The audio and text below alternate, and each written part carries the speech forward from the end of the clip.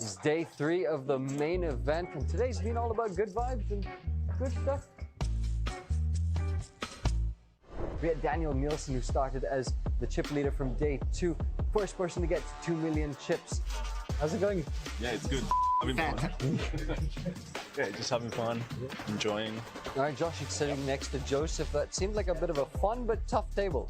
Well, it's fun, but he always ends up taking my chips. It seems quite unfair, you know. He's out of position, and yet he still makes more chips than me being in position.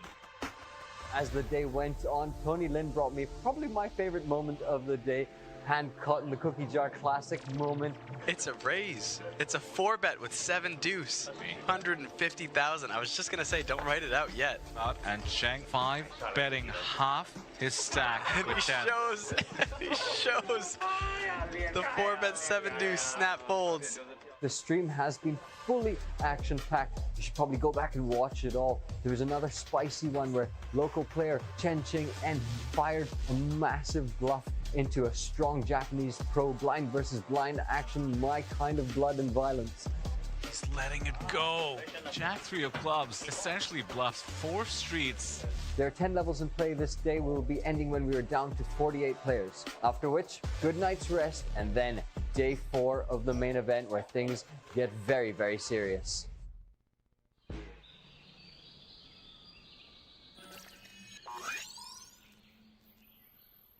Welcome to Asia's largest online poker room. Our next generation poker software is now initiating.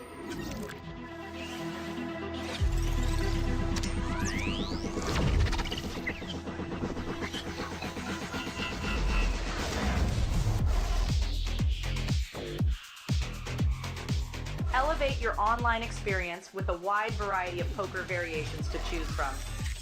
Get fully immersed with fun and social features.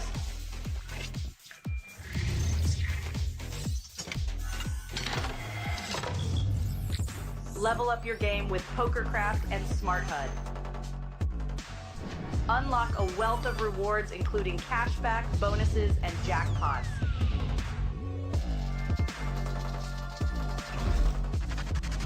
Join world-class poker tournaments featuring some of the world's most renowned brands and the largest guaranteed prize pools in the world. Experience the best in customer service and hassle-free transactions for a seamless online gaming experience. With online poker available on all your devices, you'll be able to play your favorite games anytime, anywhere.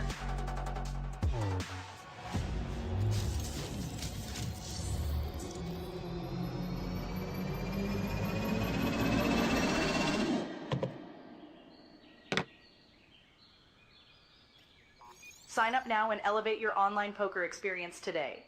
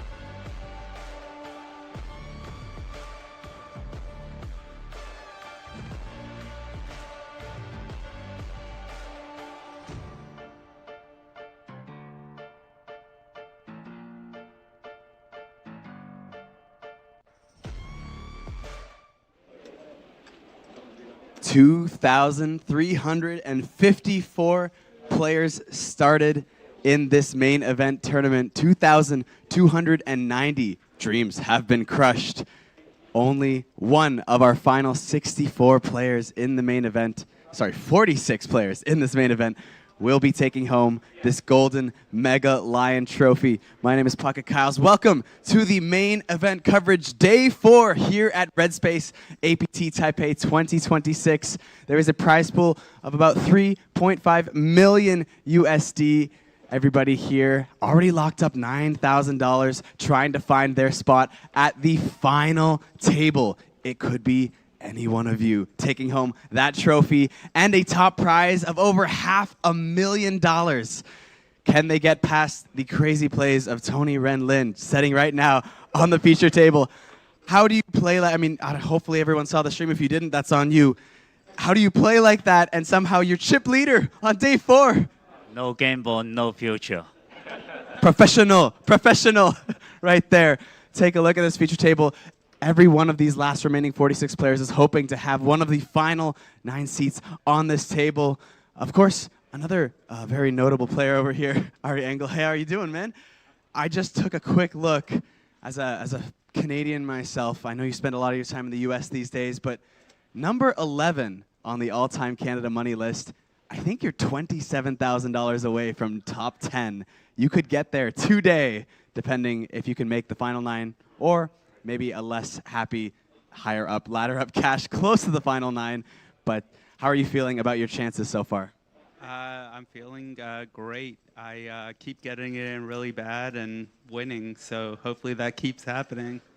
That's the way to do it. Rather be lucky than good. But speaking of being lucky, we have one more order of business before we start today. We need to give away one more $10,000 APT Championship main event ticket. So for that lucky draw, we're going to pass it over to Neil to do the honors. As he said, welcome everybody. As he said, welcome everybody to day 4 of the main event. Also, as he said, we are going to award another $10,000 seat to the APT Championship main event right now. We went around to the tables. The dealers have left a card face up, or they were supposed to. So table 6 is right there. Table 5 is right there. Table 4 right here. Table 3, all these wonderful people on the feature table. Table 2 is over there, and table 1 is over there. I've got the aces through the 6s in my hand. Our wonderful television dealer up here is going to scramble them up. She's going to burn, and she is going to flop one card, and that's going to tell us the lucky seat. Please scramble all those up. Lucky table, sorry. It's going to tell us the lucky table, ace through 6. Lucky table. All right, now go ahead and cut. Okay, now burn. And flop 1. Ace. That's right over there, table 74. All right, I'm going to take those back. Thank you. All right, I got to let my camera guys keep up with me. All right, what we're going to do over here, I was going to high card, but that's just really boring. We're here to play poker. So, dealer, go ahead, scramble that up. We're going to deal a hand of Super Hold'em as a flip out. And whoever wins the Super Hold'em is going to win a 10,000 seat. What we're going to do, guys, we're going to give you 3 cards in case anybody hasn't played Super Hold'em before. They all play. We're going to give you 3 of them face down. We're going to have you turn 1 over pre-flop. Then she's going to flop it. You're going to turn 1 over. Then we're going to turn it. You're going to turn them over. We're going to see exactly who's riding to the river. And even the smartwatch are not... Just start in the 1-seat dealer. Pretend it's a 7-card stud. Because we don't have a button. Use your phone. Neil, I got to say, I love the excitement of this table. They seem pumped to try and win this 10K ticket right now. Yeah, okay, thank you. Okay. This is a little more exciting than just high carding it. Oh, 3. Thank you. All right, everybody's allowed to look, but you got to turn 1 over for me. Hold up a second, dealer. Everybody's got to turn 1 over. 1 over. You can be all in now if you want to. You can turn them all over if you want to, but you got to turn 1. Yeah, you can look. You can look. You can look. All of them play. Who's in the lead at the moment? It is 7-card stud. The highest card turned over is a 10. Everybody's afraid they're going to be the bring-in. All right, dealer, please burn and give me a flop. I see, well, yeah, a lot of baby cards, a lot of baby blacks. I got a 3 in the window. 3, 8, 9, sitting on a pair of 8s in the 1 seat. We got a pair of 3s in the 7 seat. One more card face up, everyone. I got a 9 of diamonds, an 8 of spades, and a 3. Pair of 5s. Queen 4 spades. Jack 10 for an open ender in the 5 seat. 9, 10 for a pair of 9s. Deuce 3 for a pair of 3s. Got one player out there with a diamond as well for backdoor diamonds.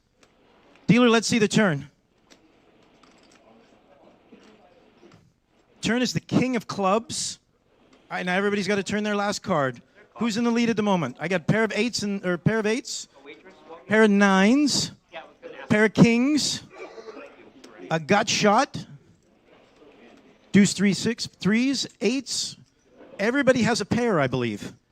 8s, 9s, 7s, 5s, open ender in the 5 seat, 9s, 3s, and 8s again. Wow, this river could change an awful lot with everybody here. All right, the pairs are going to take it if he doesn't hit his straight with a 7 or a queen. River card. River's a 10, 9s and 10s. Is that kings and 10s? Kings and 10s? 5, 7s, 9s. Kings and 10s, seat number 5. Congratulations. Yes, you can. Yeah. No, that was somebody different. Yeah. What a lucky fish.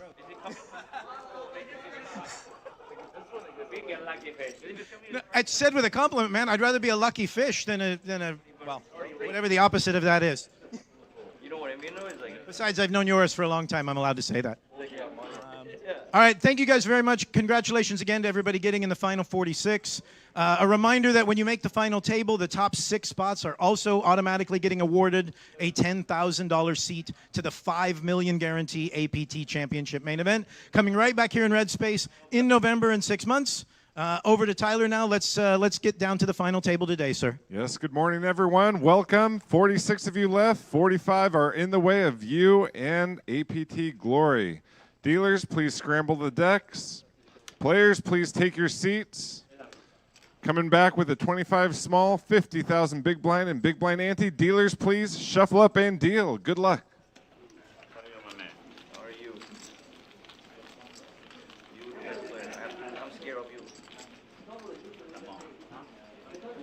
Well, there you have it, folks. Cards about to be in the air for APT main event 2026, day 4, 46 runners left. The dream's still alive for all of them. Over $530,000 up top. And as we just saw, the APT Championship main event ticket as well. My name is Vidur, Singhal, joined by Sam Insole in the booth. Sam, here we go, day 4. Let's do it. Let's do it, Vidur. We're coming in with the feature table. Tony Renlin is our chip leader. 5.2 million in chips is the largest stack in Vidur. An average stack for the final table is going to be around 7.2. Already nearly there. Yeah, I do feel like Tony Renlin can just sense himself on the final table, up to his usual antics, not just in the form of the poker, but a constant presence on our feature table for his entertainment factor as well. And this guy just manages to do it, man, Sam. I mean, famously back-to-back victories in the Super High Roller and Superstar Challenge, and now here he is making a deep run at the very next series. Let's see if he can keep this run going. A lot of poker to be played today. Down to the final 9, folks. It's going to be a $45,000 cash if you can make the final table. And of course, the $533,000 up top. And don't forget, Vidur, 6 APT Championship tickets will be going out to our top 6 finishes. Well, 9,000 is the amount locked up right now. Still not too shabby for a $1,700 buy-in. Next pay jump is over a buy-in, and then slowly increase all the way to the final table. Second place is going to be 305,000. And in case you want to check out any details, check out the excellent live reports on our website, apt.poker. Congratulations, by the way, to yours, Michael, for winning the random draw. I mean, if you are wondering if you're running good coming into day 4, praying to the poker gods, how about that to kick you off? One of the best parts of our coverage over day 2 and day 3 is we have plenty of familiar faces, not just Tony. For instance, the man on your screen right now, gray hoodie and sunglasses today. Christoph Siegers did get put on Tony's table, had a lot of hands between these two. They've not only had time to do the research overnight, but can frankly watch our feature table coverage as well and pick up some serious reads.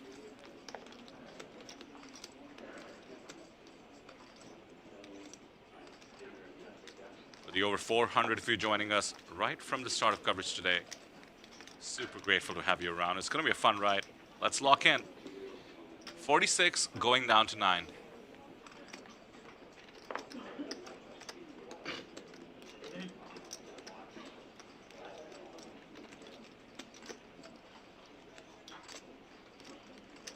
Hello to the usual suspects in the chat. Appreciate the shout outs there.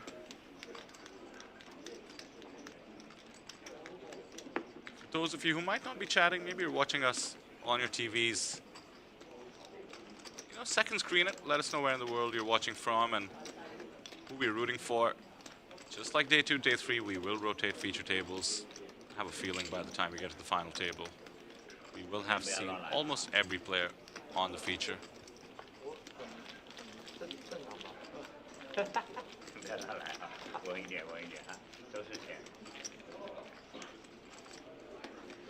All right, mini main, blind game, blind turn up 100, 200, 200 big blind ante. Yeah, mini main event, blind turn up 100, 200, 200 big blind ante. Call forward, please. Forward. Lower. Can I call forward, please? Bottle of water. What do you need? I feel like I'm missing time banks. I didn't use any. Do I add a time banker today? I had a lot. I never used one. Interesting. If you didn't hear, Did you have? I had like 4. Okay. potentially some missing time banks, and these can prove crucial today. I understand the need to flag a situation like that. Time banker dumping, huh? I should have more than 4, to be honest. How many of you in the chat have played live MTTs with time banks before? It's actually more stressful than you imagine. Not the time bank portion, but the fact that we keep the pace of play up by I may never use time bank. getting the dealers to do the hard work. Shot clock for every decision all the time. It's not easy. If we never use time bank at all, how much should we have? How many should we have? It depends when you registered, you know. So I registered on day 2. I don't know online, so I don't know. Okay, yeah, I don't know also. I should have more than 4. I only used 2 the whole tournament. Hey, you only got 4. I think I play quick, but I don't know. I only have 2. Ridiculous, huh? You didn't play quick then? I play very quick. You know? No? You play quick when you talk. Maybe Oh, you think? We play differently, I don't think. No, I think I talk Oh, too much, you're so thinking. I use time bank to talk. Tony uses time bank to talk. Never a truer statement has been said. Hope the floor staff will sort out the time bank issue. Meanwhile, Chen Chao Ching, Taiwanese local, raising it up with, oh, pardon me, not raising it up with Queen Jack suited. Wait just a second. Do we have a new meta already? 20 bigs, and he limps Queen Jack suited +1 already. Unconventional. The big blind gets to see the flop for free. Maybe he would have defended anyway. Christoph Siegers with King 6 off. And now has flopped bottom pair. Action on Christoph.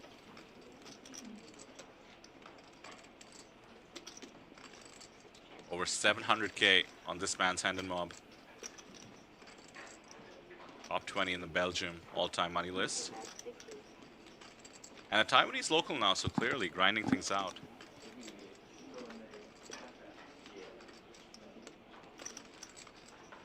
So after limping, we see the bet on the 10-8-6 board. 2 overs, backdoor hearts, got shot to the nuts. Stuff can't go anywhere, he's got a piece in an unconventional limp pot.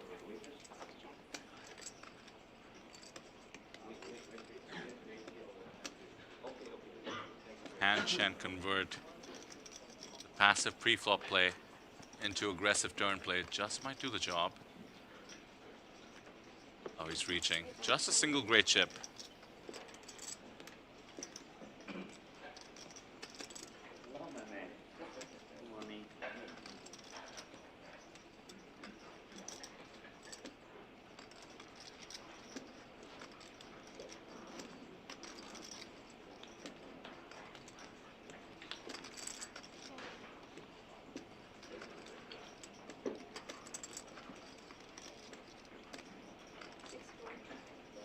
Six will release. Very interesting from Chen.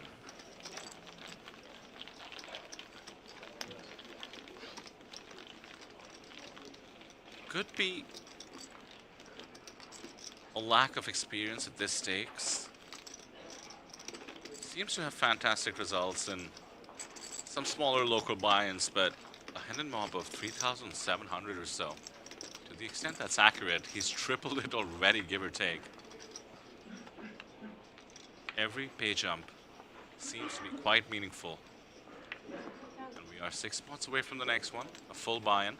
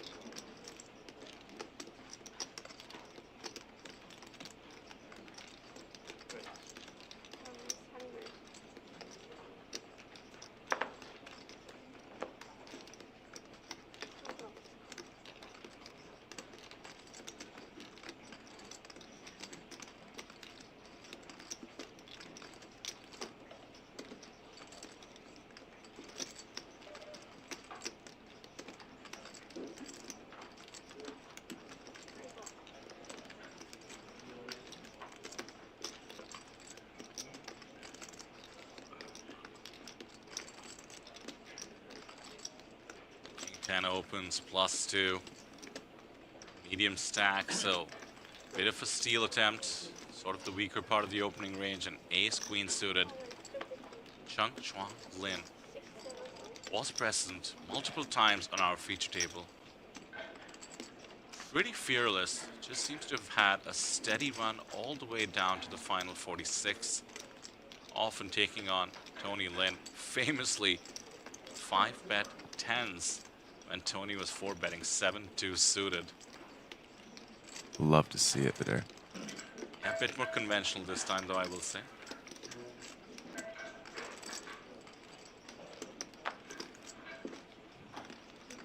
You know, didn't let any sort of pressure get to him yesterday. Was just happy to get into the mix with those, you know, medium range 3-bets. Say like an ace queen off, big blind versus under the gun. Just wasn't afraid to go for it. Wanted to build up his stack, not pump the brakes and try to get a day 4 bag. Wants to keep building, and it's done well for him. Above average stack, 2.5 or so.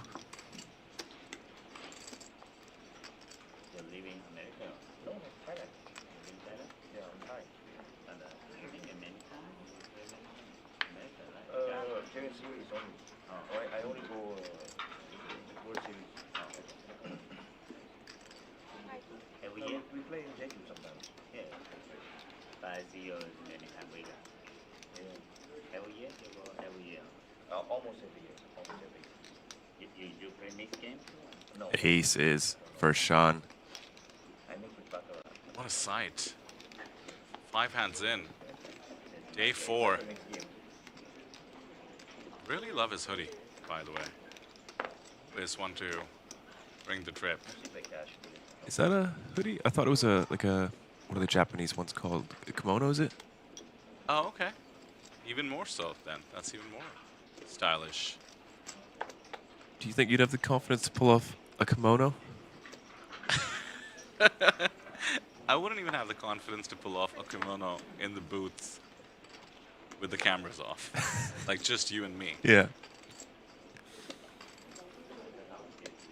You could pair it with a white belt. Don't bring it up. That was a safe space, Sam, when I shared my fashion faux pas. I'm sorry. I'm sorry. Just know you can share all your embarrassing secrets with me, Vidur. I didn't mention it at the time, but there was a purple shirt involved. Whoa! 9-6 suited, folding the big blind. Sean robbed with the aces. That is very tight, Vidur. It is very tight. You can usually defend pretty much any suited hand against a min-raise open off the big, but a lot of respect being given. Once again, I do wonder how much research went in last night. How many reads do we have on these players? Certainly an advantage in case some of your opponents were on the feature table coverage. Pick up some tendencies, but also by the time you get home, you've played a crazy day 3 grind. I mean, do you even have the time? Or did you perhaps come to the players' party instead of doing the research? Even Vegas is difficult. Yeah, tough to miss the players' party. But I know quite a few players who did make day 4. They just want to get the rest, study their upcoming tables. You know, with just 45 players in the mix, that's definitely a couple hours homework if you really wanted to push your edge. Well, certainly once the table draws out, I know I'd be, you know, rolling the game tape, putting up the hand and mob, whatever other info I can get. It's mental war, isn't it, poker? So Really is. make your strategy. You know, I've seen some of the high rollers, they get a large spreadsheet out, big, you know, Google Doc. They just list every single player and they go, what am I going to do to exploit them? Opens too wide on the button. In this situation, expand range by 2 pips. And you just look at this and go, oh my goodness. Yeah, I will say this was one of the advantages of playing in a bit of a group together, studying together, learning together, that people would share reads. I won't comment on how ethical it is, but tables as well tend to start maintaining some databases, and we're all human. We'll all have leaks. Now the all-in. Easy pickup. Would have loved to see a limb trap, but I understand the desire to just jam the 20 bigs or so in there. Every once in a while, get called by a weak hand. I've actually been discussing this exact situation with a few pros, Sam, about how the jamming ranges are getting wider and wider, small blind versus big blind. Yeah. Which is to also say the amount of blinds people are willing to get in there to pick up the 1 big blind plus the ante plus whatever you post is getting crazier and crazier. So what do you call off? And this was the spot that was brought up to me. King 9 suited. You sort of limp in the small blind to try and exploit this. Right. At least exploit the tendency to ISO. And then you just get jammed and you have 16 and a half bigs. Yeah. Depends on the player, of course. Yeah, and with pretty much no reads apart from a couple of orbits of play, snap call shows 7-6 against the King 9 suited. Suited, right? 7-6 suited? 7-6 Yeah. suited. Same spot again. 20 bigs. A7 snap call gets shown 9-8 off. 9-8 off is crazy. People are battling out there, blind versus blind. I can imagine 7-6 suited making a little sliver of EV, but I cannot imagine 9-8 off doing any such thing. Ace King with the one great chip, yet to be named, the 100Ks.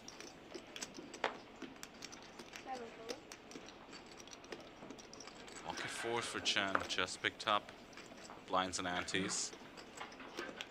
I think this is just going to hit the muck, given his desire for Just a slow and steady, low variance, solid approach. You know, folding the 9-6 suited. Not trying to get extra value with the 8s. Well, here we go. I was mistaken. Pocket 4s are going to flat the button.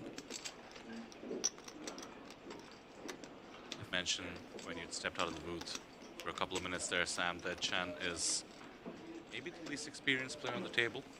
Based on the hand and mob anyway, and the buy-in level I see on the hand and mob, he's already more than doubled his lifetime hand and mob earnings with this 9,000 guaranteed.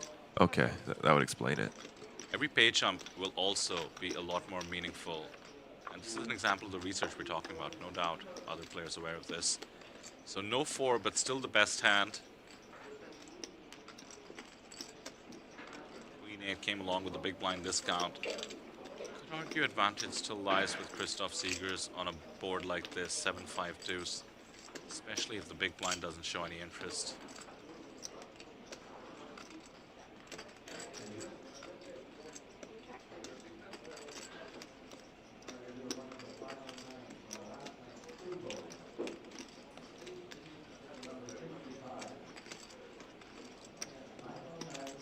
Yeah, let's see bet this. He goes quite big. 200k into 375. I do believe this has a lot to do with Chen's stack. Doesn't want him to come along with the kind of holding that he does have. Yeah, you know, maybe just shut down something like 9-8 of clubs that doesn't want to continue versus half pot. But 4s will from Chen. Quite an intense look as well. A good time to get sticky. Let's see, due to card removal, Queen 8 is actually ahead of Ace King equity-wise. That's wild. Yeah, once Shan folds, we will see how many aces and kings have been folded. Unless he's got some crazy ideas. No, there we go. Most of them have been folded, Sam. Oh. Ace on the turn, though, one of the 3 outs. Binked. And mind you, this does give the wheel draw to Chen as well.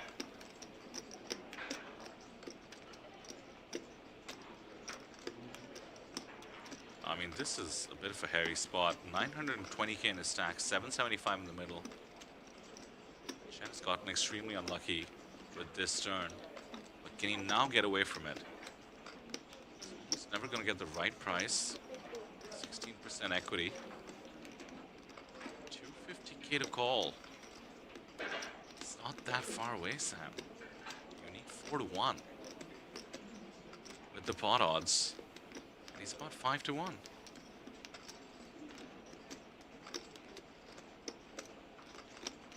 This is very interesting. If you could see the exact holding, would you call? Because there are some implied odds as well. You hit a 3 or 4, probably getting some chips out of Ace King. Most likely getting the full double, but he has made the call. Vidur does not get there on the river. A very connected run out. Saving grace for Christoph is it was that Badoogie turn.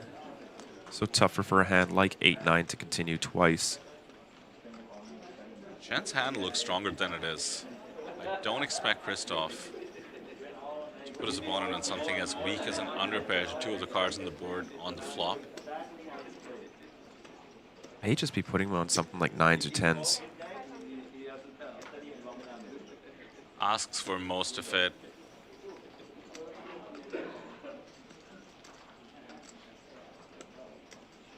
Chen is just beating the triple barrel with something like the King, Queen, Queen, Jack, or something more raggedy.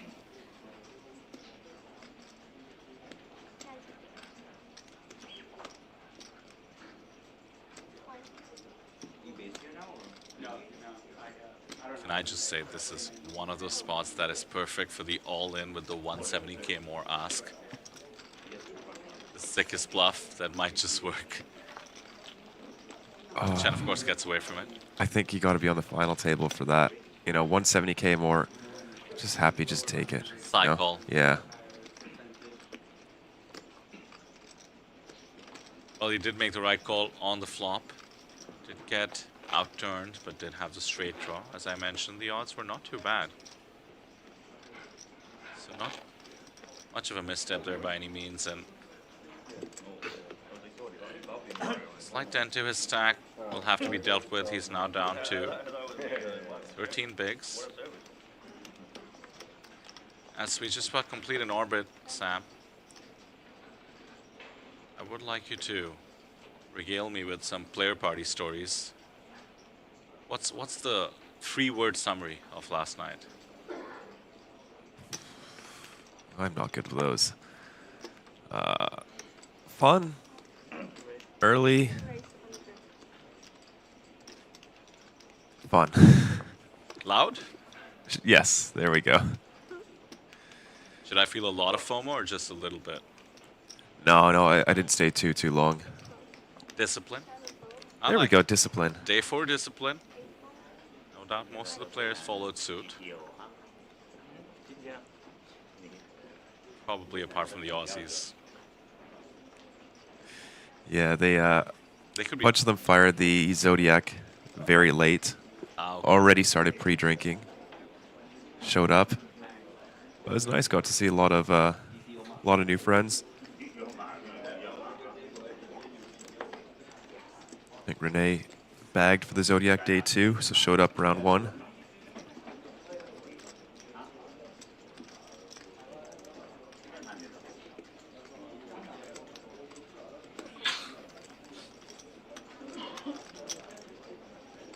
Let's take a flop. Key card in the window, the 8, but the rest of the board gets uglier for the 9-7. It's a bet and take it situation if Alan can find the bet on the king-queen board. Tough not to.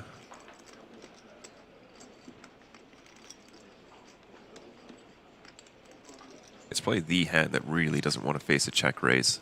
But I mean, king, queen, 8, under the gun versus big blind.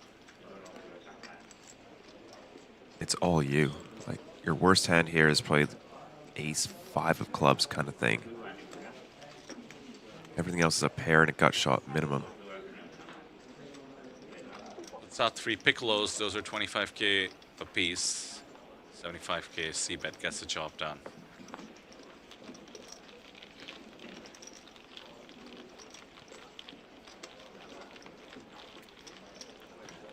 So for our outer tables, like I said, the Zodiac Classic Day 2 has started today. 125 remain of 486 for a 6.7 million Taiwanese dollar first place. Whoa, that's over 200K US. $216,000 for first place. Wawa-weewa. Wawa-weewa. Mini main event Flight A is also running. Registration still open. Already 221 runners. Yeah, the mini main is just a fantastic event. About half the buy-in, a little bit more perhaps at the 950 US level off the main event, and always gets a lot of contestants. Sort of the unwind after the main event, whether you cash or not. And today is Labor Day in Taiwan, so I wouldn't be surprised if that one goes pretty wild in terms of entries. I think so. We have Flight C running right now, and that one's a $111 entry. You can come over on your lunch break if you're here in Taiwan, if you are even working. Like you said, Labor Day. And of course, Baby Superstar is kicking off today. 11:30 a.m., so registration has already been open for 45 minutes. Registration closes at 5:45. That's a $5,000 buy-in event. Only 5 runners right now, as a lot of the Baby Superstar players are actually still in the main event. Or the Zodiac Classic. I see one Baby Superstar who always signs up ASAP, Nevin Chung. Yeah. I also see a not baby, but a superstar for sure. It's Ethan Yao Rampage. He's been playing all the highest buy-ins at the series. Battling it out 5-handed, huh? Oh, here's the limp trap, and it might just work. Look at this spot. Limp in the small with ace-king off, and Alan Engel wakes up with an ace in the big. And he has 19 bigs. It's the kind of stack that you might not want to just ISO. He goes for all of it and his snap call. This could be the end of Alan. Well, he did say at the beginning of today, he keeps getting in bad, keeps getting lucky. Let's see if this is going to work out. Only has 27%. Arguably a bit of a cooler. Once Tan decided to limp, it's pretty standard to jam with the ace-6 there. We're just discussing this spot, Sam, how people are jamming. Up to 20 bigs with a wide variety of holdings. ace-6 certainly qualifies, not like the examples I brought up. Pocket check, minimum. I think 3. I think a pocket check first. So he saved a chip behind, so we don't know what he has yet, but it's basically an all-in, and I spot a king, and that's just going to be GG's. Alan will commit the 5K, and this is just brutal. Gets it in with the 1% runner-runner potential of making a straight, I suppose.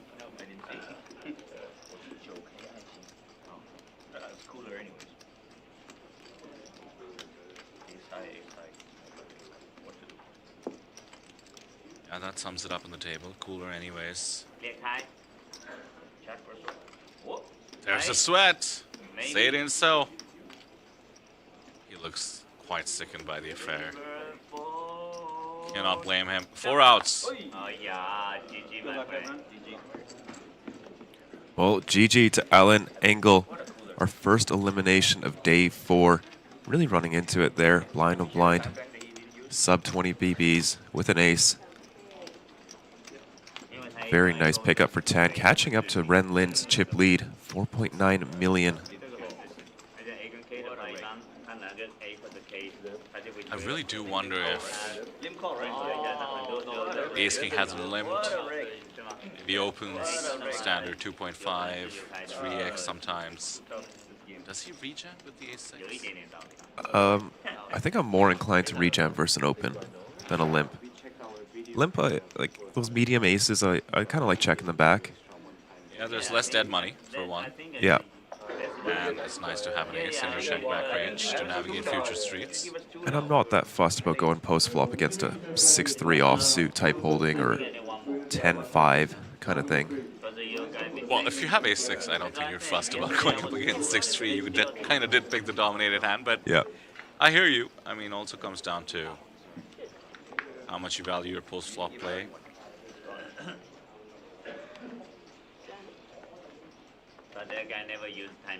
I'm never fussed going up against 6-3. Unless I'm playing Raz. Is that a good hand in Raz? Low is good. Okay. Last time I was playing some mixed games, and I bet the river with the nuts. Opponent calls, pot goes his way, and I'm like, excuse me? It was not a low game. We were playing a high game, it turns out. Oh no.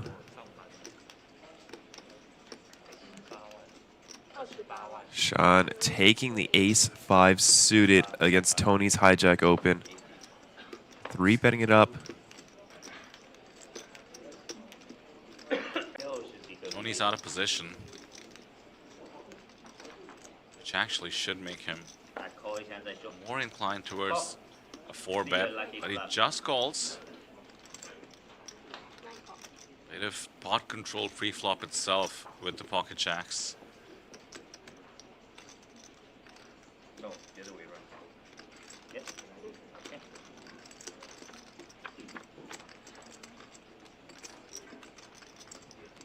And that's an open ender for Tony Lin. Sean with basically dust on this board. It's down to 10% equity.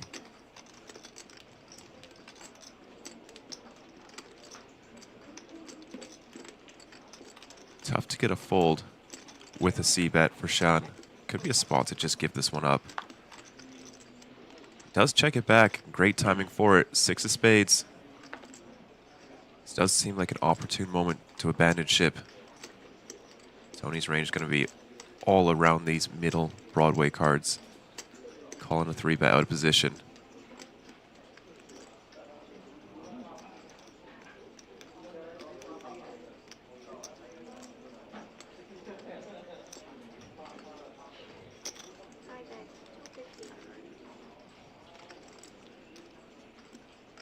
There's the 250 bet.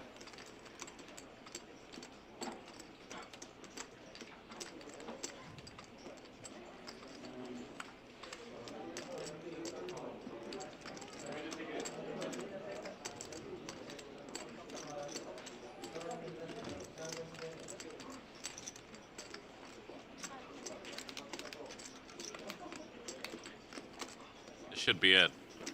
Ace 5 of diamonds. About the weakest holding you'll have in this spot. Let's go. Well played from Sean.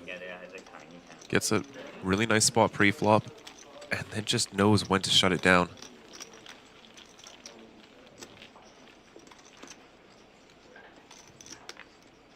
You know what tripped me out there is you said Sean, and our friend, head of content of the APT, also named Sean, was right behind him. You can still see him in the mustard shirt there, sipping his coffee.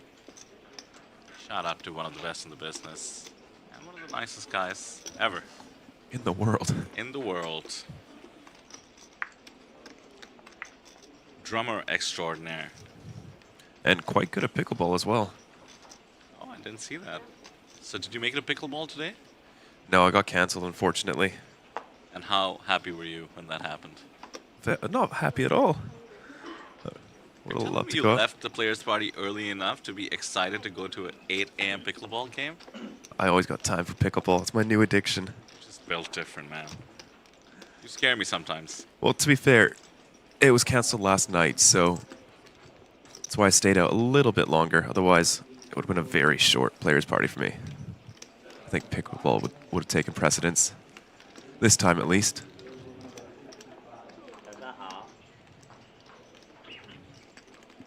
High player getting busy with the pocket tens.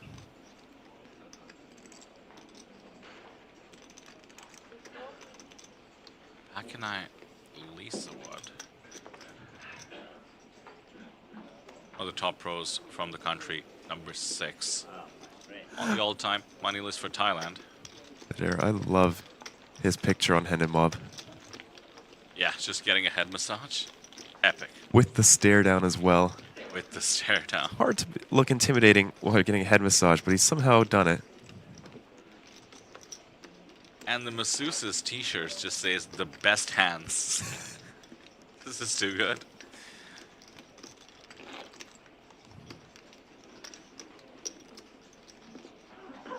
So what an all-time money list to be chasing, Sam. He's number 6, which is a lot of competition to ward off, including some APT regulars. Tanishorn Sailor comes to mind. Just crossed 1 million. He's number 9. Above Pakanai is Panlert. Once again, APT regular. Alex Weiss, another APT regular. He has been out there here at this series. And then Pachara, Tent, and Punat. Pachara about to approach 3 million, 4 million or so for Tent, and then the old 35 mil ball for Punat Punstri. Long way to go for Pakanai, but the 500k up top will certainly help.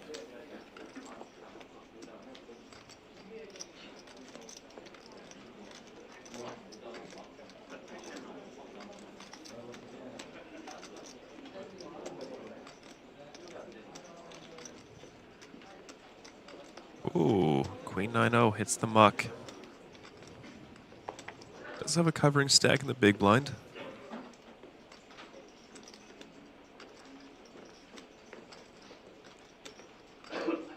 Wow, you make everybody nervous.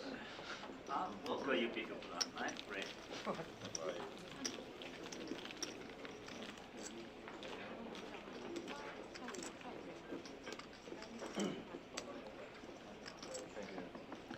Our sponsors there on the screen: Natural 8, Copag, Deep Run, CPT. Did you say CPT? Sorry, CTP. Yeah, always confusing to me as well, because APT, Yeah. CTP, Chinese Texas Poker.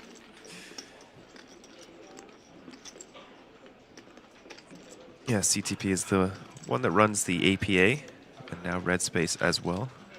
It's the Asian Poker Arena. I suppose we shouldn't be using acronyms. We're trying to explain something. I actually haven't had a chance to make it to the Asia Poker Arena this time around, even though it's so close to this venue and indeed so close to our hotel. Very, very GTO. But for those who've been going there, it's just bringing up so much nostalgia because they keep talking about how excellent the cafe is. GTO link today. It really is. I know. We've survived in that cafe for ages during the series we used to hold there. I miss it so much. Expect the same in November as well, right, Sam? 2 venues for the championship. Well over 2 weeks of poker and hundreds of events. Mark your calendars, folks. November, APTC. I wouldn't be surprised to show up and find we have 3 venues, Vidur. Yeah, you're right. After the success of our previous APT Championship event in November, I think 3 venues could be warranted. I did hear some talk that there was a vacant floor somewhere in Red Space they were looking into. Oh. So maybe some... Is that a 3rd venue? Another floor of the same venue? I was hoping more for we'll take over the steakhouse next door. Oh, hello. Something like that. A little Russian soup while you grind. Yeah. To see the all-in and a call here. So this is for the tournament live where if Chen Xiaoxing did get crippled with the pocket force. Takes the spot against the button open, but Christoph fairly top of range. Due respect. Chen going for it. 3-bet with the Jack 10. Really disappointing to be up against the dominating hand. Needs a Jack. The 10 doesn't help. The Queen does offer some straight potential. One Jack is dead, so it comes down to 2 outs now.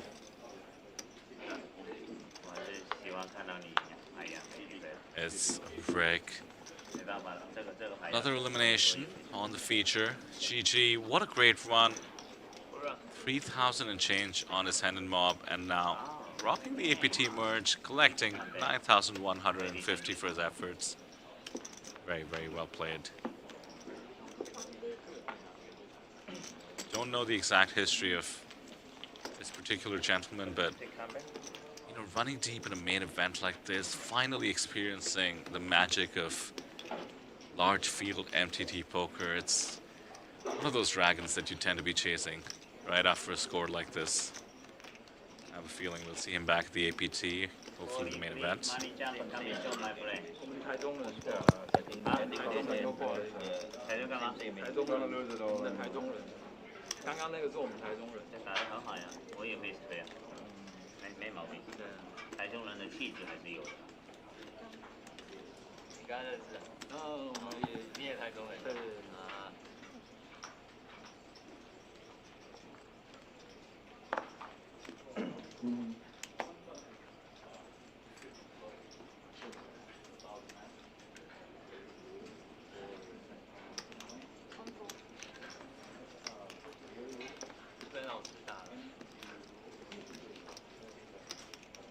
Ace King makes an appearance for Tan. Once again, did trap Allen with it.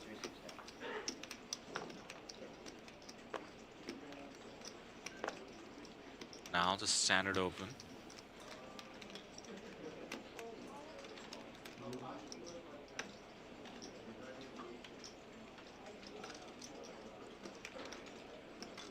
Have you really been on for 1 hour, Sam? Feels like just a moment ago that we kicked off day 4, because the blinds have gone up 30k, 60k. So we started 20 minutes into the level. Gotcha. Yeah, we've only been going for 40 minutes or so. Well, it looks like Tan just manages to always induce action with Ace King. Christoph Seeger's not a believer. Finds the Ace 7 of diamonds. 3 bets to 300k. Note the sizing. Just over 2x open, 2.1 or so. 5 bigs is the ask now. Tan sitting there with a monster stack.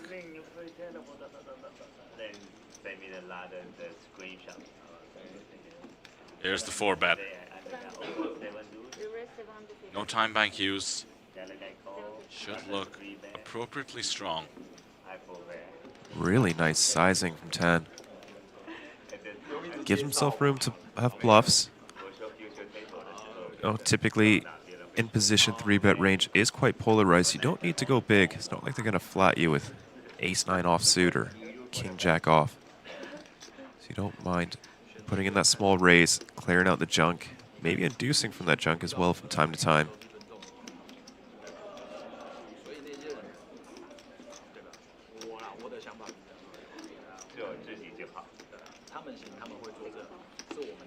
Yeah, let's get out of the way. Took a stab. Try, my friend. Did not work. I do think.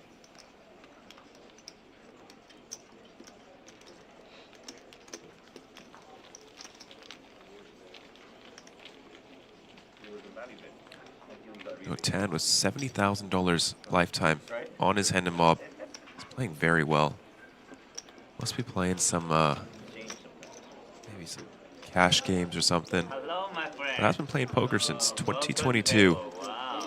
His first cash, 37th place in the Poker Stars main event in Manila.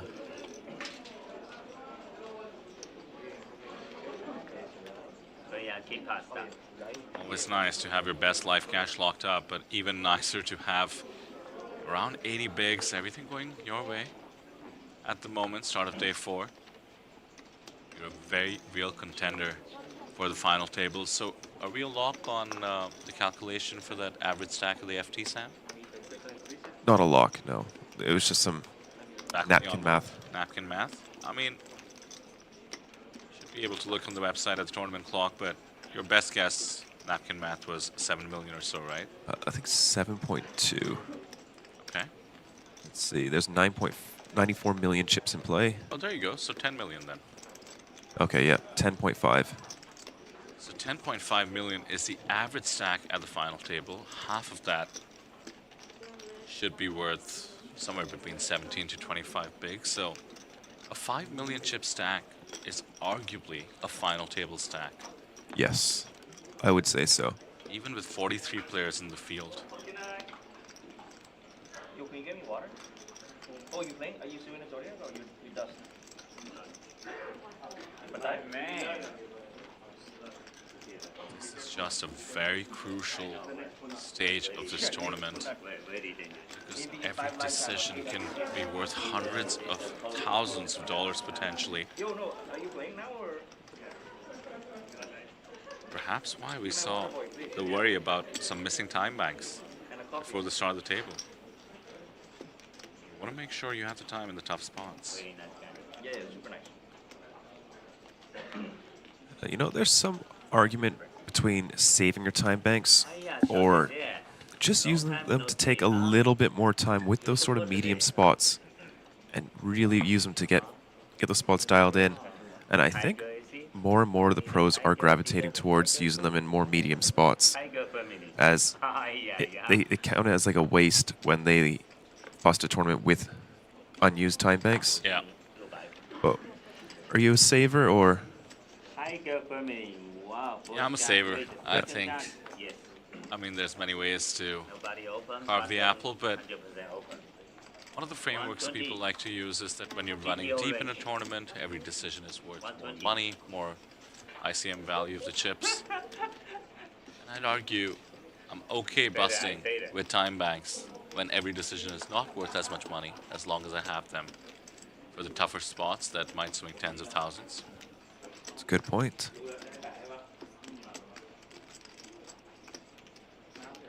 Go for my friend, go for. GTO4. Look like a GTO4 too.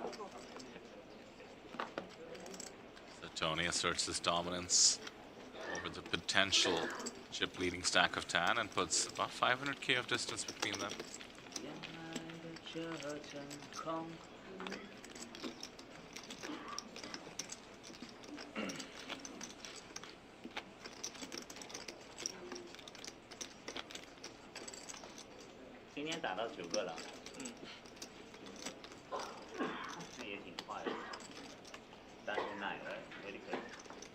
Maybe 6 hours. To finish? Play down to 9. Really? I think it's 6 level. 6 level will be down to 9. Seems fast. Not 7. Today is fast. I don't know. I never make this far though. Honest.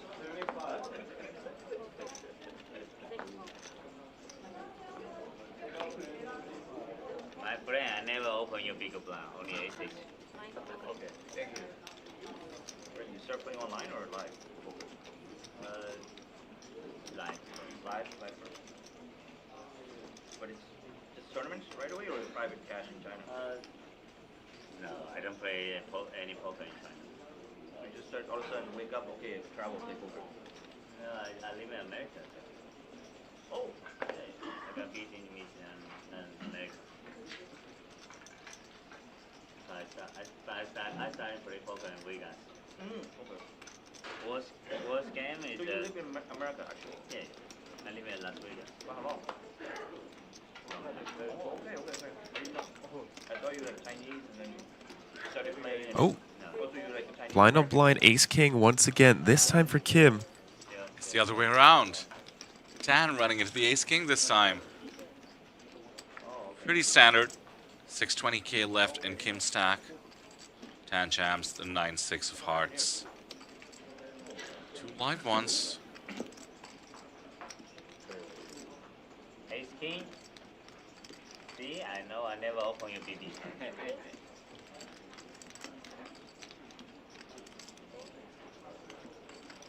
me jam it again. Same thing. 6-9, Ace King. 40-60. Oh, So far, so good for the ace king. backdoor cut shot. Kim would love to see an ace or a king on the turn. Just lock it up. Yeah. Uh-oh. This is what you want. 700 outs, my friend. 700 outs. Oh, Ace of spades is good. Okay. What? What? Kim thought he hit the straight on the turn. What the hell? Sorry. He had already given back his time. Banks was walking off. What a feeling. Korean movie star. I suppose when everyone goes, oh, on the turn, as he turns the open ender. Oh, really? What do you think? You think he has straight or? Forecast straight? You think he has straight? Somewhere. How do you make this hard? Yeah.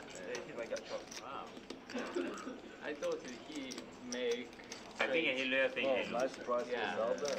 You thought you were out and you actually don't.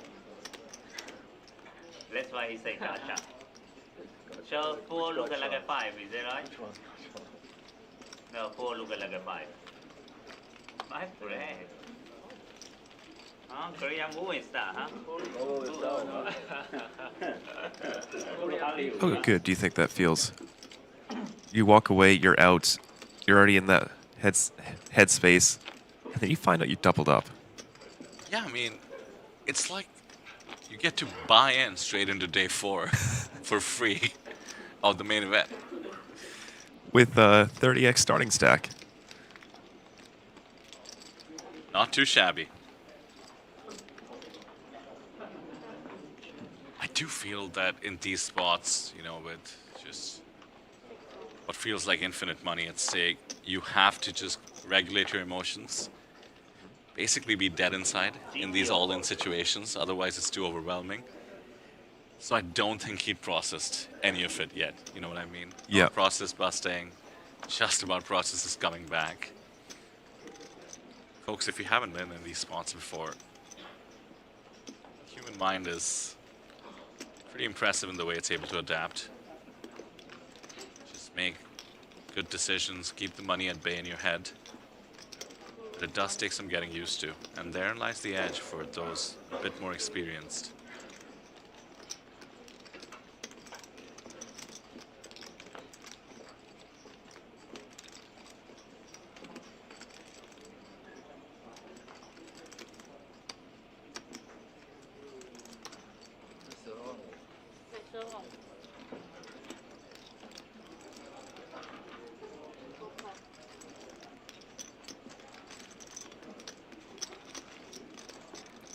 These are some very tournament hands. Queen 7 suited, Jack deuce suited. Bottom pair, backdoor flush draw for Chang now. Tan left with not too much, but the betting lead. The covering stack, position.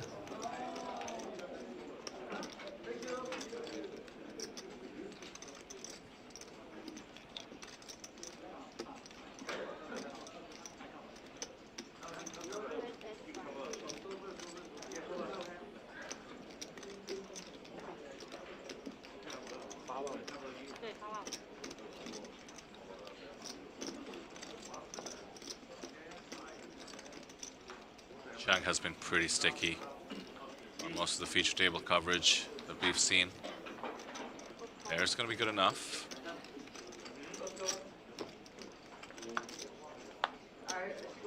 Another diamond now. Backdoor flush draw activated. Best hand anyway. Gut shot for the aggressor. 7 and 8 for the outs.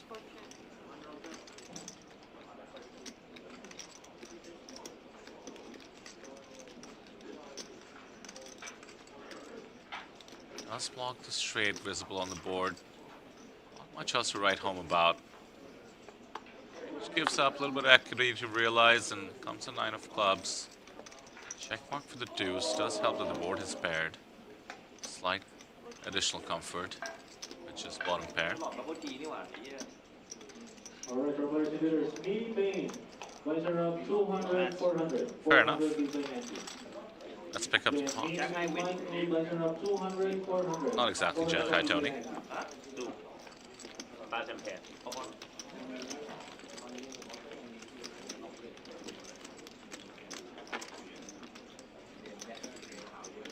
With Tony Lin on the table, I just assume all our viewers have their volume bumped up to the max.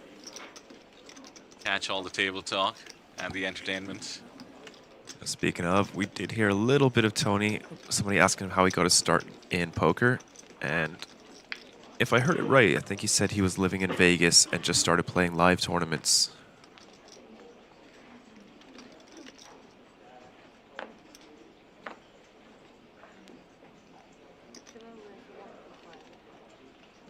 Question in the chat about Vietnamese players still in the field. Tons of you joining us, probably for the first time. So just, you know, apt.poker is the website. If you click on the series, Taipei 2026, it'll pretty much take you straight to all the events today. Click on the main event, and you can see the live seating. You can see the payouts.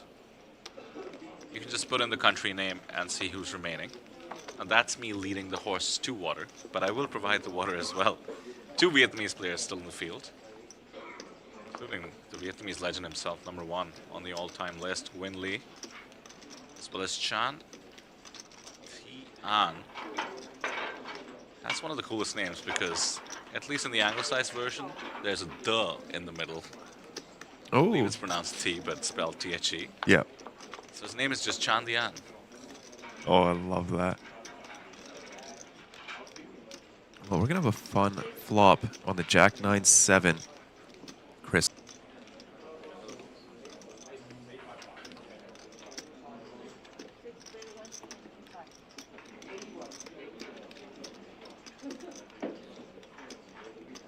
$175 from Christoph.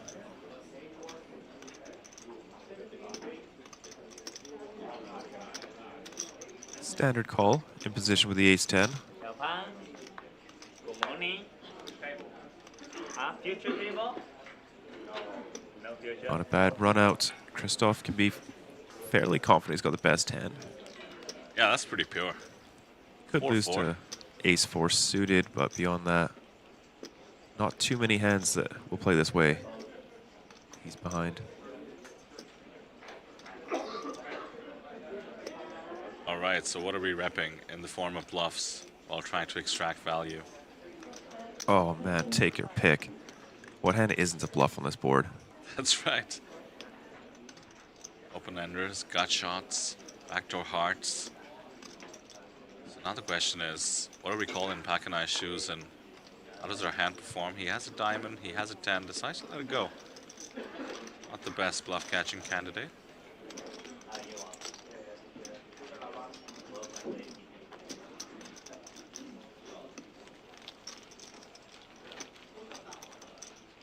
Close to our first pay jump, Vidur. 91.50 locked up. Gonna be seeing an $11,100 payout for 32nd to 39th. Well over an entire buy-in.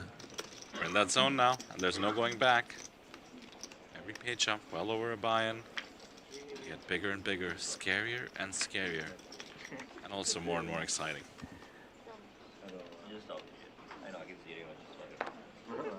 mean, it could be. I'll see it anyways, right? Wasn't in this case. I think I'll see it anyways. I don't just troll people, you know? I mean, when you don't see it, you can say it out of the fuck your life. I'm telling you. I don't like to lie. I just shut up already. I don't lie.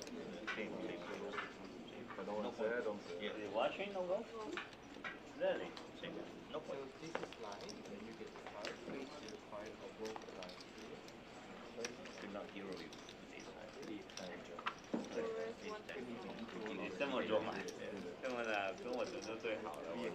Ace 9 offsuit for 10.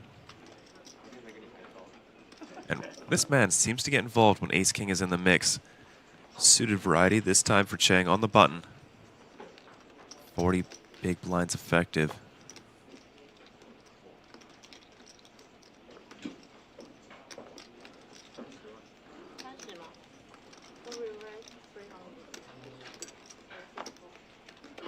This man is just always involved with Ace King. We had the Ace King limb trap. We had the Ace King 4-bet.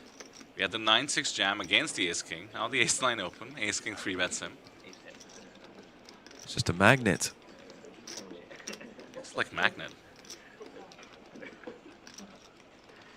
Why is Ace King called Big Slick? I don't know. Do you know? This is a... Why is anything called anything? I mean, it's a deep question. Let's see.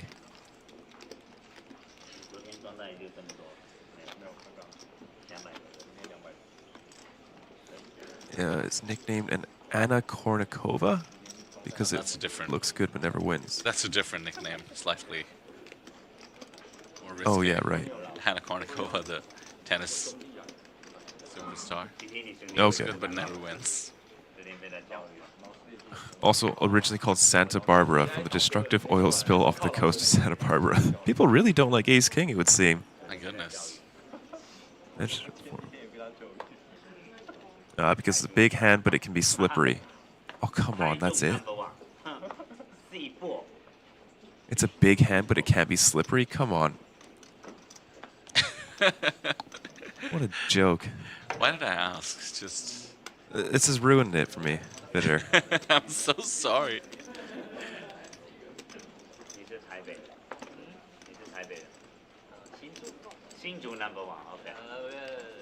Okay, Cowboys we can live with. Pocket Kings for Jae-Jun Kim. 21 bigs. And number 2 pre-flop. Singapore number 1. China number 1. What was number 1?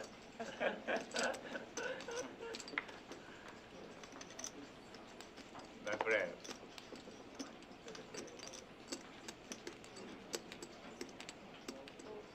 My friend. Where you from? Taiwan. You from Taiwan too? Uh-oh. Pocket 10s in the big blind. 20 effective. Original, where original from? Huh? Oh, original. Taiwanese. White. Yeah. Oh, y'all get stuck here. I mean, I met her in Belgium, so. So, We marry in Belgium, and then we move here. How many years you living here? 7.5. 7.5? Just waiting for it to happen, Vidur. There it is. There it is. Different culture as well, right? And of course, the snap call. Kim could be up to 2.6 million is once again at risk. Yesterday, King too, huh? On the same orbit. Picks up the ace king, doubles through, now gets another very good spot.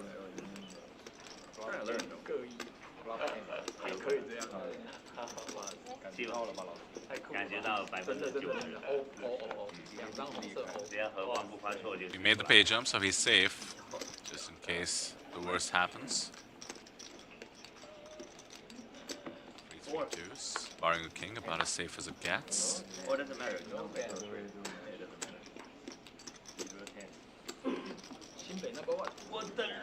Oh.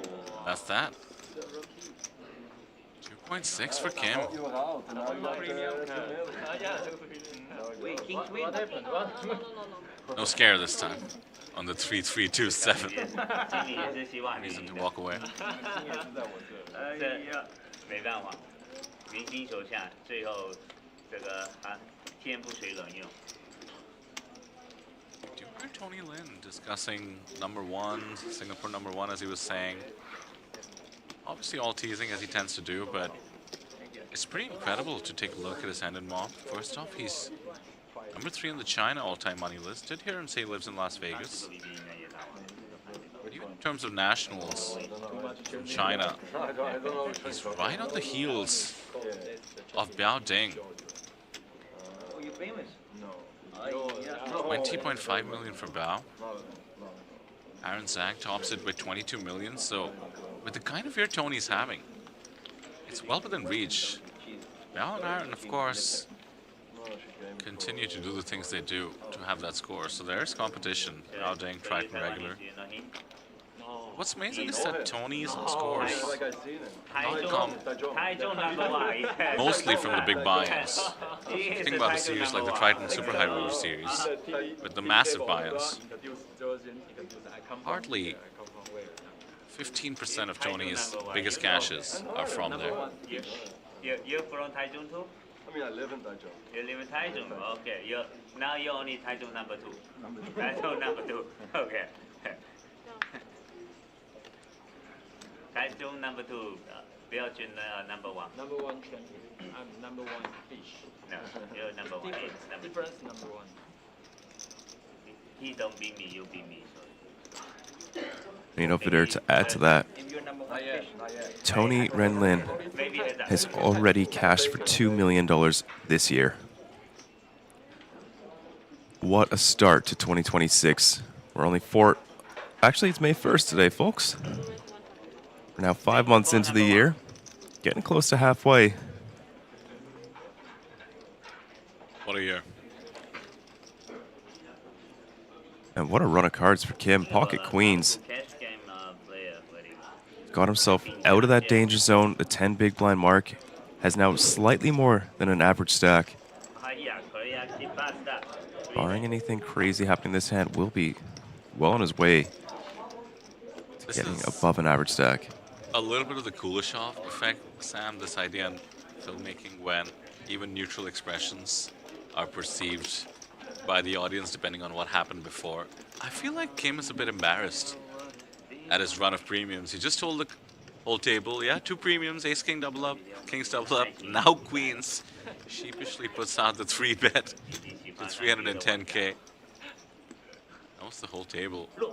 He's only just seen his showdowns with ace king and kings. Doesn't need to show down the queens, but a nice pickup anyway. Near 50 bigs all of a sudden. Had 10 bigs at the start of last orbit. 但我希望刻进你的心里，不要只是皮表。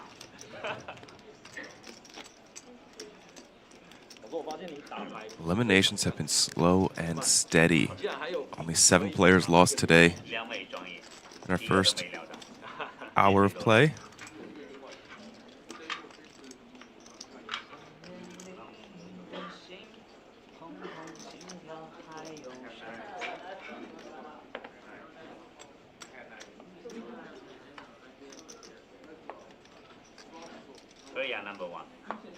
#1 hands up. No, #1 hands up. Yes, I think we approve.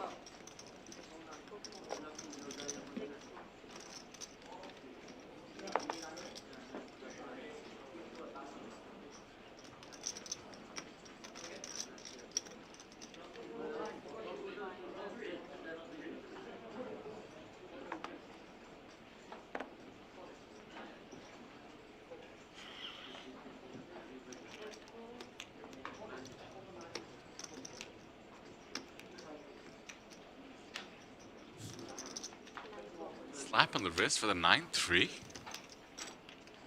I need a real man. I don't want to fake it. And the 7-2s in the big now. Nothing you can do.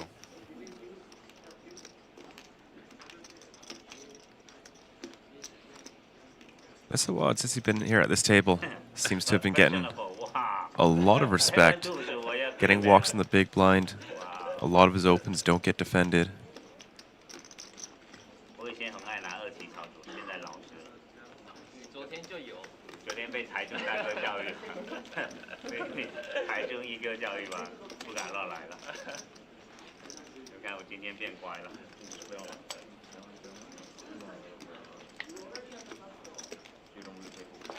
Yeah, I gotta say the viewer is perceiving slight tanking there as slightly strategic. It very well might be. I mean, you have to understand everybody gets a fixed amount of time. It's not cool to really stretch the rules there, but we are talking about someone who plays local events. He's absolutely in the biggest spot of his life, and it's not the worst idea to just think about every hand and do a bit of balance. You see this at the highest levels as well, and very often if somebody's picking up poker, especially live poker, from watching streams of top players, tend to adopt those habits. So, Vidur, I think the chess clock was just introduced into live poker. Yeah. Do you know much about it? I do, yeah. It basically mirrors something like an online time bank, something that Poker tried out and could get adopted based on the response. Certainly a lot of love from the poker community. It has its own flaws, I would argue, but they're very minimal. So, very simply put, you still get the same amount of time pre-flop, flop turn, etc. Just like we have the APT now. Instead of a time bank, just imagine that every player just has their individual time bank. Okay. And every time you eat into the time bank, just like online, the next time around, you'll have a lower amount. Something like 3 minutes across the tournament, and then it's added at the end of the day, when you reach the final table, maybe a crucial break. Okay, but you still get your 20 seconds free pre-flop. I'm free. Okay. It's not a chess. So it didn't really solve the problem that chess clocks are brought into the game to solve. Yeah. I wonder if that's too difficult to implement, or It's not the right analogy as a chess clock. It's basically what online poker does. essentially, yeah. We did see GG go the other way and then introduce time banks into their online platform rather than the singular bank of time, I suppose is the word. You might want to explain that one. Yeah, so on GG, you've got, say, 8 time banks. Each one you put in, you get 10 seconds. But online poker, for as long as I can remember, after your first few seconds, you start burning into your time bank, and you've got, say, 4 minutes. Next time, if you use 10 seconds, you have 3 minutes 50. Well, I think it would be good for tournaments, although logistically, I think it'd be very tough to be able to manage 2,354 players and their times and the table changes and all this. I don't see how we can make it work, but it would be very cool to see. Just something like 5 seconds pre, and then you've got half an hour of time, something like that. It's a very important aspect of perhaps life in general to zoom out and think about what progress has been made thus far. We can always do better. But the dealers work so hard to time every decision, use time banks, manage everything. There was an era where you could just take unlimited time and somebody needed to call a clock on you. Yes. And it was not that long ago. I'm sure you and I have played tournaments. I mean, there are still tournaments that happens. Yeah, because it's very tough to manage dealers who can coordinate across the board. It just takes a lot of effort, and so I really do appreciate how far we've come. These issues, such as the occasional tanking with weak hands that chat is quite riled up about, they're more so the exception than the norm now, and that was certainly not the case. Especially close to the bubble, it was an absolute... Oh, it just becomes a nightmare. Yeah.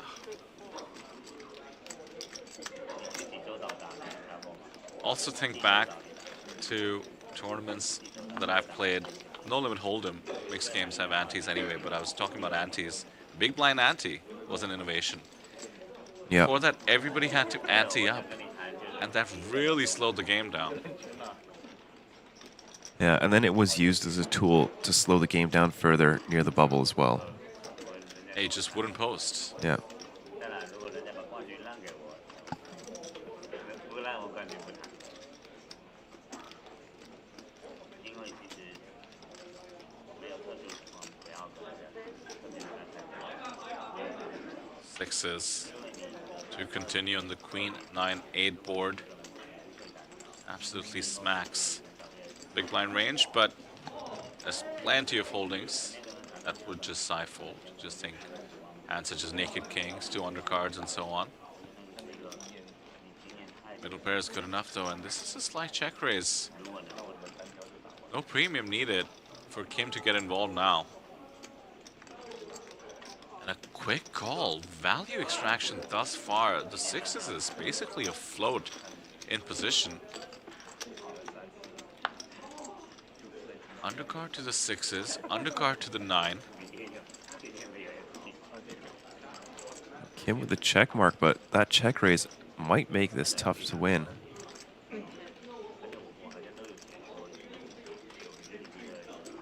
Let's see what Cheng's plan is. The float, and now going for a bet. Well, no time banks, no chess clock needed, Sam. Both actions, the float and this bet, made so quickly. And I wonder if that makes it slightly more convincing. Convincing needed anymore. Kim lets it go. Very impressive.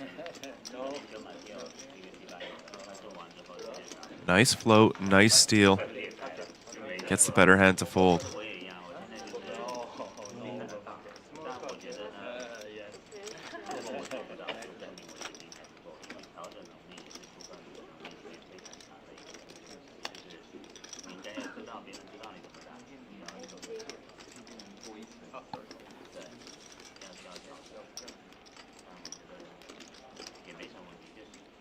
This man continues to impress. Taiwanese local Chuang Lin Chen. Somehow, only 6,500 on his Henman Mob crossed already with the 10K score locked up. Seems just not make any missteps. And then when you see moves like that, float with the sixes. Instantly bet when check to take it down. We just have to wonder, where is this coming from? Does he have a lot of online experience? Live non-tournament experience, or just pure natural talent? How about all the above? Could be.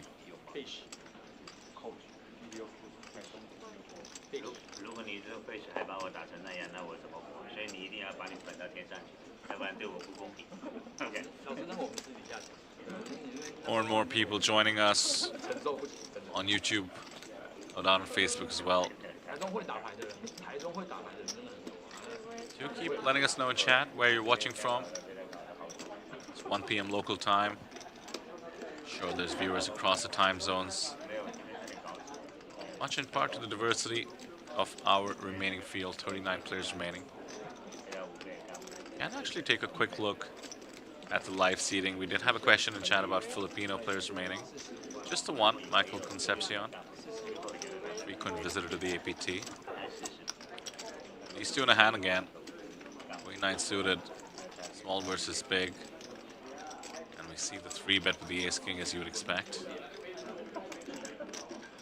This is tricky, Sam. Is this too much of a hand to fold? Looks like he is folding. It's hard to let it go, small blind versus big blind, but I think it's a correct fold. Very nice fold in that case. 300K was too much of an ask. Yeah, Kim looks like he's a little bit rattled. 2 hands in a row against the same opponent. No big deal.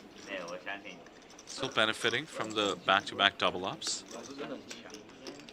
Has 40 bigs. Absolutely no reason to get rattled. 你等下不要我看完电视读错了，等下完蛋了。我绝不做这种事情，跟你对不对？敢跟你称兄道弟没几个，绝不拉你。Yeah, coming back to the diversity, Sam, just taking a quick look at the remaining players. 7 locals, and I will say, fewer than I expected. I believe last time around, we were averaging something like 20-30% of the field, which I guess we still are, never mind. 20% of 40 or 39 remaining would be about 8. Certainly expect to see a Taiwanese player or 2 on the final table. Looks very likely based on stacks. We have somebody joining us from Northern Ireland, Barry Craig. You see the Russian flag. Korea, including, came on our table. Hong Kong, always in the mix.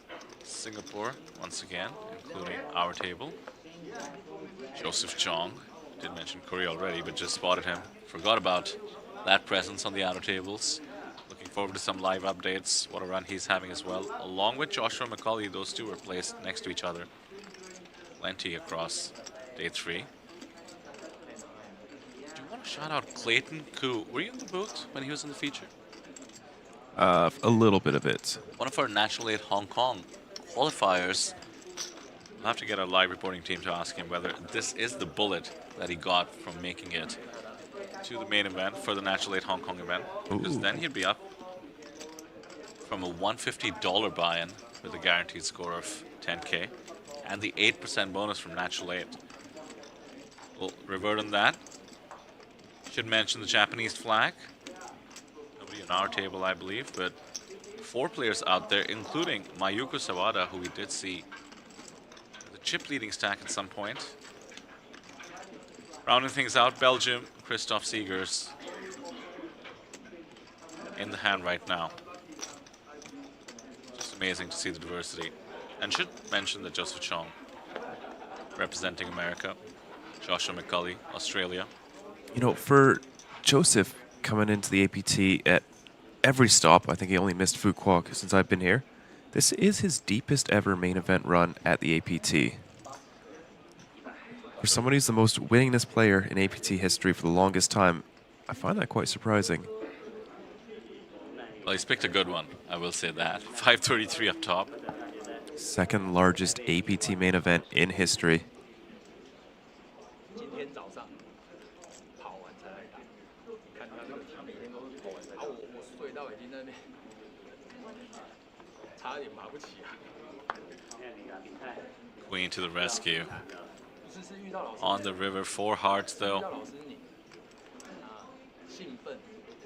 Jack unlikely to be the best of it. Christoph could convert a pretty big hand in the form of showdown value into a bluff here, thanks to the 4 hearts. I think this might be the worst hand he arrives to the river with. You think so? I can't think of worse.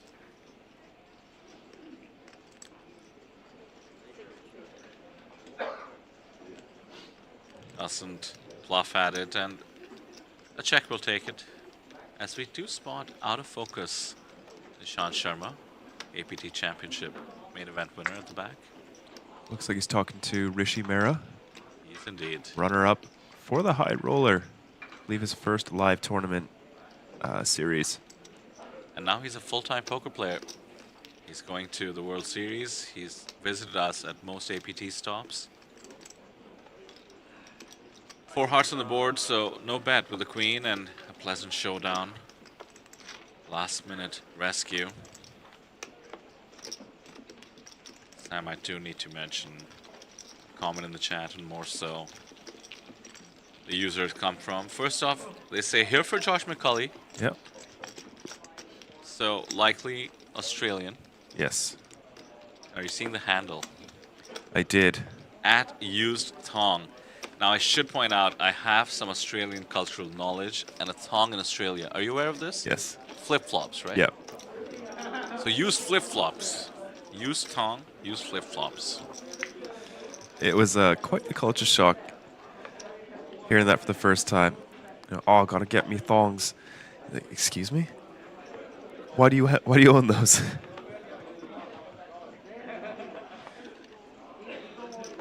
gotta get meat honks. It's like an Irish-Australian situation.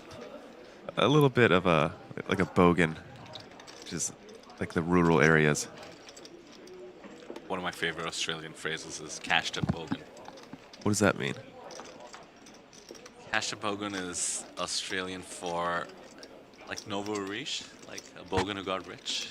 Oh, okay. Yeah. Cash to bogan, going to the Humvee store and buying a Humvee in cash, you know? Yeah. I feel like poker is a cool way to create some cash to bogan. So I kind of appreciate the expression. I can see that. A lot of farming as well in Australia. Did spend nearly an entire year on a banana farm. So cool. And they actually had a lot of poker pub leagues in Australia. I think I played my first ever live tournament at a pub in rural Australia. Great fun. What a life you led, man. So eclectic. So fun. Yeah, just bouncing from thing to thing, and now into poker. 3 months in New Zealand, you mentioned? I remember out of nowhere. A year. A year in New Zealand? And how long in Australia? 3 years? 2. 2 years in Australia. King 8 defends against the small blind raise and flops best. All spades on the board.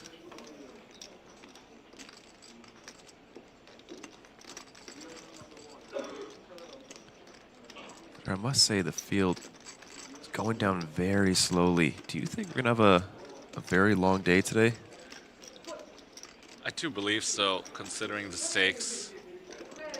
We are talking about playing for over $500,000 up top, and I have been cautioning the players to treat each decision as carefully as they can. Poker math does take over at some point. You calculated 94 million chips in play. So what level do you think we have about 40 big blinds average? I think it's 40 big blinds would be... What level is that? What I'm saying is, it's when like 220k level-ish would be 40 bigs average. I guess what I'm asking is, when do we have 360 bigs in play? Let me do some math. Good luck, buddy. No, I've already got my calculator on the same one, so I just typed that. 29,000 blind level? I did that correctly. That's 5 levels ago. Yep. I guess the good luck was warranted. As we do see the give up effectively from Christoph after the call on the flop.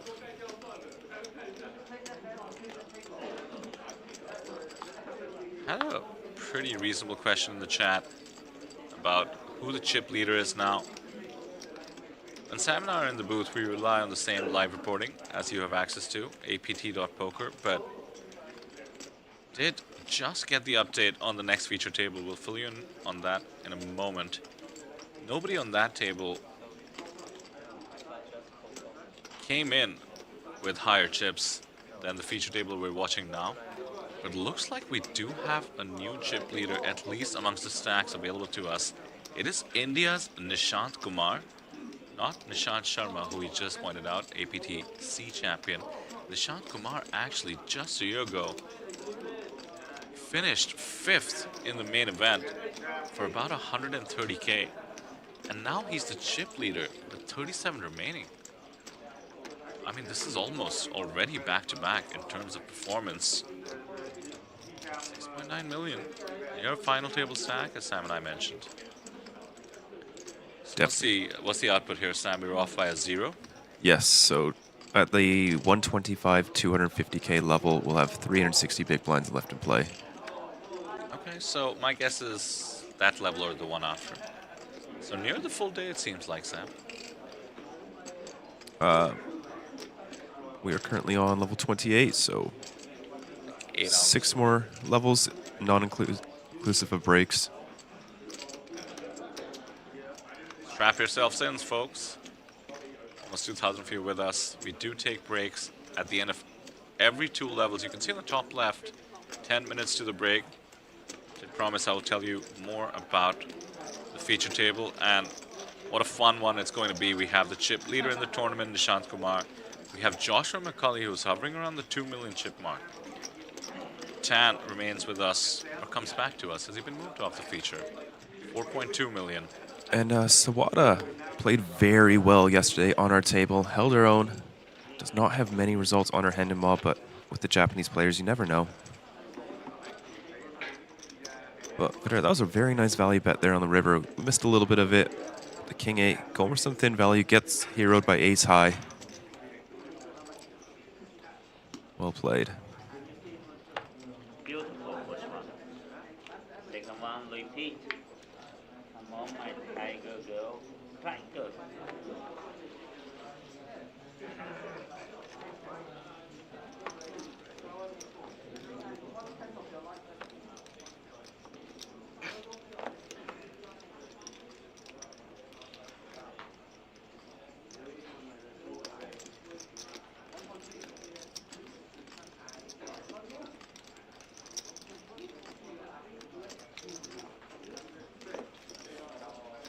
Queen 9 of spades for 10.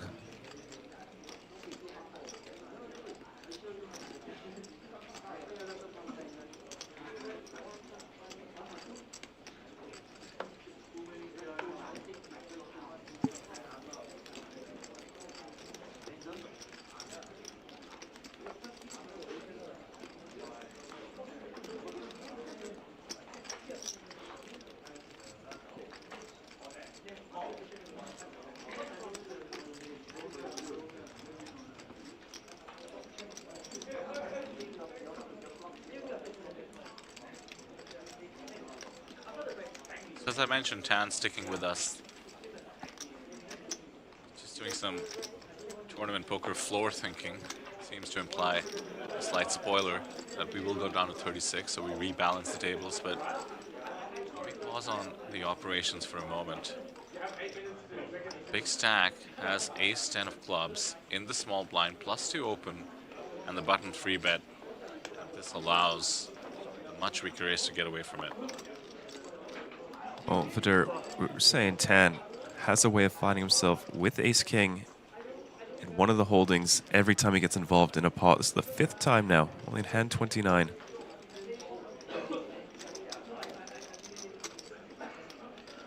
Magnet. Absolute big, slick magnet.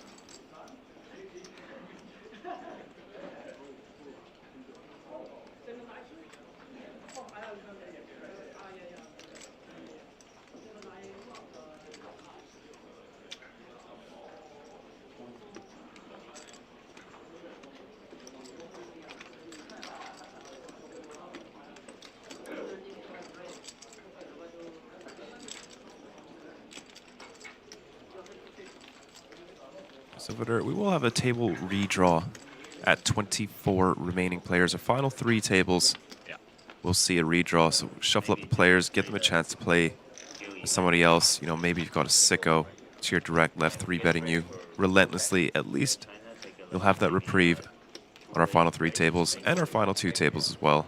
Yeah, there's stuff to think about with this redraw, Sam. You just mentioned one variable. Let's say you do have a sicko on your left or just somebody giving you trouble. You can actually wait things out, right? Like maybe you're 2 spots away, 1 spot away from the redraw. You make decisions accordingly. And then also, I was mentioning this yesterday, you know, when you know the redraw is coming, you do get to save the big blind and the big blind ante if you're going to post.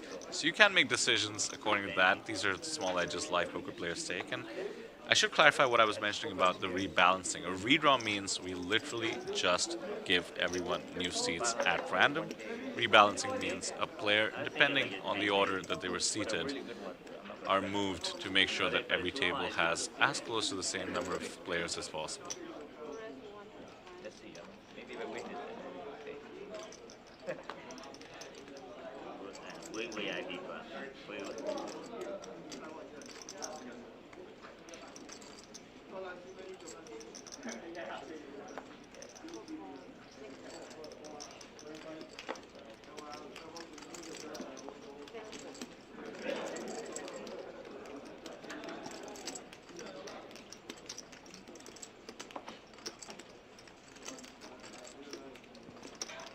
10 suited is aesthetically pleasing, but not enough. Get involved from the small. Okay. Tony behind with ace 3 suited. Not the discipline laydown, a function of the +1 open. And just instant punishment. Would have flopped a flush, and his face can't help but show it. I don't think we get to see another card here with the jack and the ace of clubs, and just gotta feel for the queen 10 suited discipline laydown. It's one of those hands that Chen surely would have considered. Stack is just under 30 bigs, and that's when things really hurt, is when you almost came along, decided to make the right decision, and poker gods toy with you a little bit. Yeah, it is rough. But who knows? That could have been a very bad outcome. Yeah. Ace of clubs still very live. Oh, of course it's expensive. Yeah. Like if we watching the NBA, the Lakers, expensive. Like yeah, very. You know what the kids call that? What you just said? What? Copium. Oh, yes. Not worth it. Not worth it. Better buy high roller. If like a Michael Jordan that time the final, maybe I can pay that. Yeah. For experience. Or Kobe, I pay that. Pocket sevens for Tan. Right. This is my real idol.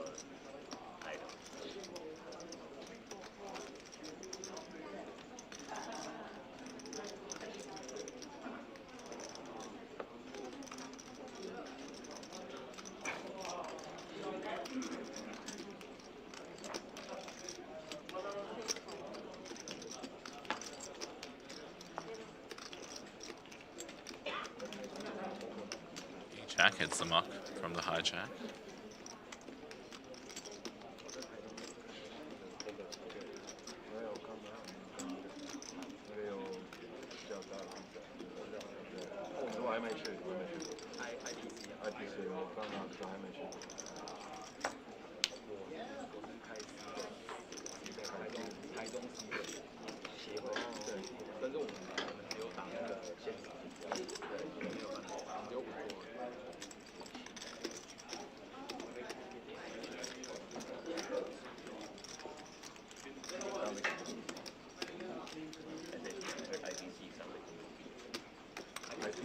Yeah, the measured decision making of Shan. Jack was always coming along, let's face it. Ace, ace 3 is the board.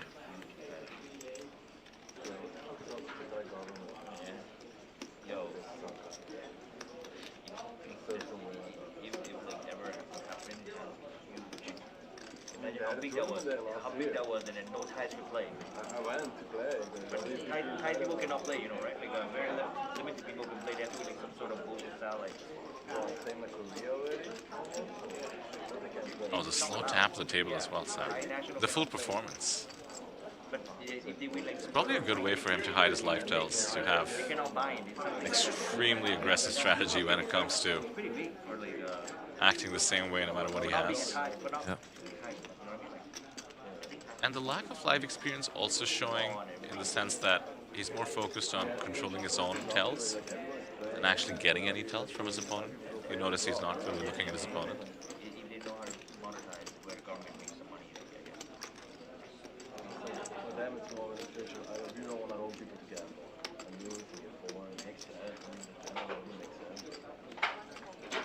Check calling the queen jack.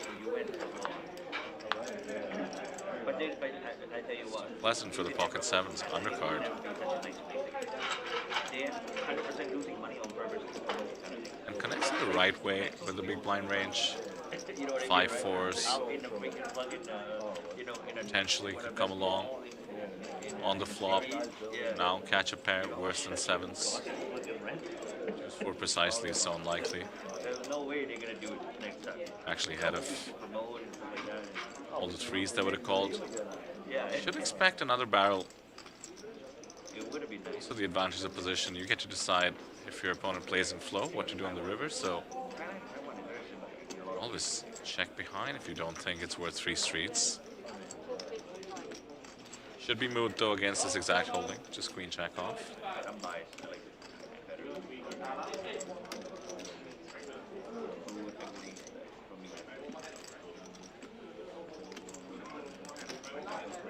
go to EDC? Tomorrowland's coming. I know. I'm from Belgium, man. Like, Yeah, Tomorrowland, like me, yeah. I've been to Tomorrowland like 20 times or something. Tomorrowland's coming. You guys have 15 minutes break. Once again, break time less than for men event. 2 years in a row now. 我们不用自己打。 It's gonna be popping. Yeah.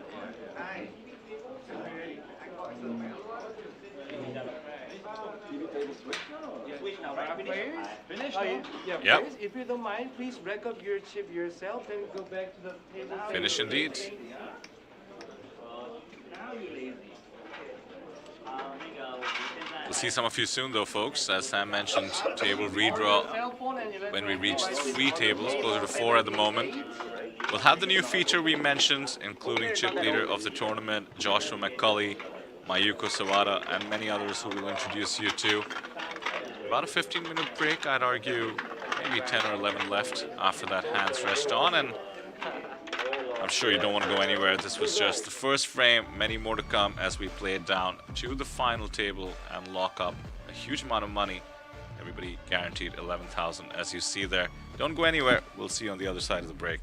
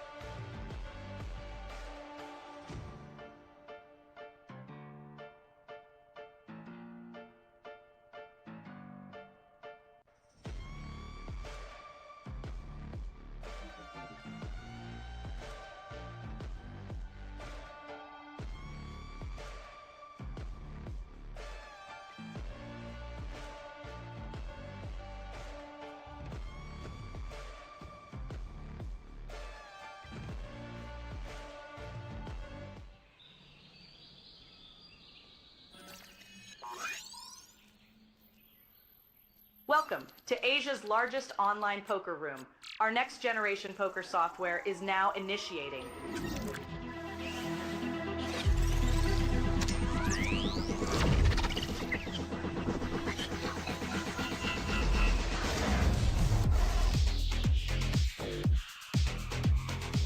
Elevate your online experience with a wide variety of poker variations to choose from. Get fully immersed with fun and social features.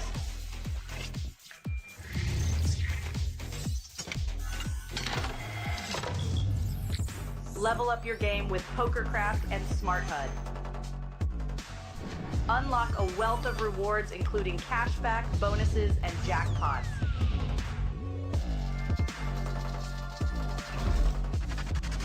Join world-class poker tournaments featuring some of the world's most renowned brands and the largest guaranteed prize pools in the world. Experience the best in customer service and hassle-free transactions for a seamless online gaming experience. With online poker available on all your devices, you'll be able to play your favorite games anytime, anywhere.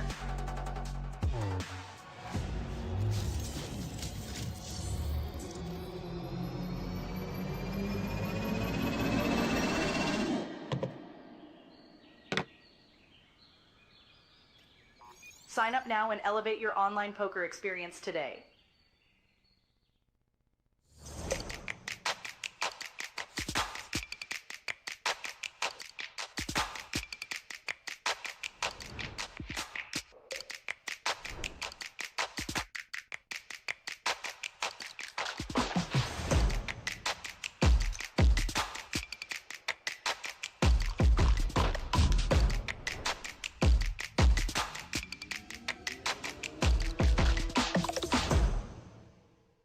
那肯定是闭着眼睛开，真的从头开到尾。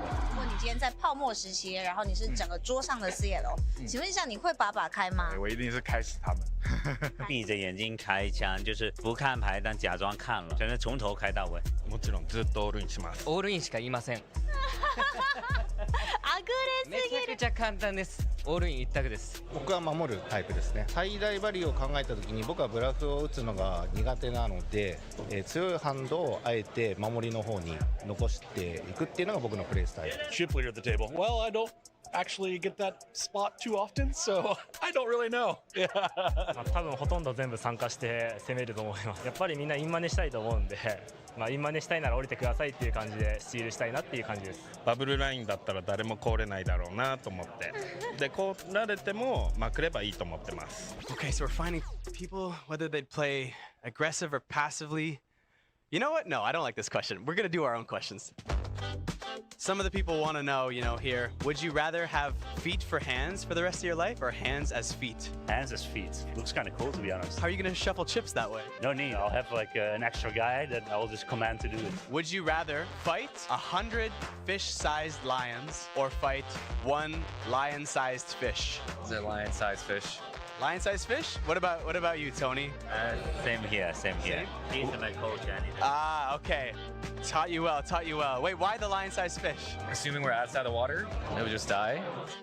We need to know, would you rather the person beside you for every tournament going forward always tank for 10 seconds before every pre-flop decision, or would you rather stone bubble this tournament? I mean, 10 seconds doesn't sound too bad. No, I would take for the rest of your life. I mean, it doesn't sound too bad to me. I would take the money for sure. Yeah. Okay, you heard it there. Yeah. Start tanking every hand, 10 seconds, and then he makes the money. Good luck. It's day 3 of the main event, and today's been all about good vibes and good stuff. We had Daniel Nielsen, who started as the chip leader from day 2. First person to get 2 million chips. How's it going? Yeah, it's good. Having fun. Yeah, just having fun, enjoying. All right, Josh, you're sitting next to Joseph. That seemed like a bit of a fun but tough table. Well, it's fun, but he always ends up taking my chips. It seems quite unfair, He's out of position, and yet he still makes more chips than me being in position. As the day went on, Tony Lin brought me probably my favorite moment of the day. Hand caught in the cookie jar classic moment. It's a raise. It's a 4-bet with 7 deuce. 150,000. I was just gonna say, don't write it out yet. And Cheng 5 betting half his stack with 10. He shows the 4-bet 7 deuce snap folds. The stream has been fully action-packed. You should probably go back and watch it all. There was another spicy one where local player Chen Qing and fired a massive bluff into a strong Japanese pro. Blind versus blind action, my kind of blood and violence. He's letting it go. Jack 3 of clubs essentially bluffs 4 streets. There are 10 levels in play this day. We will be ending when we are down to 48 players. After which, good night's rest, and then day 4 of the main event where things get very, very serious. Stone bubble! All right, kings and queens, let's see the flop. There's a queen in the window. Dealer, search the turn for a king, please. That is a 6. River card. Jack. It's a blackjack again. That's going to eliminate our player on the bubble. Congratulations, everybody. You have passed in the second largest main event in APT history. How about that? Nothing like a main event bubble to get the blood pumping drama all the way. Players are now bagging behind me. 199 of them in the money, 94K in the bag. Future champion. Yeah. Yes, sir. And what a roller coaster it's been to get here. The highs, the lows. How about Punat Punsri? He was down to just 100 chips, spun it all the way back, but he couldn't make it through. He and a lot of former champions have fallen away. Chip leader for this one at the moment is Daniel Nielsen from Australia. I'm definitely winning on my strengths consumed.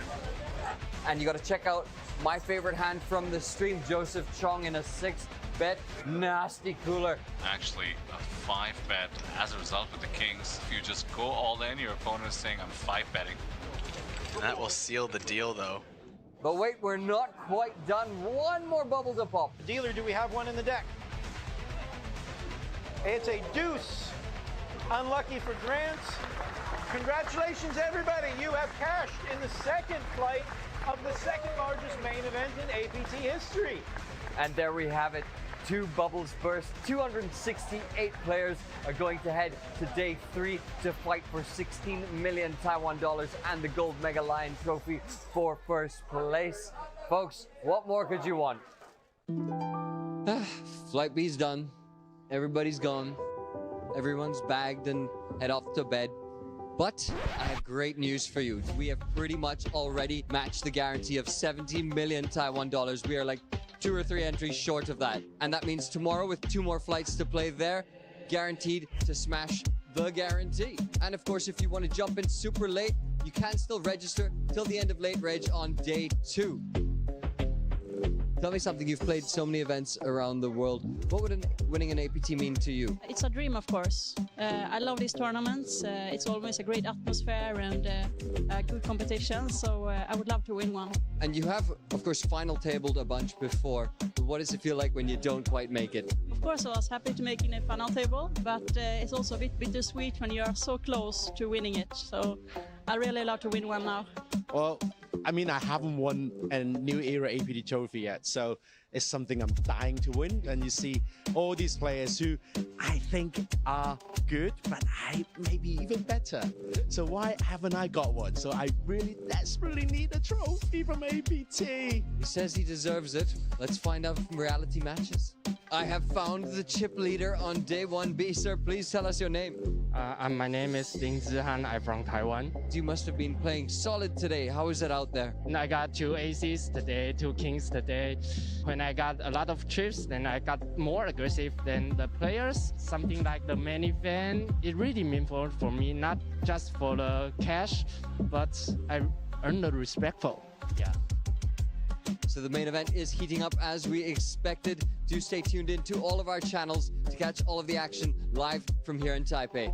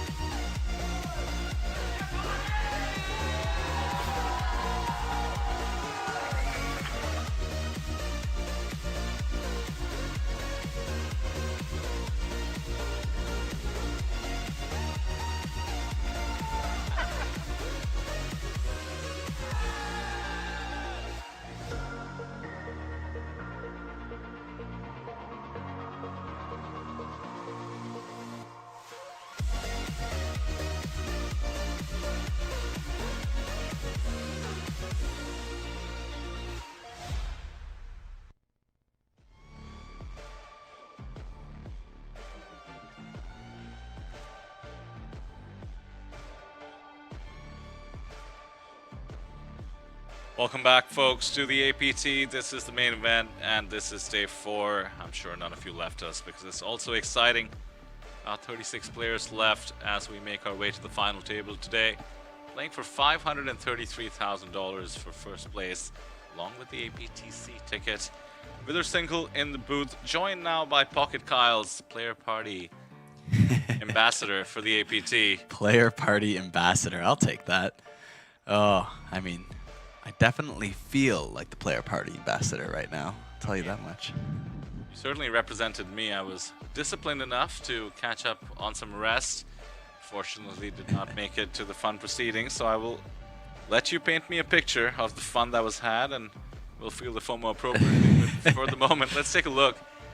We did see one elimination on the way out, which meant we slightly rebalanced tables, and that's going to be good news for those who are fans of some of the ones we saw at the feature table just a moment ago. But we will have a new cohort for the most part, led by Nishant Kumar, chip leader in the tournament, I believe approaching 7 million in chips, came 5th place a year ago in the main event, and this time around making a run for it. So close already. I'm sure all the players can feel the tension. They've come in with 1 goal and 1 goal only, making it to the final 9.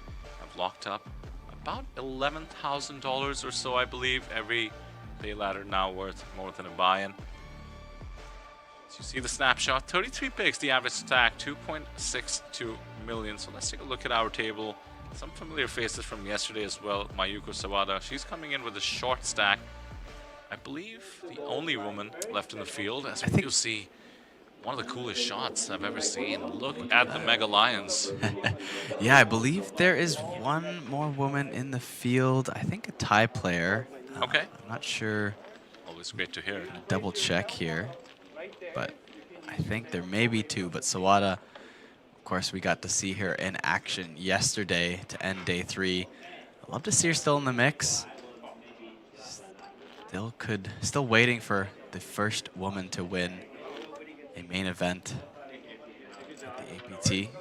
Could be this time. Just saw seed 4 there. That's the repeat from the previous feature I mentioned. Thanks to the rebalance. Tan Huang Chung from Singapore, 4.2 million in his stack. Navigated a bunch of situations quite well. And that's Nishant, his now signature look with the hoodie and the sunglasses. One of the rising stars of the Indian ecosystem. Has transitioned to playing a lot more live ever since his fantastic performance. I believe the score was well into the 6 figures, 130K or so. Just being this deep is impressive already for a final tableist from the very last APT main in Taipei. Not the championship, which was of course a different buy-in. Oh, and I wasn't watching the stream, but I'm realizing now I might have jinxed a fellow Canadian native, Ari Engel. I said he was just $27,000 away from breaking the top 10 all-time money list in Canada, which is a tough list, by the way. And he unfortunately was the first player to bust today on the we feature noticed. table. We noticed. Yeah. So I wasn't watching that as I was taking a bit more, gave myself some time to eat some breakfast. How quick was it? Was it like first orbit? No, I think maybe first 15 minutes or so. Not Okay, sure first got to orbit or- play some poker. Oh, and then we lost Joris from the Netherlands as well, but he received much more value. Lucky draw winner on day 4. Got to bring home the APT Championship main event ticket. Yeah, Joris Michael, a Dutch player who's with us at most APTs, often in his role as one of the founding members of Life of Poker, or the blocking team. And now, as a player, he doesn't miss too many stops. And plays the full schedule. Has been around poker for a long time, proving himself here with a deep run. I'm sure he's firing the very next event already. Which, for the case of today, would be likely the mini main. Tons of value there, under 1,000 USD buy-in.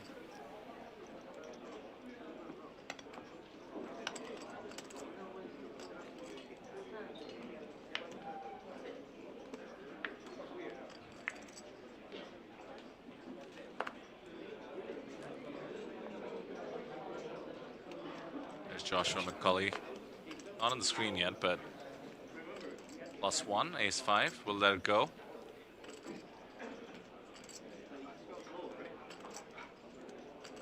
One of the most familiar and, dare I say, most charming Australian presence at the APT. Ooh, I don't know. You may have just set a controversial statement there with all the Australians we get here. Most charming. A lot of them make a statement. I saw a lot of them at the party last night too. Very, very fun, friendly presence. Yeah, most of them are not aiming for charming. They're just having a good time and they That's true. charm the pants of you anyway. But Joshua somehow. That's true. I do think he could get that award as well. Just the nicest guy and absolute monster at the tables. No stranger to deep runs.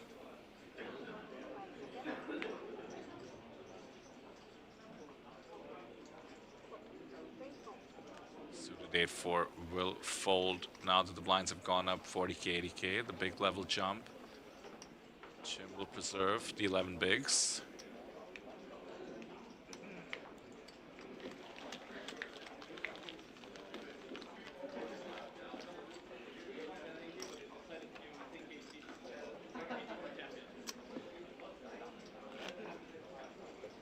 Still 5 tables in action here on day 4.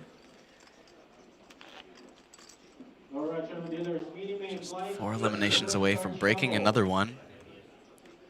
Getting closer to that final table. 600 big blind ante. Of course, everyone that makes it to the last day, aka the final table, will be locking up $44,000.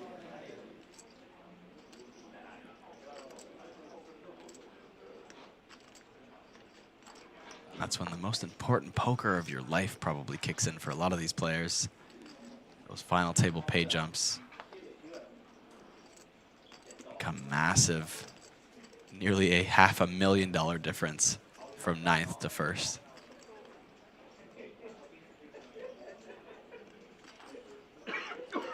MTTs, man. MTTs. God bless whoever came up with these structures. Yeah, right? Leads to some wild, wild action.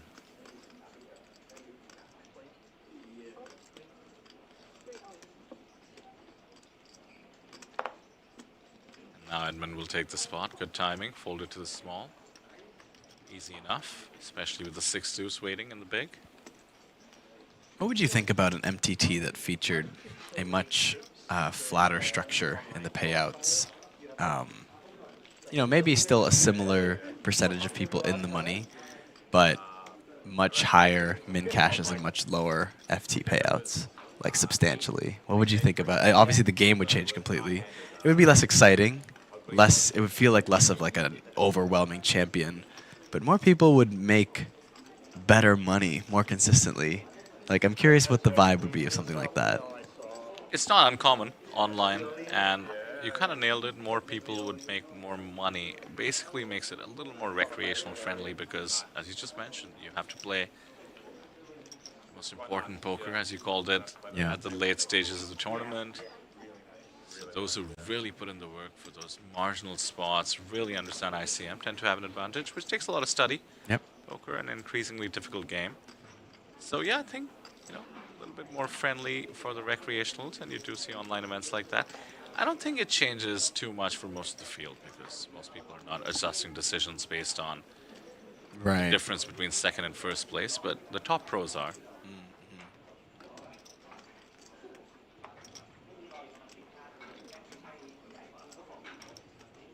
Did play some live events with 25% of the field in the money. Okay, yeah. And yeah, like the hobbyists, the recreationals, they love it. Why not? Mix it up, I say. Yeah. I think there was a tournament online that I used to love. It was just like a one table sit and go, but they would call them the 50-50 tournaments.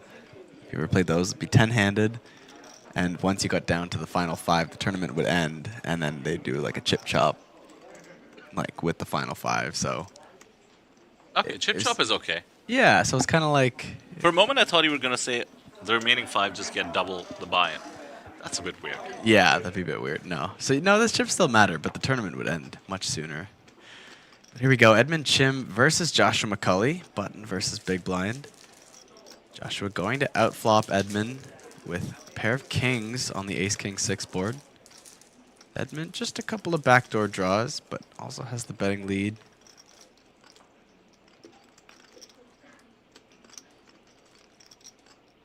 Decent board for Edmund to fire in a small c-bet, take it down most of the time. Not this time, though.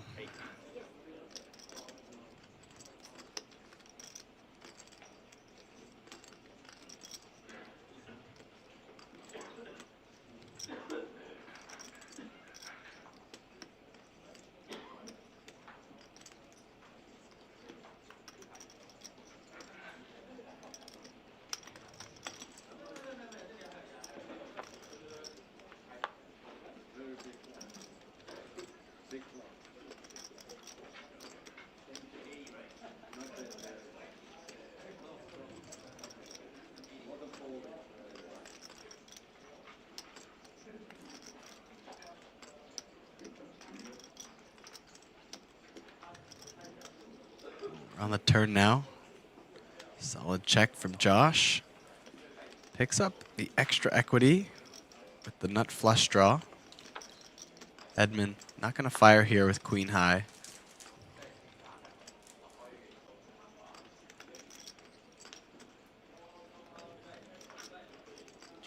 McCulley probably feeling very confident that he has the best hand at this point.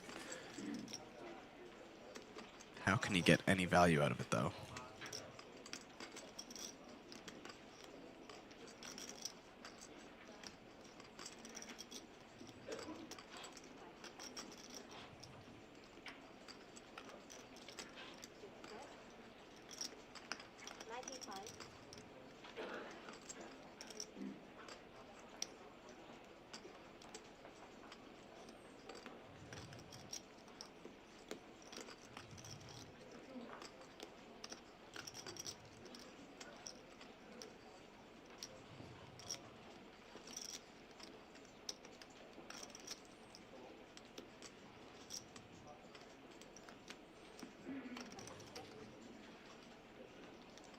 Wow, Edmund throwing in a time bank. Don't know if he's planning any bluffs here. Maybe just deciding that Queen High might be good enough to hero call.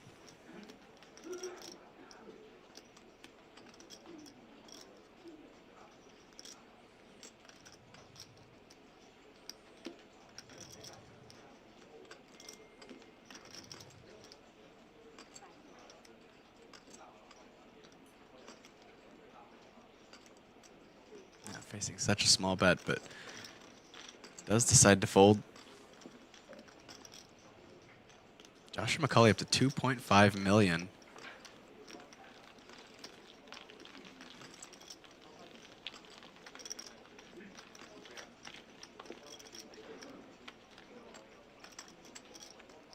$30 big blinds there. Definitely a comfortable spot for top 36. Did get confirmation too from our stream team, the producers behind the scenes, that we do have one more woman remaining in the field, Netnapit Muksatean.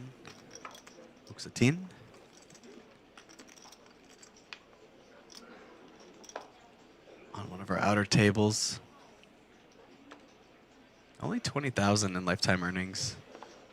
Best live cash before today, 3,800. We'll be walking away with at least 11,000 in this tournament alone.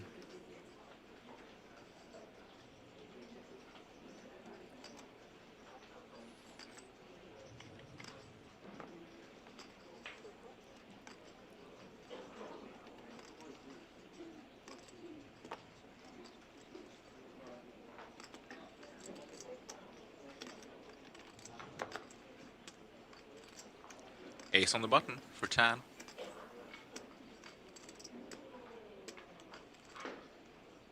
Slight disadvantage here for Tan. Been moved to this table. Was on the last feature, so he's playing with the new cohort. Does have the chip leader one spot away to his left. King 4, defendable, especially if you have 6.7 million. That's not a defense, Kyle. The King Little 3-bet against the button open from the big blind. I have 6.7 million chips, says Nishant. What do you have? Well, 50 big blinds, lots to play with, effective here. Do they want a tango? Not with the ace-6, surely. If you really want to take a stand, if you kind of are clued in to what Nishant is likely doing, despite being new to the table, could consider the 4-bet. Maybe too soon to start going crazy for Tan. Has been rock solid from what we've seen so far on day 4. And how's this for rock solid? No spot being let go. Up to 7 million now. Nishant working the table. Came in with about 3 million in chips, so quite an hour and a half to have.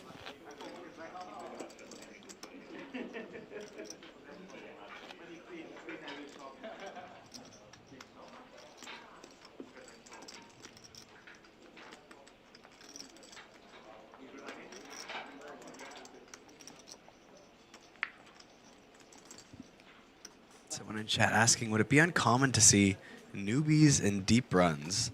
I'd say especially in main event sized fields, I'd argue that it's actually common to see a couple of them, maybe less experienced players make deep runs, just because it's a bit of a numbers game.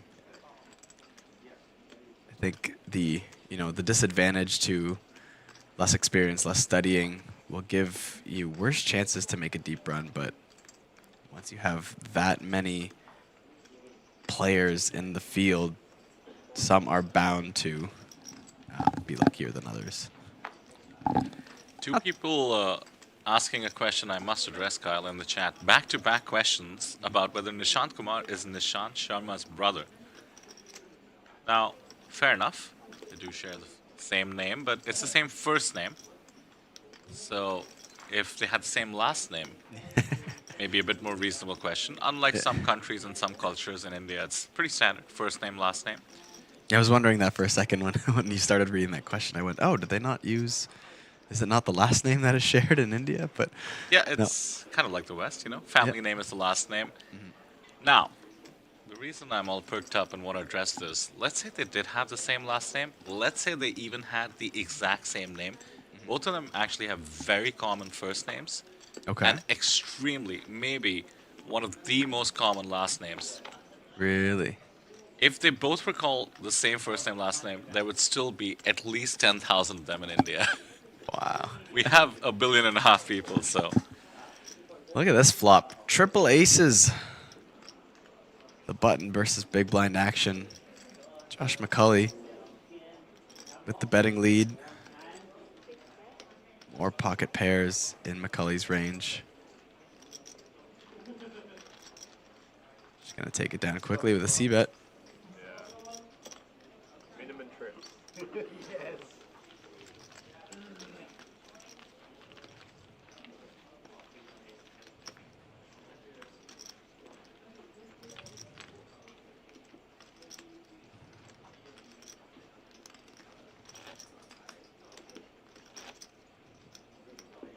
So you have the Thailand flag, is that because you're playing?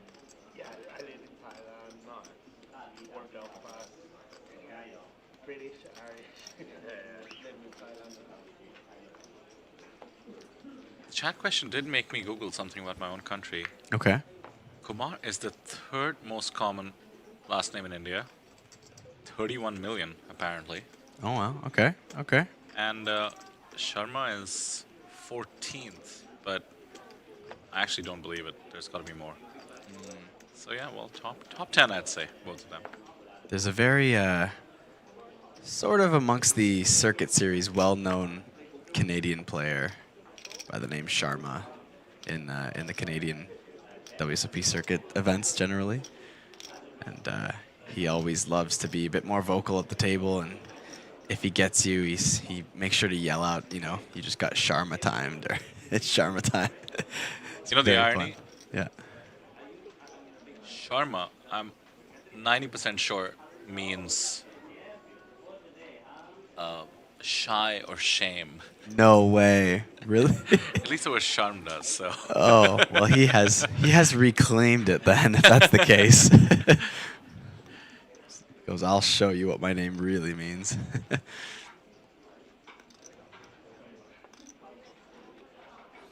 No, not a shy person. DJ Sharma back in Canada. Nishant with another pickup. With the old Robbie suited.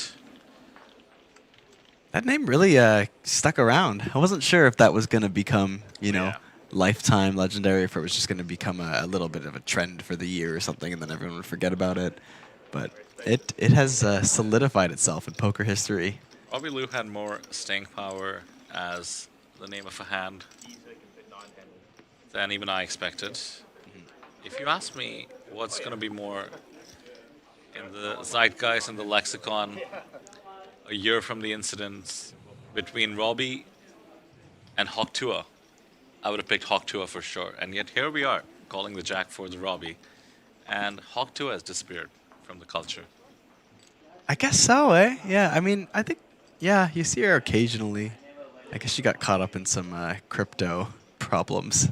Yeah, the old rug pull. Yeah. Moving on. Yeah. King Jack for Tan. Raising off. Decent stack. 50 bigs, as you'd said.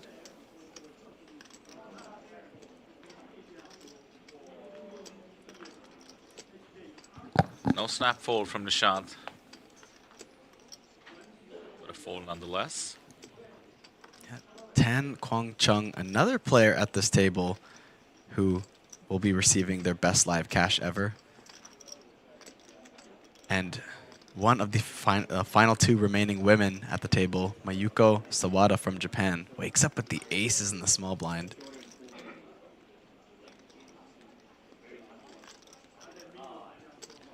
She's about a 3-bet, a +1 open. This is going to be perceived appropriately as very strong, but this is why I love our coverage. We get to learn a lot about these players and their playing styles, and she actually did 3-bet a UTG Open with Ace-8 suited against Joshua Gabisa. So never think that players are not managing to find balance. And even spots as polarizing as this. Actually got into trouble with that one. She had a 2 million chip stack on day 3. Did end up flopping an ace against a better ace in that spot this time around. Would love to see a call. Joshua had come along with the ace-jack suited. In that case, king-jack is way down the list in terms of hand strength, though.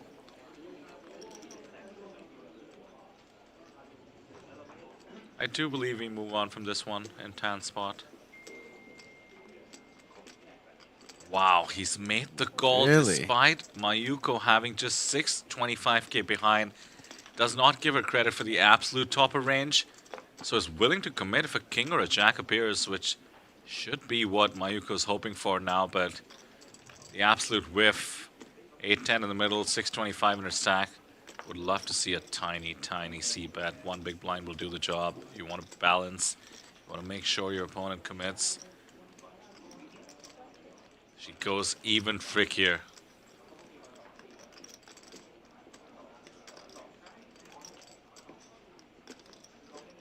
Mind you, at least from memory, when she did 3-bet the suited ace and flopped an ace, did check the flop then as well.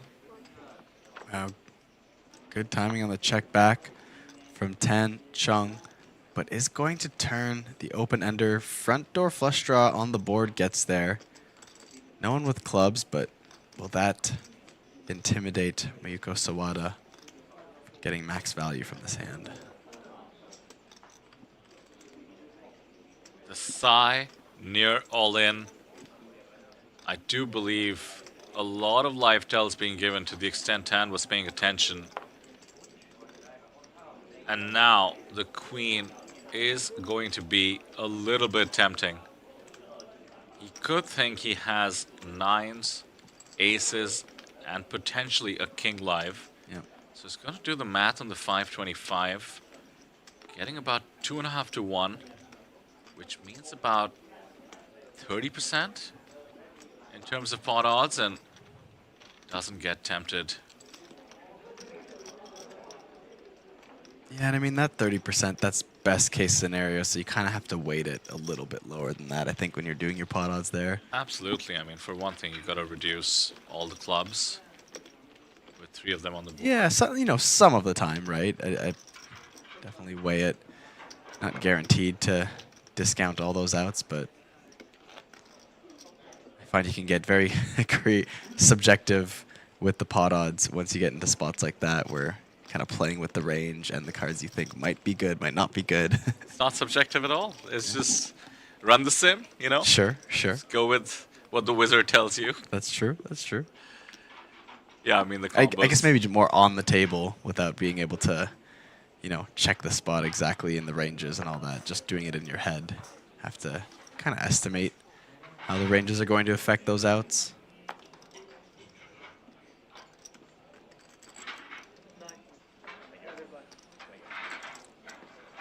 Josh McCulley with a hand again, 9-10 of diamonds and +1.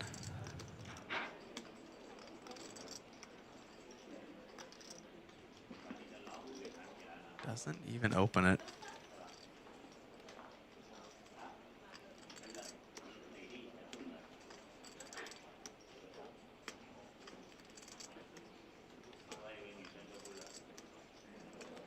Jack for Miki Shiraishi.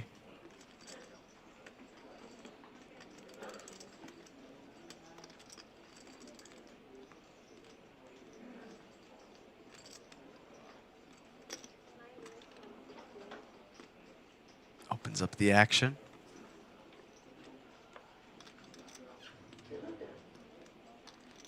Yuka Sawada, ace-9.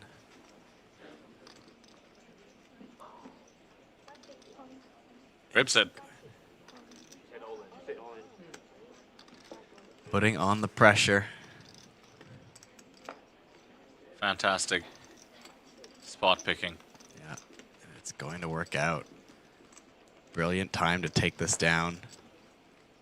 Steal the cutoff open. Great hand selection. The ace-9 ace blocker, super relevant.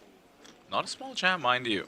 And this just goes to show what it takes. You have to be willing to jam 17 bigs in there to pick up approximately 5 in the middle. Such make or break decision making, and look how cool, calm, and collected she looks as she adds to her stack. Just a little casual, putting your tournament life on the line. 34 remaining in the main event. Yeah, hard to tell her experience from Hendon Mob, as she only has 1 or 2 caches recorded outside of Japan, but of course, a lot of results, even on Hendon Mob for that matter, from Japan, but of course they don't show any monetary amount. Yeah, we discussed this yesterday, Kyle, when she was on the stream.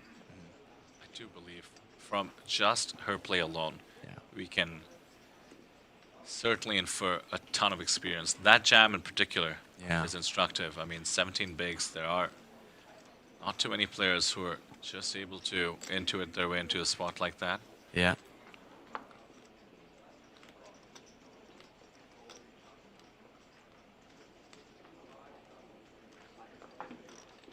Miki Shirihashi, after getting jammed on and having to fold, does wake up with the ace king and the hijack. It's good timing to the extent your opponents think you're raising a bit too much and folding to 3 bets. Now would be the time to get some action. And that's Barry Craig from Northern Ireland, I believe. Does take this spot. I mean, look at the game flow here, Kyle. He opens, cutoff, gets jammed on, gets folded, or rather he folds, and now he opens the hijack. I doubt Barry's taking this spot every time, just based on the hand selection. I mean, honestly, with the offsuit combo, you'd be doing it too much. Sure. So going with the game flow, and this time has run into topper range.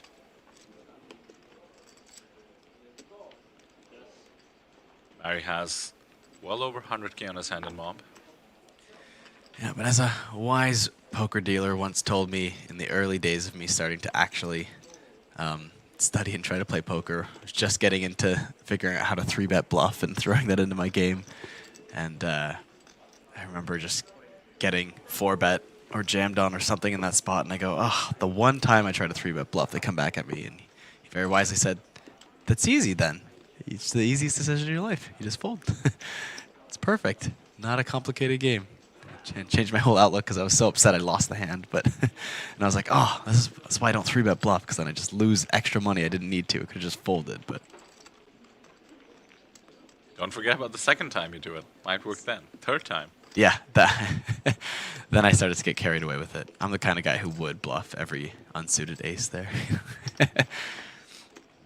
Interesting to see Barry Craig's hand and mob goes all the way back to 2004, believe it or not. Wow. Binks a Northern Ireland Open for 89,000 on a 500-pound buy-in. Oh, first result too, eh? Wow. Yeah, it could be a hand and mob situation. Sure. I don't know what they were tracking back in the day. Right. World Series appearance in 2009, and then this is the next series we're seeing a result on since 2009. Wow. Bit of a comeback for this man to the live poker arena. Would love to actually talk to him about that. Might alert our media team about this. Might be the first person that I've ever heard of that would bank a tournament and then not get hooked on playing tournaments all the time. Yeah. Could you imagine you win a tournament and you go, ah, that was fun. Okay, I'm good. That's how we all get hooked. Well, Nishant Kumar with the King Queen open under the gun. Getting it through so far. Josh McCulley with the ace rag and the big blind.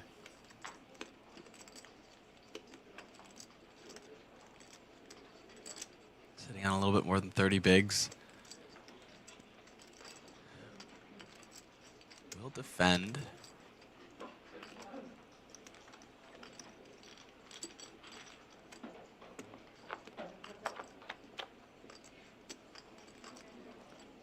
Flop comes 10, 8, 6.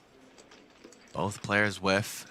Ace high ahead right now, but Josh McCulley in the big blind facing the under the gun action will be in a tough spot. Versus a high c-bet frequency. Nishant Kumar given the positions. Opts for a check. And that will let Joshua McCulley see a free turn and hit top pair. Not out of the woods yet, though, as still has a bad kicker. Will be playing the board, so ace 6, but all of Nishant Kumar's aces are going to be better. He will be taking a stab at it, picking up the extra equity with the gut shot.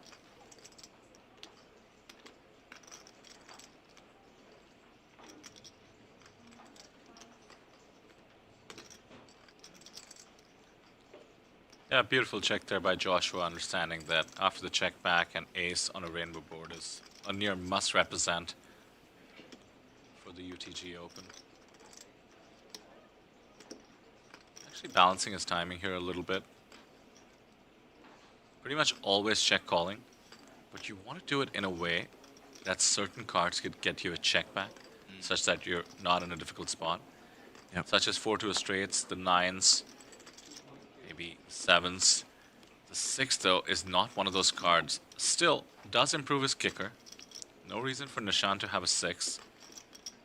This is all about the live poker game. He's always checking, and I suspect always check calling to most sizings at least.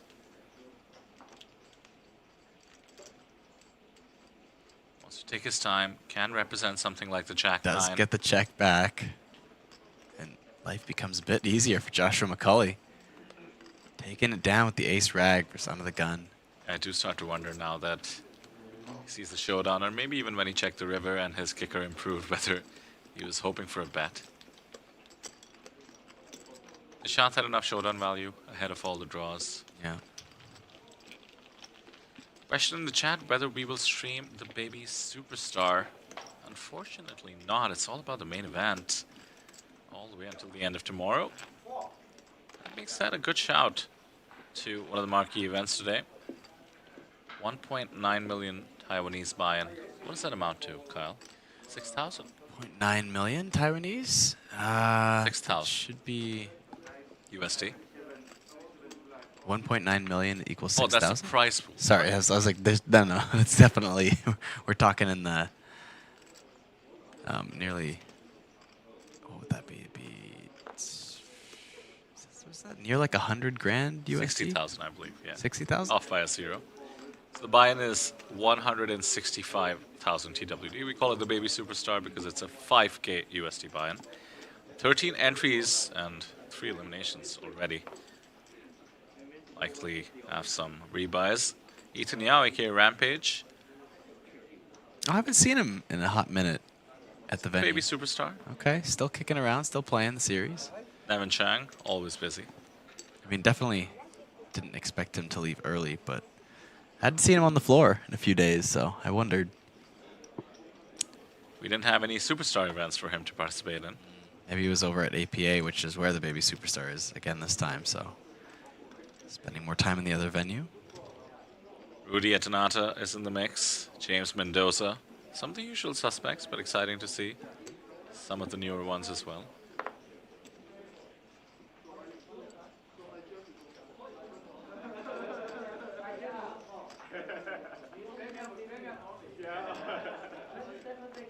Couple offsuit aces. Barry Craig with the ace-5. And 10, Kwang Chung is going to take the opportunity to put on the pressure from the button with another offsuit ace. The 3-bet bluff up to 450,000.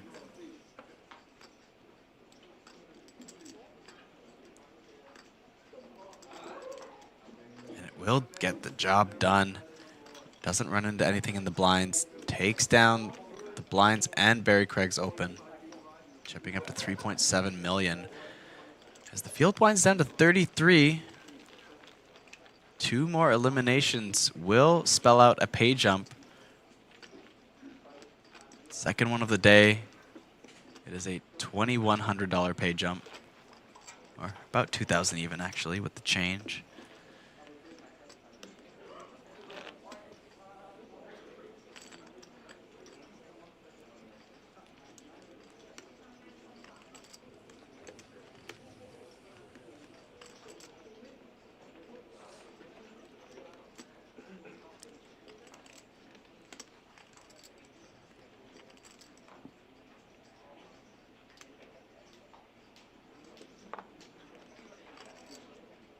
Oh, I never thought about this in my intro, but 46 players is about 2% of the field. That would have been a very fun way to introduce the tournament today. Actually, Sam has become that. Yeah. Yeah. We've been mentioning it. Nice. They'd kind of jumped the gun on the 1% number. Okay, yeah. I think at the time we were at 3%. It's just so much more impressive when you think about it that way. How much you've had to survive. Obviously, MTTs work a bit differently with flights, multiple day 2 flights and on live. Well, 2% is quite an impressive number, a group to be in, but once you get down to the 1%, people start complaining about you now, so. Hear it all the time, you know, so. MTT inequality. Exactly. Very real.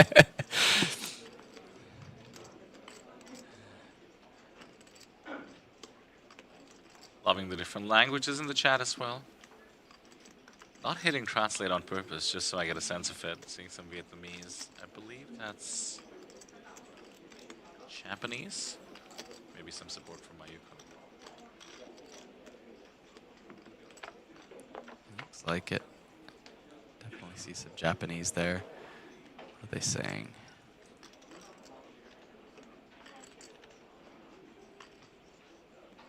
Did hit translate on one of the comments in Chinese and help me figure out who this is about. He's fair-skinned, handsome, rich, and can get an ace-king. I saw that one. I thought that was Japanese. Was it not? Chinese. Okay. Mistook it.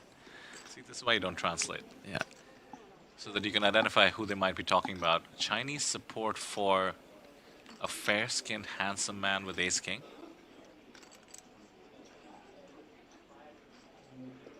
I'll leave it to you, chat. There you go. Let us know who you think the support is for, as we do see the bet and a call. Fairly standard with the C bet being called. Now the safe turns.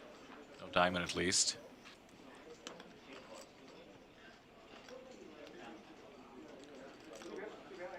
Interesting logistical question as well. Why do the players need to arrange their cards so nicely? It's because we use RFID to see what they have to bring the stream to you. The cards are a special deck of cards, and they need to place it over the sensors. They get a quick training to do this every time they reach the feature table.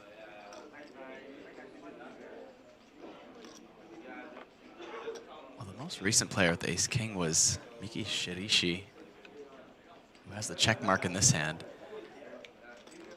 But someone covered up that much, I would find ironic to comment on their appearance. Glasses on, hat on, hoodie on.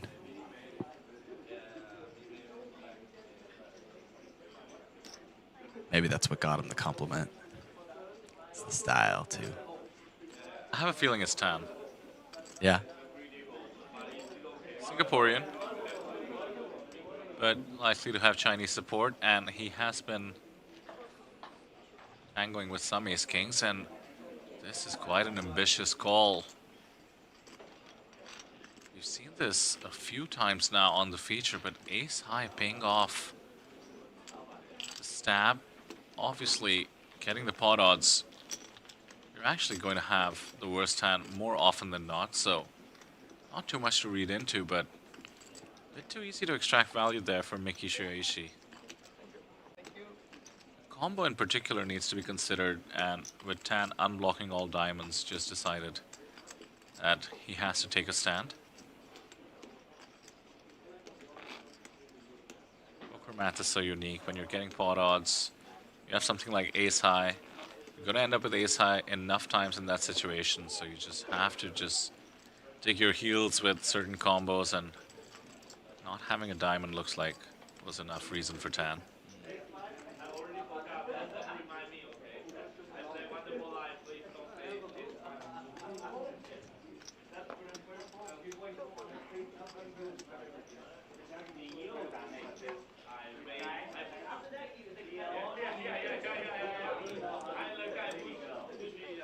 Somebody in chat says they're talking about seat 1.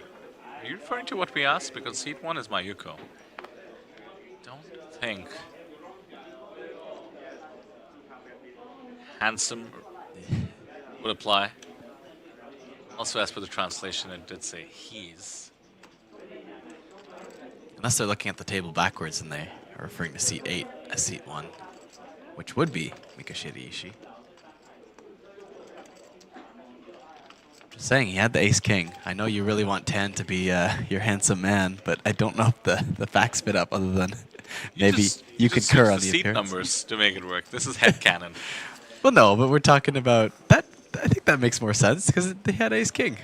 Did have ace-king. It's more likely that someone would get the seat numbers wrong than just make up a hand that never existed with them. Yeah, burden of proof is somewhere in the middle, I think. Maybe. Do you want to shout out those tattoos I just saw? I hope we get them in the shot again, because it gave me a chance to remember my Roman numeral coaching. Roman numeral coaching? Did you ever learn Roman numerals? I think I don't know if I ever took any lessons or anything like that, but I just loosely picked up on them. Can you read the tattoo now that we see it? So it says IX space MC. So it's MXC. Okay, so 9-9, right? That's good. Okay, MC. It's been a while. Let me think. What is M? M. Give me 1 second. M is 1,000. Good one. There we go. Okay. C is C 100. C for century. Yep. M for millennia. That's where that comes from. Nice. Okay, so C is 100. So MC. No, MCM. Yeah, MCX. And then is that all one? Yeah. Or is that separate? Okay, MCX. I don't know how that. So now this is where I've only just picked. How did you figure 9, for instance? Or you just that's 9? No. I know it's 10 minus 1. Okay. Right? So it's the I before the X. Okay. It's 1 less than 10. But try MCM first. So MCM. Oh, it's a little. Okay, so 1,000, 100, 1,000. So does the C apply to the 1,000, 100,000? No, just like Oh, 9. sorry. It'd be Yes. 1,000. And So it's 1,900. there we go. There we go. Yeah. Okay, so it's becoming a birth state, Yeah. right? 99, 1,900, 19, MCM, Yeah. CX. CX. So that is CX would be. Or is it CX? 110? Would it be, sorry, it would be MCM XC. There we go. XC would be? XC. So 90 then. So it'd be 1990. Well done, man. Yeah, Hey. we got there. A little bit of coaching, though. That's my first Roman numeral coaching. There we go. We go to a multi-way flop here. Nishant Kumar opens up the... Joshua McCulley opens up the action. Kumar comes along, and Barry Craig. Ace high for McCulley. Pocket eights for Kumar. Barry Craig with a little bit of hope that this checks through and he picks up equity on the turn. Could happen with the 8s. That being said, Nishant with the chip lead, and as we've seen, he's been quite aggressive. Well, there's the extra equity. Barry Craig now turning a flush draw. Queen high one at that. Very favorable.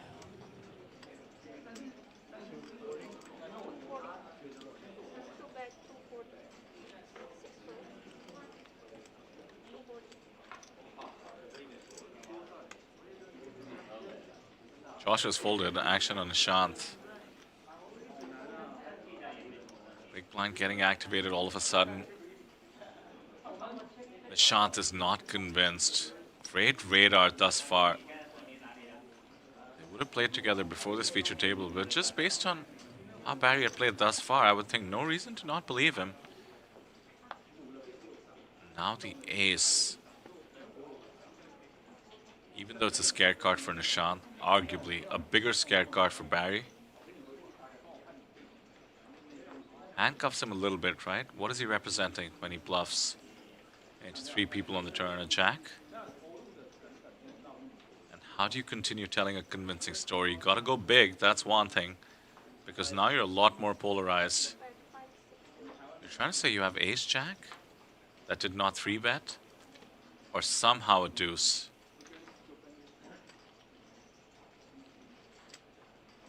Possibly hearts with an ace, considering he does have hearts in the form of a queen, and he did fire. And does the sizing represent an ace on the river? Nishant looks like he sniffed this one out. The story is not adding up, but he lets it go. What a bluff by Barry. Huge spot put in the third of his remaining stack.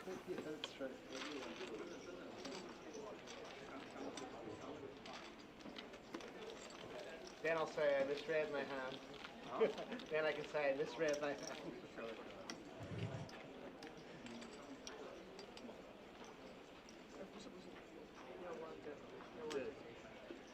Yeah, maybe Nishant Kumar is reaching for some calling chips and looking up at Barry, maybe trying to get a physical read.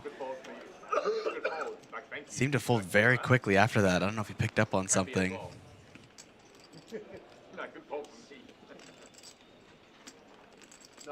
Obviously wouldn't be the correct tell if he did, but Go fool for someone. Exactly. Someone for someone. I hope that's Unfortunately, it's not Nishant.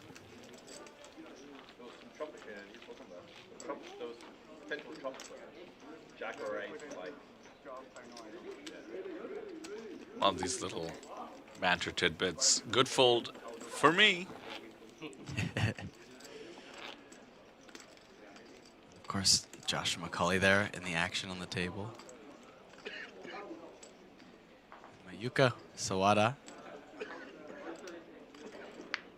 One of 2 women remaining. Strong contender for this final table.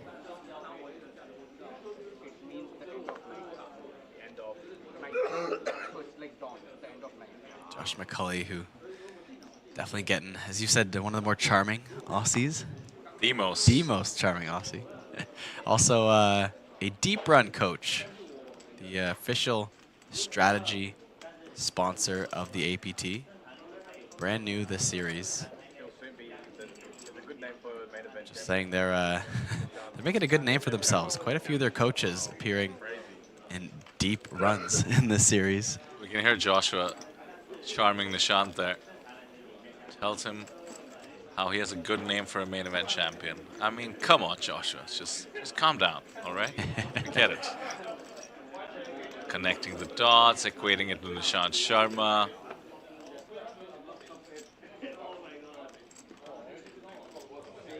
It's all a hustle on some level, isn't it? Right. Or like good name for somebody who doesn't attack my blind next time.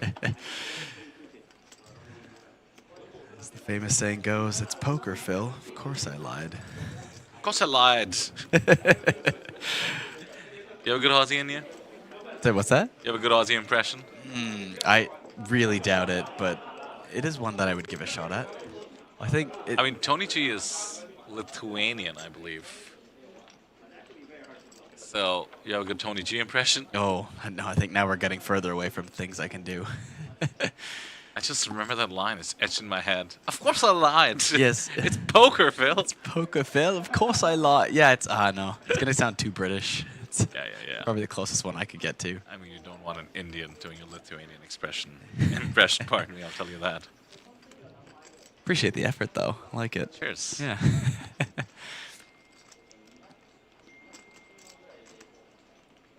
If I'm going to try and do the Australian accent, I got to get the or-nors in there, you know? Very nice. Edmund going to place a value bet with a pair of jacks on the Jack 4-4. Barry Craig just got some respect with a bluff multi-way. Not going to get wild with this one. Only backdoors out of position. Still wondering about that fold there from Nishant. I mean, he does block 8s, blocking the 10-8s. Bit surprised, I have to say. It's quite tough for Barry to represent a hand, apart from exactly a deuce. One of the worst rivers, if you think about it, right? Yeah. Well, then maybe it really did come down to a live tell. I mean, we thought for sure he was throwing in the call. He had the chips in his hand, and it just changed. You know, whether that was intentional, as a to get a read or not, just changed his mind instantly. Yeah, I wasn't covering the FT that he was on. Haven't actually watched him play on stream before. Sometimes it could be a part of your process to pick up the chips, try to get a live tell. Yeah. So I don't know that he was reacting to something necessarily, but certainly, as you're mentioning, a live tell could have been a part of it, or a live read, I should say, considering it ended up making the incorrect decision in that particular spot. Barry Craig clearly managing the live tells. Yeah.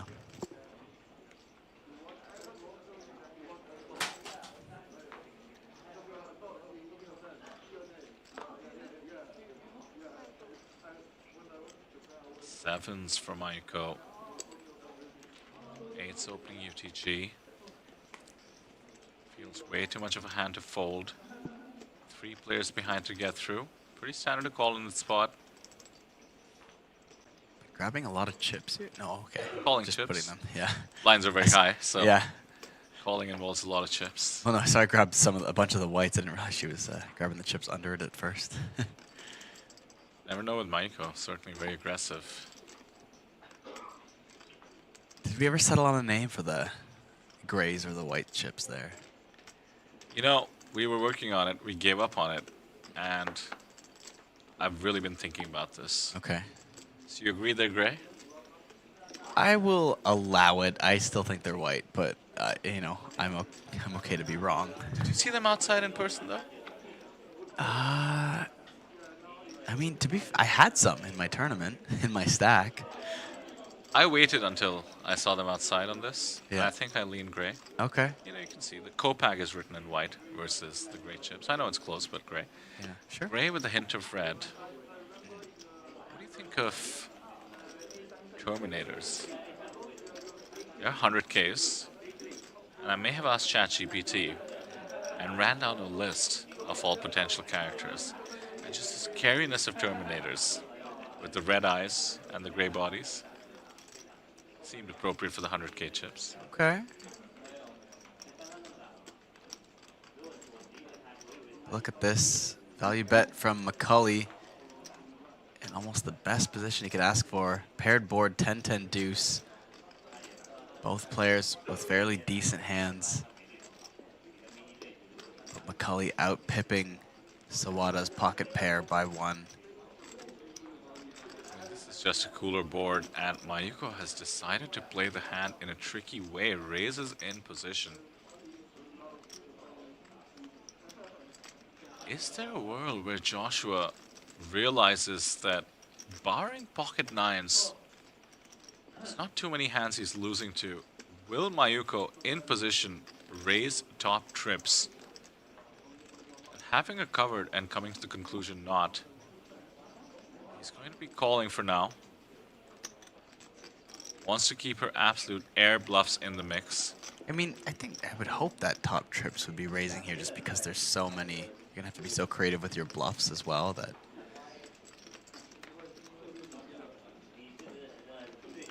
You know, what value are you ever raising for value then if you don't raise top trips?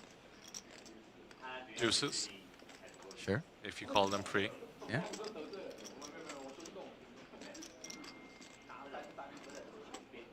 Well, she's managed to show the aggression, then check back on the turn and make her way to the river.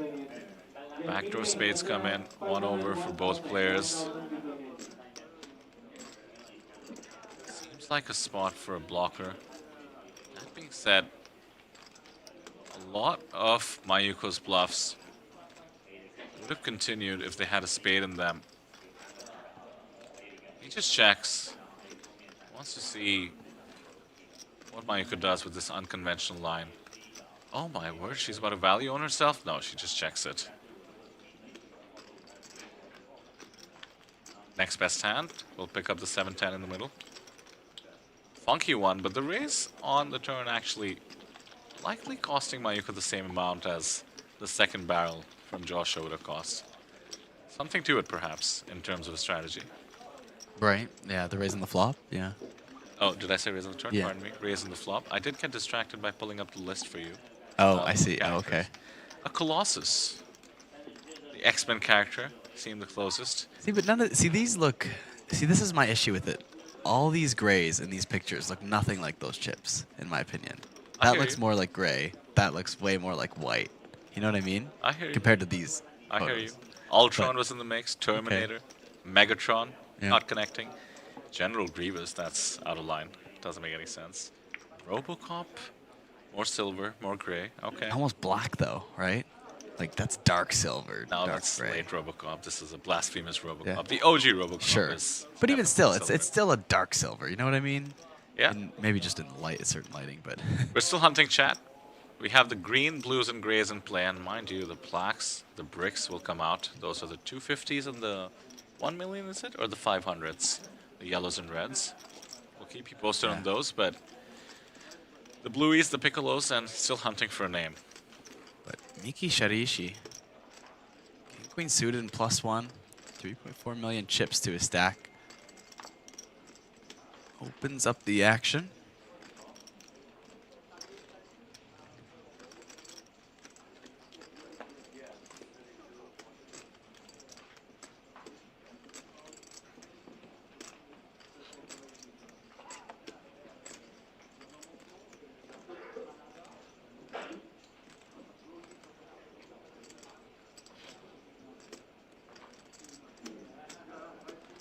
We're approaching a pay jump, and this might be influencing the slight tank.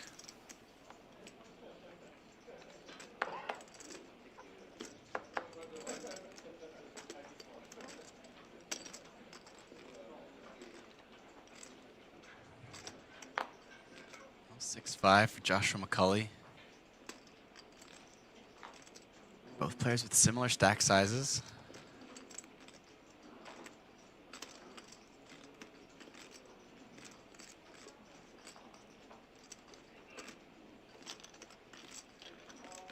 Over 40 bigs for both players, very deep. Our top 33. Cully defends and the board runs out. Ace, deuce, deuce, 2 hearts. No good for Josh. Great board for Miki.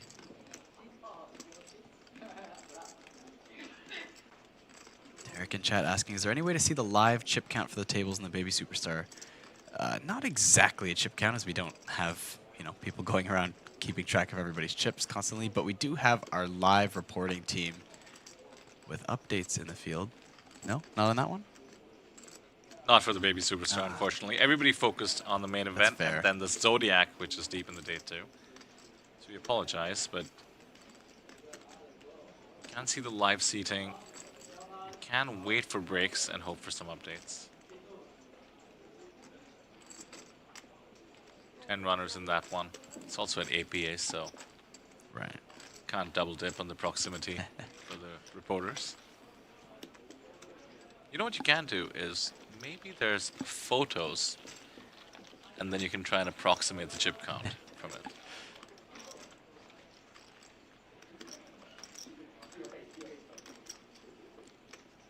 So any stories from the players' party, Kyle? Make me feel a little bit jealous, at least. Sure. Well, I mean, it was, you know, it was a great atmosphere as always. XAI Brilliant DJ, light show, bump and club. It was absolutely packed. The bottle service was quite the show as well. Lots of flashing lights and dragons. And they would carry it out with like a big slat of like 10 champagne bottles at a time going to the booths. I've seen it. Yeah, it was pretty fun. I found out midway through the night there was a rooftop. Found my way there. I don't know if that was exactly the same party, but it's in the same building, a rooftop bar there. I think open to the public somewhat, so that was a bit fun. But, you know, kind of your club night. A lot of drinking, a lot of dancing. At some point, it starts to get a bit blurry. Right. That's what we like to hear. Mayuko Sawada effectively committing her stack. 1.2 million, just leaving a little bit behind. But Barry Craig, one spot later, is going to wake up with pocket jacks. This is trouble. This is trouble. Fan favorite Mayuko is going to be at risk with the worst of it.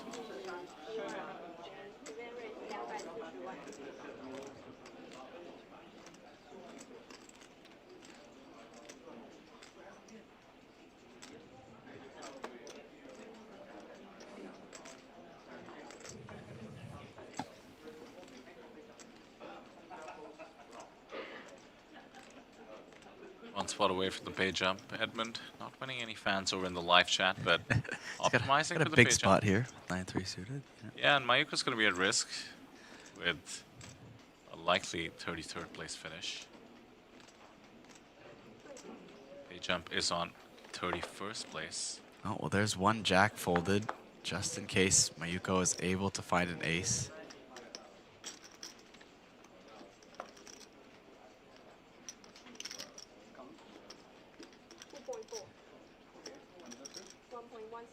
Sean Kumar getting a count of the all-ins. I guess technically no one is all-in yet officially, but obviously not going to play the 9-8 of hearts, just using the opportunity to take inventory of the table. Good thing to do in live poker when you get a chance. It can be hard to estimate stacks in real time. Just hearing the number out loud helps you process a bit faster when you're on a clock. But we will go to the streets to settle this one. One Kyle. Go Sawada. Watch this. Did briefly just see the top left counter tick down. We might actually be on the pay jump on this very hand, which is to say 32 remaining in the field. Mayuko at risk. 10 in the window. 10, 6, 7. The 8-9 for Nishant Kumar would have gotten there. Deuce is no help. Mayuko Sawada needs an ace or a 10 on the river for her tournament life.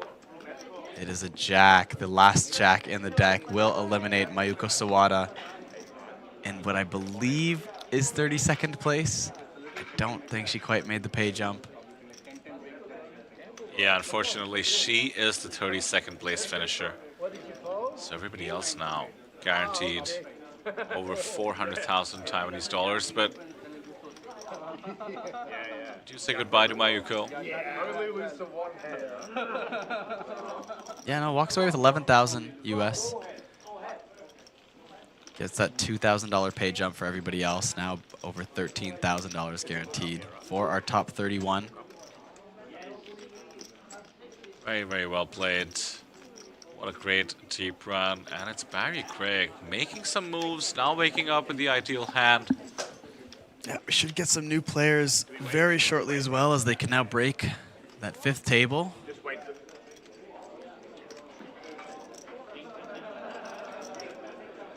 Four tables remain. You need to get 3 of them out of this tournament. That's another ladder as well. Yeah.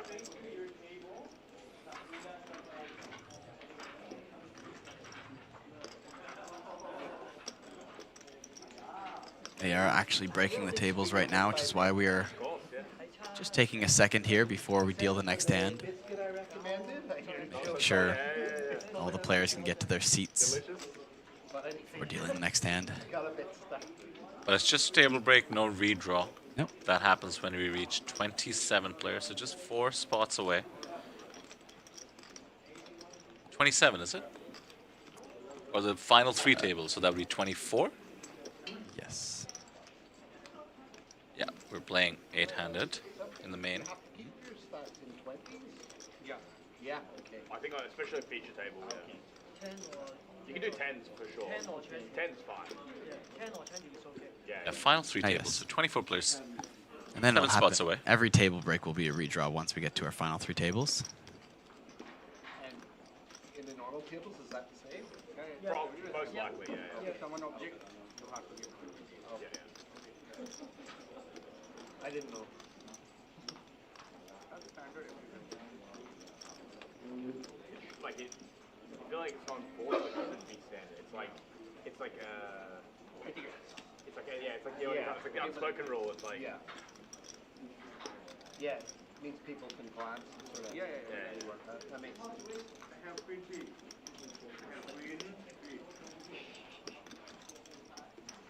Tony Lin on the outer table.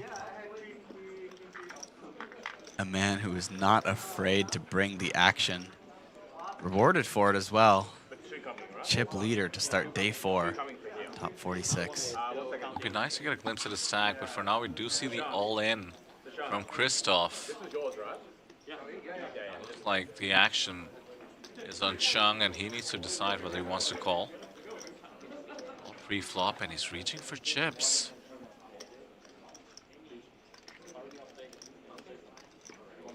Did just see this group of players in the last feature.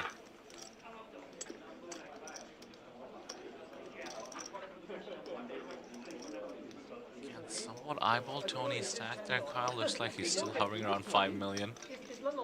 Chung does fall, so Christoph maintains his stack. Looks to be about 5 and 5 and maybe another 1.5 million in grace. So let's say 2.5 to 3 million. Another outer table here now.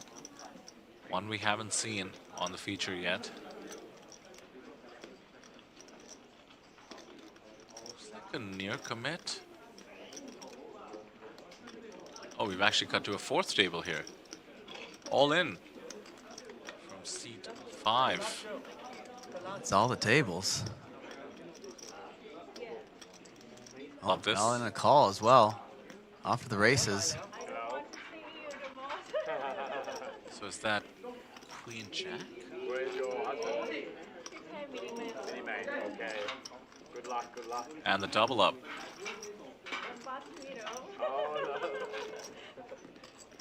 It's all in, no call on this one. 2 players yet to act. Looks like the jam goes through as we cut back to the feature. Fun little excursion there to the outer tables. Technically, we saw everybody still involved in this massive main event. 31 players remaining. I don't understand the response.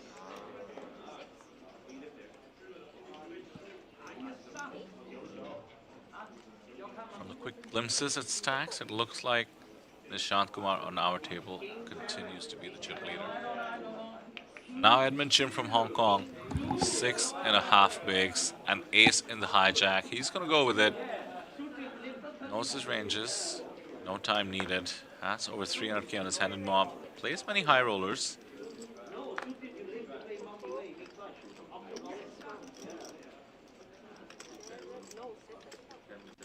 Getting it through so far.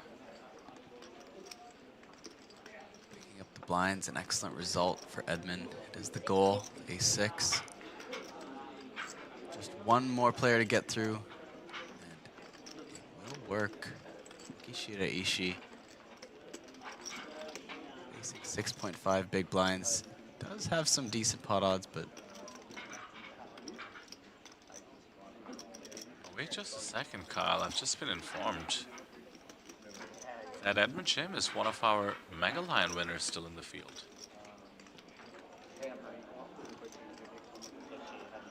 One of the contenders to go back-to-back for the first time. Jam is going to go through and keep the dream alive, as we do see the second female player you mentioned who's still out there. Now the only one after Mayuko's exit. So a huge chunk of his earnings, at least Hendon Mob, coming from the $159,000 score about a year ago in Incheon. Shipping the high roller.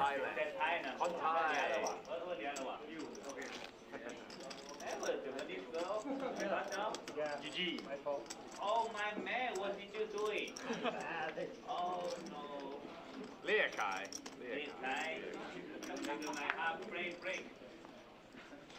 Sorry. The beautiful thing about only having 31 players remaining is that Tony Renlin will always be within earshot of the feature table. It's going to be consistent entertainment from Mr. Tony himself. You can hear the Lady Gaga, you can see the stretching in the background. I gotta say, my next MTT, even if it's just a single day, I'm definitely getting up and doing some stretches and squats and jumping jacks, and especially, yeah. I think it fits the pineapple vibe too, which is clearly my game now, unofficially. It's become my thing. The new meta in poker. Lunges behind the table.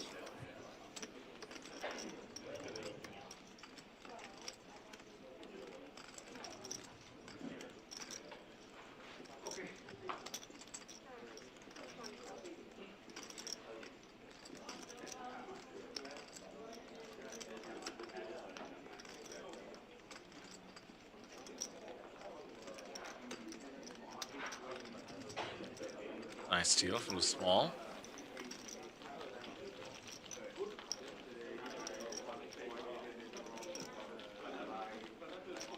Well, the next pay jump will be our top 27.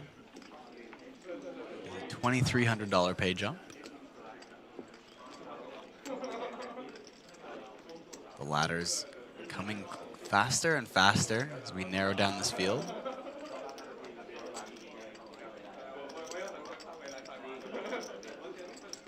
Just 4 players in this current payout bracket.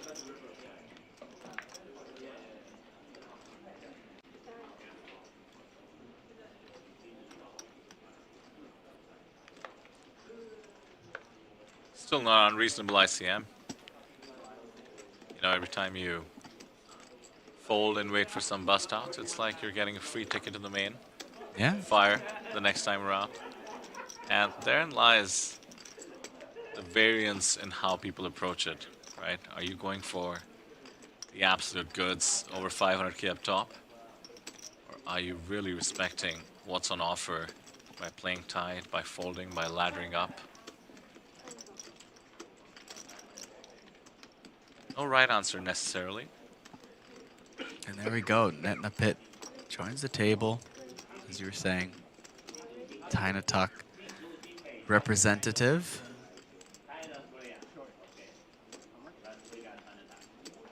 Been on the feature table at least once before in this main event. Recognize those glasses. She was also on the Thailand exclusive table, so she's a representing the last women in the field, and also going to flop top 2 pair here. Barry Craig hits the board with a 10 as well.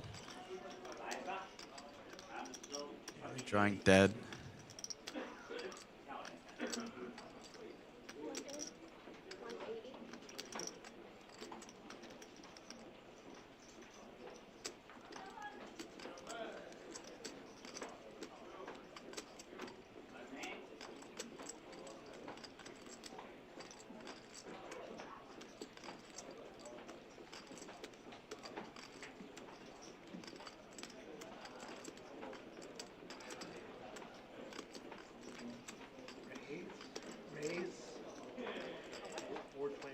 Barry Craig coming in with the raise. Music to Netnapit's ears.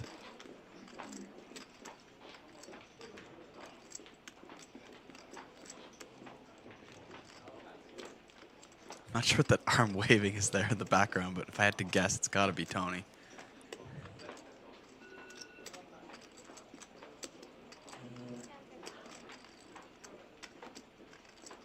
Oh, that is jumping jacks indeed, yeah.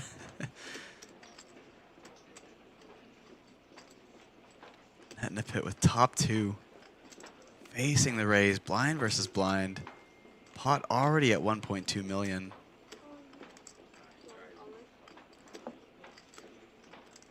Ends up jamming though. That will end this hand.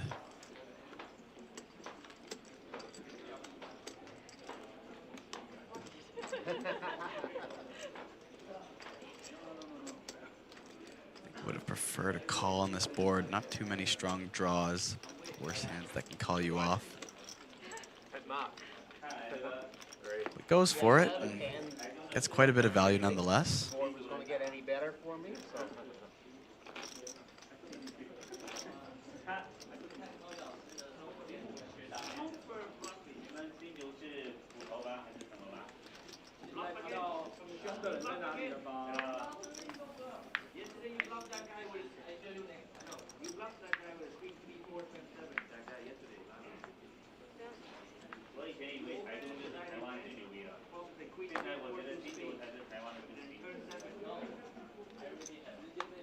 Well, Net in a Pit is up to 3.3 million after that hand. 33 big blinds as the blinds have gone up to 50K, 100K.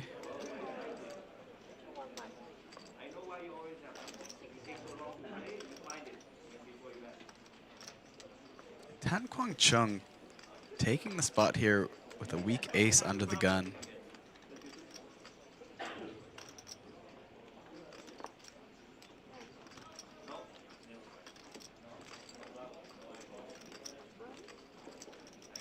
This is going to work all the way up until Barry Craig wakes up with pocket queens in the small blind. Much stronger hand than last time.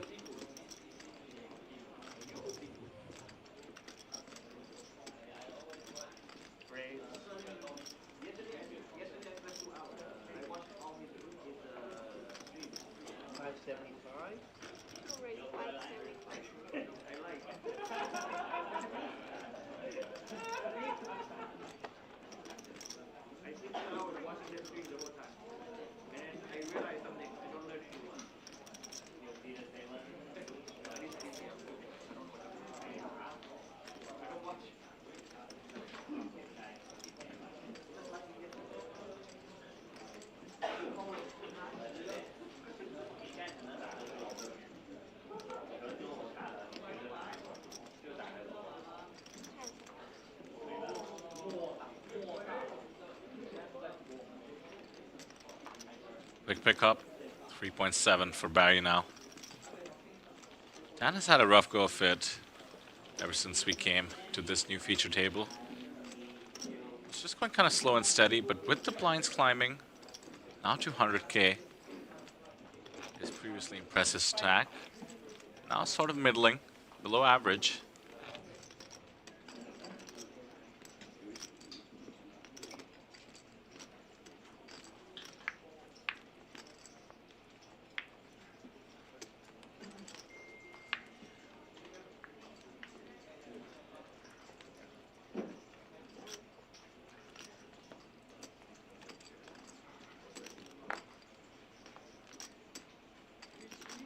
Suited quarter to his 5. We'll hit the muck. The man with maybe one of the more fun names ever seen at a feature table, Henry Hu,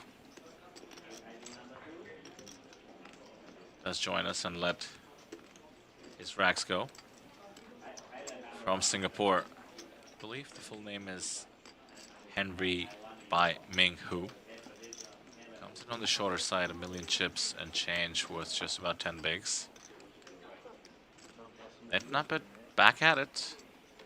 Ace 10 from the cutoff.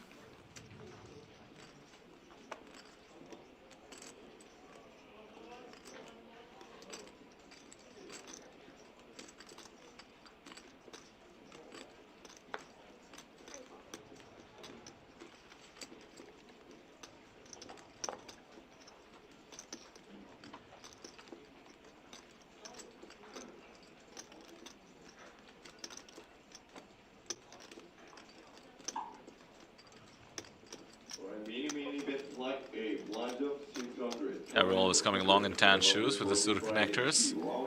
I spot an ace already, which means the 9-8 of clubs is just dusted on this flop. It's gonna be yet another dent, Kyle. The mental game needs to remain strong in spots like this. Yeah. You're so deep and you start wondering, have the poker gods and the fates abandoned you at the absolute worst time? It's so hard to keep in perspective all the luck that probably got you here in the first place. Right. Just start wondering, why me? Why now? Why this? Well, it's interesting too. You kind of forget about. You said it too, and it's funny because I've said this a lot in my own poker luck experience, and going like, oh, why did I have to get unlucky at such an important part in the tournament, such a big buy-in? But then I start to realize that like, what qualifies as an important part of the tournament? Like, sure, top 50% of the field would never qualify, but like, is bubble play like? Is that the most important part where you don't want to run bad? Is it once you're in the money and can make a deep run? Is it approaching the final table? Is it on the final table? There's so many places where you could say, oh, this is the worst time to get unlucky. And, you know, is it though? Because maybe the final table is the worst time to get unlucky. Maybe heads up is theoretically the most expensive time to get unlucky. Maybe hand one. Maybe. Well, I think that one's pretty.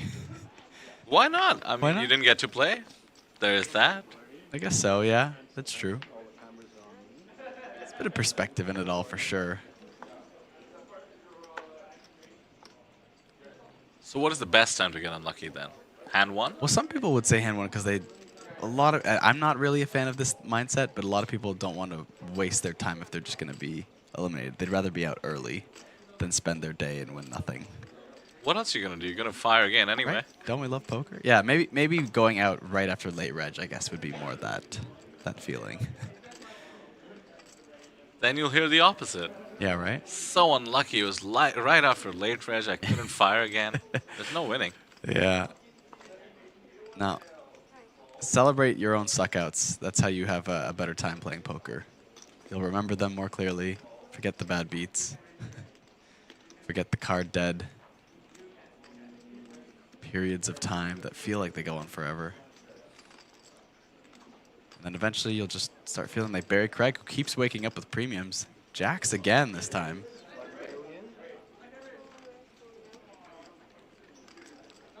Three bet to 1 million in chips. It's a big one.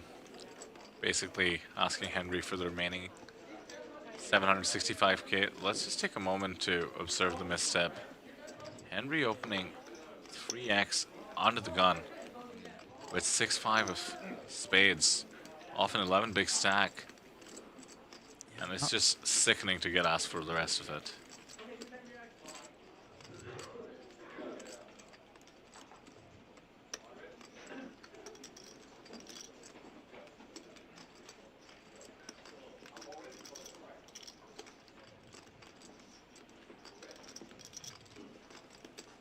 This is a nightmare. You start convincing yourself that you might be committed against 2 overs, but not when they're the same card. Don't do it, Henry. Yeah, it doesn't put good money after bad. Lets it go. We'll have to post 2 out of the remaining 7.5 bigs. Still though, better than getting it in. 6 high against pocket jacks. Yep. Definitely too frisky. You just have to go with the math sometimes. There's too many players behind. They can all wake up with a top 10% hand. The large open with a speculative hand, like, I don't mind a long range steal, but you probably want to do that with like an ace rag or something like that at worst. You know, if you're going to try and take that spot. And even then, a 2 big blind open should accomplish that most of the time. We do have Parth in the chat at Your Poker Guy. Has joined Parth us in Taipei in the past. He joined me in the booth in my very first ever APT commentator stop back in Manila last year. Yeah, he's joined me in the booth as well for the Natural 8 India events. Rooting for Nishant, of course, his fellow countryman. Says it's time to beat the prior 5th place finish. Yeah, the chip lead will help, but it's too early to say. He has dropped to about 6 million in chips, now opening pocket 6's UTG.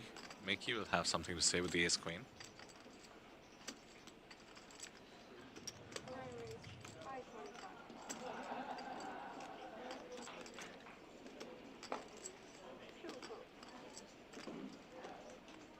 Nishant will have to take the +1 3-bet quite seriously.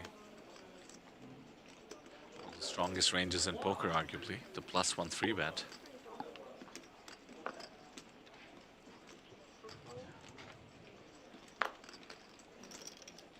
Sizing is interesting, fairly standard considering the strength you're representing, but since the stacks are big enough, is 300k ever tempting? We've spoken about this, Kyle. You have to be worried about set over set when you have small pairs. Yep. Barring the unlikeliness of that, I wonder if Nishant has any reads on Mickey.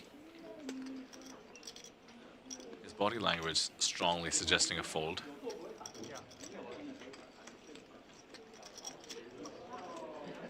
Let's see if my read is right on that one.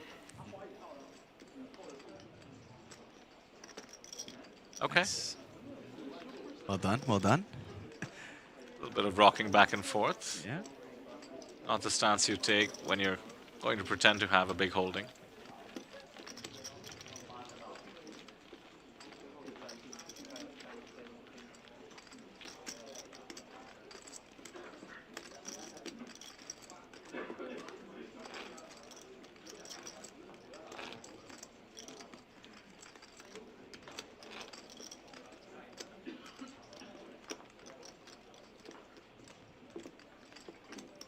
Funny comment from Chat Pro says, Henry misread his cards, the 6-5 suited.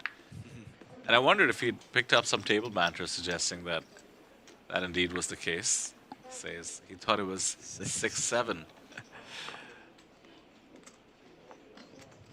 Chat Pro, have you changed your name to Chat Pro 6-7?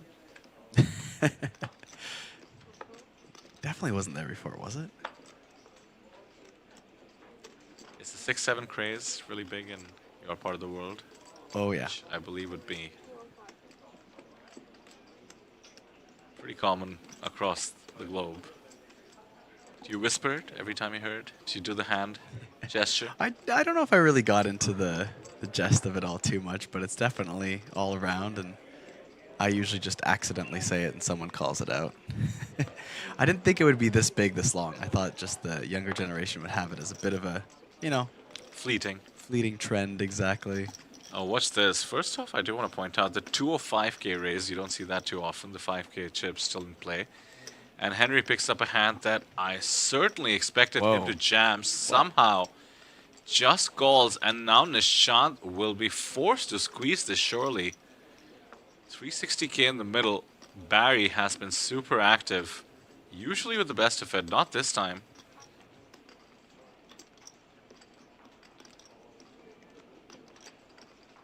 Nishant would be happy to be all in against Henry's small blind flatting range.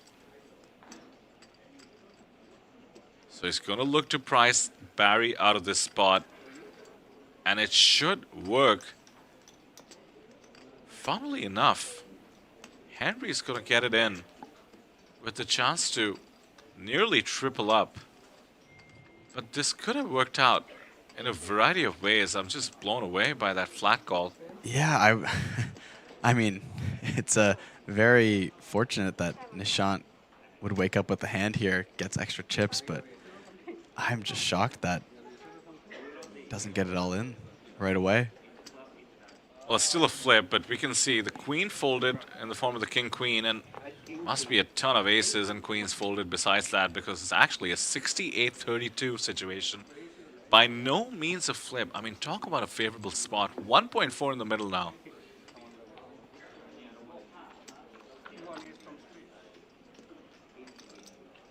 It's 3 clubs and no ace, no queen. That is pleasant. That is pleasant. The club would end it. Comes the 3 of spades. 3 outs live. Going once. Safe as it gets. Plus 870k off a 560k stack. And Nishant is down to 5.1. Came in to this feature table with, I believe, 6.7 maybe peaked at 7 million. It's still 50 bigs. Yeah. But I don't think it's the tournament chip lead anymore. Yeah, 31 players remaining.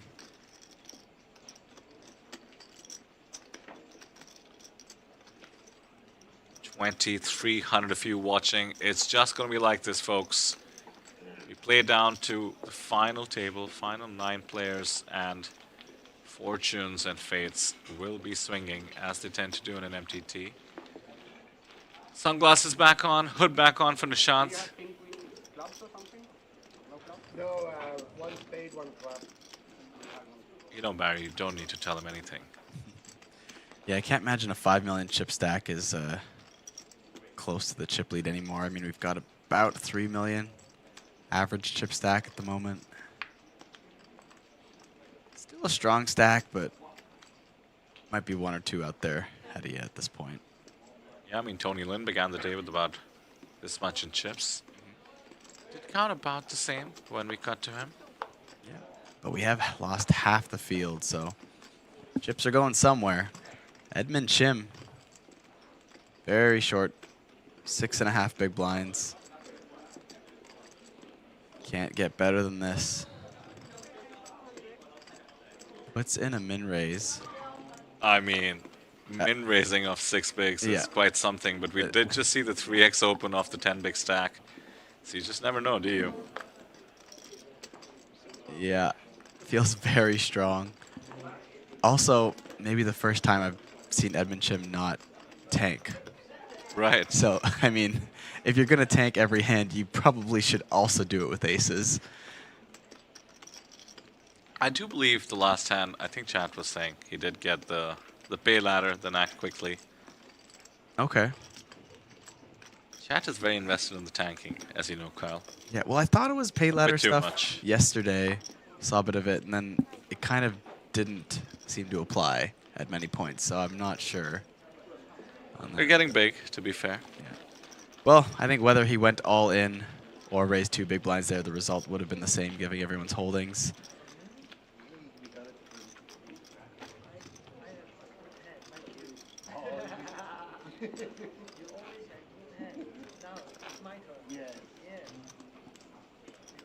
Do lose 1 player in the background, down to our top 30.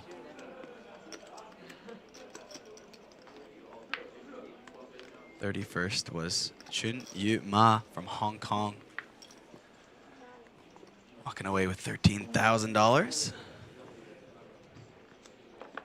Not bad for 3.5 days of work.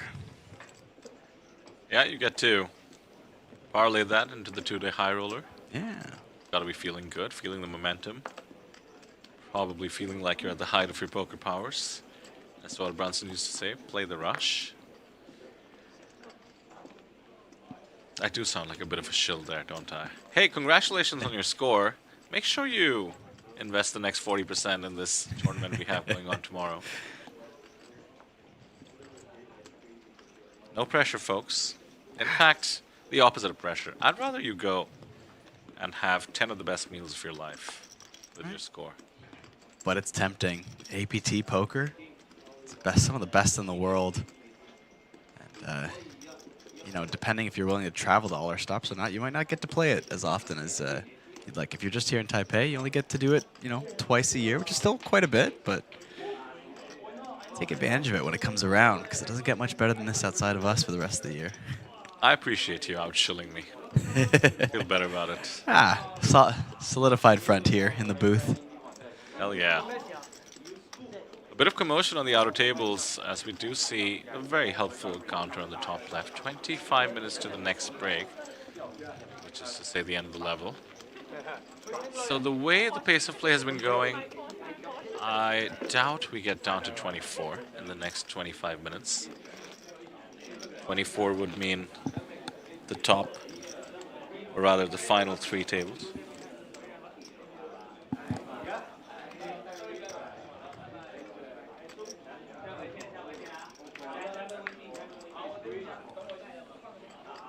Well, never mind. Down to 29, Kyle. Can we check who we lost? Yes, we can. In 30th place, it was Taiwan local Chuang Lin Chung. guess you'd probably actually say that Chung Chuang Lin. But Oh, very, the other Lin at the table. very sad to see that. He was a very solid presence at repeated feature tables with the fantastic head of golden hair. Was taking a stand in so many spots. Thinking back to the Pocket 10's 5-bet Right. against Tony Lin's 7-2 suited 4-bet. Sad to see him go, but a great run. Is Tony still there? Asks Ming in the chat. Absolutely. Make sure you check the updates and the live updates that Kyle just used. The live seating chart as well. Yeah, be a bit careful though. I think the payouts are not quite timed to the stream, so you might get some spoilers. Okay, bit of a spoiler. You know what? Just stick with us. Yeah. Ask the question. We're happy to answer it. Fill it in. Keep everything spoiler free on here. It's going to be a fun stream. We have 28 now. That is going quickly. Oh my goodness. I take it all back. We might be down to 24 and break for the final 3 tables. Let's just take a pause to see who we lost, as we do see Joshua open. Queen 10 suited +2. Ace 5 defends, and it comes an ace and a 5. Ace is up on the monotone board.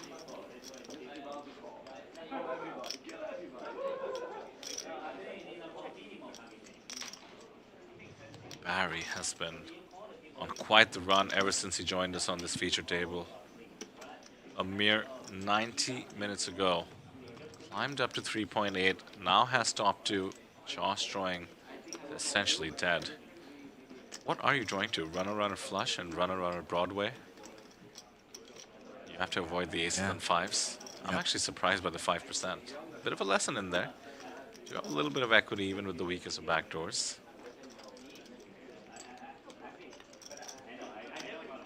I mean, running trips that are not hearts, which is but all those heart chop outs though come in. There's the runner. Runner number 1. Barry's just miserable now. His hand strength drops considerably.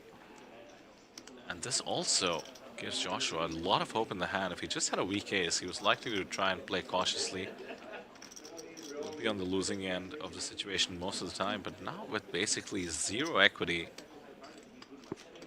he might bluff at this. Chooses not to, and this is why you sometimes also don't see the top 2 raise on the flop, but we do see it convert to the nut full house.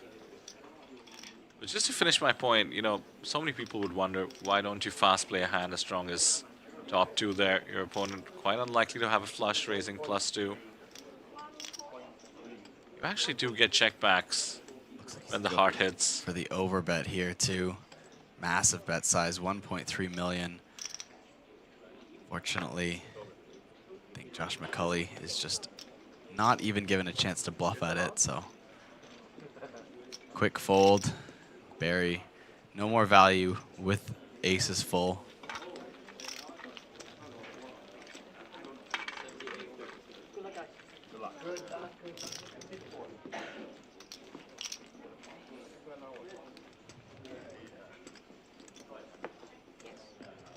Everything going the way of Barry.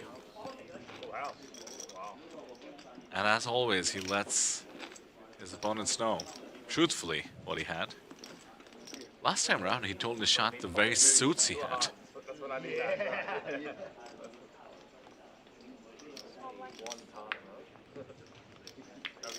That'd be jackpot, really, right? Probably. Not quite, but you know. Did see Parth in the chat, did see Vishal in the chat. If there's any other Nishant Kumar fans, let us know some Nishant stories. I remember his online ID from when he made it to some Natural 8 India tables. Oh, yeah. Rekt Ace, R-E-K-T A-C-E. Nice. So he's quite well known as Rekt Ace.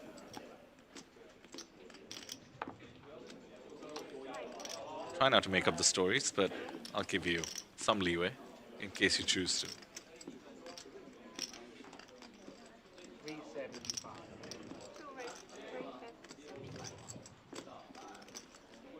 All right, let's press the advantage. King 3 suited.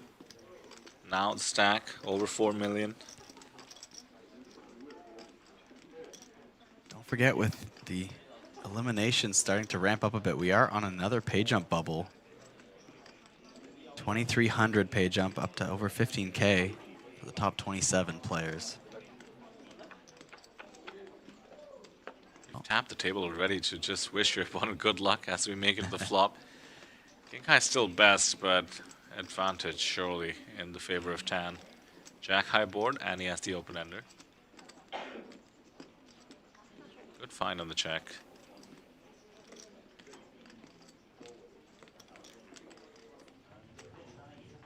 Barely any backdoor equity, no diamond. Does not want to just fire into this flop, get called, and pretty much be handcuffed on the turn. And Tan wants to realize the equity.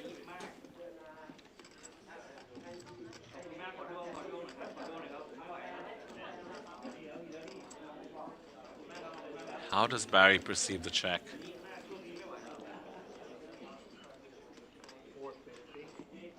Perceives it to the tune of the B55 delayed C-bet.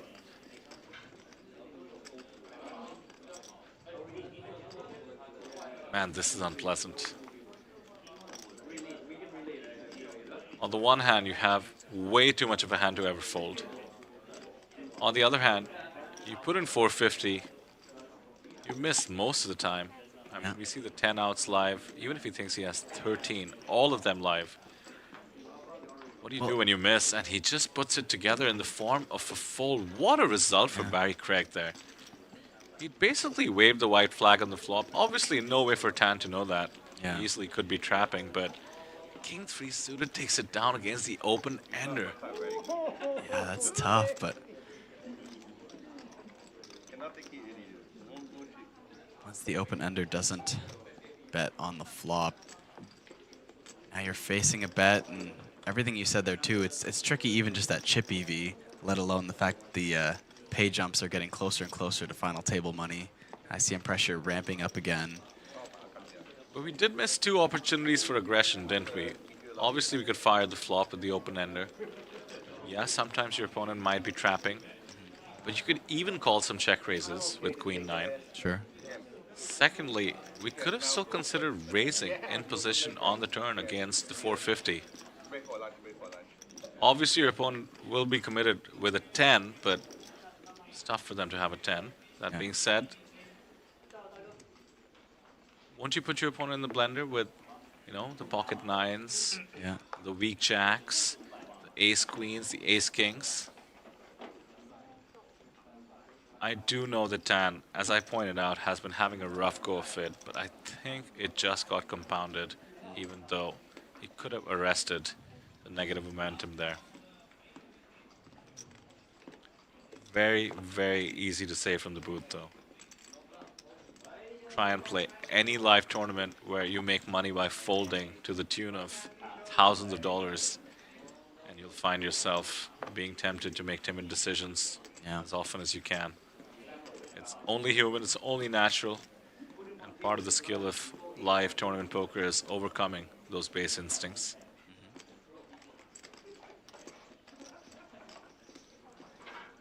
Oh, this is getting tough to watch, Kyle.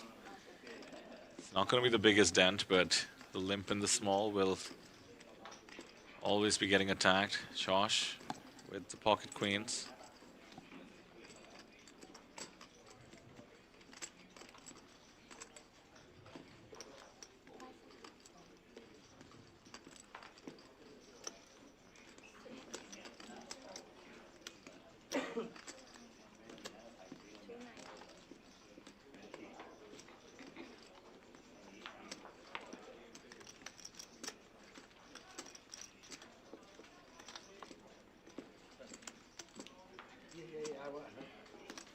Josh chipping up to over 3 million now.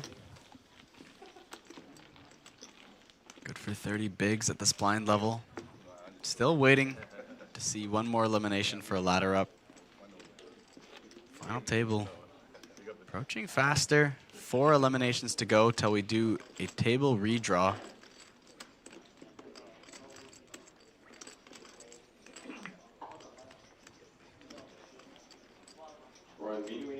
blind A, blind up, 700, 1400, 1400 for big blind 80, round the 10. Once again, 700, 1400, 1400 for big blind 80, round the 10, blind up.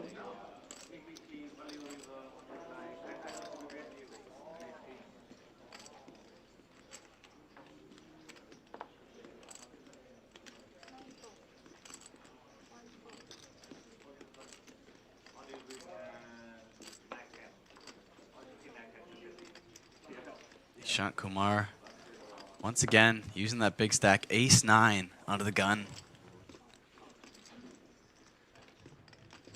Folds around to Joshua McCulley with a suited king in the small blind. Just picked up a little bit more chips. Kyle, I have a really fun one for you that I just came up with. So we had a question early on, right as you joined us in the booth, about newcomers making it deep into the main event and such. And obviously, you and I are familiar from multiple series about the kind of mix we end up seeing, you know, deep into the main event. The one that we're seeing today, maybe even more heavily weighted towards the slightly inexperienced players than usual. Right. By which I mean, let's just say, you know, the largest score being 5K, 10K, as we're seeing for many of the players we're looking up on our feature. So here's the fun one I have. Okay. What do you think the average hand and mob of our final table will be? Ooh. Let's set a line for tomorrow. The average hand and mob. Oh, that's tough. I mean, Tony's got to make it, right? Yeah, you take the variance, right? If you Right. start counting the players, you take the variance. Or What is? Oh, I you can just go wanna by. see some of the big ones. Who's Tony at? Curious. Tony's at 20? almost Yeah. 20. Yeah. Oh, that's a tough one. Especially if like some Japanese players get in the mix there and they've got like 5,000 or something on We're there. counting it all, just so you know. That's Yep. that's the terms. Yeah, I Average love hand it. and mob. I love it. And you know, you think of a number, and chat, if you're wanting to play along, feel free. Usually I like to take the overs out of optimism Yep. on our little booth props. 2 sandwiches I still owe you, by the way. Oh, yes. In this case, I would love to take the under if we end up setting a reasonable line, because Okay. that means we're overweighted to Yeah. newcomers. Yeah. Oh man, this is a very interesting one. I'm struggling to find a line here, but give me a second. Let me think, because I feel like there's such a high variance in this one with the spread in hand and mob results. Bit of a troubling alert by Kiwi in the chat. We hope you feel better, Kiwi. Take it easy.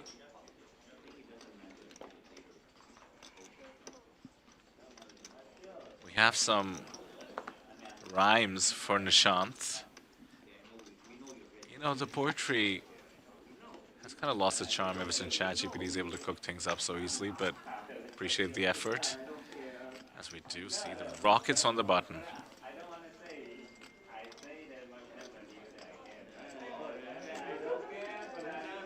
It seems like original poetry. That's not AI there. That's an original piece of work, which makes poetry more beautiful, I think. Yeah, sure. The new way to pretend something's not AI is to ask AI to do it badly. No offense, Right. SMA. That makes sense. Well, aces for McCulley, as you said. Nishant Kumar with Jack 10 in the big blind and 5.2 million in chips to work with.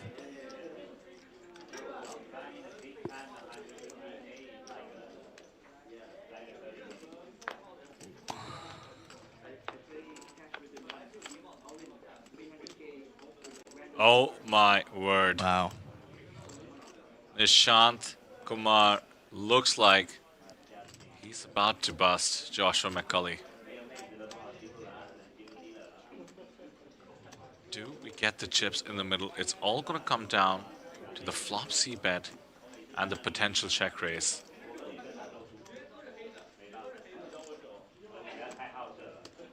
Can Joshua find pot control? He does. What a great decision. Makes it into a 2-street affair. Doesn't think he can get 3 streets of value anyway, and this is what pot control is all about. And now Nishant looking to build, can't go too big and price out. the wide range of hands Josh would have on the button. That being said, a lot of draws possible. Bit surprised by the sizing. It's on the smaller side. Wants to keep in particular, the ace-king would be the worst hand to have in Josh's shoes because making the straight would make Nishant the boat. Also, on some level, Nishant has to be worried about pocket queens in particular. So we begin with 260. Joshua's never going anywhere.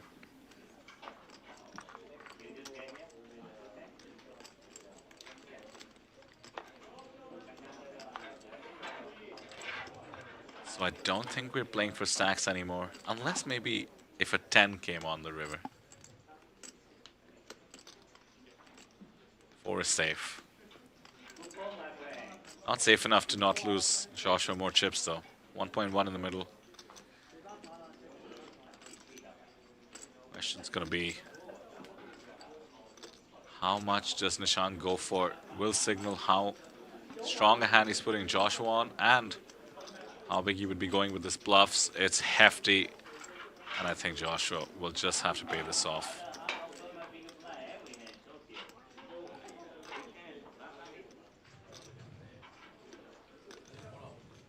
It's an overbet.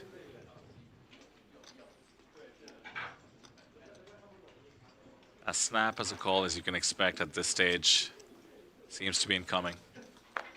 Yeah, let's double check it and let's pay it off and let's see the bad news. Once Nishant polarizes, Joshua won't be surprised to see the 10. It's 10 or a bluff. And I think the tap on the table from Nishant suggesting that Joshua showed his aces. So Nishant back to the chip stack he joined the feature table with. Not too far away from the break. 6.9 million.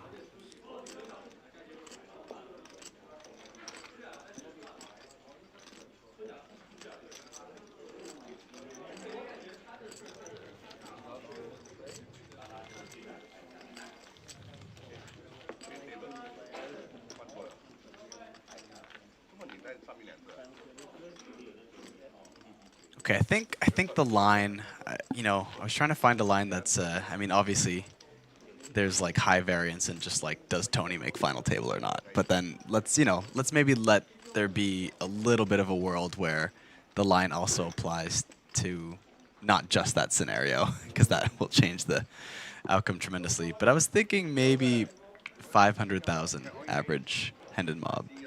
Really now? Yeah. So just Tony making it would add a couple of million per player. Yeah, Tony making it, it's over, no matter what. Okay. But I think there's enough small, if Tony doesn't make it, that's when there's still a bit of a sweat there. Right. So you got Tony, that's a big shoe-in for the over. He's got a big chip stack. There's still a lot of poker left before we get to our final table. Tony's a high-risk, high-reward kind of guy. You don't wonder which way that'll go.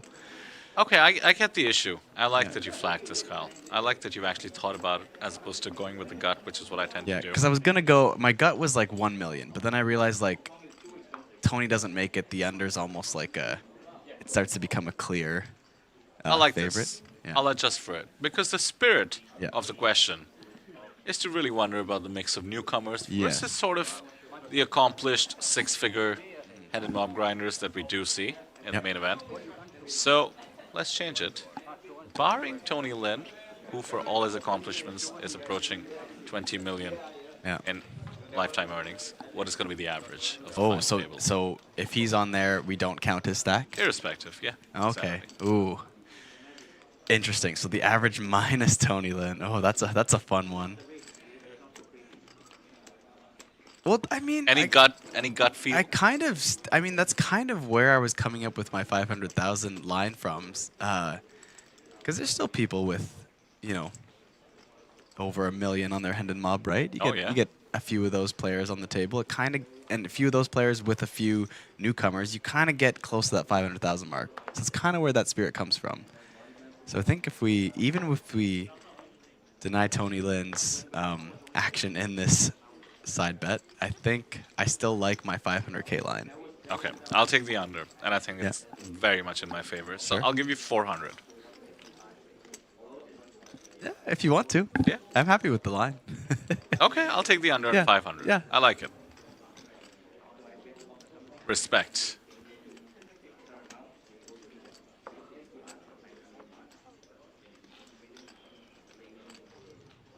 I'm a lock for the 500. Just pretty high line. Yeah. I mean, what I'm trying to say is we'll have some newcomers on the final table. But, yeah, fair enough. So, your booth bet. Is it another sandwich? I thought our sandwich place was temporarily closed. We might need a new bet here. Let's make a dim sum or something. Sure. I owe you 2 of something, that's for sure. Yeah, they got those 2-for-1 Wagyus down the street. All Just right. saying, you could get both in both in one go. You know, it's not 2 for 1, by the way. It's just double the meat. Many lunches have been derailed by this discovery. True, true. Well, Josh McCulley opening up once again. Jack 10 in the hijack, defended by Netnapit's 9-10 in the big blind. Both players whiff the flop. But ace high board, ace 6-4 two-tone. Josh with the betting lead. Gets the option to take this down in one swift movement.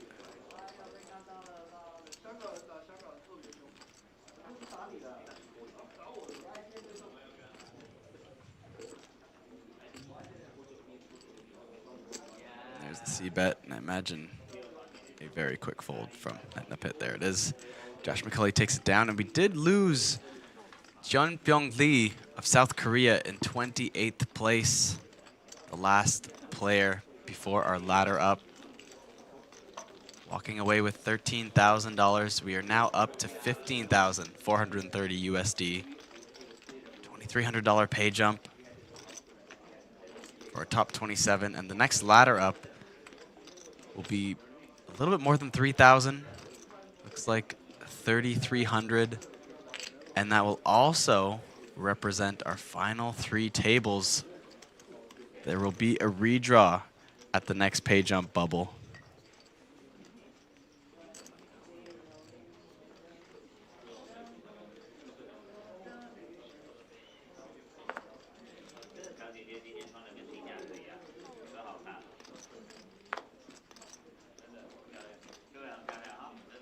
The support for Joshua keeps on coming after that dent with the aces. Admiring the pot control.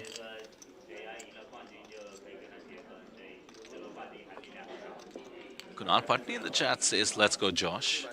Although I'm pretty thrown off by the fact that his screen name seems to be missing an L. Kunal Patni? Hello, Kunal.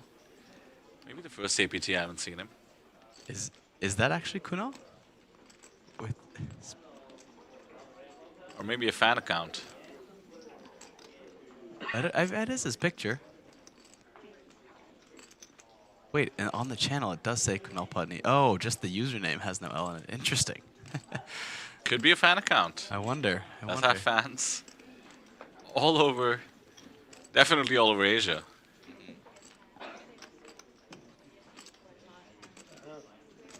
He says, ha ha ha, yeah, it's me. That sounds like something Kunal would say. Okay, I take it. That's KP, for sure. That's what a fan would say as well. All of a sudden, I don't believe it.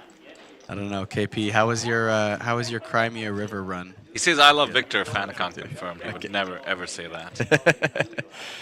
Both Victor Chong and Kunal Patni missing from this series. Maybe this is Victor's account. Yeah. That makes more sense. He found the Victor Chong alt account. Yeah.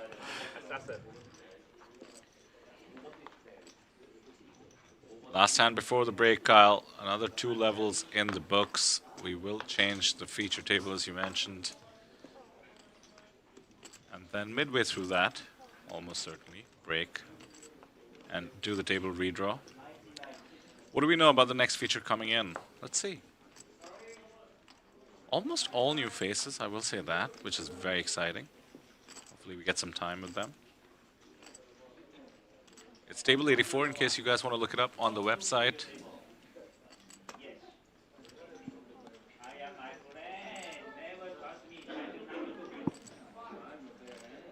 Not too much much action in this last hand before break. Folds all the way to the blinds. Barry Craig with 8-7 offsuit.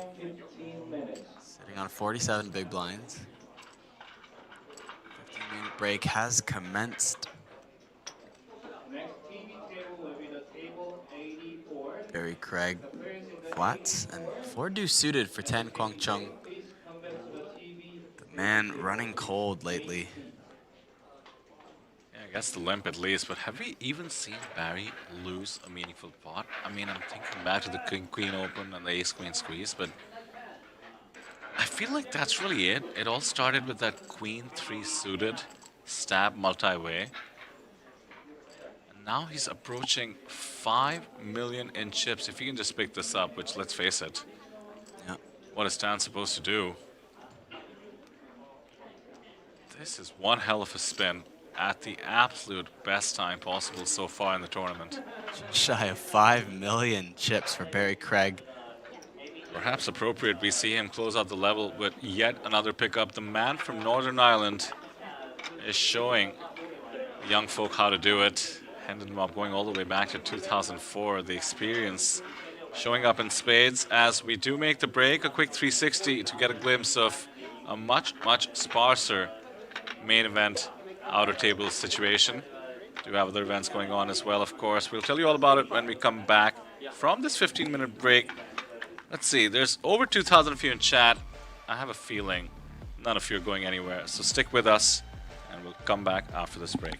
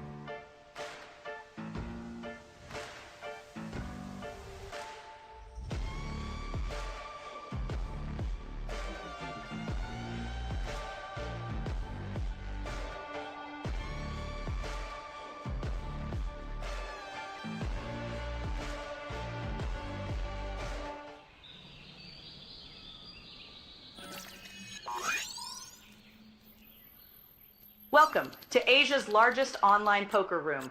Our next generation poker software is now initiating.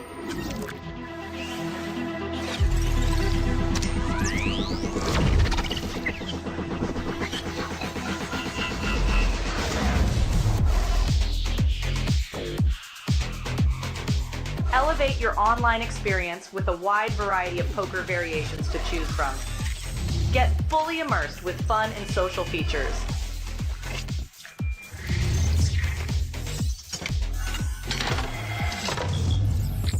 Level up your game with PokerCraft and Smart HUD.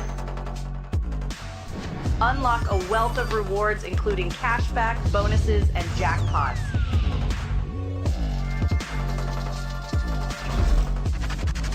Join world-class poker tournaments featuring some of the world's most renowned brands and the largest guaranteed prize pools in the world. Experience the best in customer service and hassle-free transactions for a seamless online gaming experience. With online poker available on all your devices, you'll be able to play your favorite games anytime, anywhere.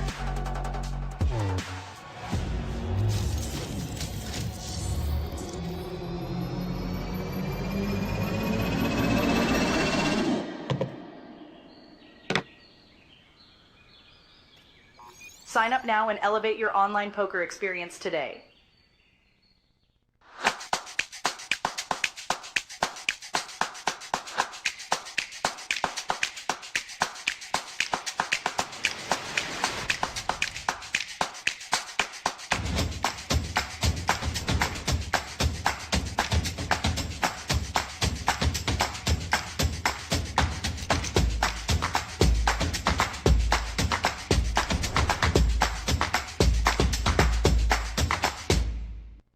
To day 4 of the main event.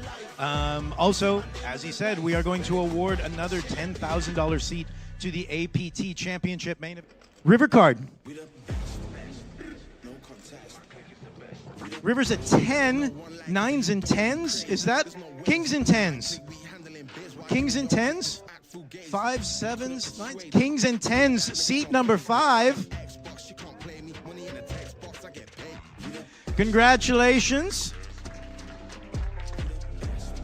What a lucky fish. All right, thank you guys very much. Congratulations again to everybody getting in the final 46. A reminder that when you make the final table, the top 6 spots are also automatically getting awarded a $10,000 seat to the $5 million guarantee APT Championship main event. Coming right back here in Red Space in November in 6 months. Over to Tyler now. Let's get down to the final table today, sir. Yes, good morning, everyone. Welcome. 46 of you left. 45 are in the way of you and APT Glory. Dealers, please scramble the decks. Players, please take your seats. Coming back with a 25 small, 50,000 big blind and big blind ante. Dealers, please shuffle up and deal. Good luck.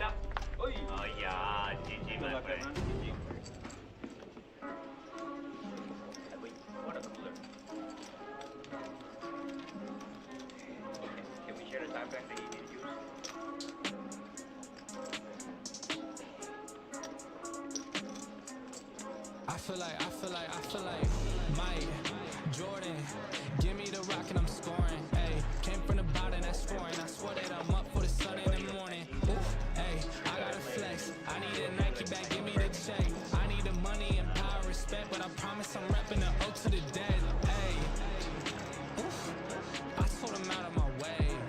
I don't got nothing to say. Now they can't run at my pace. Yeah, they know that we ain't the same. 402, we rap the game. I told them this ain't a game. See, I know I never open your BB.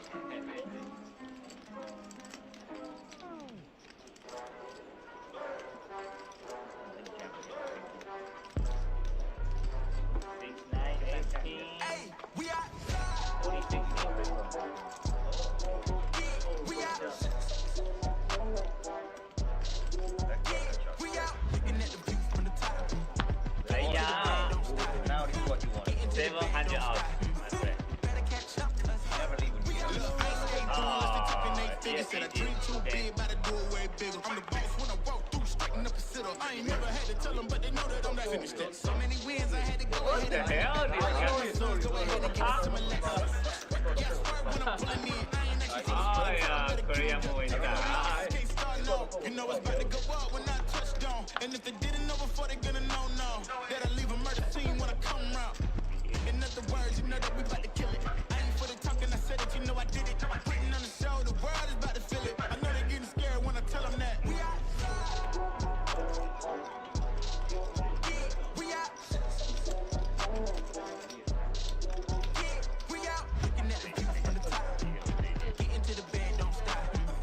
Get into the bed, don't stop. Better catch up, cuz we out. Playing with me, know you playing yourself. if I got a game, I'm gon' bet on myself. Got it on my own, never needed your help. When you see me at the top, know I did it myself. You know we outside till the lights come on. About to make it to the top, it won't take this long. You know I'm blacking out, but I'm in my zone. It's big money when it got my phone. Whoa. Don't need your money, just give me respect. Told you before this, you know I'm a threat. I ain't letting up, I got my foot on their neck. Yeah. In other words, you know that we about to kill it. I ain't for the talking, I said it, you know I did it. I'm putting on the show, the world is about to feel it. I know they're getting scared when I tell them that. We outside. Yeah, we out. Yeah, we out. Looking at the view from the top.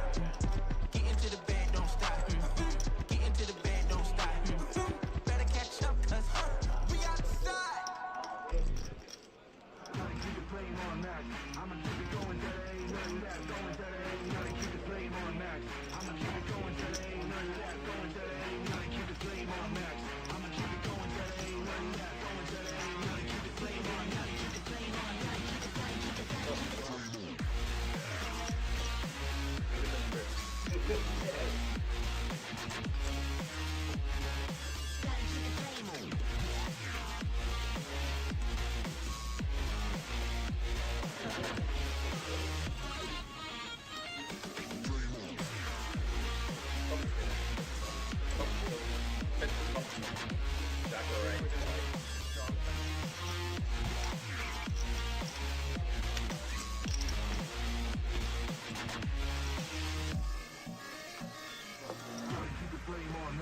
I'ma keep it going till there ain't nothing left. Going till there ain't nothing. Keep the flame on max. I'ma keep it going till there ain't nothing left. Going till there ain't nothing. Keep the flame on max.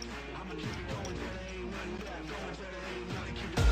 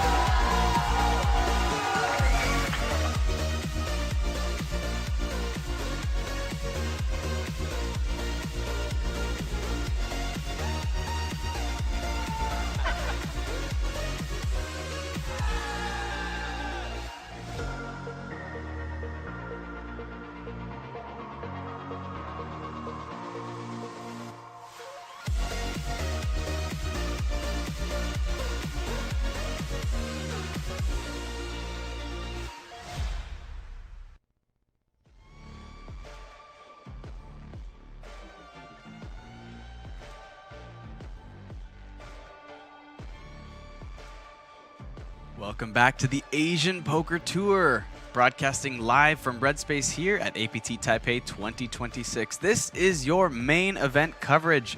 We started with 2,354 entries all the way down to just 27 players remaining. This is day 4 coverage of the main event, playing all the way down to a final table. We are almost down to our final 3 tables where we'll be doing the first redraw. My name is PocketKyles, and I'm joined back in the booth, returning this afternoon, Sam Insole. How's your afternoon going, Sam? Oh, it's going great, Kyle. Got myself a nice bubble tea, as is famous here in Taiwan. Ooh. Could say customary, if you will. I owe you one of those, don't I?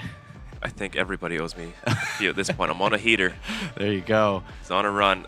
But we are swapping out. Our brand new feature table is going to introduce 6 new players. Most of them have not had their stream time just yet.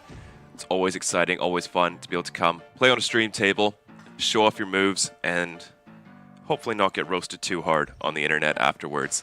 But here we are coming back in. 3.5 million is that average stack. 30 big blinds. It is shrinking.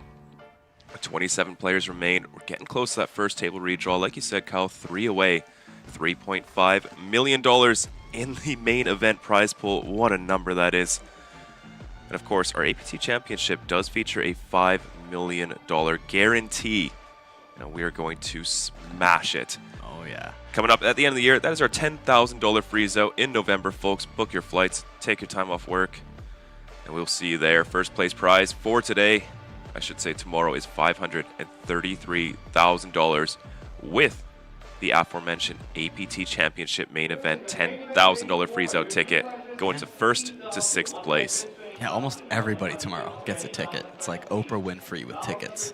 But nonetheless, we've still got to get there today, playing down to our final 9. Currently, our top 27 have locked up 15,000 USD. A little bit of a pay jump once we get to our top 3 tables of about $3,000, a little bit more. But everyone who makes it to the end of today, our final 9, will be guaranteed at least $44,000, which is a lot of money from where we are right now. But once we get to that final table, there's nearly a $500,000 difference between 9th and 1st. And that is where poker MTTs are never more thrilling than that. Well, here we go.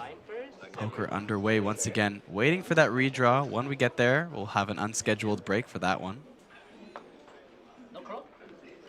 King 10 of spades to kick us off. Kisuke to Tajire.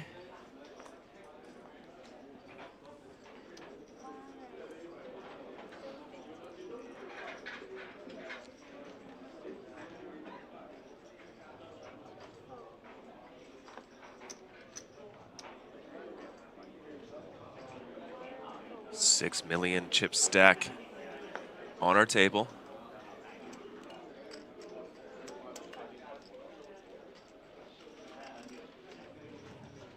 Pocket 10s for Chen Ching-en. Picking up in the small blind.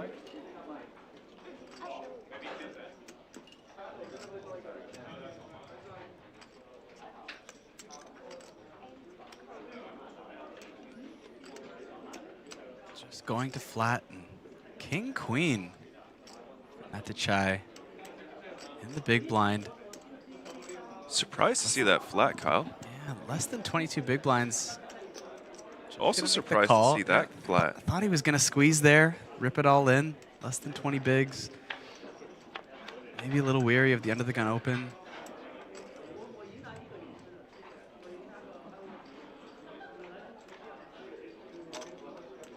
I believe Natachai was one of the Thailand exclusive players. Gotta remember too, the end and mob experience for these 3 players in the hand right now, all combined together, just a little bit over $200,000 total for all 3 of them.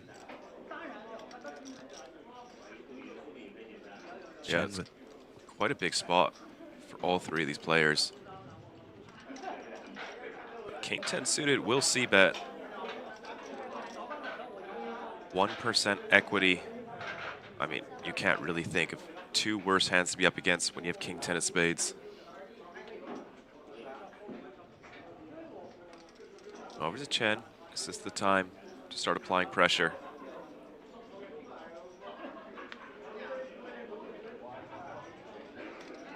Nope, just a flat.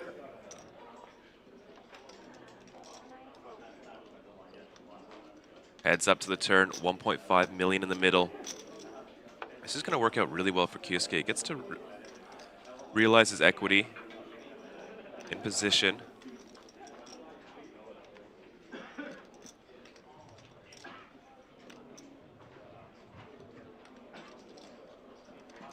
Taking inventory. Could go for something like a B40. Set up for a small river shove.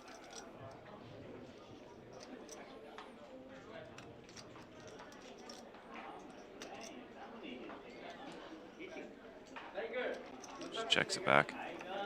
Up against probably too many pocket pairs. Big brick on the river.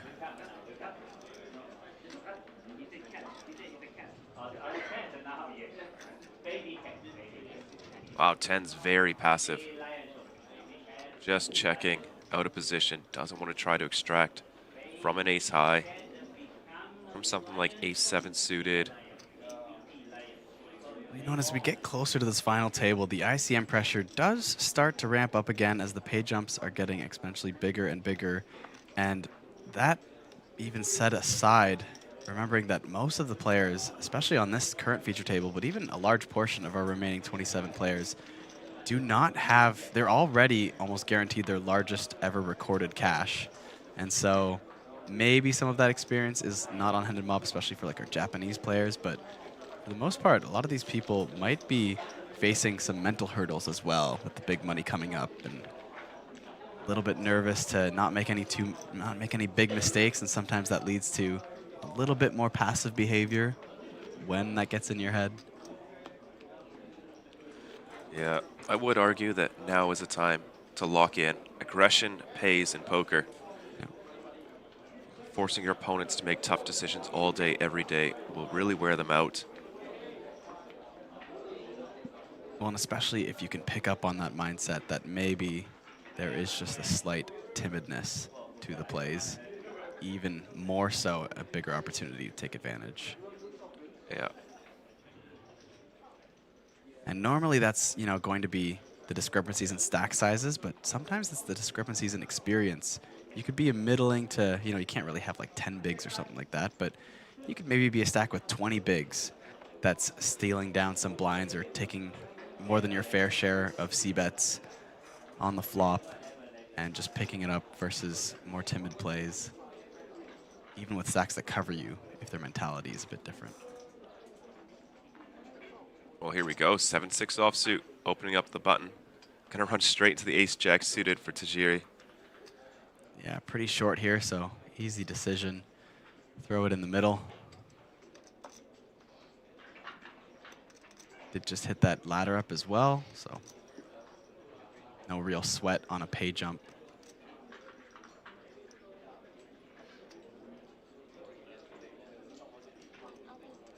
Goes all in.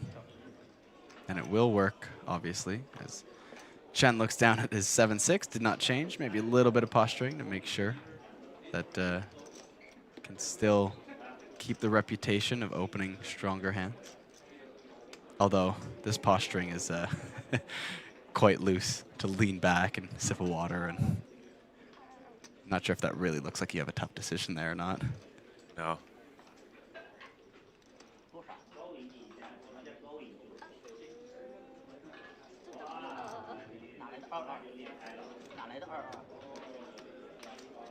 Yeah, I mean, I guess some close spots might do that. You know, there's no more action left, so. This also does sometimes psychologically make your opponent think twice before shoving. You know, when every time they jam, they have to sit there and be in that uncomfortable tank. Thinking, is this person going to call me? Right. Although button versus big blind, if I've got ace-jack suited and they're tanking it all, like, I feel pretty happy now. Yeah.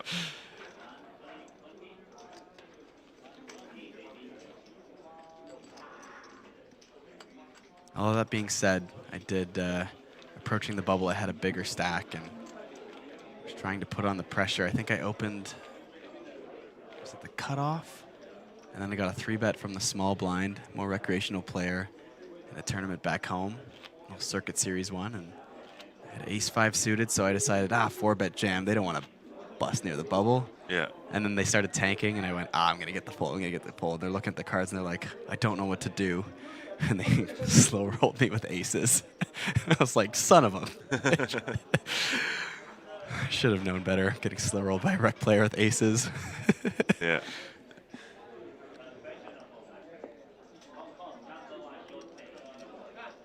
Must say, I do really like the mini lion.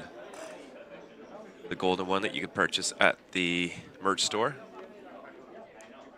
Although I now low-key wish you could only win them from beating Fred at chess. I think that would make it so much cooler. Yeah, I was talking to him. I wanted to get a chess game in with him, and he said there's a big line right now. A lot of people want to play Fred. I mean, we were having some drinks at the players' party. We should have just done it then. Whip out a board. Yeah. Let's go. Who needs chess pieces? Just put shot glasses on the table and label them real quick. Every time you take out one of your opponent's pieces, you got to take a shot. That is popular in some bars. It's a lot of shots, though. Sometimes like beer or something for like a pawn. That makes sense. Yeah. Queen is just pure absinthe. Gross. No, I must say, I do like the APT desk mat. And it's like $30. Looks like a little mini poker table. I might pick one up.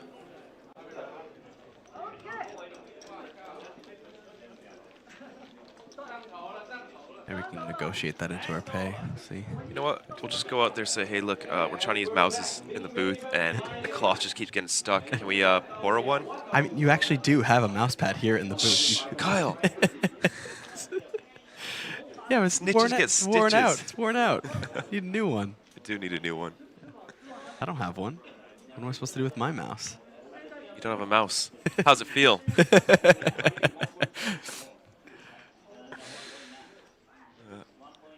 I do remember speaking with my nephew, and I told him about the adage, like, snitching is bad. And he replies, I love snitching. Kids going places. Yeah. Maybe jail, but still, it's going somewhere. Chen continues to put on the pressure, opening up ace-8 in the hijack. Keisuke Tajiri starting to get familiar with hands versus Chen. This time looks down the king-queen suited. Again, still very short. Jam makes sense here, but just a call. Decides to take it to the streets. The suited king-queen is in position.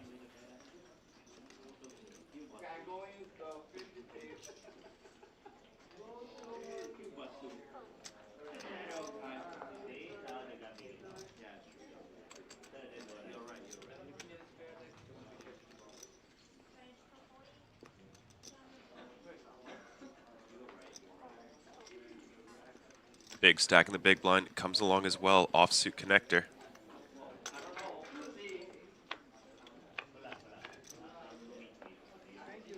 Ace, queen, 9. Ace-8 suited, top pair, okay kicker. Can play defensively versus 2 players. Sort of sandwich in between.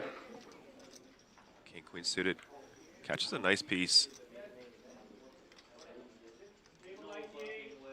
Multiple redraws to the nuts.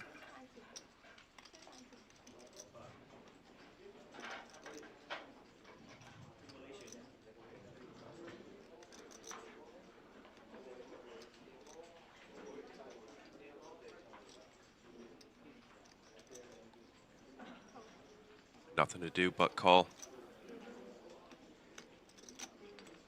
Heading to the turn, only 1 SPR, 1.1 million behind for Tajiri. And look at that. Drills off the queen on the turn. Not a good card for Chen. Most likely up against a queen. If you think about Keisuke's range. Keisuke. Yeah, less than 1 SPR too. It's going to be a very uncomfortable spot. Whoa, this is too aggressive. I get it's small, it's like small D10. blocker bet, but yeah. There's just so little that can call you that you're ahead of at this point. I don't think he's going to be flatting a hand like 10-9 suited. Right. No, that's probably just hitting the muck, given his stack depth. So you're up against better aces, which he's not flatting any worse. And a lot of queen X. Like, are you Usually ever you'll get in like a draw like Jack-10 suited, but I think that's it, right? Right. And are you ever balanced here with hands that can call off like a raise when you bet that small on this turn? Like, are you ever doing that with a nutted hand? Like Aces makes sense. I guess aces, yeah. Ace, queen. Backdoor flush does come in.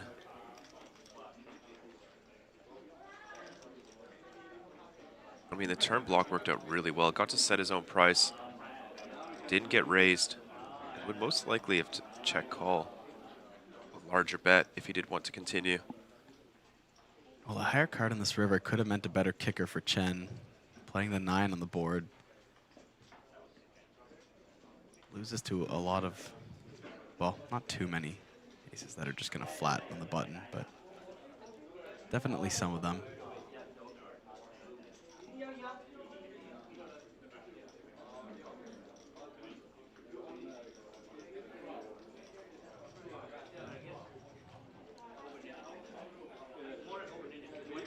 Oh my goodness, he's gone small. 300K into 1.6. Seems to know exactly what hand Chen has.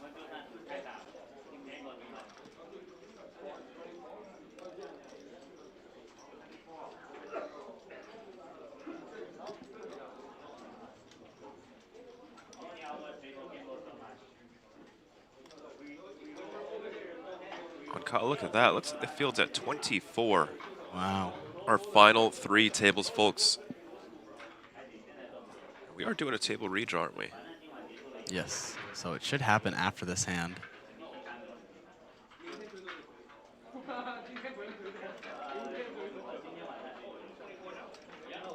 There's also the pay jump bubble. About 3,000. The next elimination. Even though this bet is so small, Chen really in the tank here. Maybe just feels like he's just throwing away chips. But it's such a cheap price and such a big pot. Yeah, like, I just don't see him calling this. You're good against Jack 10. And, I mean, even one of those combos made a flush. So you have 3 combos you beat. And you lose to everything else. You know, even if you got called by King Jack of clubs twice, it's now a flush. I can't really see any other bluffs. No, he's going to pay it. Price is too cheap. Oh, and quite a bit of value there for Keisuke Tajiri. Almost up to 3 million in chips.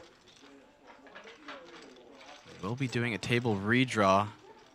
In the meantime, we did lose Edmund Chim in 26th place. Also lost Kwan Yu Chen in 25th.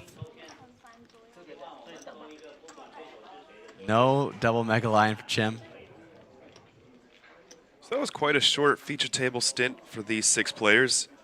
Didn't get too much TV time, but you know, with only 3 tables out there, very likely, if they don't bust, we will see them once again on the feature table. They can come back in the redraw as well. I think who do we have coming up, Kyle? Tajiri is going to be back on the table. We're going to get the last woman remaining in the field on our feature table, Netnapit from Thailand. Also featured on the Thailand exclusive. Oh, we lost, what was the Japanese lady's name? Sawada. Yes. Yeah, she was on the feature table when she busted. She had ace 10 suited, I believe, and ran into Craig Barry's jacks and could not hit. It's a fair way to go out. Yeah. Pretty well played. The man, the myth, the legend, making the way to the feature table.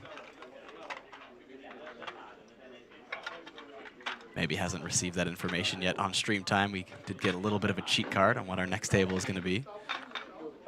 But it'd be pretty fun. Joshua McCulley's on there.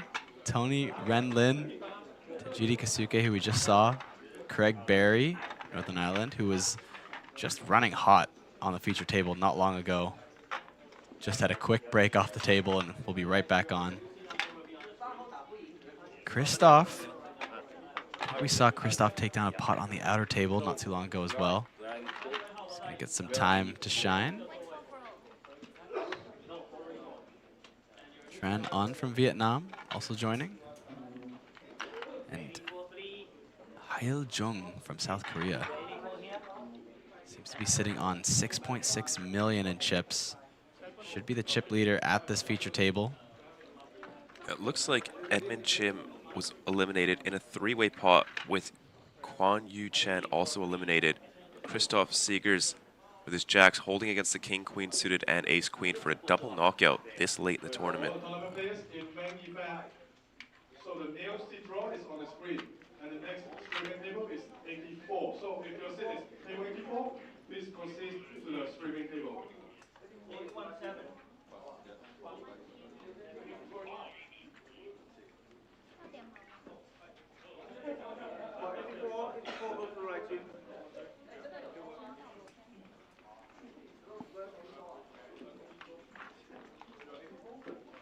Actually, we also have Renlin. Looks like some fairly decent stacks. Look at that rack of grays. Seat 7. 2, 4, 6, 7 million and change. That's gotta feel good. Almost a final table average stack already with 3 tables to go. So Kyle, average stack of the final table will be just over 10 million. Don't think anyone's hit the 8-figure mark just yet, but we will see quite a few of them eclipse 8 figures in chips. What do you think the biggest stack at the final table is going to be? Biggest stack at the final table. I mean, you know, the final table itself does present a bit of an important bubble, so that does allow for, you know, the bigger stacks to chip up off those middling stacks a little bit before we get there, allowing for a little bit more variety, especially if someone like Tony is in the mix. 1, 2, 3, 4, 5. 10 million average, eh, for the final table? I think, So remove 1. I don't know, I think we would see something. Go on, set the line. I want to say like 18 million. I will take the over. Yeah? Snap. Snap over, eh? Yeah, we'll do it for 100 bubble teas. 100 bubble teas. Been setting some poor lines today so far. We'll see. I would have gone like 27. 27, eh? Yeah.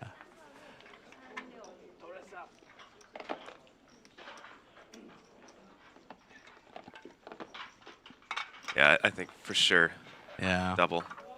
Like multi 8 figures.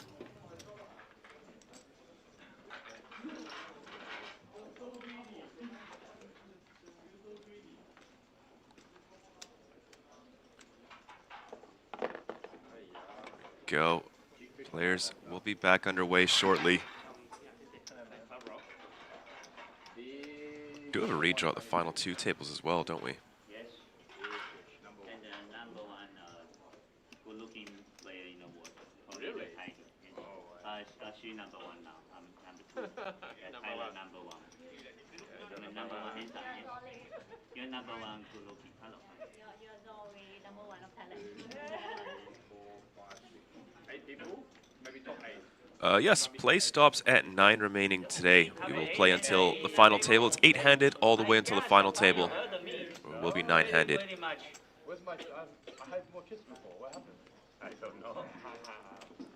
I give them away.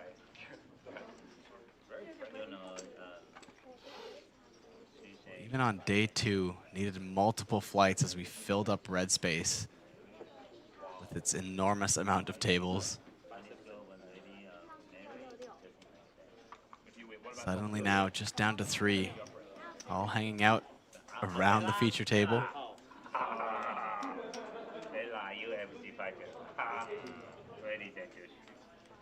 Sure. Maybe accumulate. What's your name? Chris. This is level 31 of play, which means they have been playing for 31 hours in this tournament.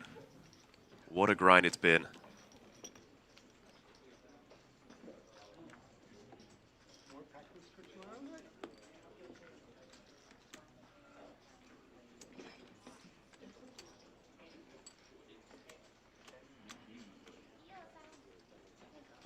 One away from that pay jump, as we mentioned earlier, about $3,000, a little bit more for our top 23.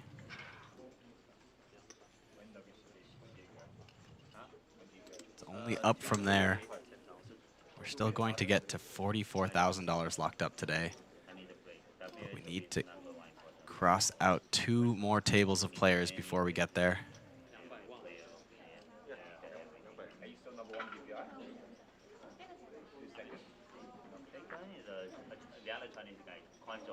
Oh, really? Yes, unbelievable. Wow. Is Surprising good for GTR? Yeah, that is real good for GTR. I don't know. This one should be very good, right? Yeah, this one's good. Super good. If I win this one, I'd be winning player of 100%. Really? 95%. Because you have to win like a big field. Yeah. Because you play so much volume, you're going to be very good.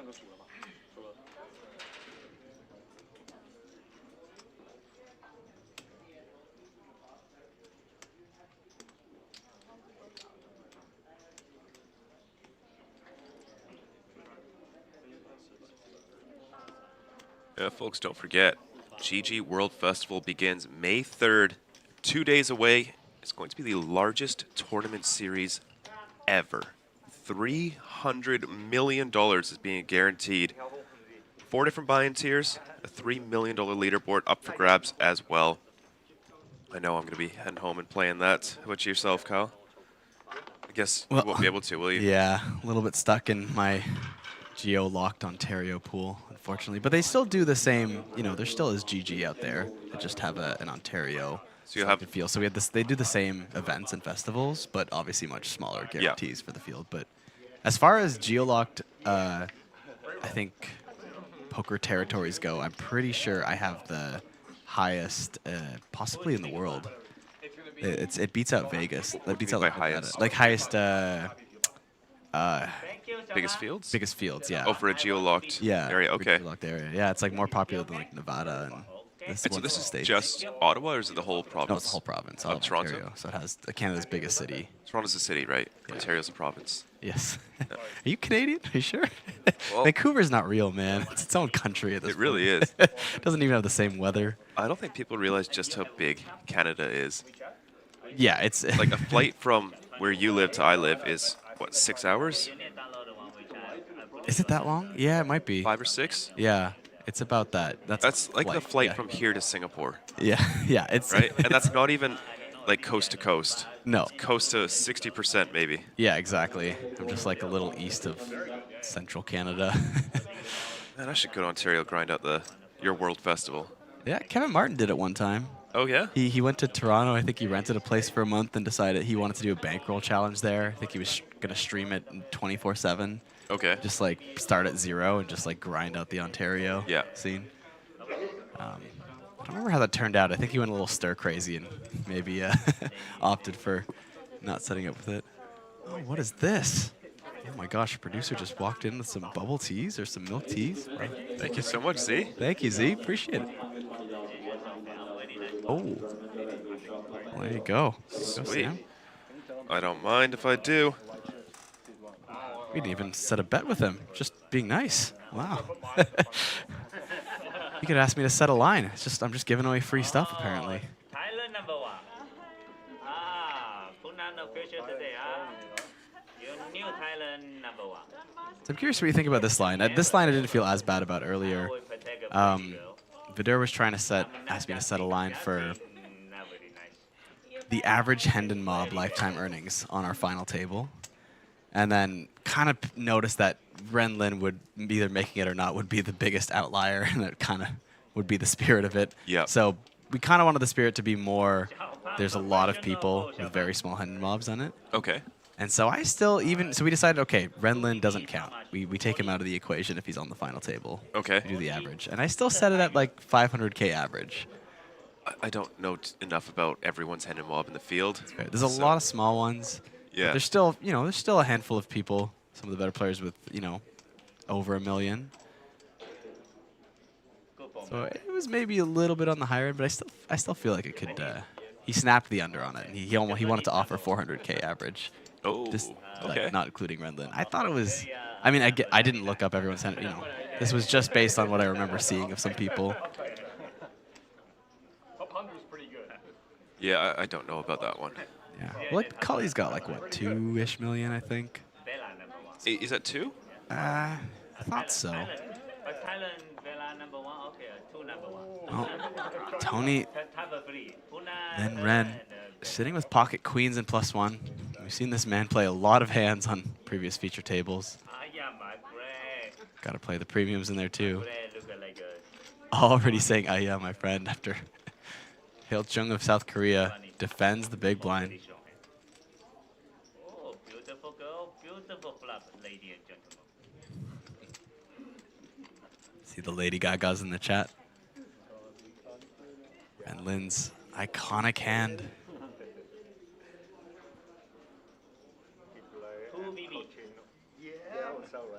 Chat Pro, happy to see McCully back in the action.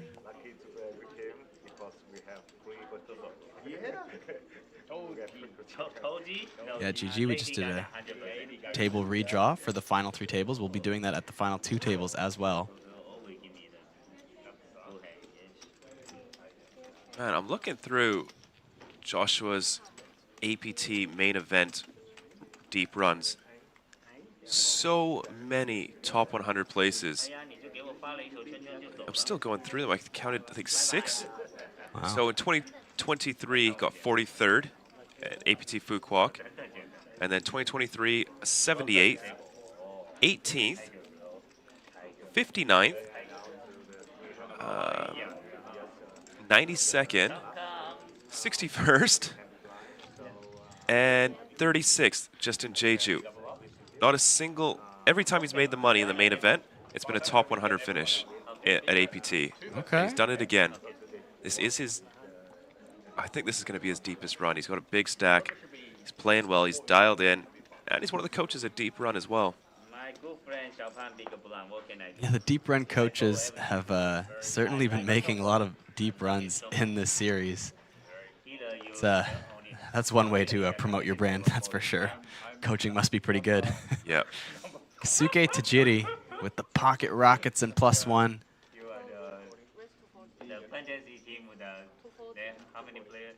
Keisuke, another one of those smaller handed mobs, only 43,000 lifetime.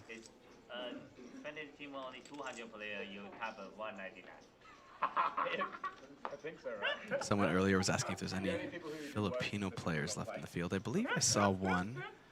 That was a while ago, but I think Michael Conception still might be in the mix. I can confirm one Filipino left in our top 24.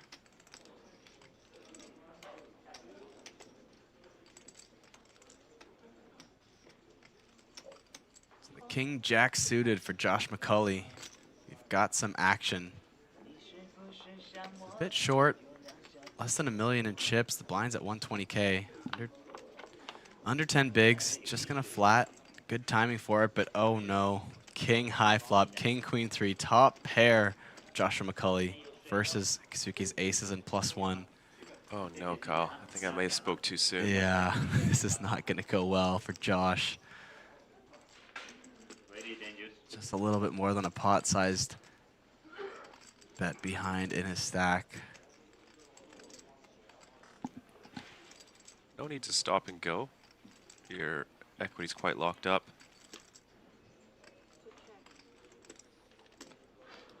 Takes his time, checks it over to Keisuke.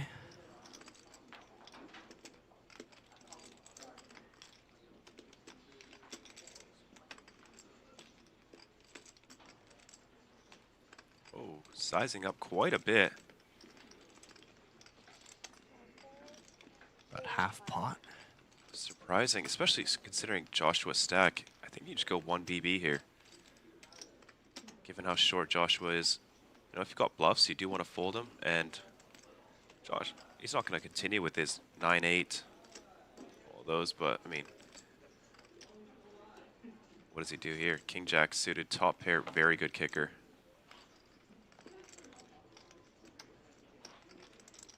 Yeah, 2 jacks folded, so only 3 outs remain for Joshua McCulley.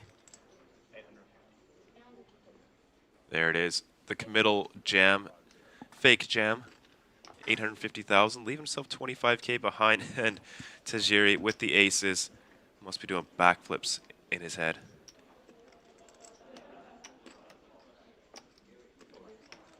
Chat already chanting for the 5 outs, Jack or King. They are on a pay jump bubble. An extra $3,000 up for grabs. Sorry, that was the last pay jump. Extra $3,500 up for grabs this time.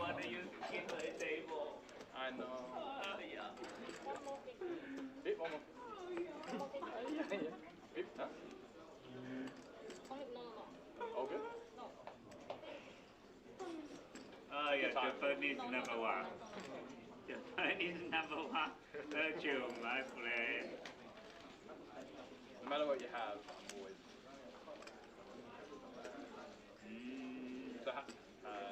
A50, right? That's correct. A50, yes. Yeah, so Tajiri has jammed. Back over to Joshua. He will tank, use up his time banks, try to get that pay jump. I know what I have. No, I think this is a great spot to use him. Can get an extra 3,000. No.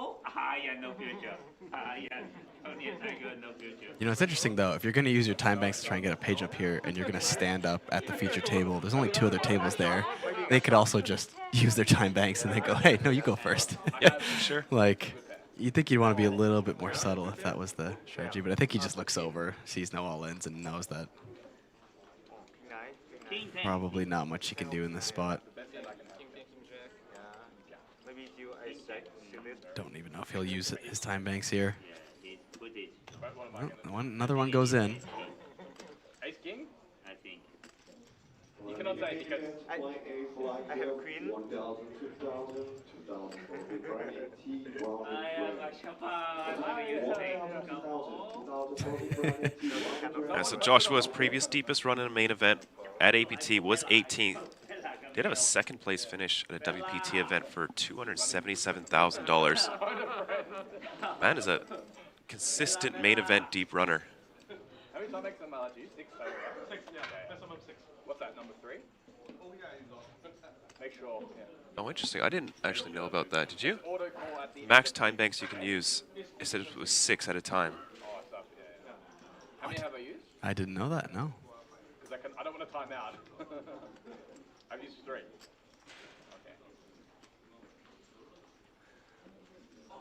Is that new? I'd never heard that before. I haven't either. There's the call. He's going to get some bad news. Aces, my friend. Aces, you like to see the aces. Come on. Aces is better than Ace King, though. Yes. What's the best card for me besides the king? 10. Jack or 10? 10 is the very best. Big jar? Unfortunately, doesn't feel much better. 2 jacks folded. Needs to find the king of spades, the jack of spades, and the king of hearts. Otherwise, this will be the end of the road for Joshua McCulley. Always I have a chance. No matter what. Quite bad. 8, 3 and the queen. The 3 is bad. 3 of clubs, no good. Really bad. Pairs the board. Jacks, no longer helpful. There was only 1 left, though, so 2 out of 3 outs. And there it is, the king of hearts on the river. Joshua McCulley finds the miracle. Doubles up to 2.4 million, cracking Keisuke Tajiri's aces. And there's a happy dance from Joshua McCulley. Brutal run out for Tajiri. Gets the 3 of clubs on the turn, eliminating all the jack outs. No additional equity in the form of an open-ender or gut shot. And then just drills the 2-outer on the river. What can you do? That's poker. That's poker. Taking it well, though. That's poker, he says. Sick, sick game. It's very, very cute. And you stay his tournament line. And now you double from him. Okay, very fair. Next turn. Okay, that's fair. Okay. I just want the money drop so I can pay. Yeah. Good for TV. But you lucky, but I lost by some. No. You got a lot of chips. I lost. Aces. I lose. Oh my god. Today. You lose aces with her? Today. She's Thailand #1. Nobody can beat her. 1 time, 2 time. You are now Japan #2. Huh? Wow, champagne, huh? Next time I don't think I'm lucky myself. You're very lucky. You owe me a lot of money. Okay. I must pay all the Chinese meals for everyone else. Yeah. In Vegas. Okay. This year you need to pay double. Last year all free. This All year you free. pay double. Yes. No, yeah.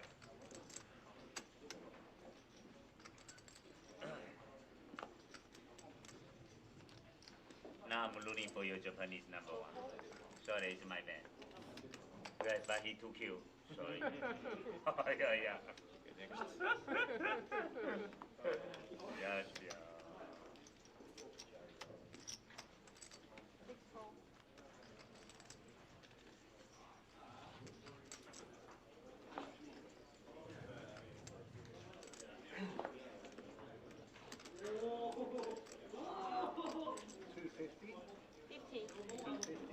Wow.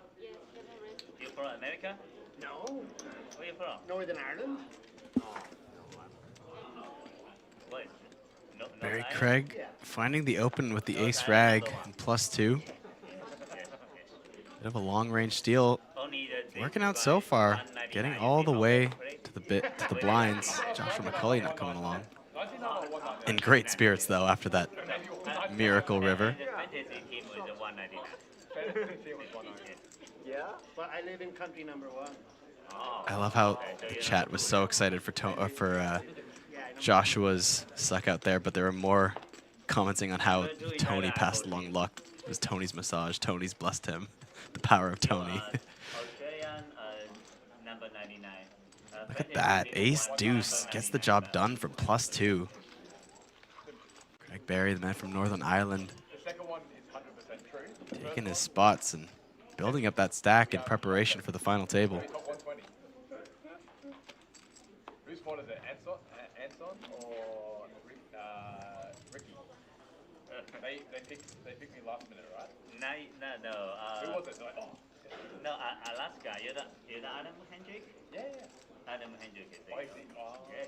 He said, this one good. And I asked Anson. Anson said, yeah, he's good. I said, oh, okay, thank you. Okay, try. Then you tell me I don't play that much. I was so curious. But Alaska is okay. He got a lot of points. He made a main event final table. Got him, yeah. One more place we win. Tran under the gun, sitting on 2 million. Taking a bit of time here. Still are on the verge of the next pay jump. 3,000 up for grabs. 3,000 extra. I'm basically dead. Yeah. King on the river.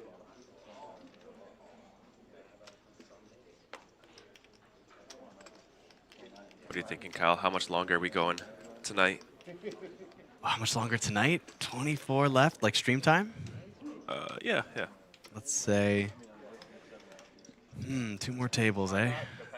Yep. Bubble in the mix. I owe you so much, Japanese number 1. Yeah. How much you got? Feels like it could still be quite a bit. That's 8, right? How many white?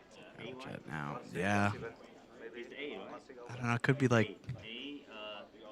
Could be another like 7 hours. 7 hours? You don't think so? You don't think we? No. You're off your game today, Kyle. I don't think you understand how much I drank at this party last night. 1 hour levels. We got to get through 16 eliminations with the bubble. I think it's done before 10. Yeah, for sure. No, I got minimum 4 times. I know, but now you don't have time buying. I don't think. Let's see. Yeah. 那我刚才最少有4个摊位，最少，我都没用，加这个应该有5个，我没有一摊位。How many do you have? I think 5 minimum. I had 10. No. That's you, right? Maybe they were together. They'll see the camera. It's 20, right? How many did I use? What is now? Is the top card? I have to be 9. Yeah. What's up? What's up? Can you just hold on or what? Yeah. Actually, he must fold. He must fold, right? Because it is his fault. So the next time he might okay. But now he don't have time. I'm not sure what's going on. I'm trying to listen in. Yeah. I got the same situation here. 所以我要去盘，对吧？还是怎么样？时间到了。时间到了。我要去盘。Must fold. Have a jump. Yeah, it looks like he timed out. Didn't have any time banks. You don't bring? 那你要最少有5个摊位，我刚才可以多一个。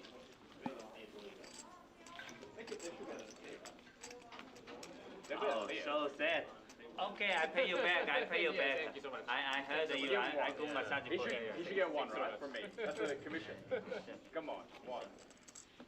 I give it only 1. Yeah, that's Tony does seem to use quite a few of his time banks. Not the first time he's made it into a deep run without any.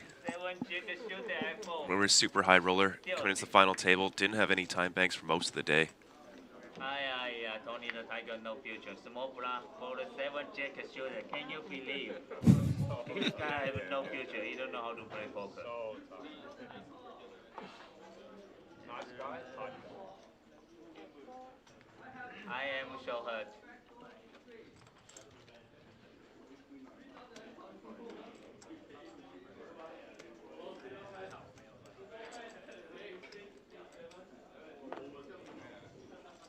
No, other players cannot give time banks. That would be quite, I don't know, what's the word? So guilty now. 上头了，我上头了。Well, we are down to 23. Someone was asking if there were any Filipino players left in the field. Unfortunately, not anymore. Michael, Gabby, Concepcion eliminated in 24th place, just missing the next pay jump. But everybody else, 18,765 USD locked up for the next 3 spots. Pay jumps coming faster and faster as we get closer to the final table. Another redraw once we get down to 16 players.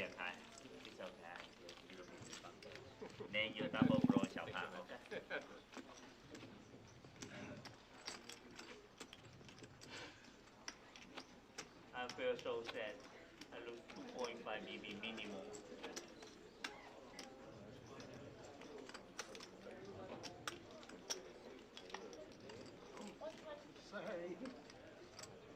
Huh?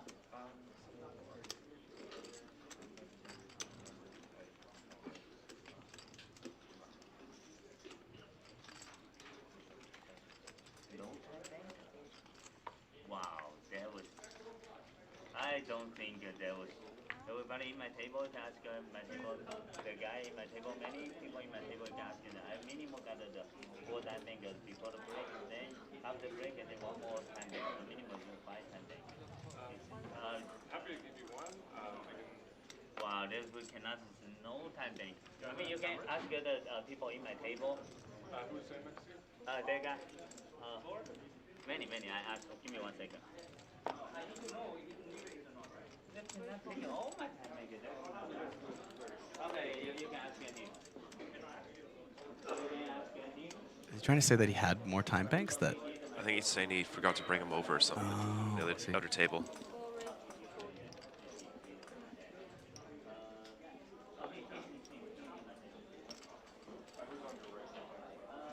Well, Queen Jack suited facing a button open. Here we go, Trent. Knows what he needs to do. There it is. All in.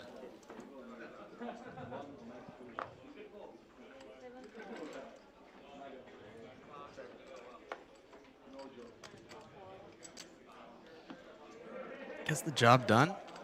Nice and easy. Up to 2.2 million. Nearly 20 bigs.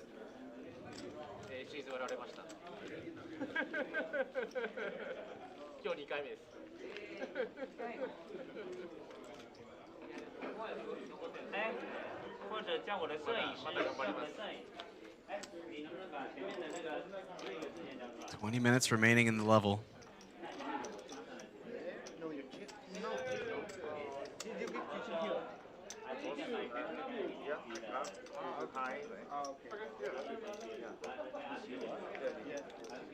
This blind level will be 8160. Keep the run good though. You need to give me 1 first. You know A bigger blind level jump.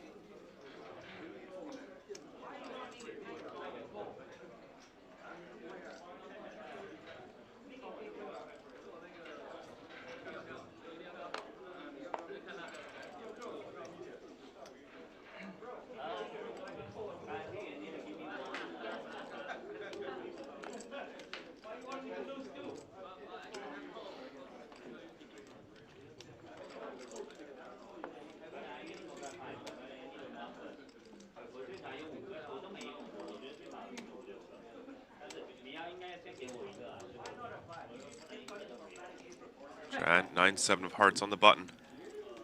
He's gonna pass up on it.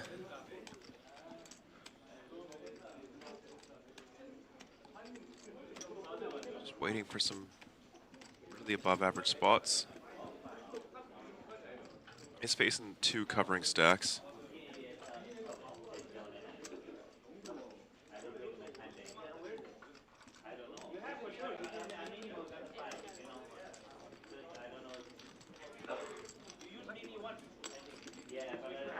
We're gonna have a limped pot blind v blind. Here we go, king 3-3. No help for either player.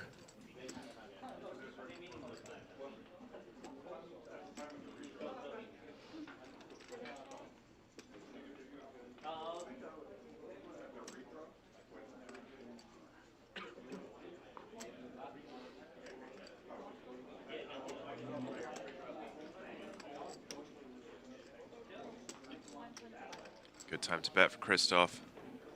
He's gonna have a lot more trips than Barry will. Easy pickup.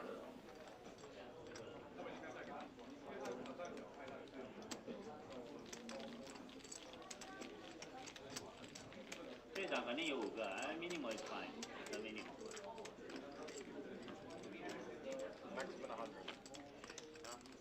Maximum 100. Let's see how many. 3, 3, 4. How many level of break today? How many break? Well, look at 3 break. Yeah. 3. Thank you. 3, 7. I think minimum is 5. And this one is 6.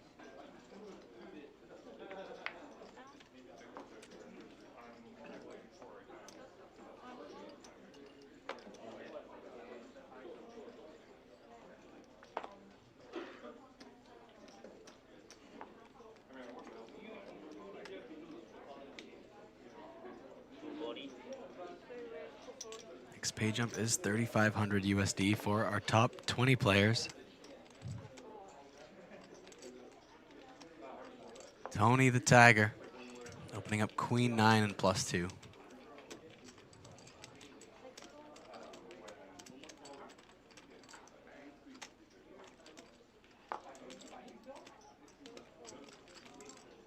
Absolutely going for it, but the table knows it. And Christoph Seggers here with King Jack suited in the small blind. Covers Tony. Should know what kind of player he is.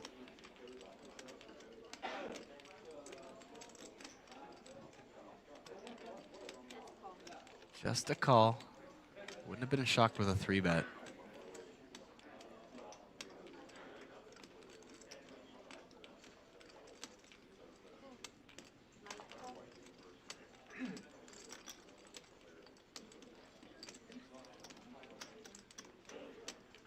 Netnapit decides to join the action with 8-5 in the big blind. Go to the flop. Ace 10-6. One club out there for Christoph Seegers. Has the gut shot and backdoor nut flush draw. Technically the best hand right now with king high, but it's going to be hard to know it. And Tony, despite whiffing this board, does have the betting lead versus the blinds. Not shy to keep the aggression on.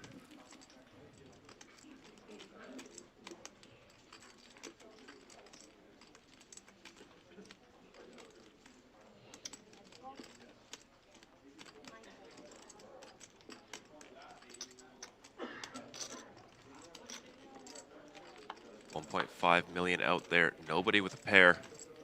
Ace of spades on the turn.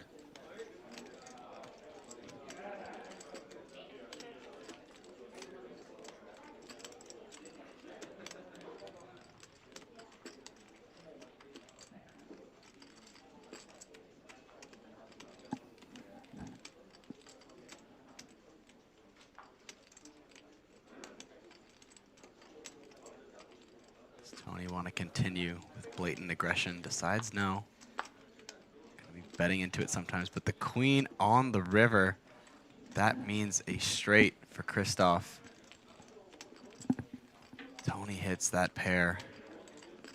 Can Christoph get a good chunk of value out of Tony?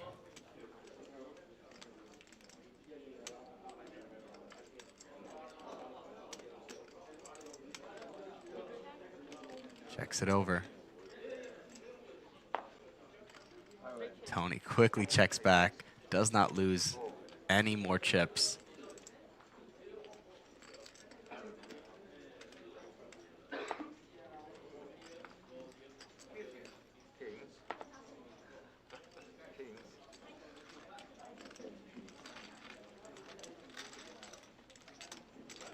Christoph Seegers chipping up to just shy of 7 million now. 23 players remaining in the field. We have officially reached our top 1% of the field.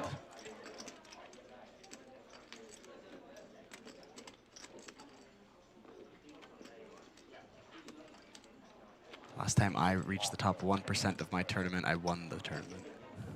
There you We go. got there.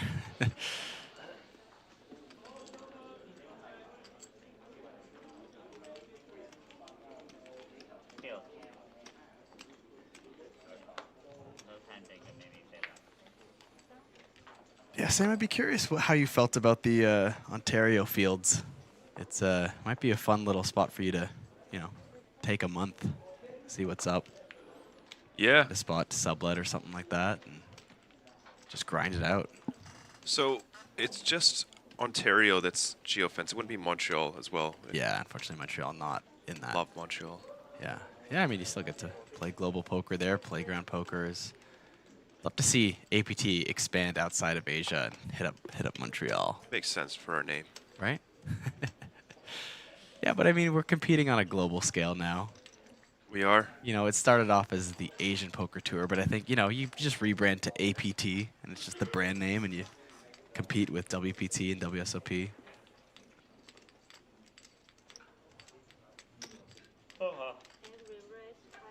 That would be nice. The global pools online getting very tough these days. Oh, every final table, you're there with eight Brazilians. Right. Just I don't think the Brazilian client has a call button. So it's just stressful playing 4 final tables. But Tran getting it all in versus Christoph Seeger's Queens. Tournament life at risk. Christoph's already standing. 4.8 million in the middle.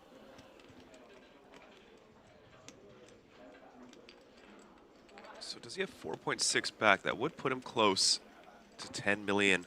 It might be the first player to eclipse the 8-figure mark. Off to a flop. Ace, queen, 8. The order those cards came in. First the 8 of diamonds, some hope for Tran, then the ace. Unfortunately, the queen for Tran. And quads. GG to Tran Duan of Vietnam. Great run. Eliminated in 23rd place. Oh no. The river just makes it a better story, but eliminated. Does make the pay jump, though. Some added value for surviving one more elimination before you bust out 18,765 USD. As we get one position closer to the final table.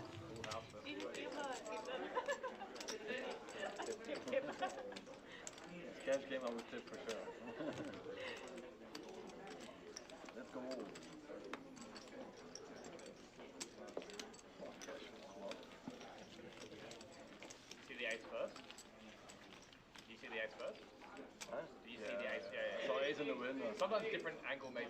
I saw ace first. I saw ace in the middle. Yeah, 8 of diamonds first, then the ace, then queen. We hear all the ooh, it's like, yeah.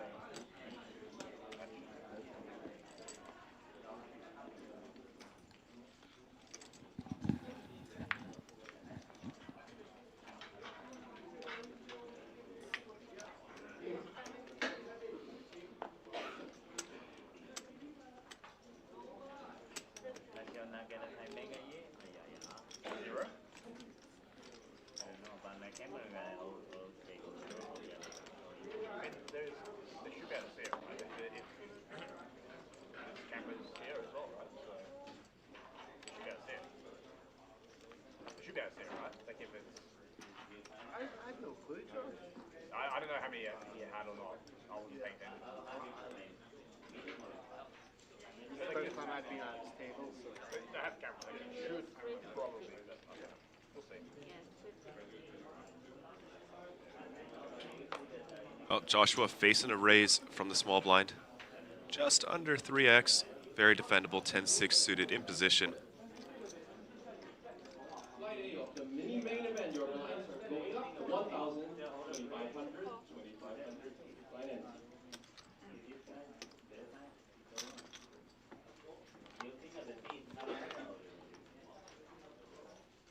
Go to the flop. Ace, king, 9. Top pair for Jung. Just backdoor draws for Josh. Not going to be able to stay in this one. Tough to fold 3 to a flush, 3 to a straight versus quarter pot in position.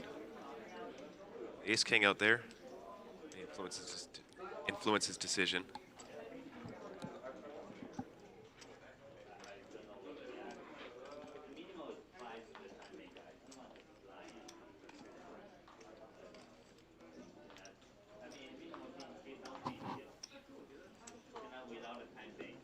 Oh, not going to continue. These chips are too valuable. Yeah, final table approaching. ICM pressure ramping up.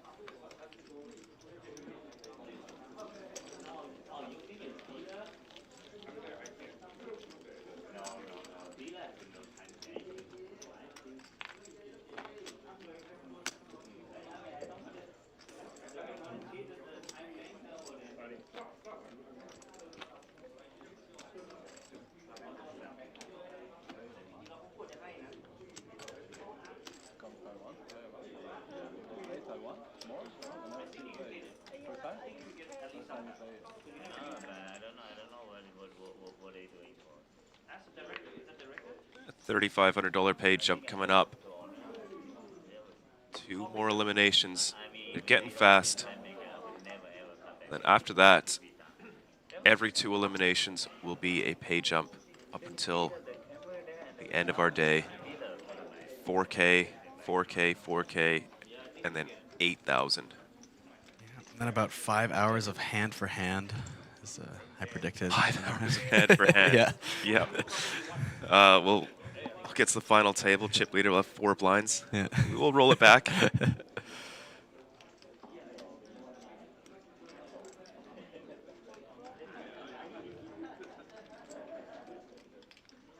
Pit.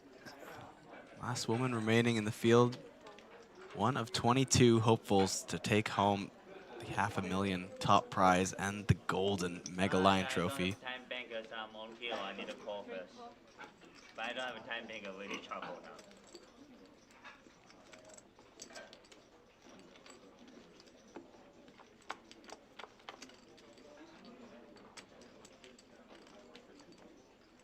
Ace, ace, deuce. Tony checks it over the net in the pit. Cut off open.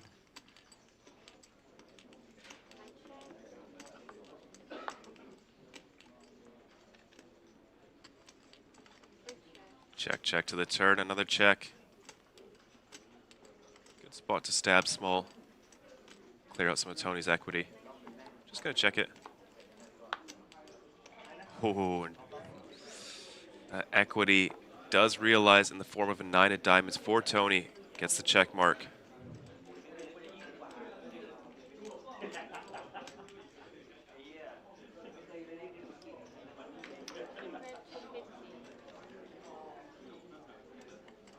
The pit might check 2 streets here with an ace.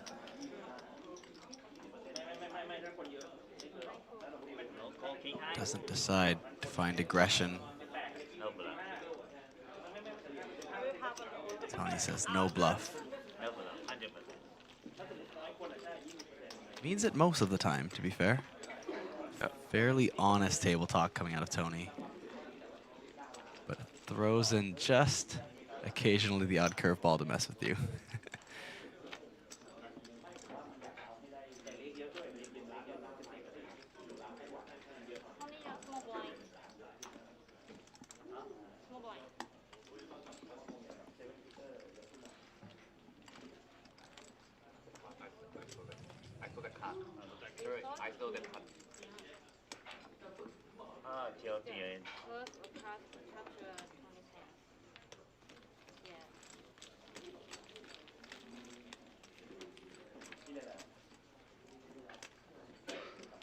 Mentioned the next pay jump, 3,500 USD. So look at that micro lion, I guess. Mini, I think. Mini. Yeah. Are there 2 different types? This one looks a little shorter. I think that's the same one. Okay. Yeah.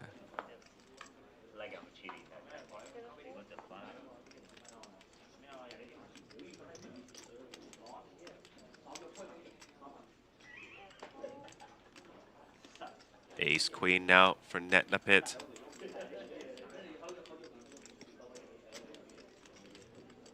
Still 6 pay jumps today, believe it or not, just to get closer together. Seem to be every 2 players.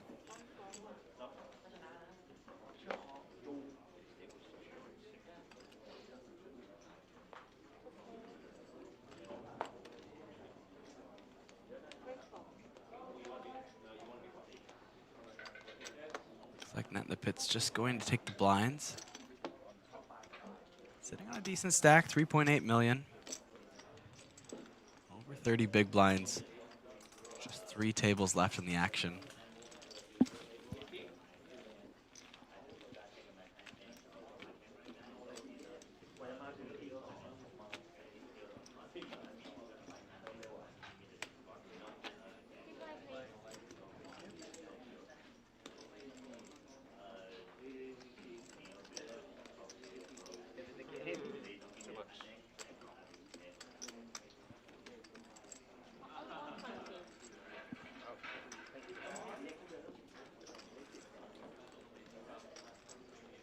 Kyle, how many players on the outer tables do you think are watching the stream, and how many are just focusing on the table, and then how many do you think are just browsing social media? What do you think the Like on, ratio is? in the main? Like Yeah. tables on the main? Yeah. Oh man, I really hope no one's browsing social media in the final 22 of a main event. I hope that's 0. Right. If I see anyone doing that, I mean, I don't know. Like, I don't know what to say at that point. Unless you're just used to it and it's working for you because you've made it to the top 22 and you've just been doing it the whole time, I guess. But yeah, I'd say on the stream in between, I think it's gonna be lower than you'd expect. I'd say, I mean, how many people are on the outer tables here? Not too many, right? No. I'd say only like maybe 1 or 2 of them on the outer tables watching the stream. I think most people are going to be dialed in, focused to the, I'd say almost everybody in that category.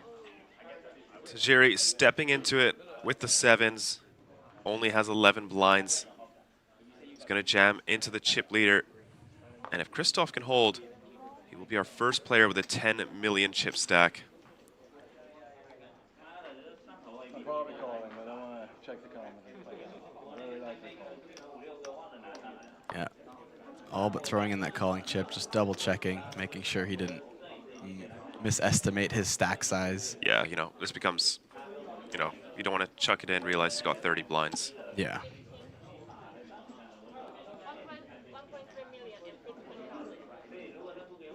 Yeah, there's the call.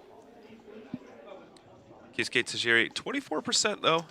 7 of diamonds. Could be a 4-card flush. Got in good with the aces. Now getting in bad with the 7s.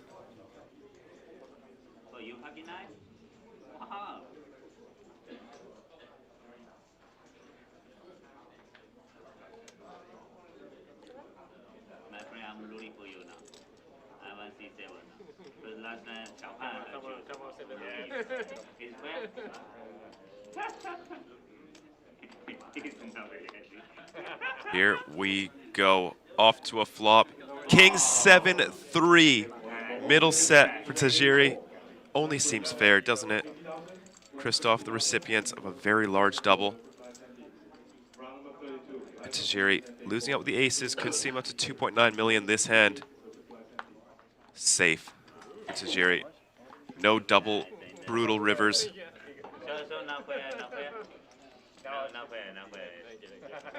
If there's a time to get lucky, it's now. Approaching the final table of a main event.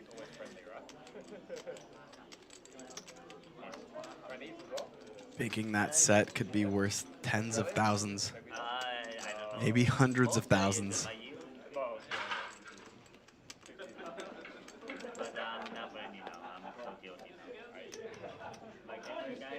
Sometimes there is justice in poker. Seems a very fair outcome. It doesn't hurt Christoph too much.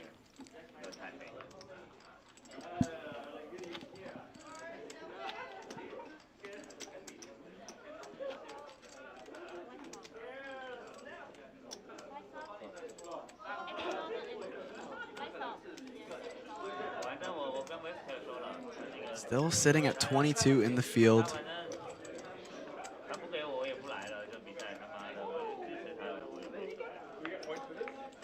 We have points for this one. Counts. This counts, right? I don't know. Could be. Could be, right?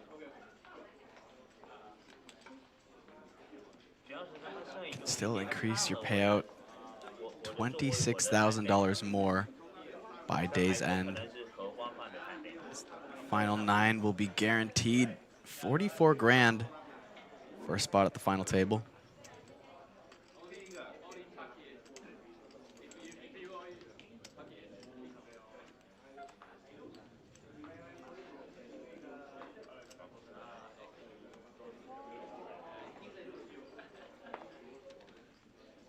Tony with the pocket 4s and the cutoff.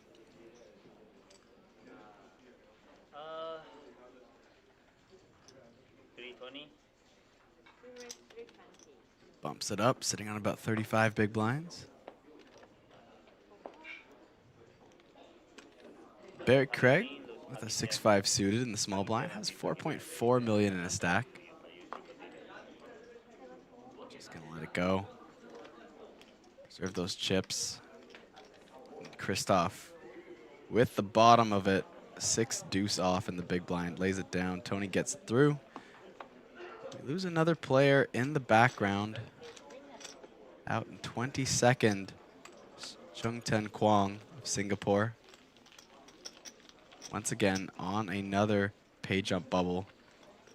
$3,500 will be locked up for everybody but the next person eliminated. Josh McCulley, the most at risk at our feature table, sitting on just 11 big blinds. I don't know. I don't want to.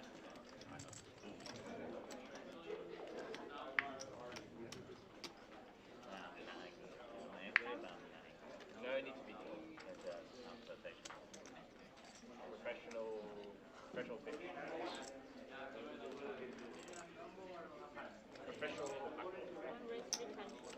Professional lucky puppy. He's queen suited. Hail Jung under the gun. Person with the most chips on this table, 6, almost 7 million in his stack.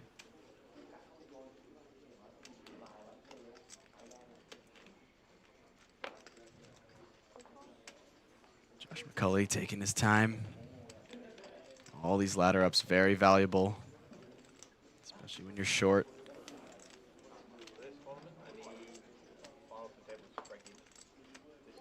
Jung getting it through so far. Net in the pit with a 9-4 off will complete the steal for Kyle Jung.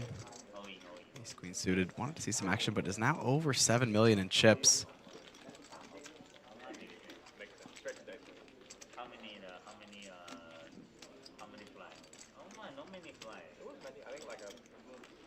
Yes, Hawaii boy, this is live from here in Taipei.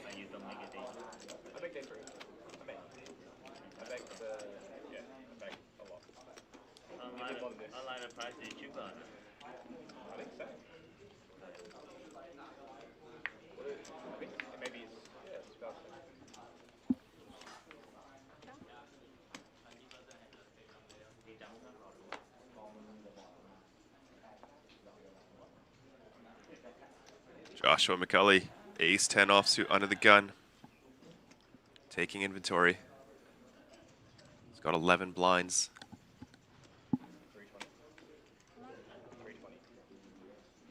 Goes for the raise.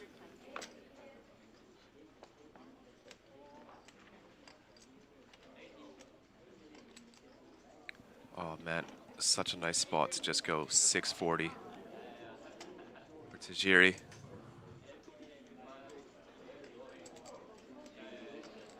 Decides to pass up on it. Let's see what Barry does with the ace jack off in the cutoff.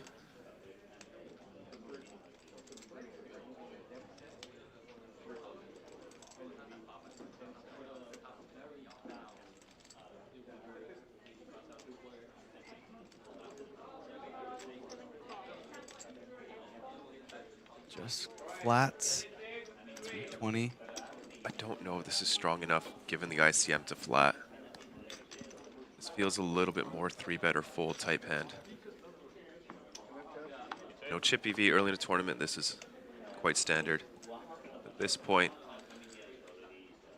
well, here we go. Queen, 7-3, all red. Red cards for both players. Barry's hand at best with the ace-jack kicker.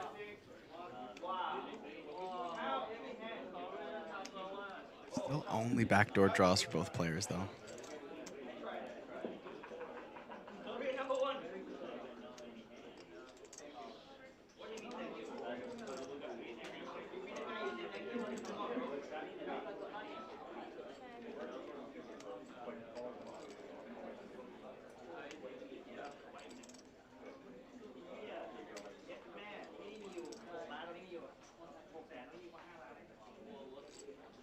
Checks over to Barry, in position. He's gonna fire a bet. Josh McCulley is not gonna have much left to play with here if he calls and has to face 2 more streets out of position. Might just be conservative and let it go. Yeah, I think you gotta fold at this point. Barry's range is so strong.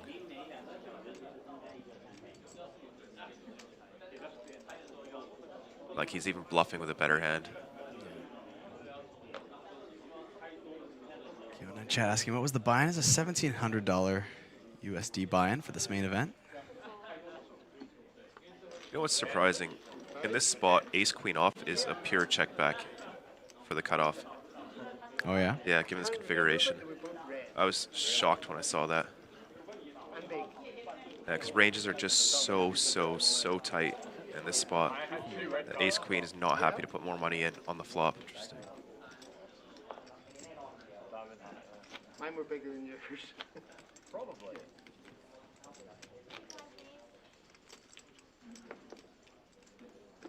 Someone said they're here to watch Nishant. I believe he is still in the mix on our outer tables. Looks like he did give a bit of chips to Chun-Xing Lao. Hand on the outer table. Lao chipping up to 9.2 million. Getting close to that first 10 million chip stack.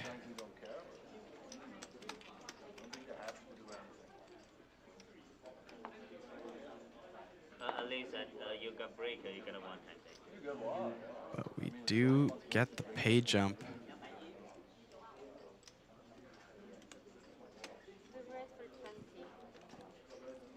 Henry Hu of Singapore, eliminated in 21st place.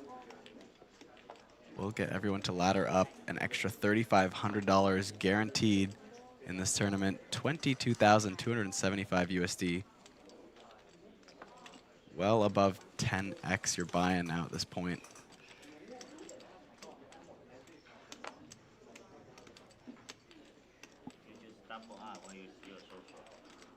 Losing bleeding chips.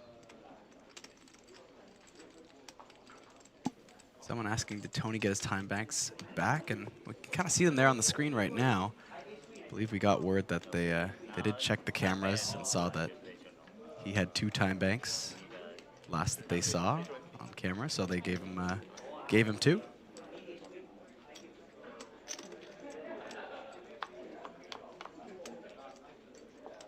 All right, speaking of Tony, under the gun open with the 8-7 suited. Josh McCulley defending the Jack-8, dominating pre-flop, but out of position versus, in theory, what is supposed to be stronger range. But there is ICM pressure building up. It is Tony. A lot of factors at play here that deviate from normal ranges. But even if you know Tony is wide, you've only got 1 million chips behind, and you just kind of completely miss this whole board. Unless you're just going to fight back with air. There's not much else you can do.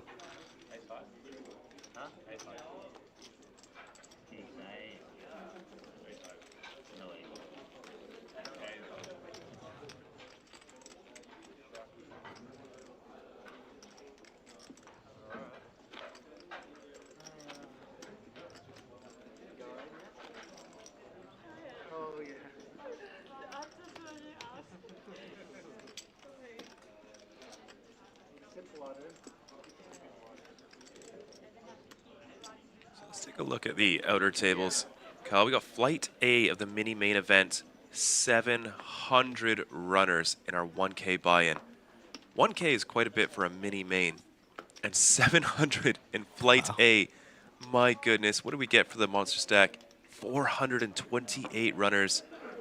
There are 6 flights of the monster stack, guaranteeing around 200,000 USD, 6 million Taiwanese dollars. Zodiac Classic down to the final 48 players. They are in the money. See who's been eliminated after cashing for day 2. Looks like Renee Von Redden in 47th. Hey, you got a cash. Yeah. Kaya Shono jumped into the Zodiac, 49th place. John Matsuda just behind in 50th. All right, on our feature table, though, Netnapit wakes up with ace-queen in the cutoff versus Christoph's open. Going for the 3-bet, 700,000. Started the hand with a little bit more than 20 big blinds.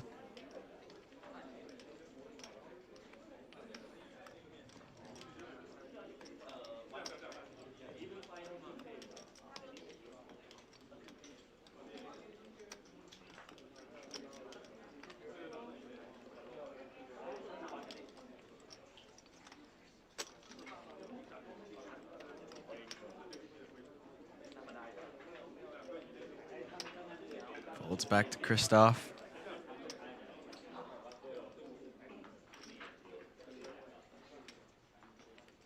Taking his time here with Jack-7 suited. Very weak hand, but does cover Netnapit. Just 10 off the final table now. Makes the fold. Netnapit will chip up to 4.2 million.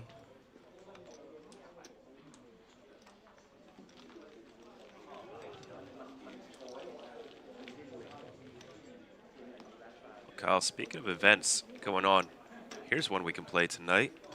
Hyper Turbo home game, Super Hold'em with an ocean. Oh my God. 3-hole cards, you can either use 0, 1, 2, or 3, and you get a 6th board card. Jeez. That's better know your nuts, as they say. Yes, I have a funny story about that, because I did win this one, but early in the, very early, we had something like 400 blinds. Yeah. Effective. And because you have 3 cards and you can use 3, on a 2 flush board, like a 2-tone board, you can flop a flush. Right? So I flopped the flush on like 9-7-3, and I went and thought, this fool doesn't know you can flop flushes on a 2-tone board. And we go from a single raise pot to 400 blinds in the middle. He turns over his cards. I was the fool that forgot you could flop full houses on an unpaired board. I'm already halfway out the building, and then I hear the ooh, and then I hear the oh my God. I walk back and I runner to straight flush. Turn that stupid play into my first Lion trophy.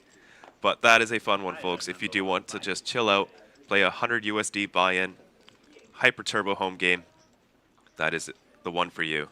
Oh, I wish you didn't say that. Now I'm going to have time and I'm going to be tempted. Could have got rest tonight, man. What have you done to me? It's a Hyper Turbo, so it's only going to go on for maybe 3 hours. Be done by midnight. There you go. Not too bad.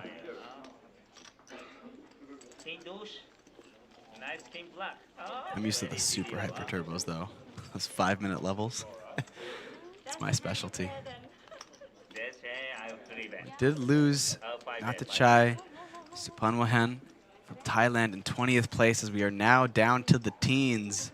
Just 10 off the final table. $22,000 locked up for everybody still in this.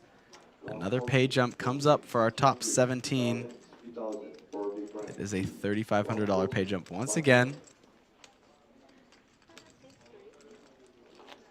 So I've got some pretty interesting news regarding the Natural 8 bonus. That's eligible for the 8% additional pay.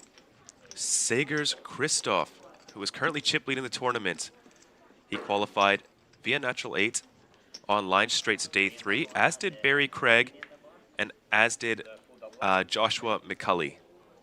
3 players on our table qualified straight into day 3. We also have Clayton Koo, who got his ticket for the Natural Aid event.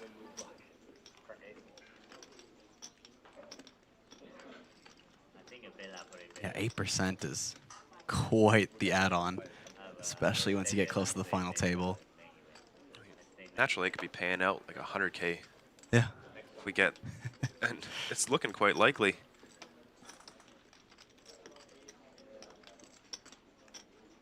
I mean, of our remaining 19 players, 8 of them are eligible for 8% bonuses. It's quite a bit, and they've already paid out a ton from In the Money, so. I mean, there was 72 online qualifiers to start day 3, so all of those players that have been eliminated from that group have already received 8% bonuses. Yes. Well, Joshua's taking the spot in the cutoff with the Jack 10. He's going to run straight into Barry Craig's King Queen. Okay, he's just scanning his cards. I can sense the fear in your voice as he moved them over.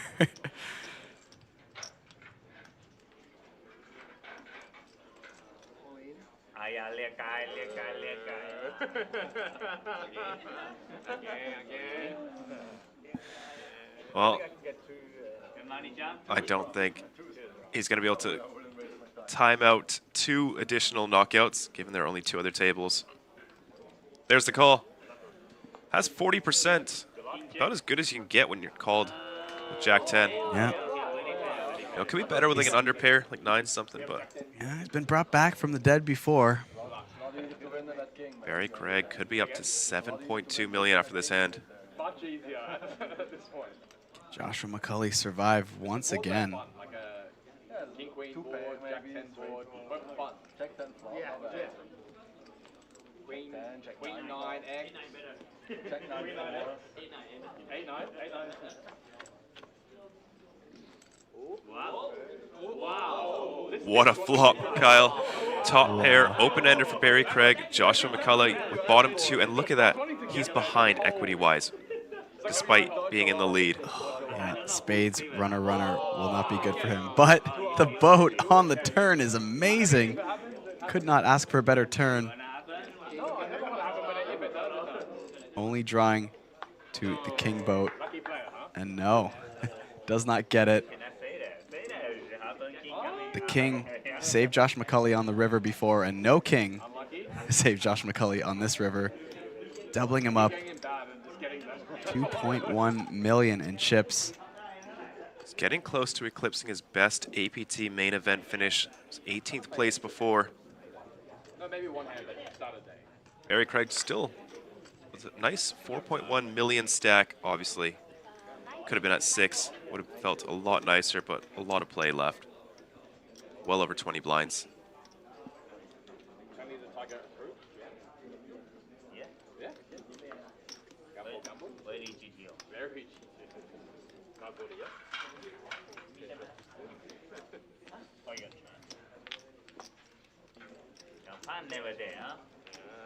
You know, I must say, I think we have the best dressed floors in all of poker. Very stylish. Show up every day. Nice tailored suits. What was that spray? I was wondering that. Is it like it looks like face the lotion? Like the Mad Max spray. They spray all over their eyes, yell "Witness me," and then jump and commit suicide. Oh, jeez. Well, let's hope it's something else. Let's see if something crazy goes on.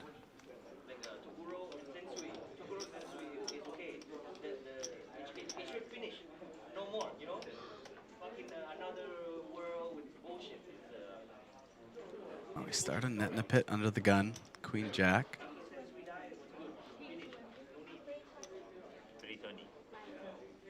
Going to open it up with the Queen Jack.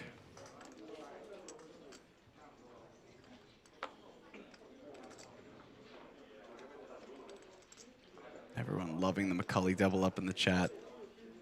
Someone labeling him Joshua Punsry.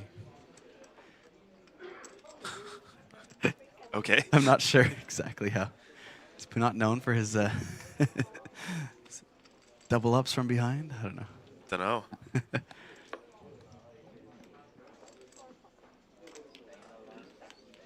Sevens for Barry. Flattable out of the small blind.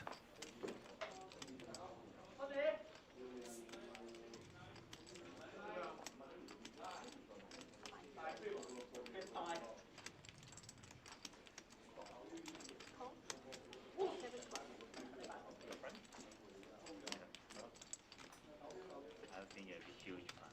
Huge. I think it must be over 10 million chips.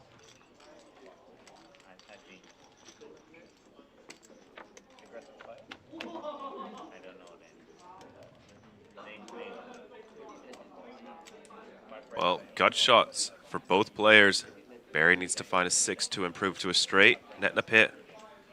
A 10 would do it, as will a queen or jack. Pretty dicey board versus a small blind flatting range. A lot of sets. Yeah, don't mind the check back here. Don't want to be denied off your equity. Any big check raise from Barry.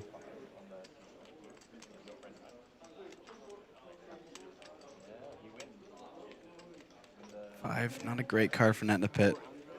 Going to be facing a bet now on this turn.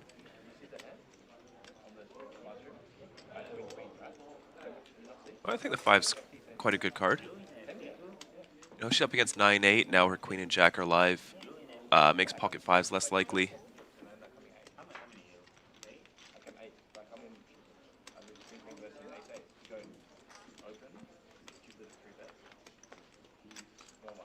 She's not going to get sticky, just folds.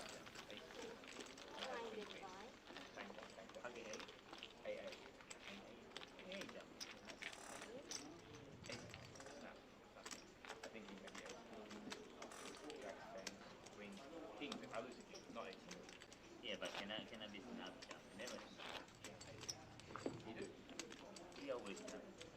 But I'll tell him.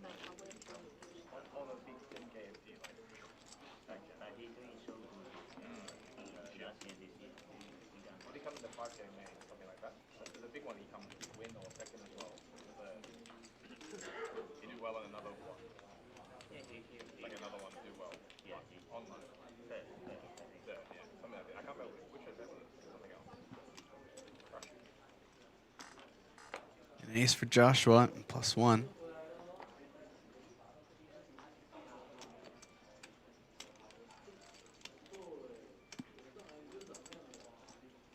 Want to go for a steal. Sides no. He's so aggressive. Good timing. Pocket kings for Kasuke Tajiri.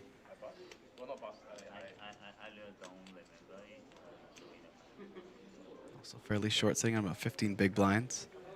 Puts in 320.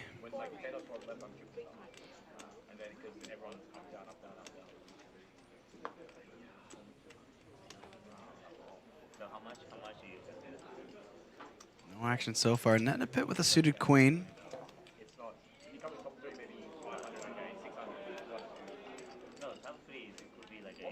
At least get a call pre-flop.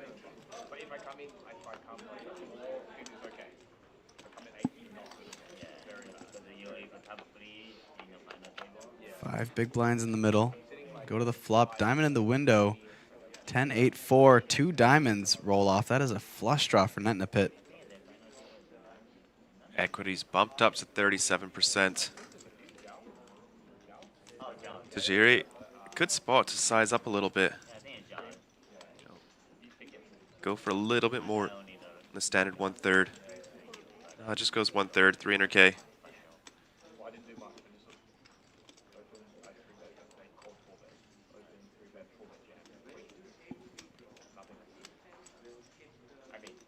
Easy continue with the flush draw. 1.5 in the middle, only 1.9 back. 8 of spades on the turn. Dangerous card for Tajiri. Can see some leads from net in a pit. Anything from 150K to 500K seems all right. Pops against it.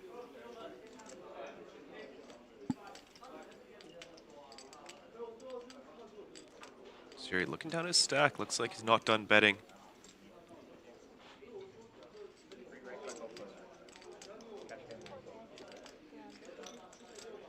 Goes very small.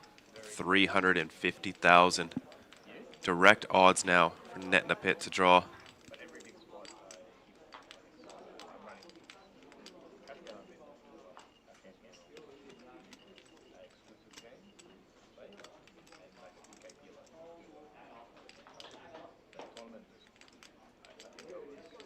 There's the call. 2.2 million in the middle. Can Tajiri hold? Yes, he can. The ace of spades.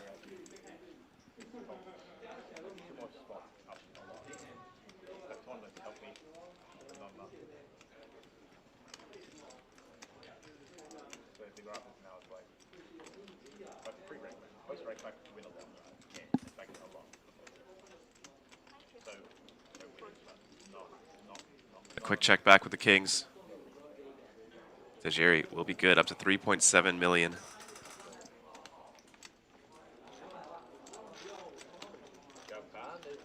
Suke Tajiri. Mostly four-figure cashes. Actually, sorry, completely all four-figure cashes on his Hendon Mob. This will be the first five-figure cash minimum. If he can make it to the final table, he will be guaranteed to cash more than his entire lifetime earnings. At least outside of Japan.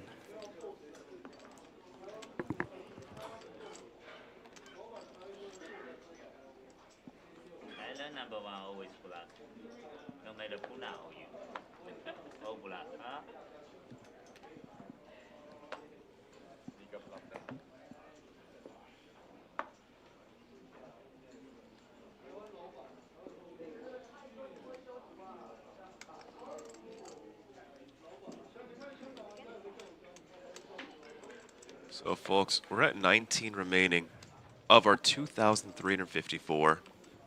3 away from our final redraw of the tournament.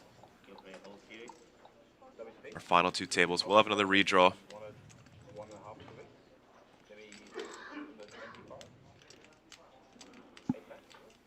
So you only play like a 1 or 2 weeks? Only 1 or 2?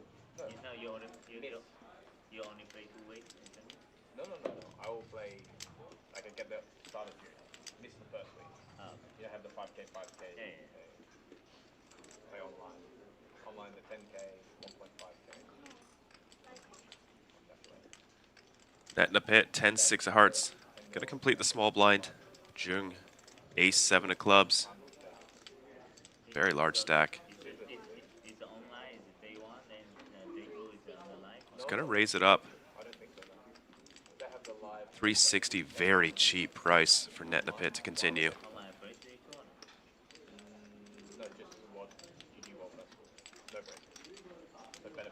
She will continue. 880,000 in the middle.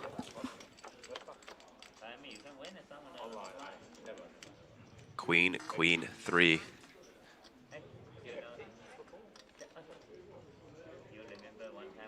Very easy situation for Jung. Just checks back. Jack of hearts on the turn, no help to either player.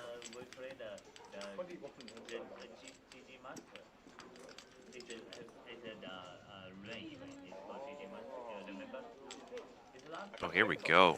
Net in a Pit. Starting to bluff at it, 300,000.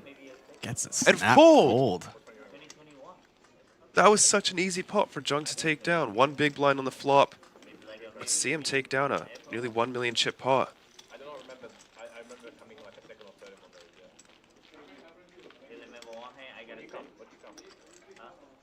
yeah. Yeah, gives her really good price. Pre-flop. 10-6 suited, very strong hand. Blind v blind. Wait, let's go. We play heads up then? I don't know, you third or you take it.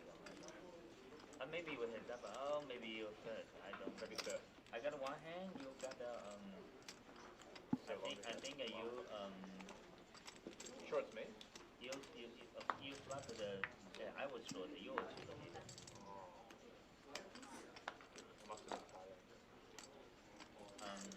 Hard to find anything online for Hail Jung.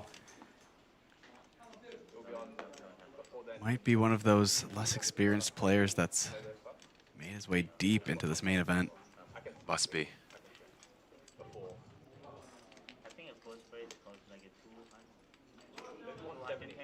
Barry Craig picking up with jacks, had them a couple times on the last feature table he was on before the redraw.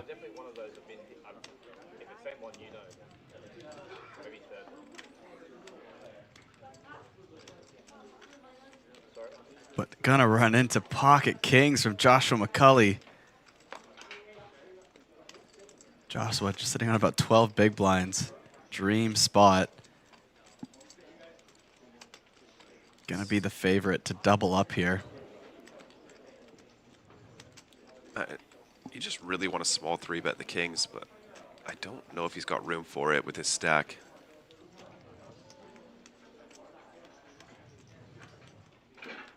Like, what can you even make this 700K?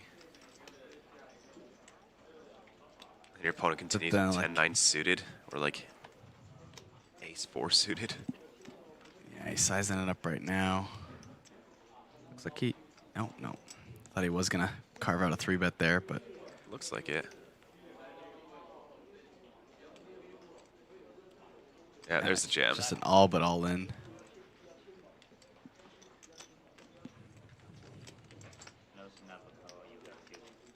Leaves a playable amount behind.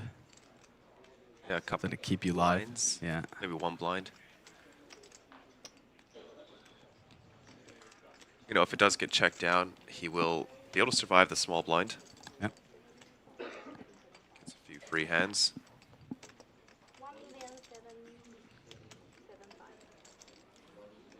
Imagine Barry just forces the action all in here, though.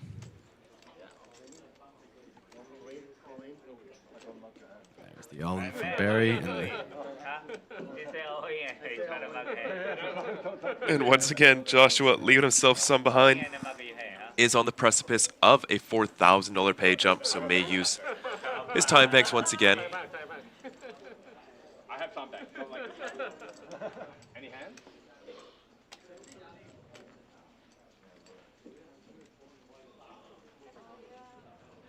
Every time. Yes, but professional ICM player. You never meant to die with zero. Joshua McCulley has won the runouts from behind the last 2 times. This time needs to hold while ahead. What do you mean? I'm meant to be all in, but oh, I didn't see you. Yeah. There's a pay jump, but I'm not going to use all my time. I didn't see it. Sorry.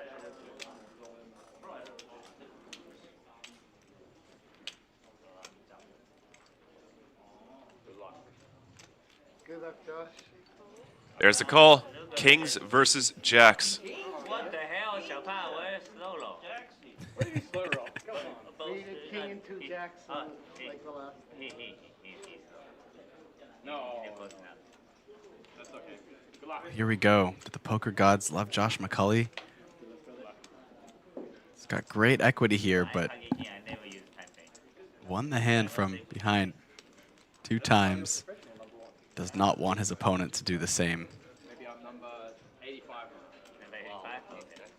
It's a big pot too, 4.2 million. Go to the run out, deuce 3-4, very clean. Only chop outs.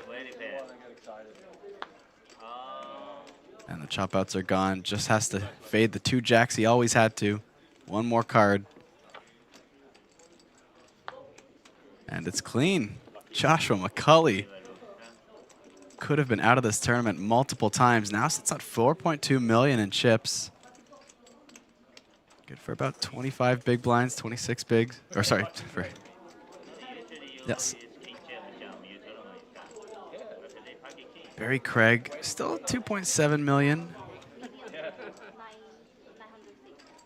know, despite winning 3 consecutive all-ins in a row, still below an average stack. It's about 5 million for an average stack.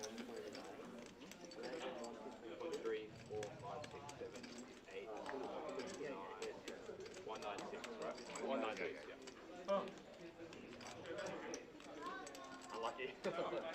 All good. Barry taking on the chin like a champ. Now you're number 18. I'll take what I can get.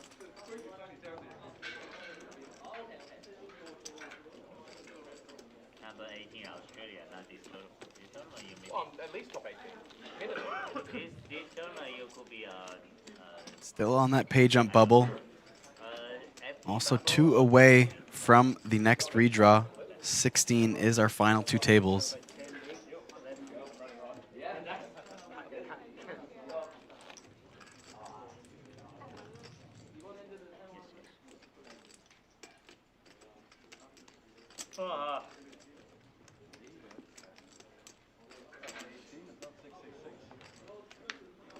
Josh, I'm not playing any more pots with you. Monkey check on my brain. That was nuts. 2,500 of you watching live on YouTube as the action heats up.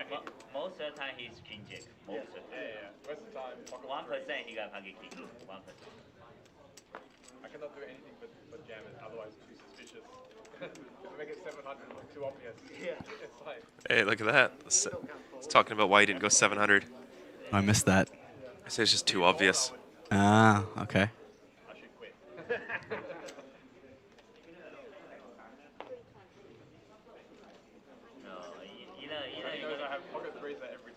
You got pocket 8, pocket 7, I think you call everything. Oh my gosh, Joshua McCulley. The heater continues. Pocket queens. Can you believe it? From the small blind. Facing the Jack 10 open from Christoph. Now with 4.1 million in chips, Christoph covers him. Now we got a trouble now. Stephan grew up in Taiwan now. I've unleashed the monster. Now we got a trouble now. Well, there you go. Joshua McCulley throws in the 3-bet 1.1 million in chips. Quarter of a stack. How much you got, my man? How much you have? Wow, professional. Super professional.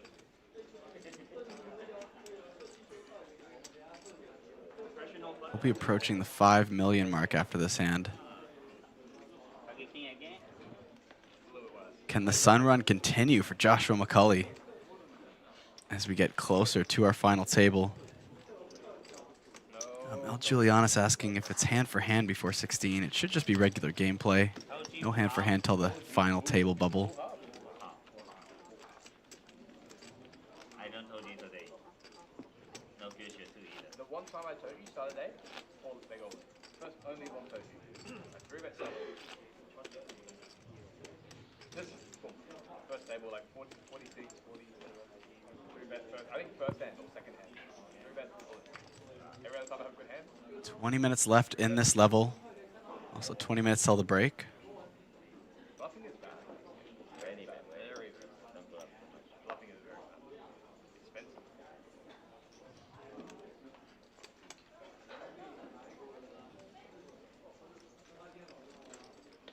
Queens making their way around the table. Now for Jung.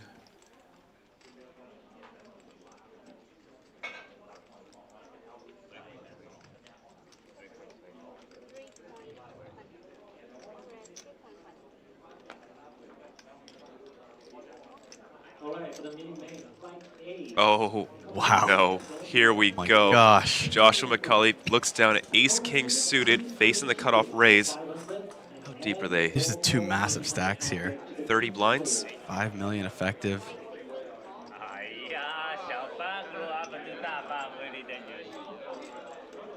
This might just get all in pre-flop. Small 3-bet in position.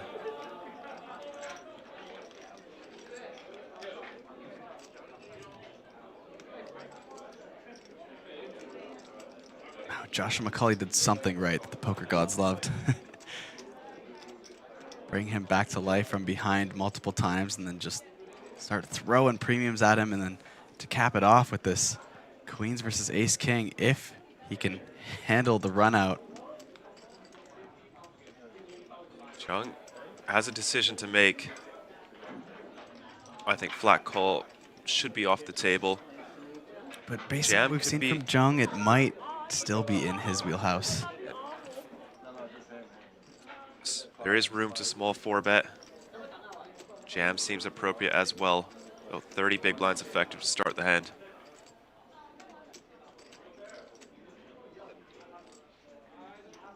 It's definitely a raise, though.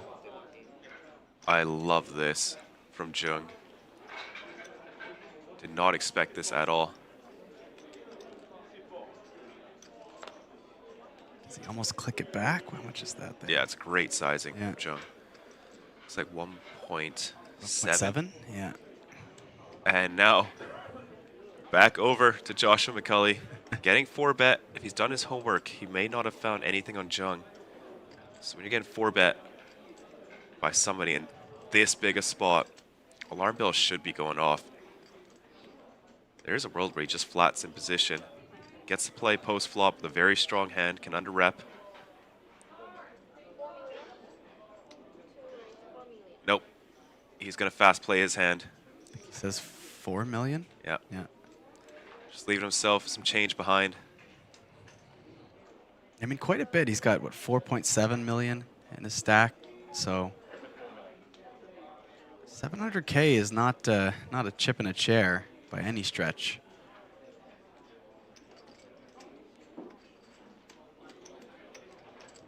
Yeah, leave himself around 4 blinds behind. The action is heating up. Maybe drawing a bit of a crowd by the rail, too. See a couple people looking in. I mean, this is quite uncomfortable with queens. You're facing the 5-bet. You're 30 effective. You're 2 away from the final 2 tables. And yeah, this can't feel good. Queen seems very strong. Yeah, and the covering stack is the one 5-betting you, too, as well. No, Jung covers. Yeah, the covering stack is the one 5-betting you. Like Joshua McCulley is 5-betting Jung, so. Oh, covered stack. What did I say? Covering. Oh, yes, sorry. I see where we lost that. Yep, sorry, no, yes. He's going to fold! Wow, face up, too. Lays down the queens. I mean, best case scenario, he's getting it in as a flip. Yeah. I don't hate it. It's ace, king, aces, or kings for sure. I don't even know if Joshua McCulley's ever having any 5-bet bluffs there versus Jung. I would say no. He might.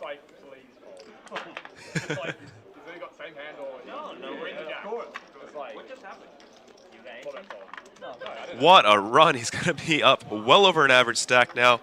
And I mean, props to Jung. Finds the click back, and then it's tough to fold queens pre. Yeah. Unfortunately, this time wasn't exactly correct, but to be able to fold queens is tough.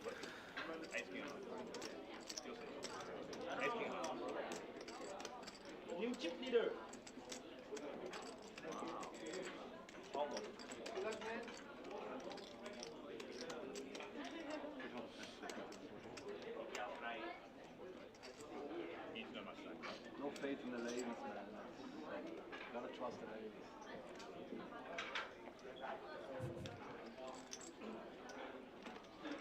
Chat's going wild over this fold.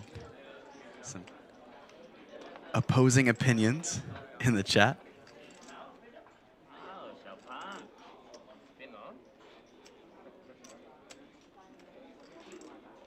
Jung still has a decent stack, 4.5 million. It's over 25 bigs.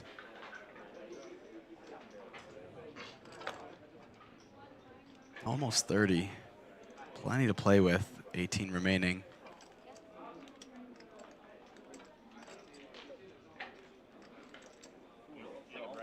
You almost go home. I can win the flip. You almost.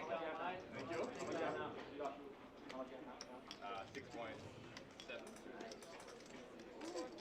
3 back-to-back hands. When you have a good hand, you still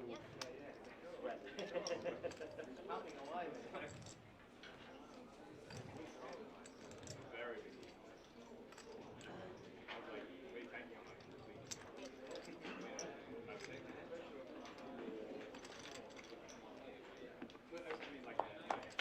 All right, heads up flop. Christoph defends the big blind. Queen 9. 10-10-5 is the flop. Chung in the lead.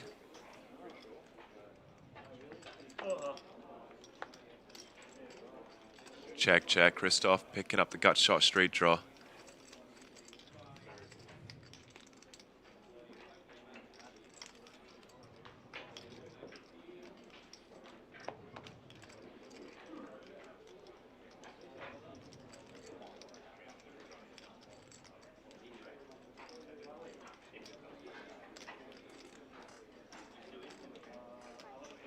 Well, that is enough for Christoph to be in bluffing. 350,000.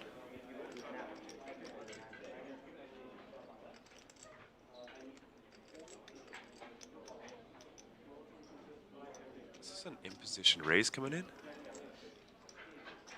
It is.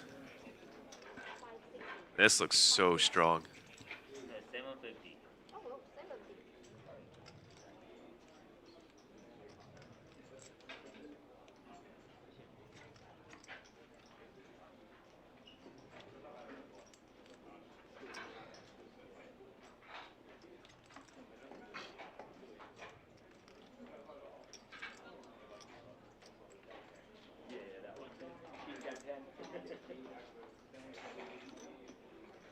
Christoph releases. Gets the job done. Christoph's lost nearly half his stack from his peak. Was up to about 9.3. Just slowly bleeding. Still got about an average stack now. Was chip leader of the tournament for a little bit.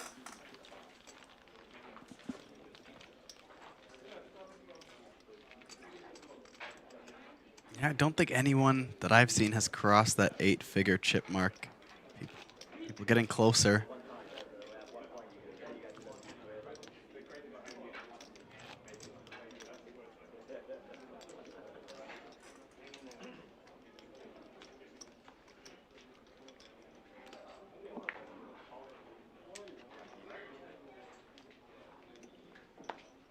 Oh, maybe I stand corrected, actually.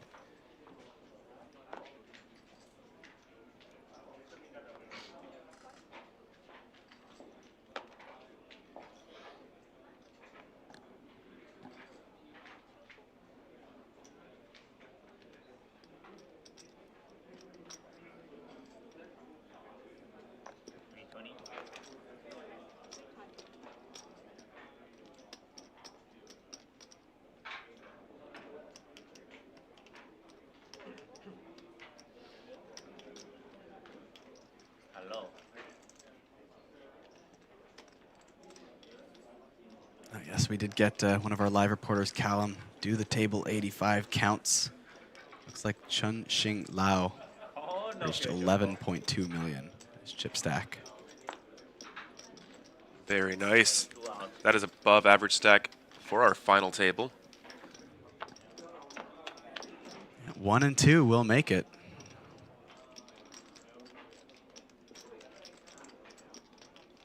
Net in a pit, defending the big blind with the Jack-6 of hearts. Will flop top pair. It's going up against Tony Ren Lin. Very aggressive player. Just has 10-8 off in the cutoff. Barely touching this board. Going to fire a C-bet.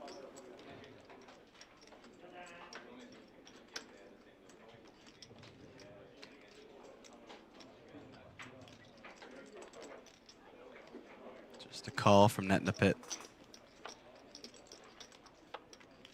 Go to the turn, ace of spades. Net in the pit has the check mark, but has to outlast any aggression Tony chooses.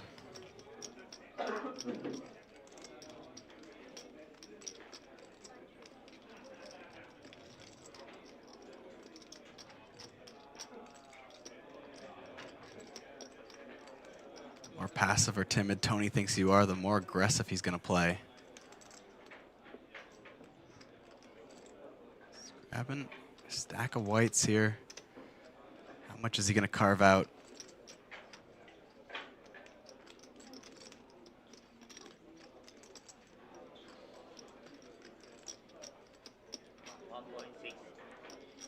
overbet on the turn.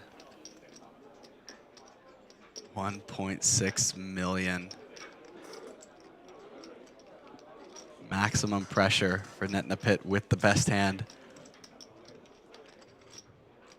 I think he just really wants to end the hand right now. This is a large bet considering Netnapit's stack. It's gonna work.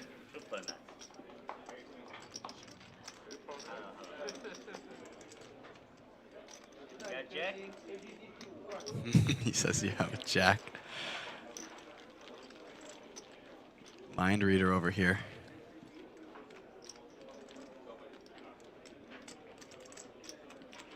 Number one, huh? Okay. You're more than me, see? It's okay.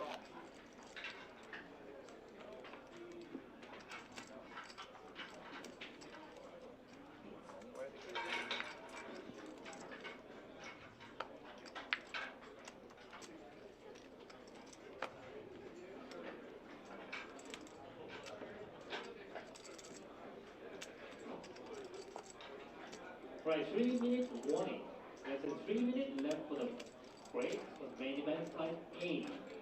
Players, please return your table and take a seat.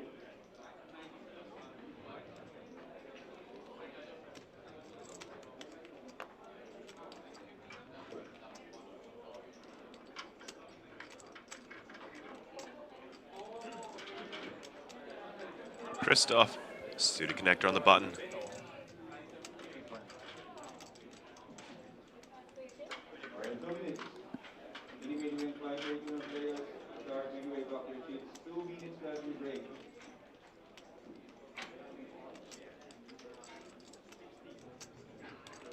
And a bit under 30 big blinds.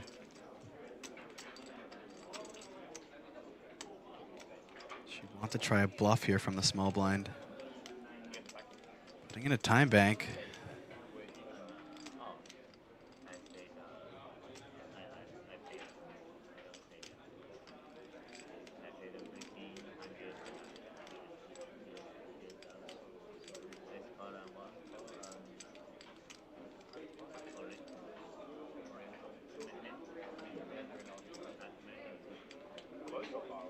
Decides against it. Heil Jung with the 1 pipped suited connector. Well, 2 pips. But the remaining clubs left. 4-5 of clubs versus 6-7 of clubs. Will defend.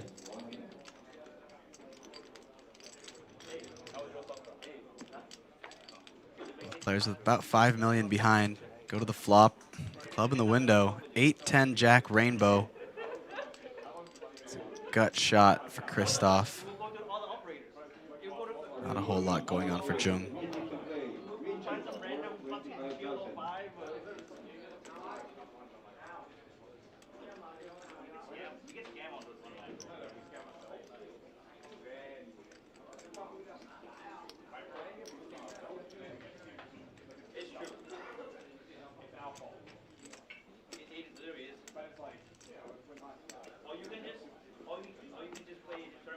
Just checks it back. Uh-oh. Flush draw comes in for both players. Jung doesn't stab at it. Checks it over again to Christoph. It's looking like a juicy spot for Christoph now.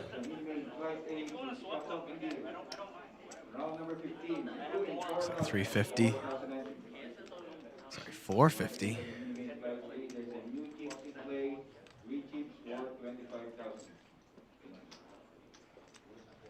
About half pot.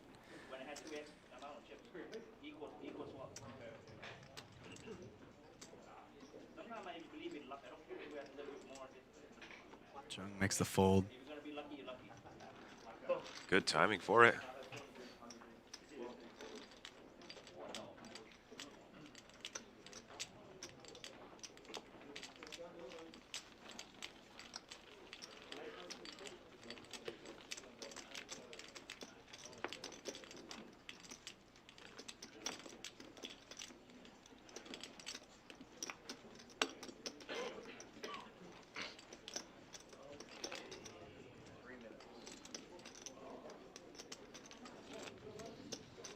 will be the final hand before the break. Hand 103 of the day. We'll shuffle our feature table.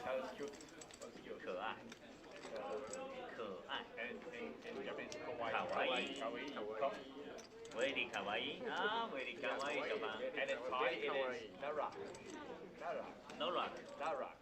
You want very no rock. No. Huh? Married. But still no rock. No. No rock, a big blind.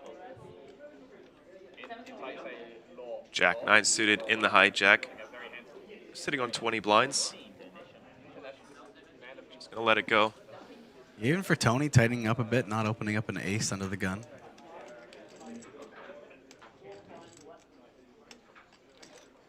Kind of keeps his crazy self for, I think, that post-bubble play. Seems to be where it comes out the most. Approaching the final table. No longer has the chip lead. They will come to our table 116, right? Or redraw. I think redraw. Redraw again? I think redraw 3 and 2. It's probably redraw. Because they didn't say anything about it. I think they said redraw 2.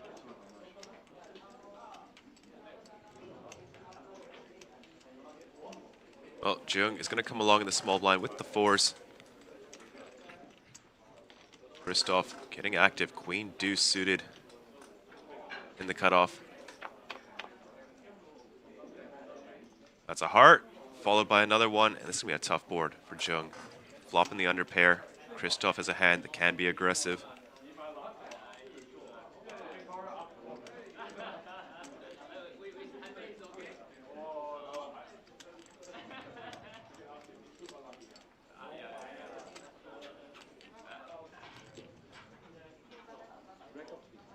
Probably redraw now, right?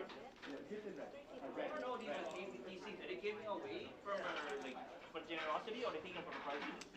It's the APTC.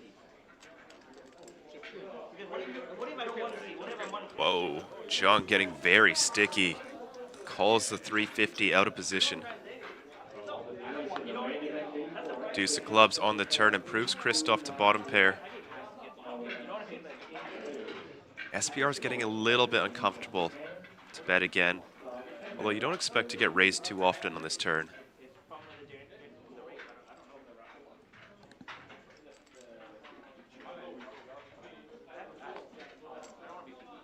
Note in the background, we did have 2 eliminations, so we also all will be down to our final 2 tables on this break. We will do a redraw. Perfectly timed with the break. Christoph checks it back. Ace of hearts rolls off on the river.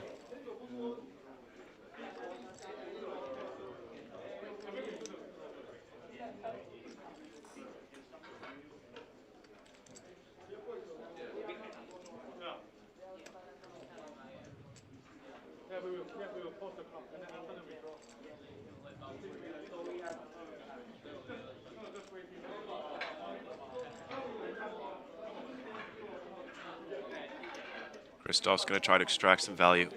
About half pot, quite small. You don't have to count. You don't have to count.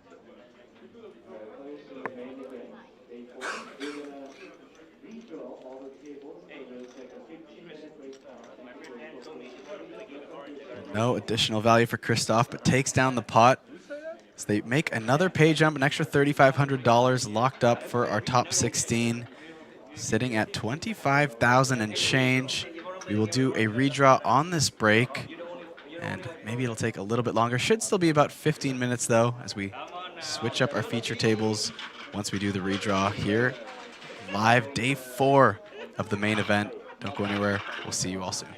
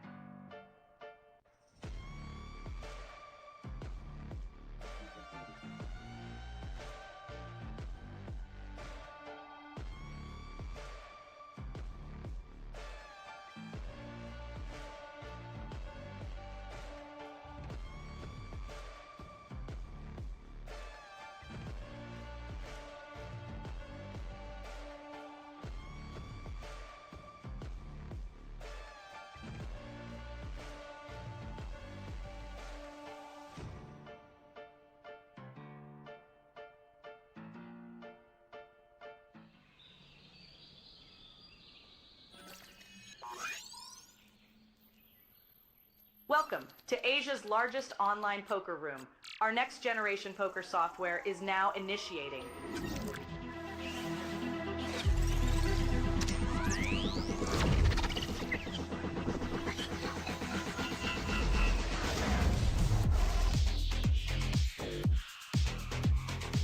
Elevate your online experience with a wide variety of poker variations to choose from. Get fully immersed with fun and social features.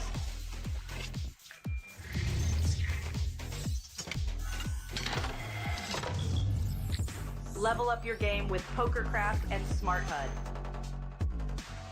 Unlock a wealth of rewards including cashback, bonuses, and jackpots.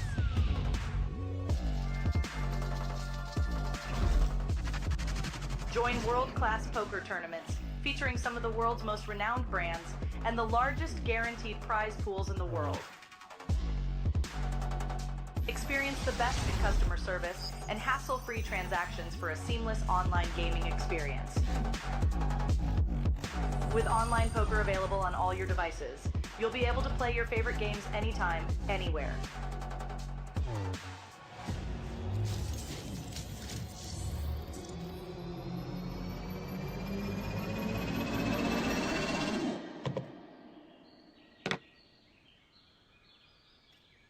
Sign up now and elevate your online poker experience today.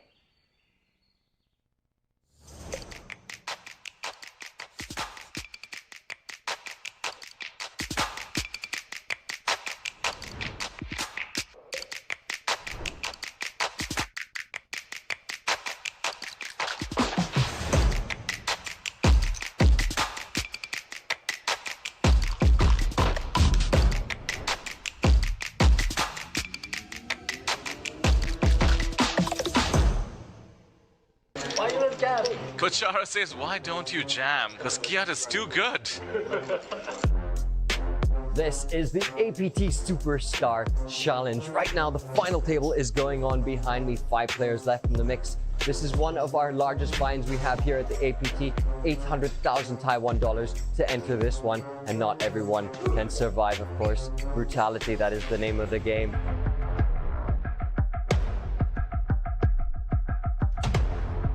Always clicked it. 1 mil. And Wow. Kiat snap folds. Got a snap fold in. Kochara says, why don't you jam? Because Kiat is too good. As we see the 10 on the flop. 8 means Webster is drawing dead. We are down to heads up. Right now, Kochara's got the chip lead, but you know how that goes. Could flip around at any point. Huge money up top. A lot of good poker in play. Let's get back to the action. We have all-in call. Kochara is holding ace of spade, queen of heart, the short stack. Kiat has queen of club, jack of spade. Mia, let's see the flop.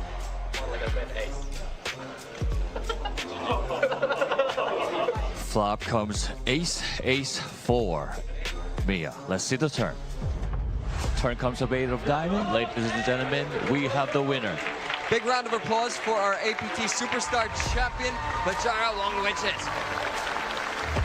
This is it's a unique trophy. It's probably the only black poker trophy I know in the whole industry, and it's unique in the whole series.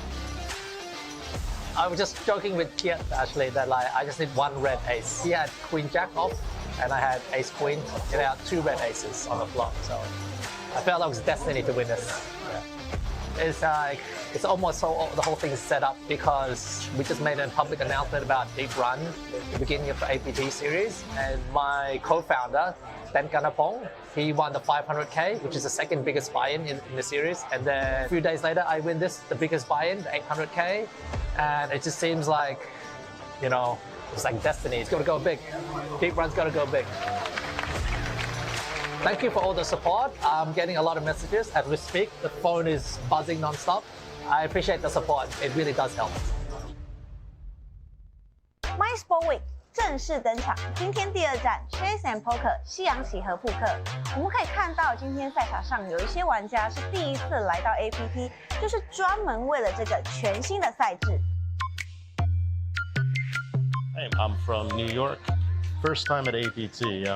I noticed this week they had international chess and poker. I think it's nice to combine games, new formats, so it seems pretty good. 而且你会发现很有趣的是，原来很多扑克玩家也很享受西洋棋的策略对抗。 It's pretty up and down. We exchanged blunders in the middle game. He dropped the piece, then I dropped it right back. Well played to him. And then, yeah, let's keep playing. That was really fun. 我是第一次参加这个德州扑克的比赛。那我之前是下西洋棋的，德州扑克是有玩过，但是没有真的参加过比赛，挺开心的。这场比赛还有一个小亮点，你不只可以和 APT CEO Fred 亮同桌竞技，如果你成功击败他，还可以获得 APT 全新的迷你狮子压牌器。 It's my third time in APT, but it's my first trophy.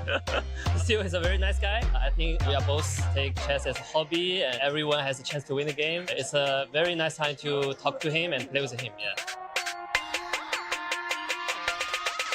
It went 3 and 4. I was aiming to win at least half the matches. Close. Definitely had some very, very strong players here. I was worried actually. I was thinking maybe nobody's going to be into this. Maybe no one's going to show up. And I thought it might be a little embarrassing sitting by myself. Then it ended up being the other way. It became a lot of fun. I used to spend a lot more time in the tournament area. That's actually the best part. That's my favorite part of the job, where I'm out there, I'm seeing people, and I'm in the atmosphere. And just due to the nature of my role, I'm behind the scenes and doing a lot of other things more often. So it was really nice to kind of sit there, be able to chat, and engage with the players again. My Sport Week 还有最后一场 Go and Poker 围棋和扑克，报名截止日期在4月29号上午11点15分。如果你有兴趣的话，千万别错过，赶快来参加。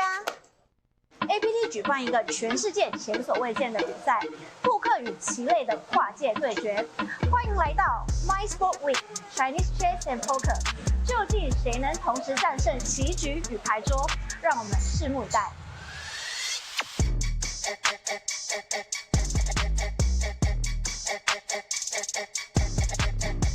这次因为这个象棋跟扑克算是联名吧，然后觉得蛮有兴趣，就来玩一下这个游戏。扑克其实跟象棋一样，都算是益智的游戏之一。它像 crossover， 就是让更多人可以了解到扑克也是跟象棋一样是一个竞技类的运动相关的。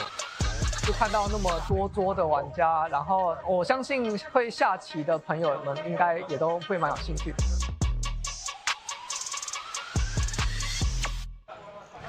恭喜你！谢谢你，谢谢。现在心情怎么样？心情觉得很荣幸，运气很好了。对，谢谢大家。 所以你今天是觉得，你今天是从象棋的部分5战连续赢到最后。我觉得象棋跟扑克它有一个共通点，就是象棋跟扑克都是需要不断学习才能够不断提升自己的。就是打扑克也是一个很好的一个智力运动，都需要逻辑思考，都需要创造力，都需要想象力。谢谢。恭喜你！如果你也想参加这种跨界的脑力对决，我们还有4月28号的西洋棋扑克比赛，4月29号的围棋扑克比赛，等你来参加。更多资讯请上 www.apt.poker。Where is the biggest bounty? It's somewhere here. 1.5 million Taiwan dollars. 160个0 Mystery Bounty Hunter sponsored by Naturate。加油，祝你好运！礼拜。 Feel the power, yes. Zero, okay. Oh, it's a zero. You need another zero. Zero. Even. 等等。What will be you? You get it. Okay. いきます。 One more zero. 100K. 100,000.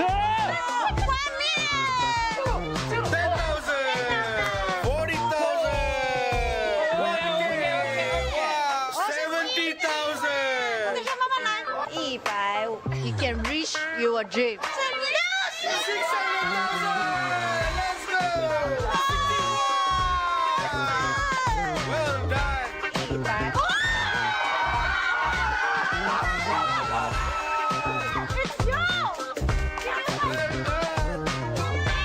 太兴奋了 I'm too excited. Sorry, I can't even speak Mandarin. This is unreal. This is absolutely unreal. I've been very lucky the whole day. Okay. Yeah, it's kept hitting the 2-outer, 3-outer, and then just been running good. It's gone. Everything's gone, guys. Everything's The hottest poker series in Asia is back!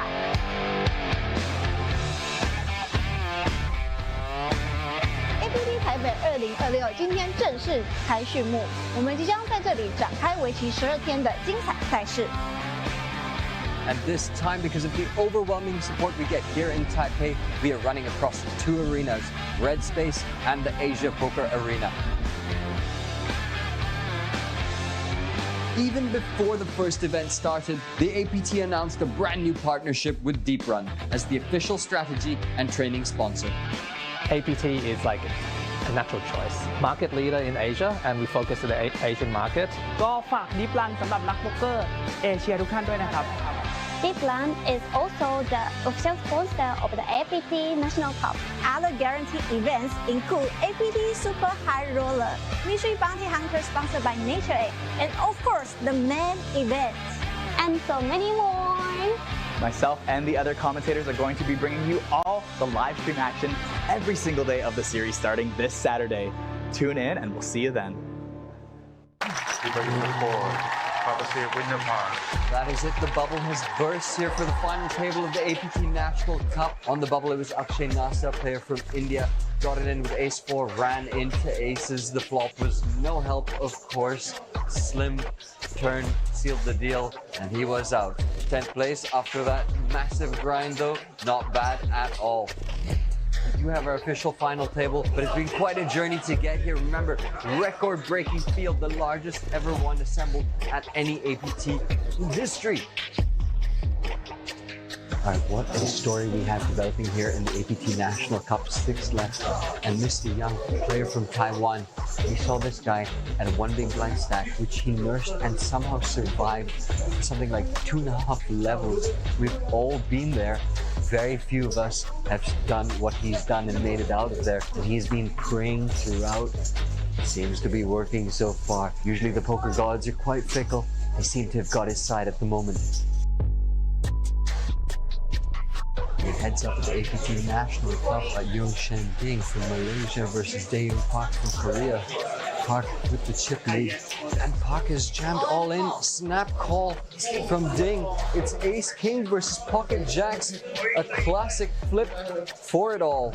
Ding needs to hit an ace or a king or diamonds. Here comes the flop.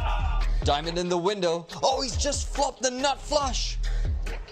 The turn gives a little bit of sweat. Any jack, any 9 will end it. It's a 6, a full double up for Ding. The chip lead went back and forth. It was hard to tell who was in the lead at any given point. At the very final hand, we were all shocked to find out it was in fact Dae-Young Park who would be taking this one down. Dae-Young Park from Korea, champion of the National Cup. We all thought on that last hand that you were not covering, and then you were covering and suddenly you were champion. How are you feeling? 제가 지금까지 이제 홀덤하면서 이제 첫 트로피인데요. 이게 너무 큰 대회에서 우승을 하게 돼가지고 아직도 믿겨지지가 않습니다. 지금 아직 메인 이벤트가 남았기 때문에 지금 저기 바운티 헌터랑 메인 이벤트 또 바로 준비할 것 같고요. 일단 오늘은 우승을 좀 즐기는데 이제 다시 마음 다잡고 또 남은 이벤트 잘 준비하도록 하겠습니다. 제가 사실 그렇게 큰 시합에 이제 초대권을 얻게 되었는데요. 제 수준에 맞을지는 모르겠지만 또 열심히 공부해서 또 그 다음 시합도 잘 준비하도록 하겠습니다. 감사합니다.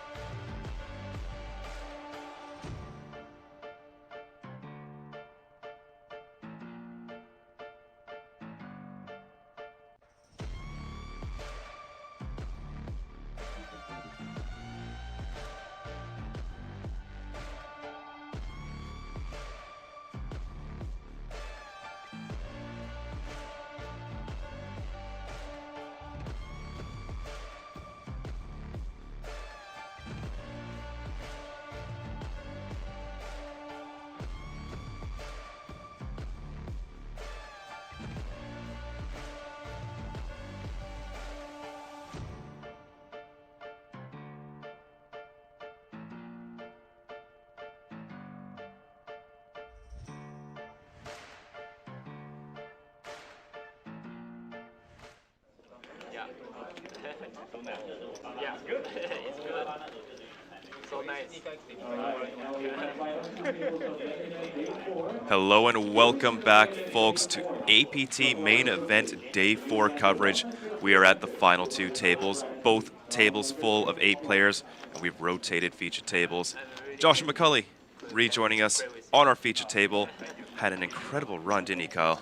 Oh, yes. I mean, poker gods blessing him with some runouts to come back from behind, and then just suddenly the deck hitting him in the best way possible, including ace-king versus queens, and gets it through pre-flop. Now sitting on 6.6 million with just 7 players away from the end of the day and the final table. Because we're the final 2 tables at the moment, we did do a redraw. So a slightly new feature table, but some returning faces. Joshua back in the mix, but sitting on the other side of the table this time. Of course, we did see the pay jump in the very last hand as there was a couple eliminations, 25K, but now the pay jumps go up every 2 people, so there is already another pay jump bubble here, another $3,500. Basically all $3,500 pay jumps until we get to top 11. Big jam from the button, 12 bigs, and it's going to run into ace-10, first hand back from the break. Oh, that's rough. 12 big blind shove with the ace-6 suited. Kim getting the count.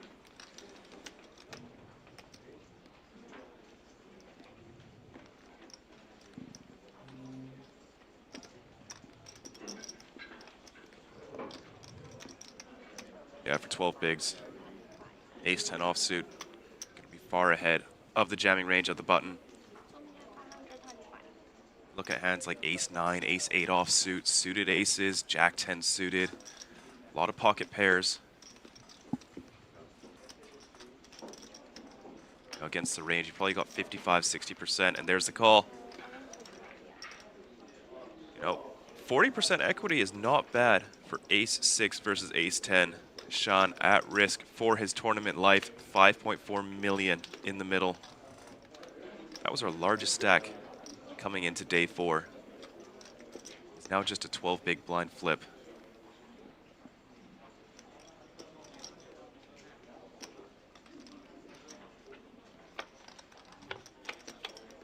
Off to the races. 9-10-4. Not good news. Supeshan. Jack of Spades will be the end of Supeshan's tournament. Out in 16th place. GG, sir. Oh, not walking away empty-handed. 25,770 US dollars locked up for Sue. But everybody else just jumped up another 3,500 to a little bit more than $29,000 for our top 15 players.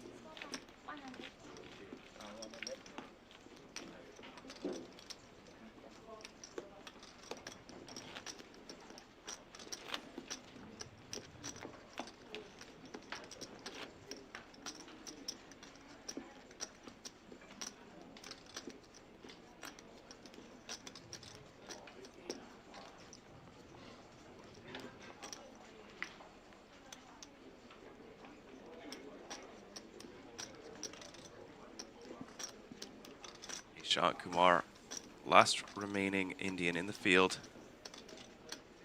Down to around 18 big blinds. Big stack. Lao Chunxing.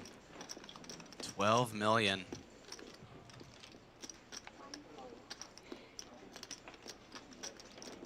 For 60 big blinds. There's just 2 tables remaining in this main event.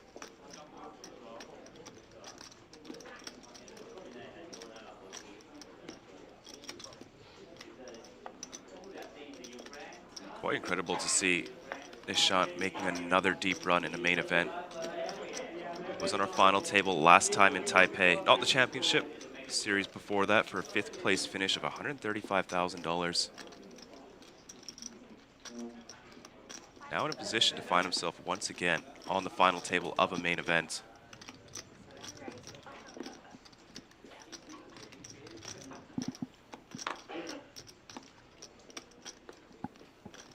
McCulley on the sun run on the previous feature table. Can he keep it up here? Blind versus blind action. Jae-Jun Kim with the raise, but McCulley with a strong king jack. Throws in the call.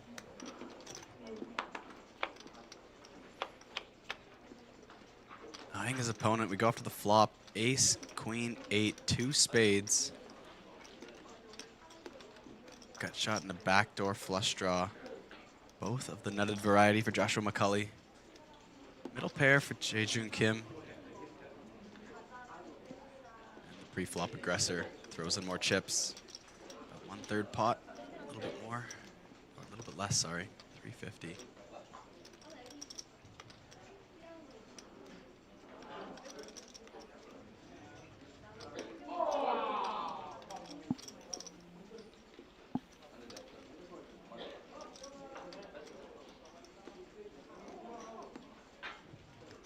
Makes the call. 1.9 million in the middle. Go to the turn. Pairs the board with the 8 of hearts, 2 flush draws. Pair queen still good for Kim. Can't be but loving does he developments. What's calling him on this flop? An 8 and ace, hands that beat him. Of course, the draws still ahead of. He's still betting.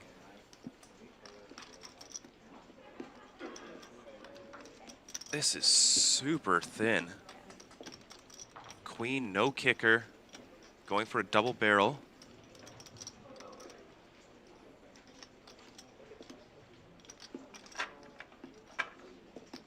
I mean, you might get a better queen to fold this bet. But paired board and ace, so all queens are chopping.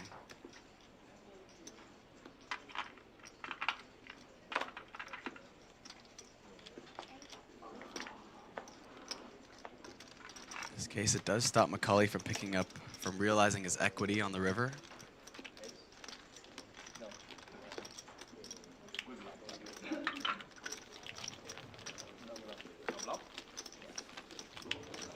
He says no bluff, so it wasn't a bluff. But hard to imagine how that's a value bet.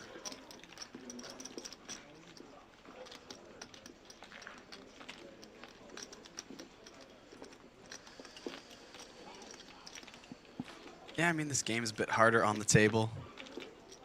Don't always have the luxury of information and time. So you just think your hand is good enough for a value bet, but sometimes you don't always take the time to evaluate what is going to call you.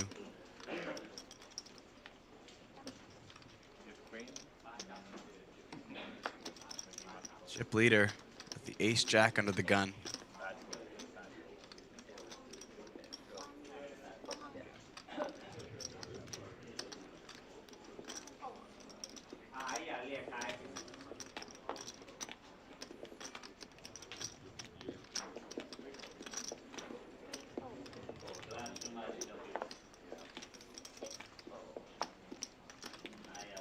No biters.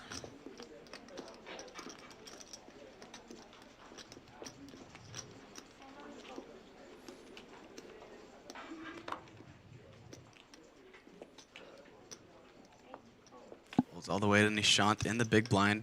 Does have ace-8 suited. Only sitting on 3.3 million. That's 16 big blinds. 17 with the blind already in. Makes the call.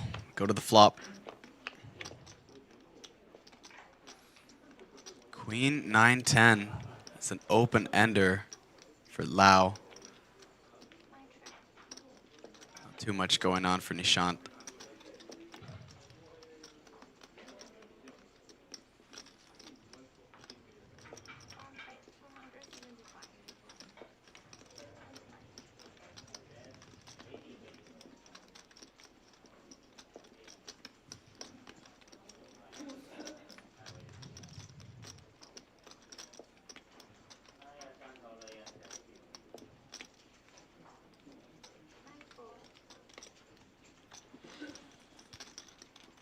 Easy pickup. Chip leader continuing to accumulate.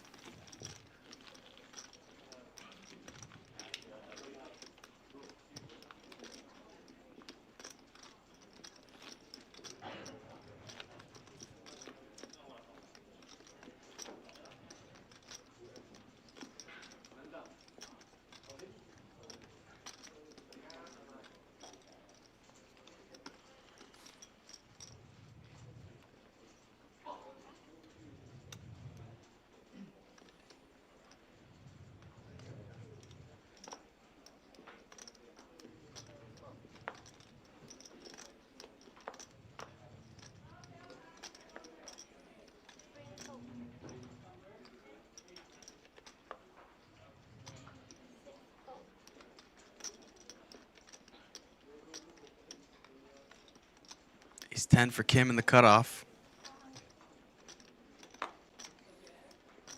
Has a decent stack to play with.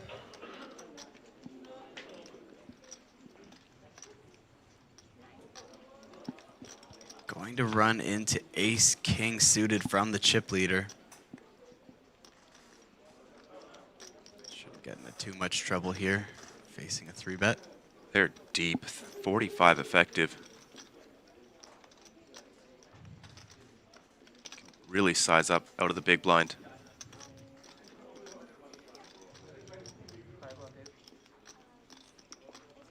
Not even a full 4x. Could be tempting to call.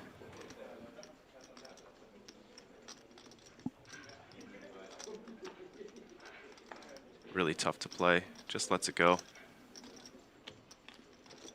Lao Chunxing just keeps on growing the mountain of chips. Black's in play as well.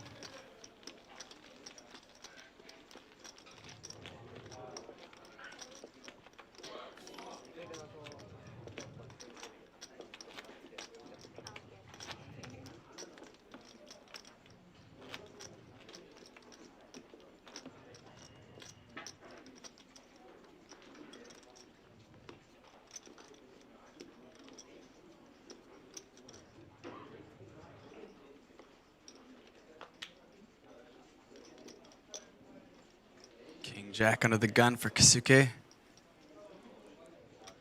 Just folds.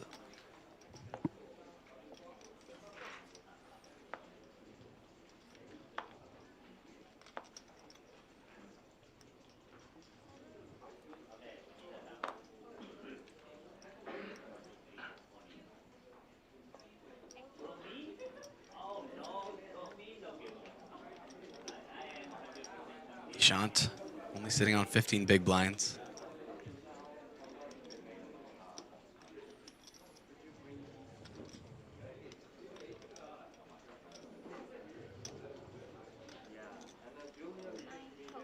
He's going to limp in from the button, 9-8 suited.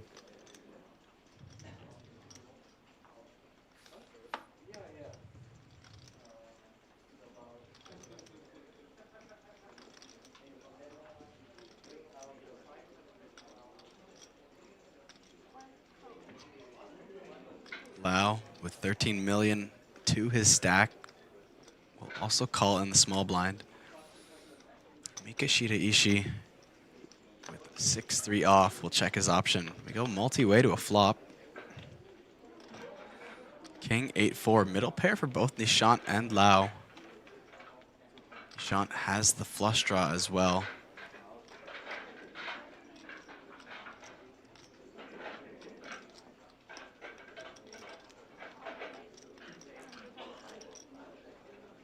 Lau is leading out.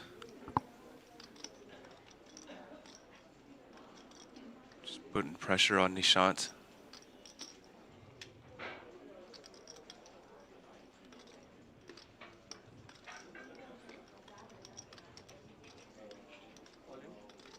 And a jam from Nishant Kumar.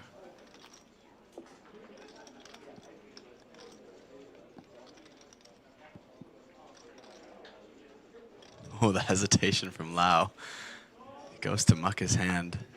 Stops twice, but then makes the fold. Kumar will take down this multi-way pot. Almost adds 1 million in chips to his stack.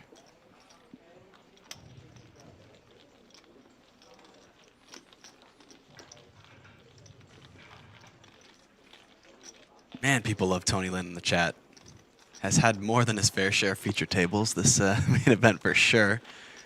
Seems to be constantly either table breaks or table changes or a redraw. On a lot of the switches, he gets a lot of double dips on our stream. Very entertaining.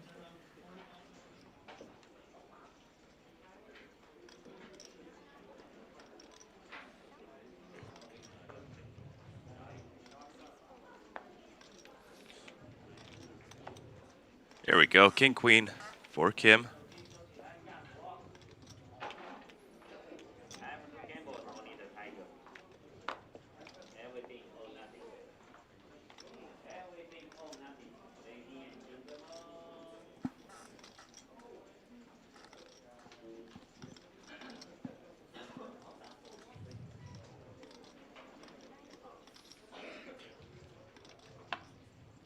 Lau might just find another chance to get aggressive versus Kim. This time in position, slightly weaker holding.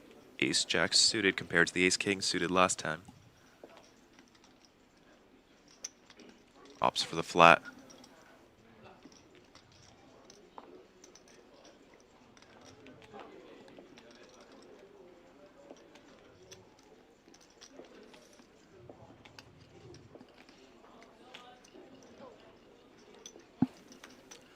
Heads up between two big stacks.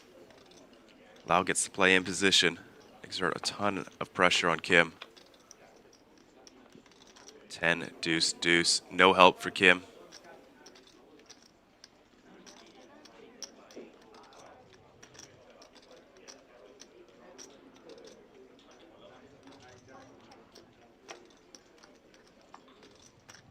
Check, check. 8 of diamonds. Lau still in the lead.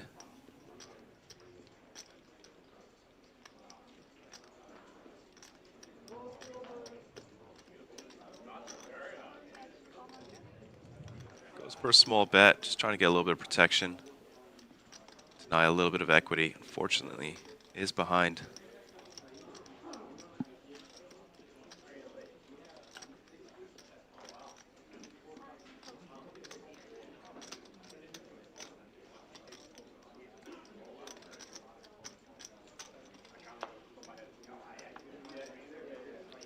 What a bricky run out.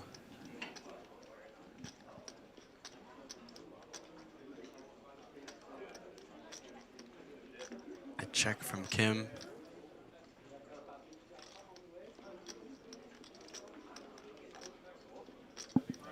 Let's go check, check, and I will take this one down with ace high. Keeps adding to the mountain of chips in front of him, up to 14 million.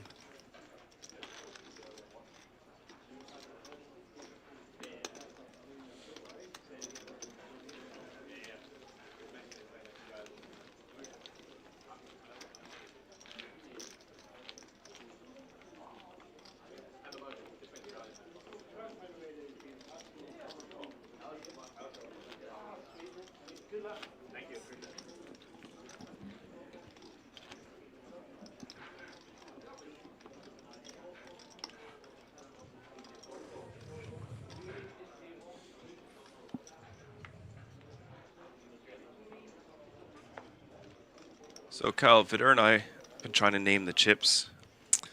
Yeah. I think you know the Piccolos. I think you went with Blueies. I don't know about that one. It doesn't seem like it's a character. It just sounds like you're saying they're blue. I never even thought about it that way, but that's I get that concern. Maybe like Sonic the Hedgehog. I think he's blue and white. Sonics or Hedgehogs? Maybe. It's blue and yellow chips, though, I believe. Oh, it's blue and yellow? Yeah. Okay. Well, we don't have a name for the grays yet. Yeah. Well, so, and I have a bit of a bone to pick with, especially when it comes to this game. Because I know that they are grayer than white. To me, they've always looked like white chips. I will concede that they are gray. Yeah. But, you know, we were trying to figure it out. There were some suggestions, and Vidur went to ChatGPT to try and get some AI pictures. But before we get more into that, hand developing here. Lao Chunxing getting involved with almost every hand since this feature table started. King 10 in the cutoff, and Miki Shiraishi with pocket 8s on the button. Also just flatting. The effective stack keeps going up and up with every hand we see with Lao. This time nearly 10 million effective. It's good for just shy of 50 big blinds.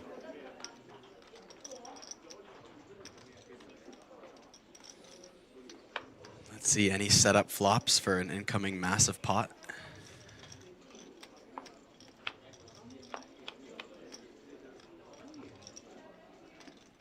6-9 deuce. Shouldn't incite too much action.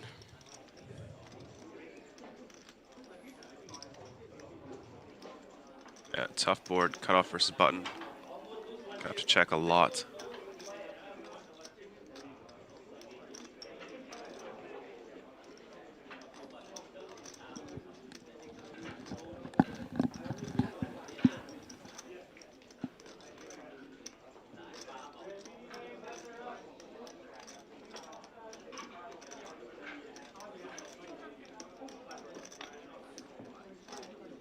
Looks like Shiraishi just...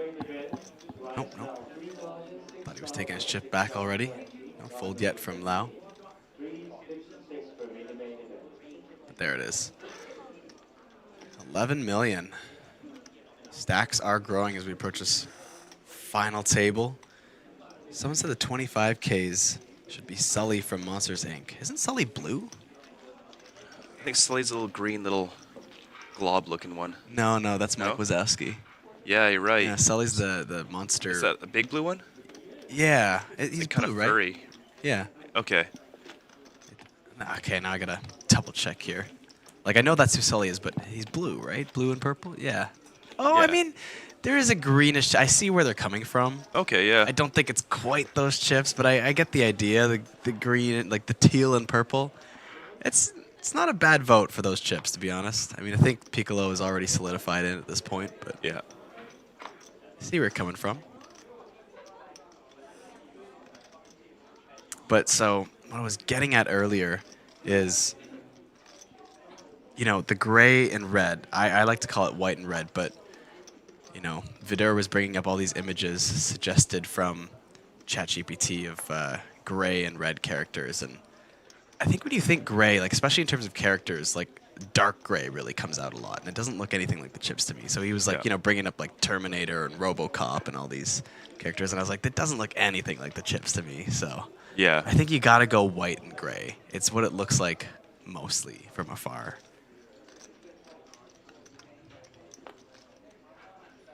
But even with that being said, I haven't been able to think of too much.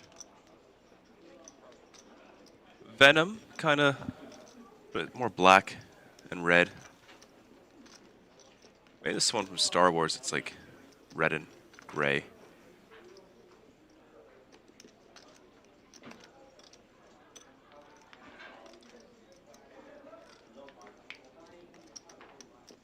Lao's not stopping on this feature table. Once again, opening from the hijack with ace-6.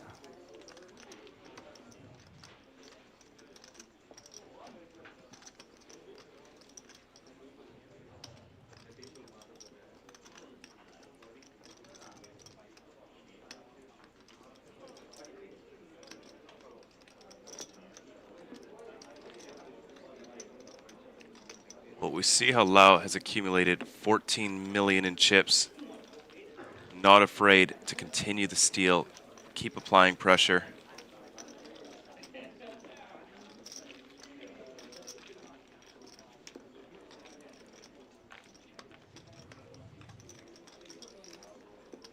Oh, what's this guy called? The clown from It. Oh.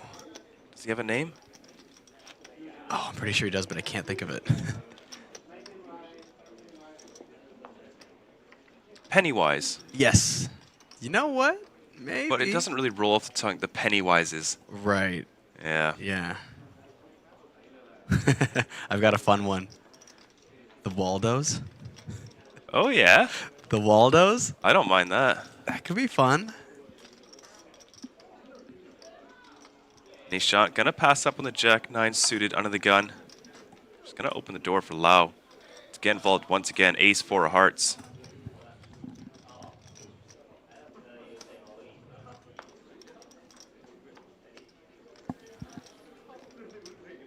I did cheat a little bit to look up the Waldos, but I'm going to put in my official vote to coin on the Waldos and see if it sticks.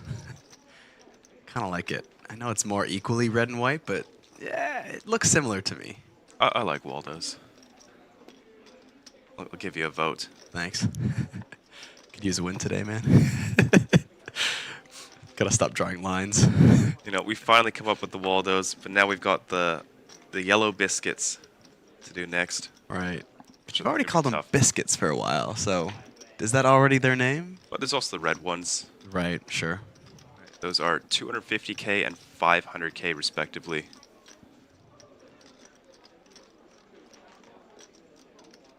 Joshua defending the Jack 4 of diamonds up against Ace 4 suited.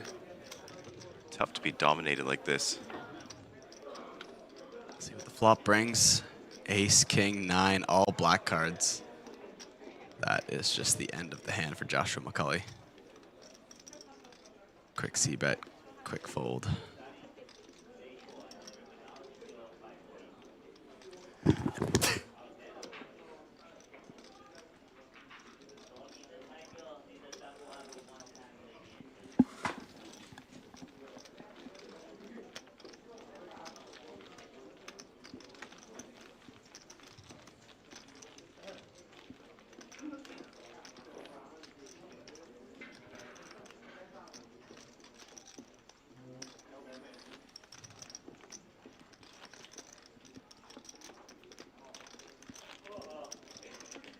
Top 15 just shy of $30,000 guaranteed.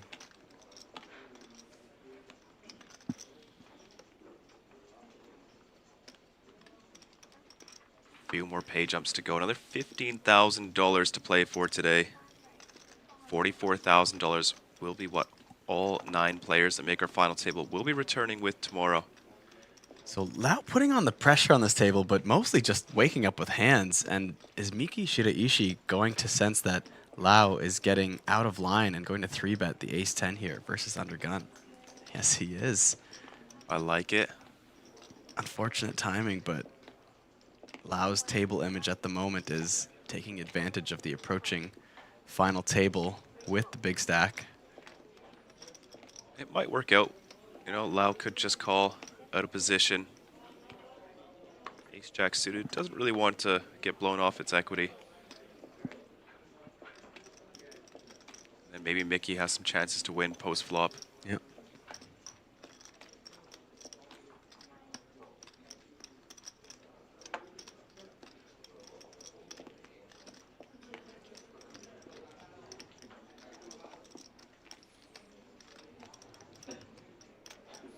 There's the call.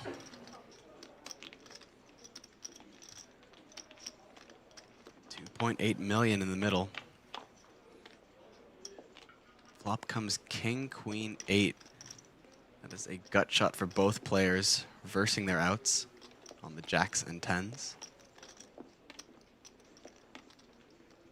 8s can cause a chop.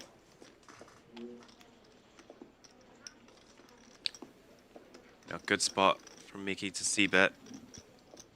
Hand like 10s can't really continue.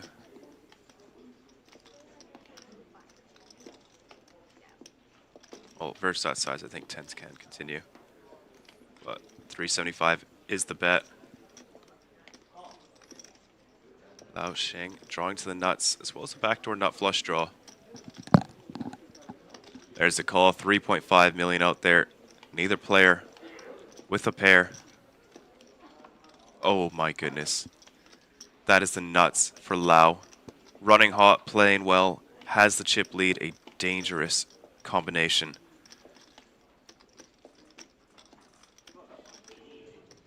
This might be a decent spot to go for a merge. You know, might be able to get something like... no, I don't think so. Not with a 3-bet pre. Ranges are too tight. Well, check to the river. Queen comes down.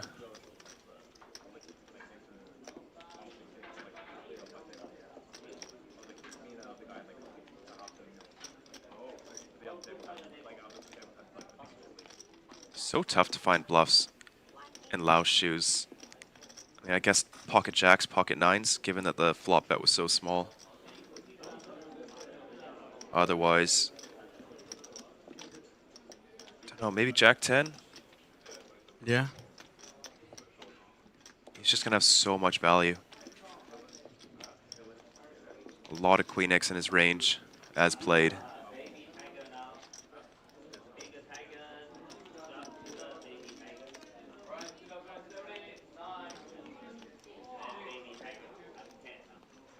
And I think for Mickey, raise is the only option. Here we go. He's done it. Pressure back on Lau, and it's been snap called. Nice try from Mickey. 3-betting pre-flop, putting on the pressure to the very wide chip leader's range. Checks back the turn. Pairs the board on the river. Could have trapped with a hand like kings. Unfortunate, it does not work out. That is now a 21 million chip stack for Lau.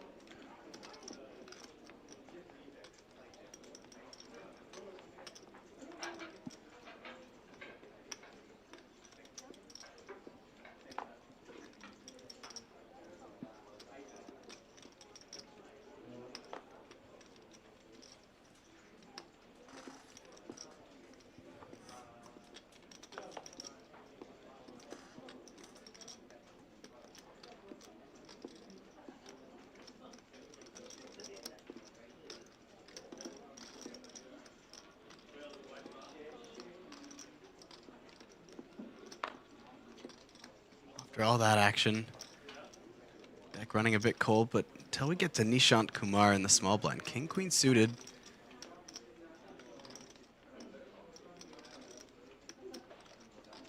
Sitting on about 17 big blinds. Just complete the small blind and an ace for Lau. Might just zip it in. Check, yeah.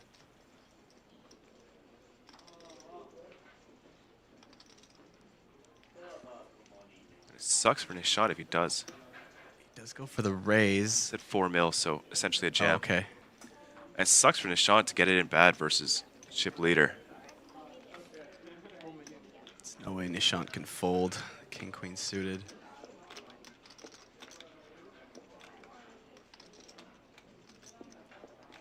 No, not with how wide the big blind should be doing this.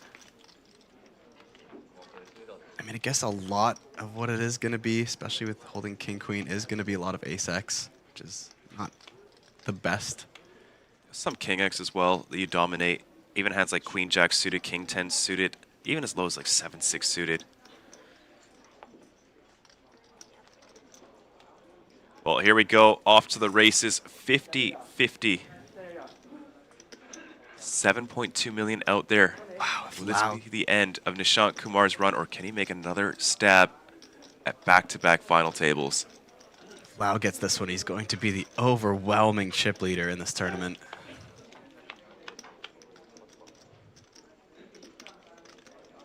Remains ahead, hits a pair of deuces. Doesn't change much. Nishant's still looking for a king or a queen. Oh, not anymore. That changes everything now. Trips for Lau on the turn, eliminating Nishant Kumar in 15th place. Walking away with 29,280 USD. And Lau now sitting on 24 million chips.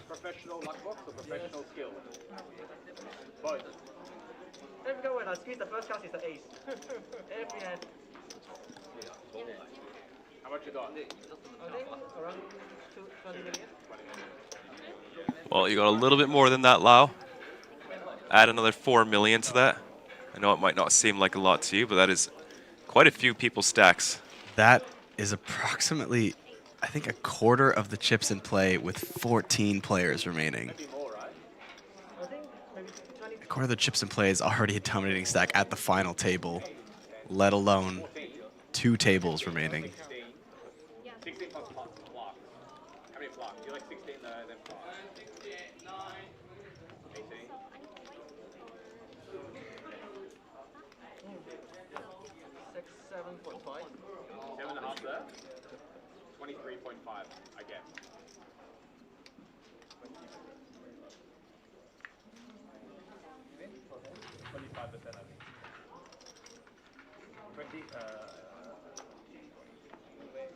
Suke Tajiri sitting on 2.8 million.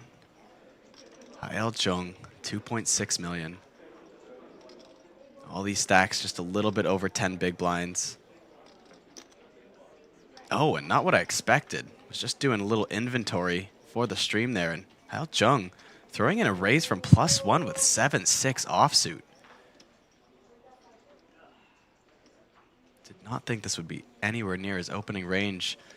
Jaichun Kim comes along with Queen Jack suited.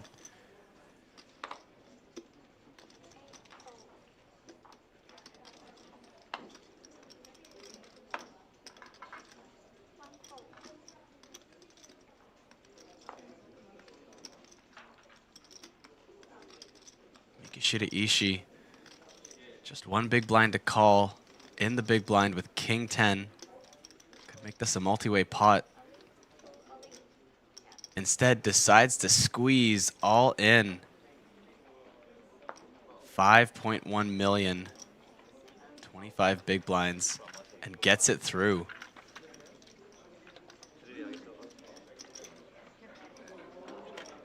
Mikishita Ishii shipping up nearly 20% of his stack.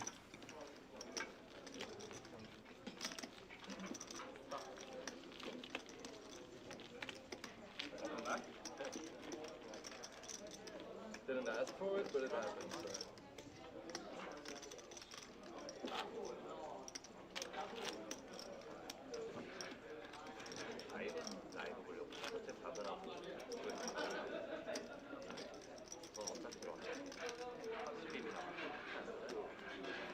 14 players remain. On the verge of another pay jump, another 3,500 added. Top 13 will be receiving just shy of 20 times the buy-in.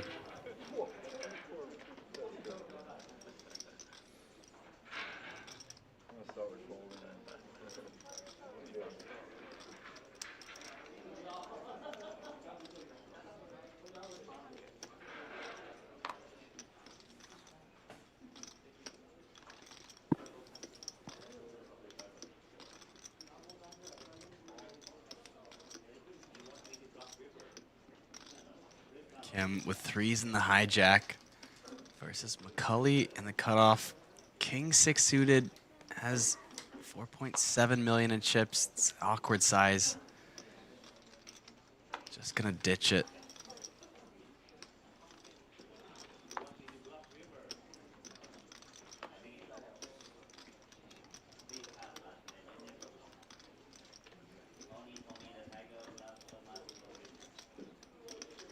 Someone asking for an update on Ren Lin on our outer table.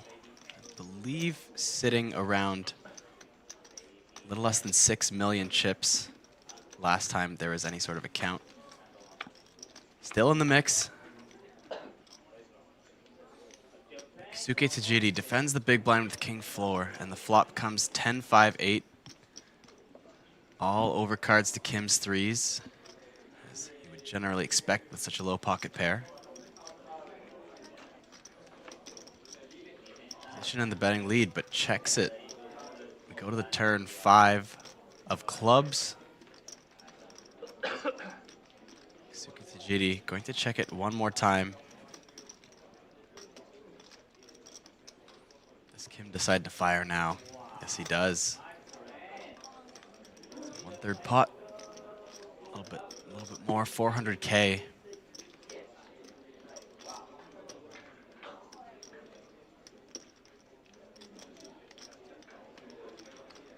odd line with no c-bet.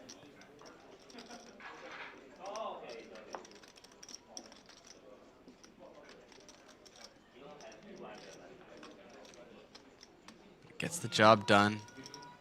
Jin Kim up to 7 million in chips.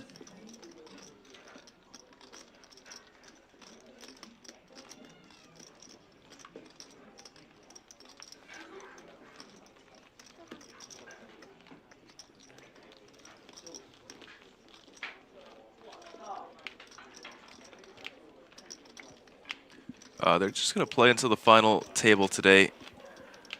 Players will get some rest, do the research, come back tomorrow.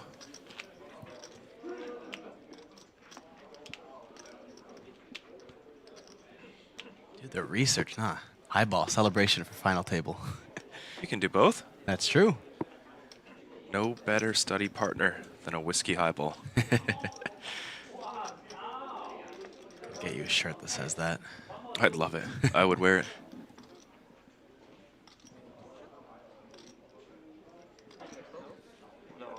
On some of our other events, Zodiac Classic down to the final 23 players. Oh yeah. Anyone we know in the mix? John Tech, I think 2015 main event winner. Old era APT. Beyond that, no. Oh, Leo Pang has made it on some of our Natural 8 streams. What's the baby superstar at? 78 runners into the 5K. Kazuki Tajiri just folds from the small blind with a6 suited, sitting on 10 bigs. Good timings. Christoph has king queen, gets the walk.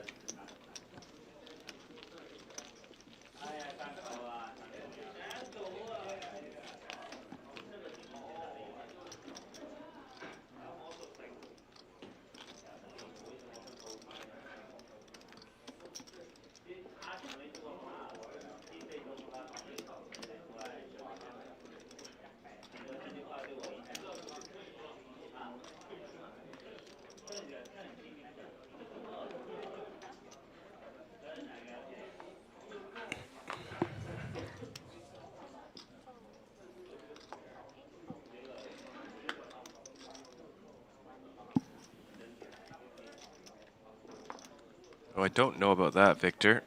Our last time here in Taipei at the main event, the combined hen and mob of all 9 players was under $300,000. I think that was the freshest faces at a main event final table. I forgot about that. Yeah, it's only my second series ever. Here we go, jamming the button, queen 9 suited. Oh no. At least they're live. Christoph gonna get the count in the small blind, but king jack of diamonds. How deep's the big blind? Like 3 mil? That's Jung, right? Yeah.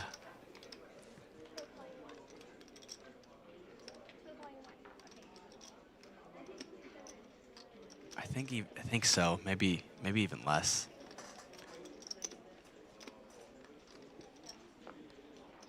There's the call. Whoa, big blind's got a hand.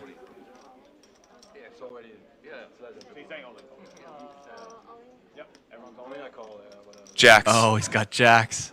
3-way all in. Kisuke jams the button with queen 9 suited. Christoph calls king jack suited and pocket jacks for Hael Jung. Hold on a second. Look at these equities due to card removal. Christoph is only 5% behind Jung. 38%.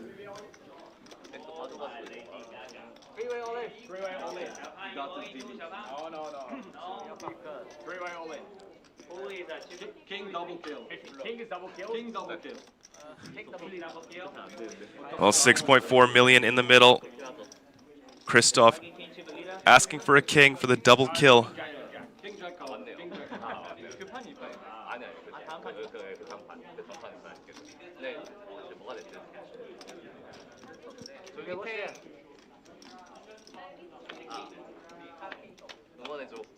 Here we go. 1 diamond out there. So far, so good for the jacks. Kyusuke Tajiri needs to find a queen and a queen only. No longer drawing live for Kyusuke Tajiri. This will be the end of his main event run. Christoph needs a king or queen. No, safe. GG to Kyusuke Tajiri, eliminated in 14th place. What a run, sir. Yeah, nearly $30,000 for that finish in this main event. Everybody else getting an additional $3,500. So close to 20 times your buy-in at this point.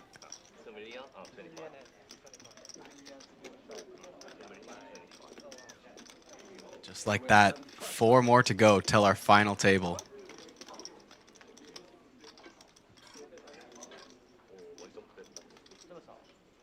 Oh, what a sweat for Jung. Gets the hole. Now back up to 6.3 million.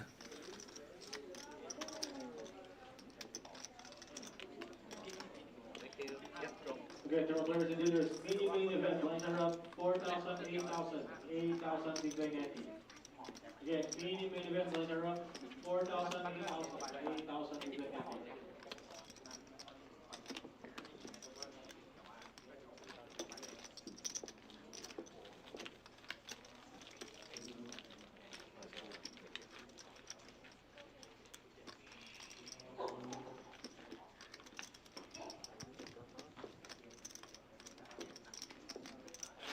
All right, well, with that, we will be saying goodnight to Sam Insole, joining us here in the booth. It was a fun one. Always a pleasure, Kyle. Replacing me will be Vidur Singhal to round out this day 4 of the main event, bring you folks into the final table. Thank you so much, folks.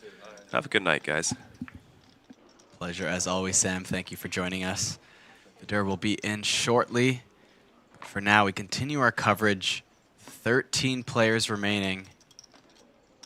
12 minutes till the next blind level. Joshua McCulley just clinging to it. Was on a heater at the last feature table.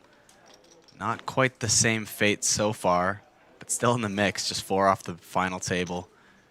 Going to finally take a spot here with the ace-deuce suited.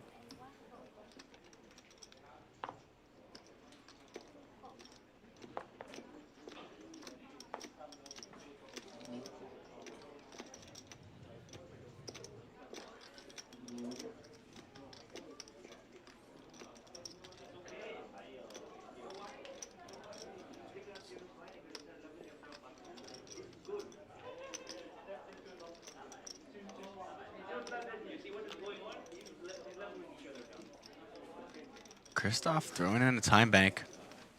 Taking some inventory here with the ace-10 on the button.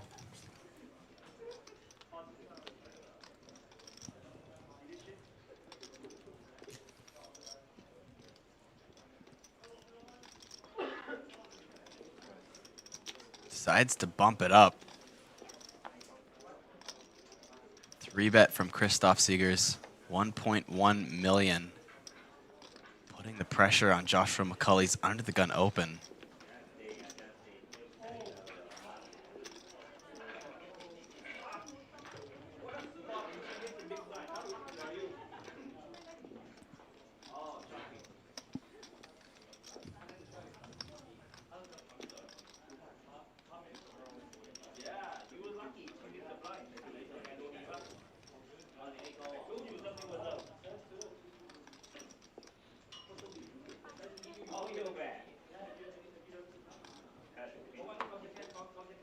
Joshua McCulley will lay it down. Christoph gets it through. Taking the aggressive position here as we get closer and closer to that final table.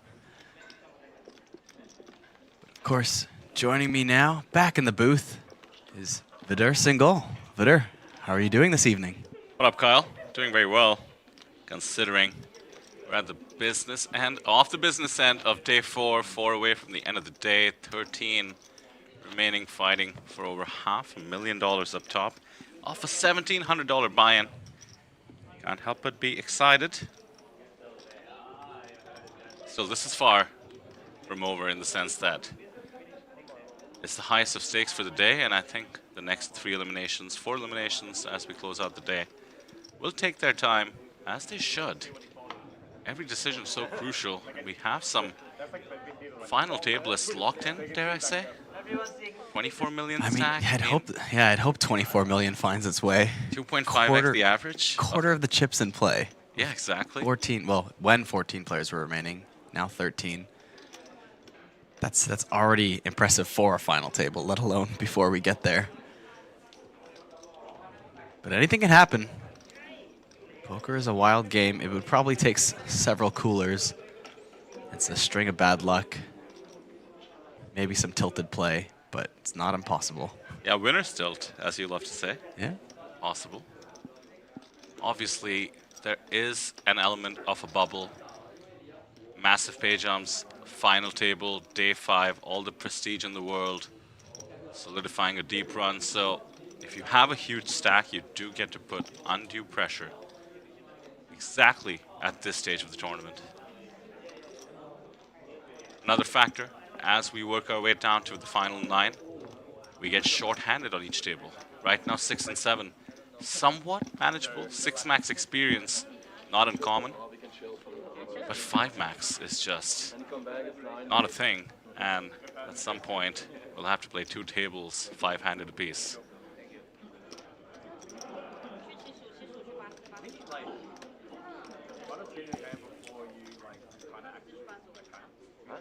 That point will be coming up soon.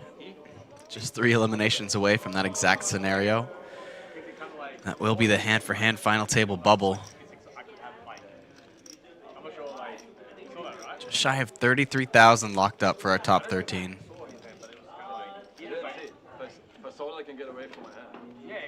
Basically 19 times the buy-in, guaranteed.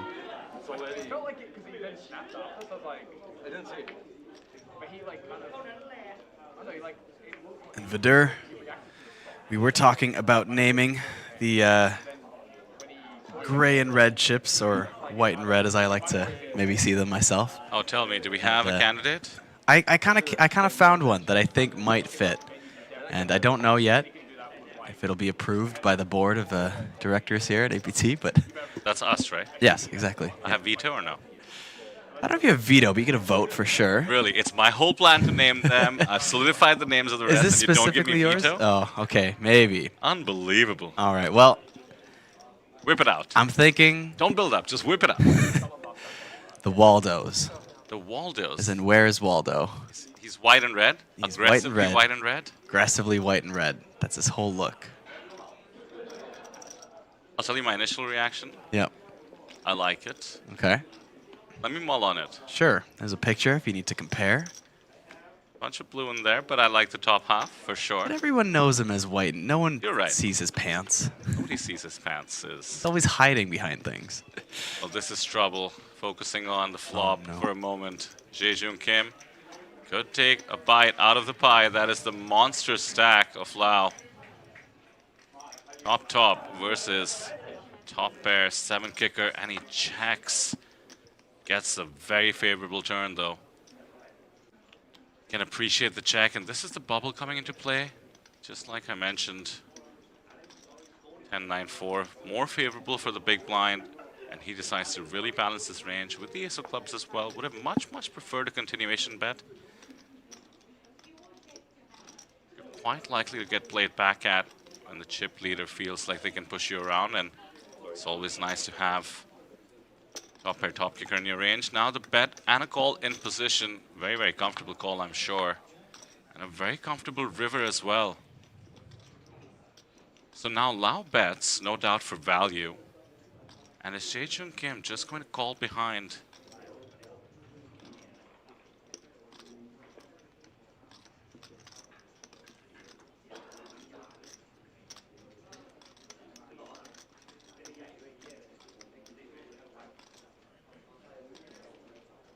Looks like the sizing is coming in at about B30. And it's just been snap called. Playing low variance, low risk, low reward. Still though, 40 bigs, nothing to scoff at.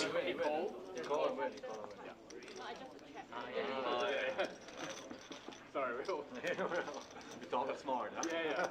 What a spin for Jae-Jung Kim as well, thinking back to the very first feature table. Just wakes up with ace-king being shoved into. Wakes up with pocket kings right after, gets the double, then the double. And everybody started just wondering if he's going to just try to work the pay ladders or find a different gear. And I'll tell you what, the fight from 48 coming in at the start of the day to 12 has not been easy. Although, I did just say 12, Kyle. Who did we lose? We lost Chi Jin Chu, another Taiwanese local. Got the pay jump, just shy of 33,000 USD, but unfortunately, their dreams of making the final day of this main event have ended. GG. Losing another Taiwanese local. Always bittersweet. Still have a few in the mix. I believe 2 locals in the final table of the last main event at the championship, despite the higher buy-in. Certainly a favorite to still have something like that number today. The Aussie sensation, Joshua McCulley, perhaps the man with the most support in the chat, makes the tight laydown with the 9-7 of spades. 6 and 6 now on the tables. Notice the different brand of poker that has to be played.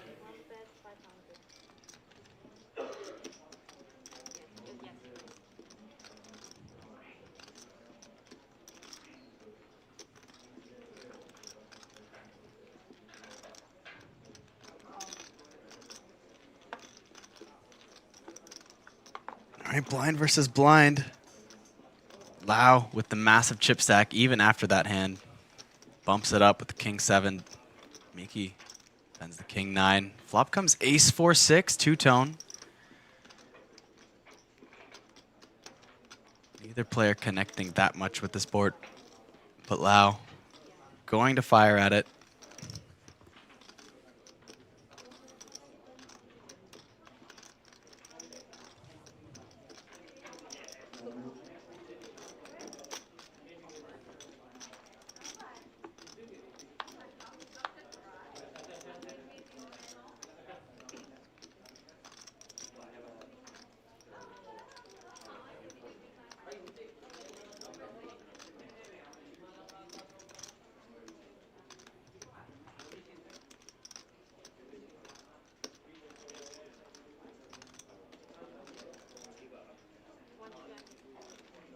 $22 million stack versus $5 million stack. Could argue the advantage lies with Lau. Two-tone board, both cards, diamond and heart, in possession for Miki. Can start telling some sort of a story, beginning with a small bet, and it might just do the job against the king 7. He is reaching for chips. Good timing.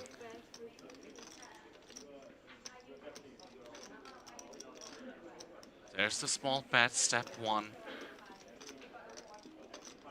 Is it enough to get the king high to fold? He doesn't know it, but he might get value. Nah, gets away. Each of these pickups, even if it's just 4 or 5 bigs, feels so crucial right now, doesn't it, Kyle? Yeah, and there's a lot of pressure. The final table is where the payouts just start growing exponentially larger.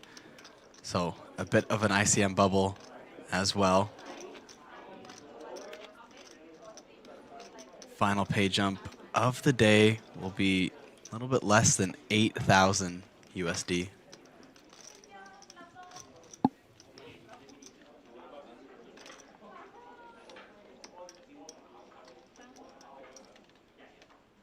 Current pay jump is about 4,000.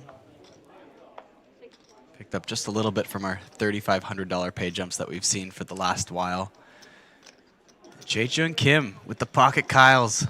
Kings in the hijack.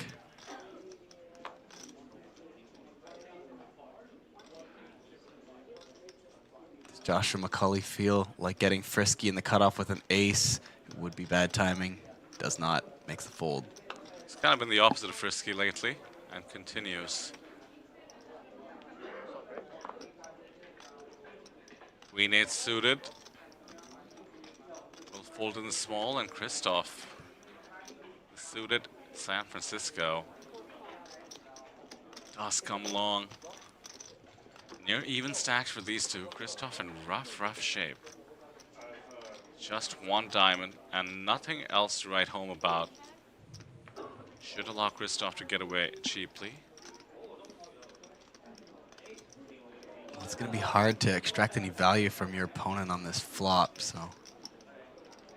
Just thinking maybe top set here has to check behind, but is going to go for value. Just a little more than one big blind, small bet.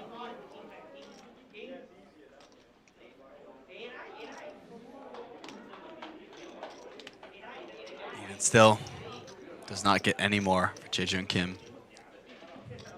Still just gotta feel good to look at kings, pick up a blind or two. Yeah. Not feel card dead. That matters the most. Yeah, you get a call too, an extra blind in there. I mean, it's definitely one of those spots in the tournament where just anytime chips go your way, no matter how it is, it feels pretty good. Take it with grace, as a friend of mine used to say. Take the losses and the wins with grace. Pick up any dead money, no action, no problem. Take it with grace. Take it with grace.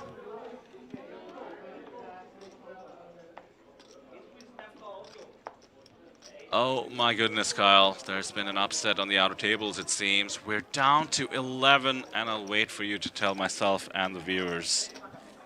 All right, let's Tragic take a news. Who did we lose? Down to No, 11. the last woman it in is the field. Netnapit Muksatin of Thailand, the last woman in the field. No final table for the last women in the field, but what a fantastic round, 12th place. Well done, 33,000 US dollars. You know, this is one of those pay jumps where I'll switch to the local currency. Over $1 million Taiwanese dollars. There you go. Yeah, a local millionaire at this point for everyone else. Lau raising king 6 suited in the cutoff, running into Miki Shiraishi's ace queen suited on the button. Just flatting, no 3-bet. It's that final table bubble, especially now that we're 2 spots away.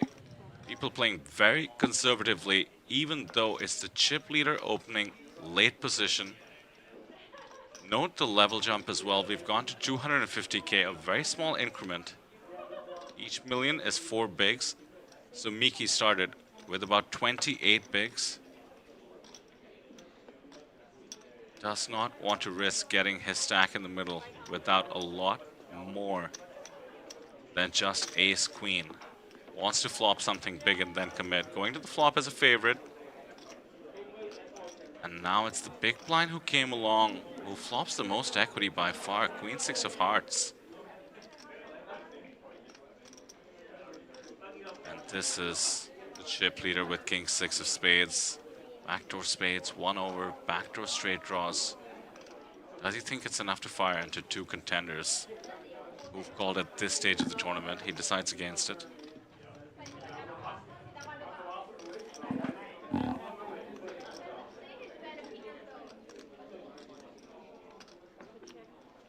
Flop checks through. Go to the 3 of clubs on the turn. Should know this is his moment to try and steal this spot. Yeah, it doesn't take too much time. Grabs the chips. We haven't seen him shy away from this spot in the past. Really cool sizing as well. Doesn't need to bet much to get the job done. What a feeling to pick this spot up. From the big blind, out of position, multi-way against the chip leader and Miki Shirashi. Also got to give some credit in the chat. When we said Netnapit had been eliminated in 12th place, her username was I do it at the Thailand exclusive. So some sad reacts in the comments for that. Apparently her biggest cash was only 3,000 US dollars. So more than 10 times that amount today. And let's not forget, a qualifier from her natural 8 table, isn't it? Or the APT Thailand table, pardon. Yeah, the Thailand exclusive, yeah. What a spin up. Right? Amazing. no doubt an experience she'll take with her into the next step of her poker career. Yeah.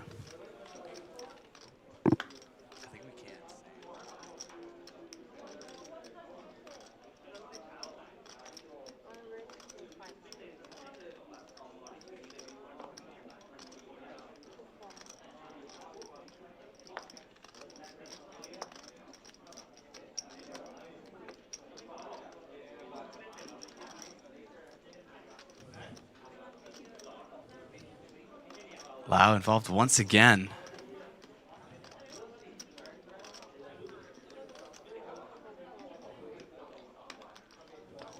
And Heil Jung with the pocket queens just took down a pot. Starting to run hot. And run hot at the right time. Just 2 off the final table.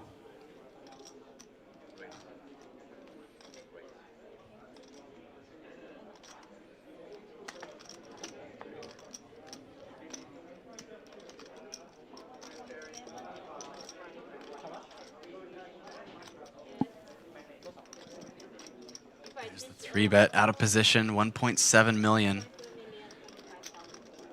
Unless Lau wants to get out of hand here and think he can put on some max pressure, but I don't think he will. Hasn't decided that yet, but there's the fold. Yeah, Jung giving all the signs of having a hand.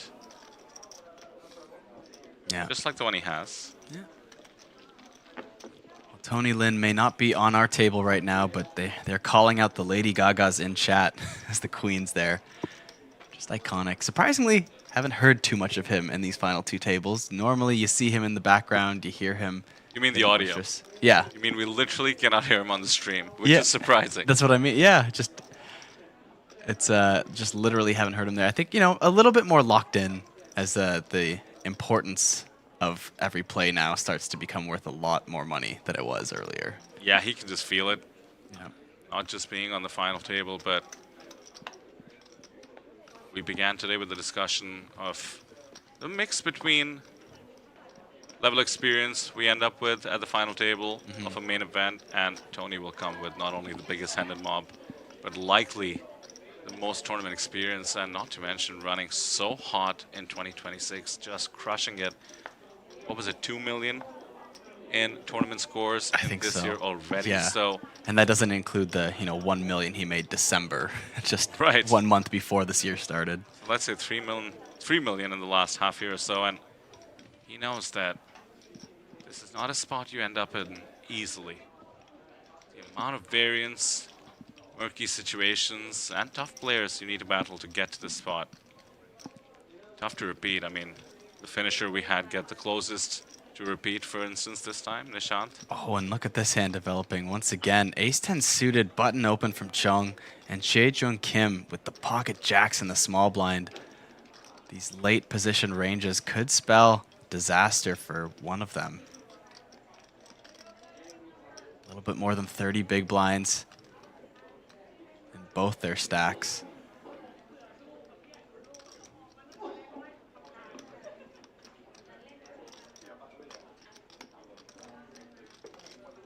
Comes the 3-bet.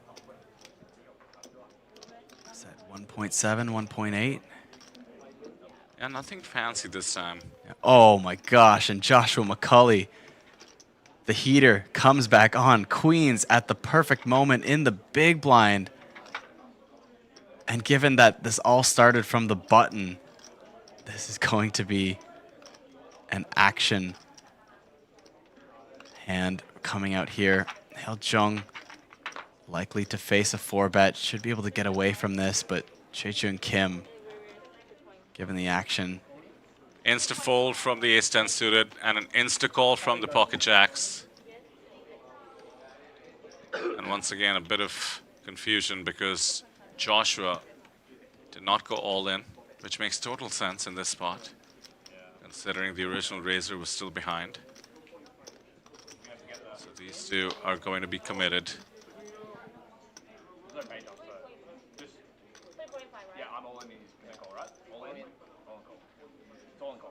I think just settling what they meant to do here, making sure it's all kosher. But yeah, either way, it gets all in. Lady Gaga. The Lady Gaga's Jae-Jun Kim is the player who has the bigger stack, so as long as Joshua McCulley can hold here, it will be a huge double up, just 2 off the final table.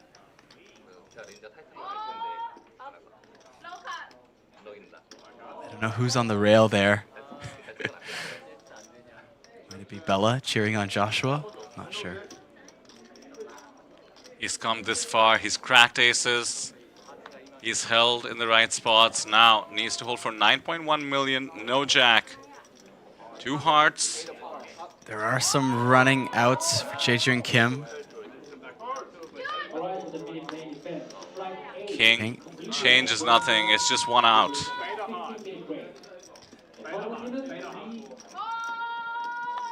No paint. The 9 is safe, and the double up for Joshua McCulley up to 9.1 million in chips. No elimination, but Jae-Jun Kim down to 4.2 in this cooler setup, just 2 off the final table. How do we like that, chat? I know he has a huge rail in the chat. Mr. McCulley charming his way up to 9.1 million. 2 away from the final table. Now there's the headline. One of the writers better grab you on that one. Mr. Charm. Catching the kings on the river, holding the queens till the river. Is this one just meant to be? You know, he's put in the work, he's put in the grind. It's almost impossible to find a feature tournament without Joshua McCulley firing the bullets, running deep. That's what it takes to put yourself in this spot. Over 35 bigs, 2 spots away from the final table. Very, very likely to be in the final 9.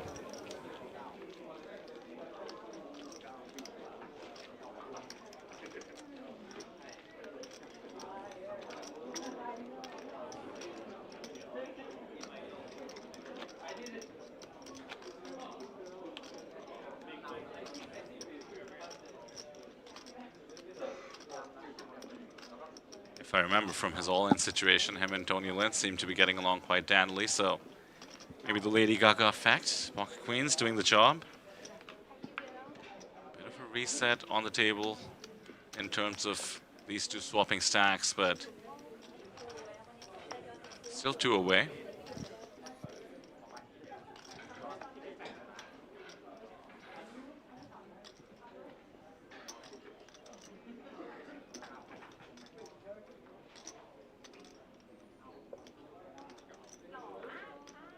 What a pleasure it's been to see Christoph, the man from Belgium, work his magic.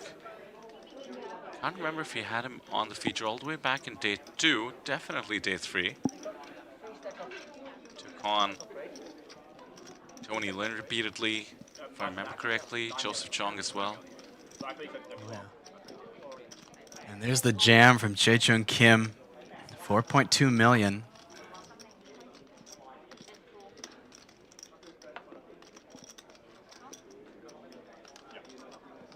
Quite a sizable stack for 2 off the final table. Maximum pressure with the ace-jack. 16 bigs, quite a lot.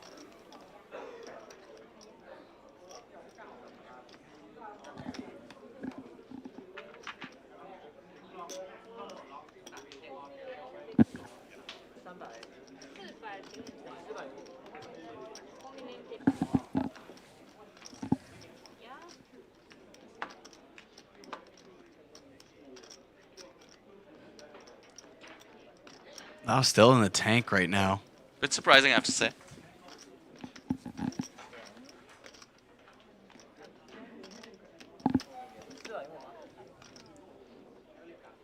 It's a lot of blinds. It's exactly the kind of hand that the ace-jack is folding out.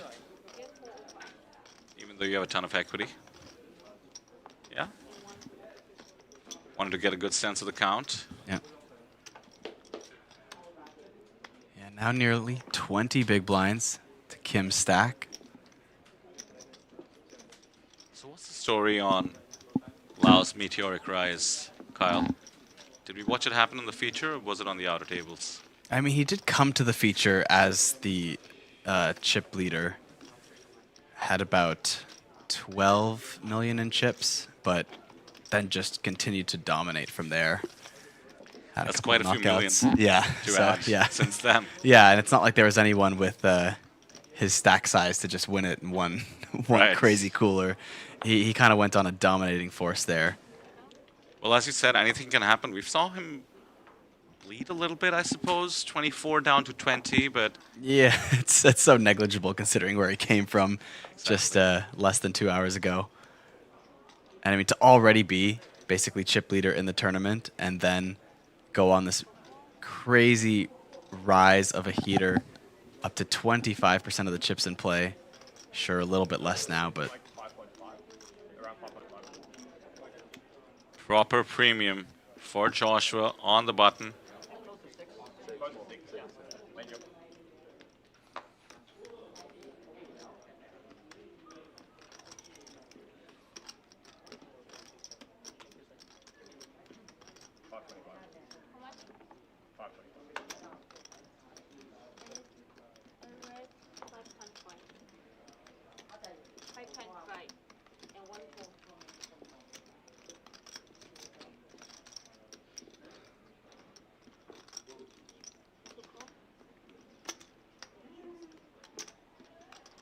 King 7 comes along. Joshua well recovering stack after his double up. King on the flop. And now we get into trying to find a showdown mode in Mickey's shoes. How much pressure does Joshua want to put? He might have too much of a hand to want to convert into a multi-street bluff affair. That being said, king high board favoring the pre-flop aggressor. I suspect a continuation bet is very tempting. Somehow doesn't c-bet it. Gives himself a shot to hit the ace for free. Now it comes a board pairing 9.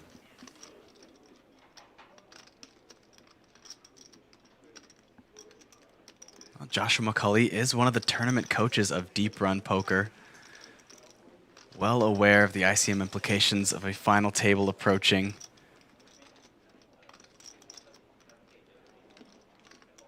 So how many of the deep run ambassadors or founders have we seen actually make deep runs? Bachara? I think at least 3. Winning the Yeah. 25K? Yeah. Tent winning the 15K. We didn't see it, but Oh, he won it's a that one. line. Oh, okay, I didn't know that one. Yeah, Tent wins the 15K. Those Yeah. two are the founders, mind you. Right. And now Joshua McCulley. At least there's 3. Joshua McCulley, Kiat Lee. And don't forget Fan Chi Wei. Oh, yes. Yeah, the ad writes itself. Reasonable to call the strongest ace high on the turn against what might feel like a stab by Miki on the King 9-6-9 board. 5 is not a great card to try and get paid with a king here. That being said, all the Jack 10s, Queen 10s have missed the gut shots that might have fired. Could be something a little more creative as well. For instance, 2 diamonds. For those wondering in chat, we are just playing down to the final table today. That will be 9 players, so 2 off the final table.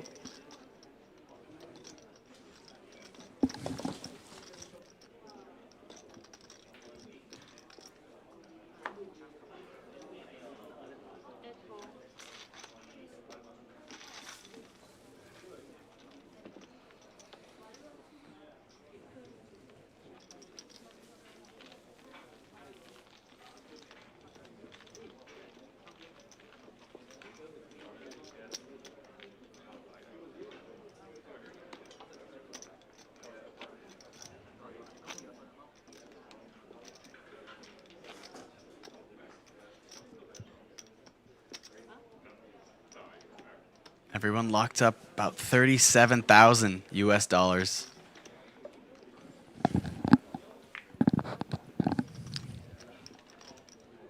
One more page jump to go.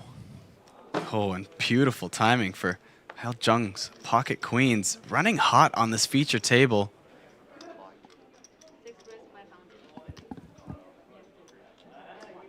And oh no, gonna run into it with Jae-jung Kim, pocket jacks, unfortunate timing, sitting on less than 20 big blinds.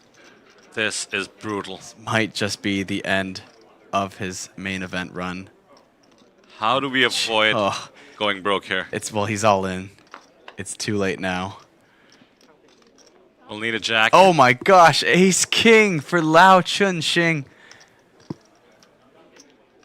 I mean, this is just getting called, and this could be what Kim needs, because if Lao isolates and comes over the top, there is a world where maybe the queens consider letting it go. Yeah, it becomes way more of a flip if Lao can get the queens to fold.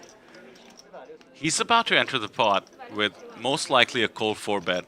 Frankly, a cold call and cold 4-bet should be about the same considering Jung's stack. And we have to think about what hands he would do that with. Maybe jacks, maybe queens, certainly kings, certainly aces, and certainly ace-king suited. And how does queens perform against that range, blocking the 2 queens yourself? So there's the isolation. Essentially putting Jung all in. Basically a jam with the stacks on this table. Can Jung find the call? Is he willing to take the flip? Would he call if we show him the hand, I wonder? Has to, right? Yeah. I think he's snapping it off. Yeah. Oh, those are time banks. Jesus, yeah. We have seen pocket queens get folded today. 2 ace-king suited. Yeah, it was Jung folding queens earlier, but that was a 6-bet jam. Button versus big blind, I believe. It's a very different situation, much deeper stacked. I mean, he's got less than 30 big blinds behind, but that's, 2 off the final table. The impact is way more important. Yeah, needs to dig deep and call this one. And there it is, though. Does make the call. He's going to be flipping for his tournament life, and we might just burst the final table bubble if we catch an ace-king or some hearts. And Kim is definitely in real trouble. Jung needs to hold. Kim needs to catch a jack. All of a sudden, a massive commotion on the feature table, and indeed the outer table will come appearing quite shortly. This is for day 4. Is it just all over for the day?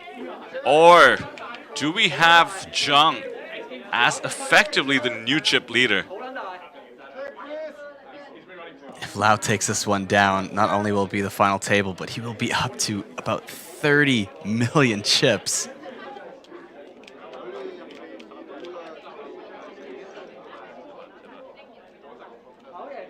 Actually, way more than that. Yeah, crucial board. Oh. The most crucial board of the tournament coming right up. There's a king in the window.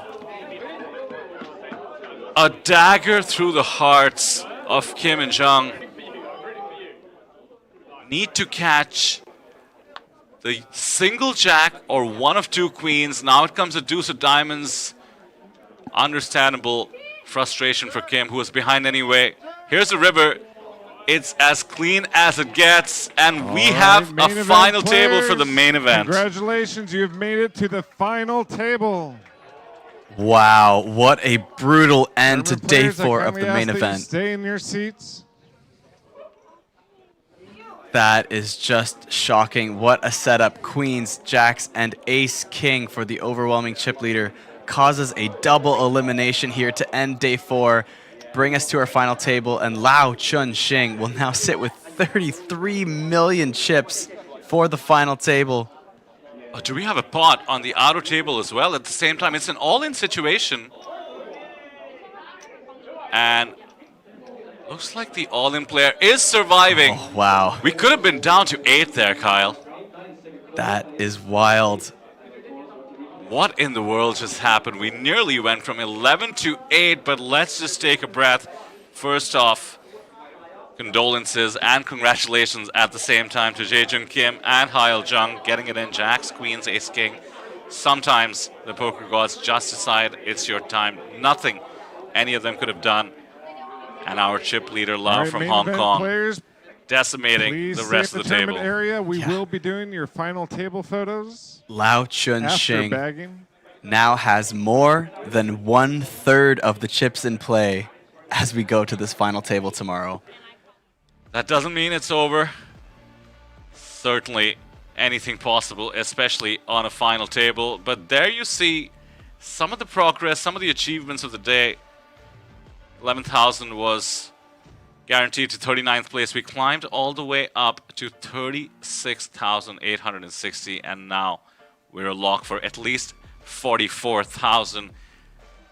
I mean, off a $1,700 main event buy-in, Kyle. That's already an incredible score for some life-changing, for some career-making. But don't forget, you can go 12, 13, 14x of that. Yes. My math is right. Oh 50. my gosh. $533,000 up top. Vidur, as astonishing as it is, they've now locked up 44,000, as we were just talking about, but between 9th place and 1st place is just shy of $500,000 difference.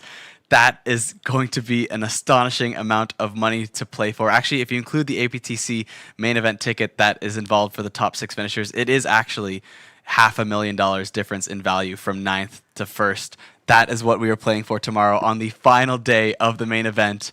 Our top 9 are finally revealed. Of course, we saw from the outer table, Tony Renlin, the favorite in the chat, gotten a lot of feature time on our feature table, but it's going to be an entertaining final table, I'll tell you that. If the $500,000 pay jumps doesn't excite you, surely you're a fan of Tony Renlin who keeps us entertained. I expect some lunges in the back of the final table yesterday, which he's now becoming famous for. Some jumping jacks, perhaps.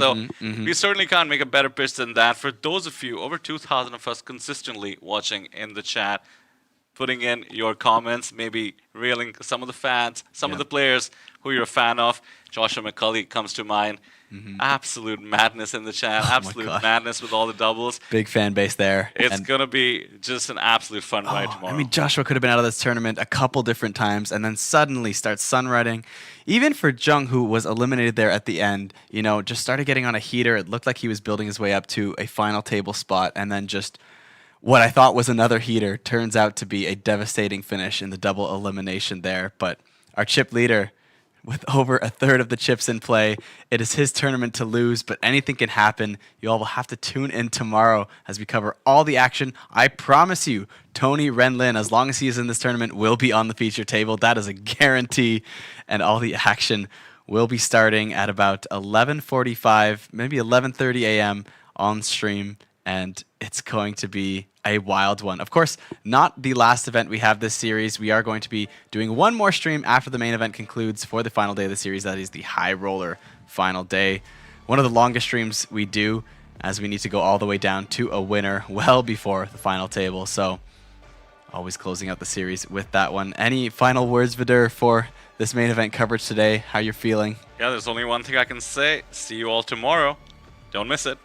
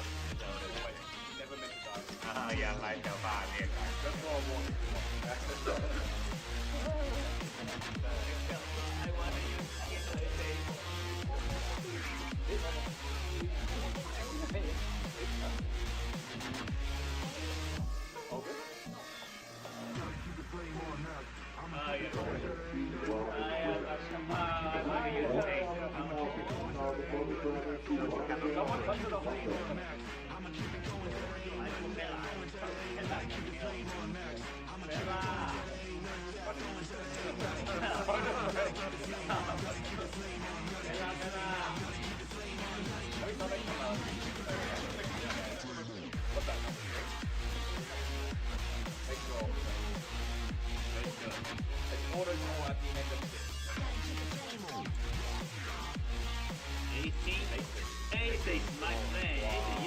You like to see the ace to come more out. It's more out. What's the best stop? 10. 10 is the way. Good job.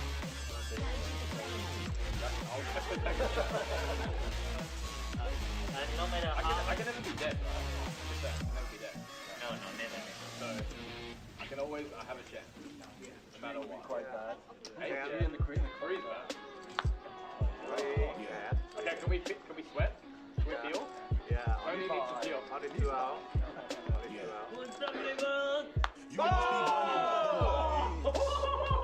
Wow! I said only 2 hours. Number 1.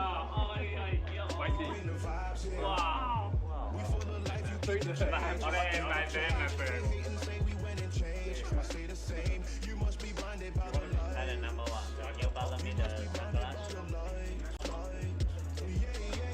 Okay. Yep, everyone's on it. Cool. Go.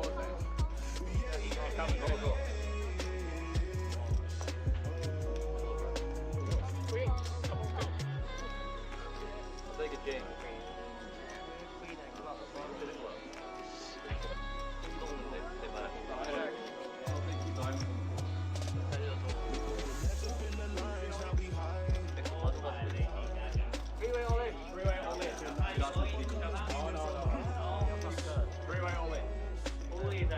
King double kill. King is double kill. King double kill.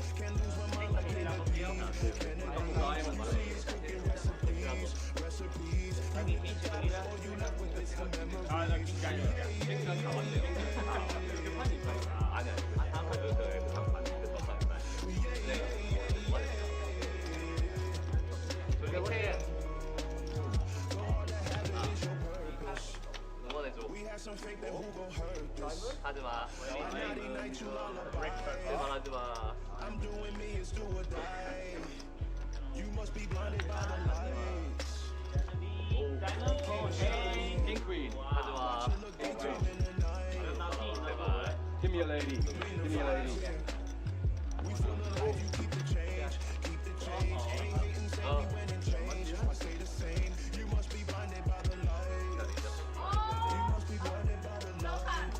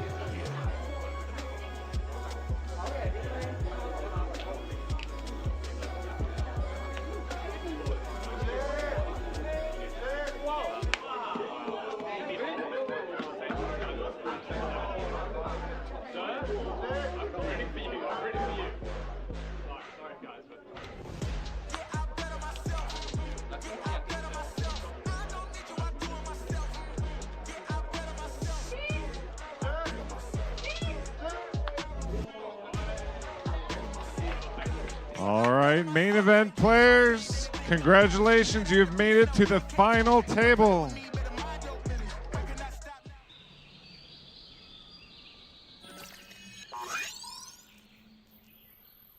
Welcome to Asia's largest online poker room. Our next generation poker software is now initiating.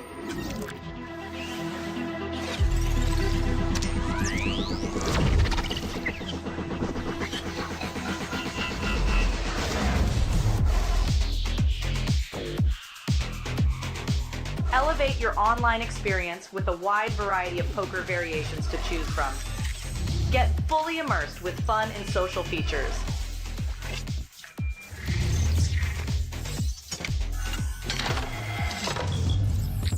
Level up your game with PokerCraft and Smart HUD. Unlock a wealth of rewards including cashback, bonuses, and jackpots.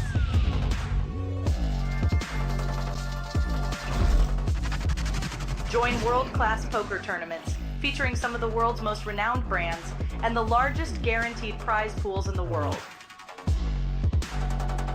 Experience the best in customer service and hassle-free transactions for a seamless online gaming experience. With online poker available on all your devices, you'll be able to play your favorite games anytime, anywhere.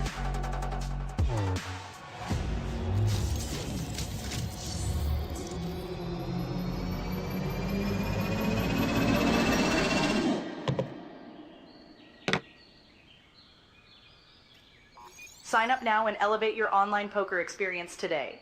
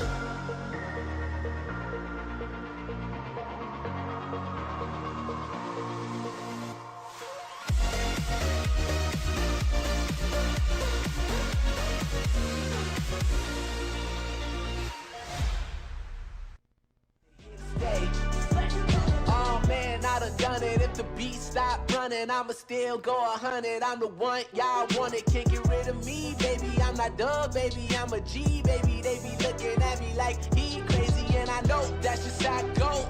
That's what happens when you stay, they want you to go. And when you try to plant a seed, they won't let it grow. But you still gotta rain on them and put some game on them, yeah. Rain dance, I'ma make it splash. They had enough, but I'm still carrying the flag. We don't play around, don't you judge us on the past. Yeah, we better now than never, you should say the best for last. Okay, we here to stay, me and the squad all day. They here to stay, and we don't never go away. We here to stay, I got them saying okay. They here to stay. I'ma stay right where I'm at. Tell me what's better than that. What's better than that? I'ma stay right where I'm at. Tell me what's better than that. Yo, I've been on fire like 100 in the valley, boy. Pull up if you feeling froggy, I give out the addy, boy. Team yelling at a boy, cause between the cake and the hit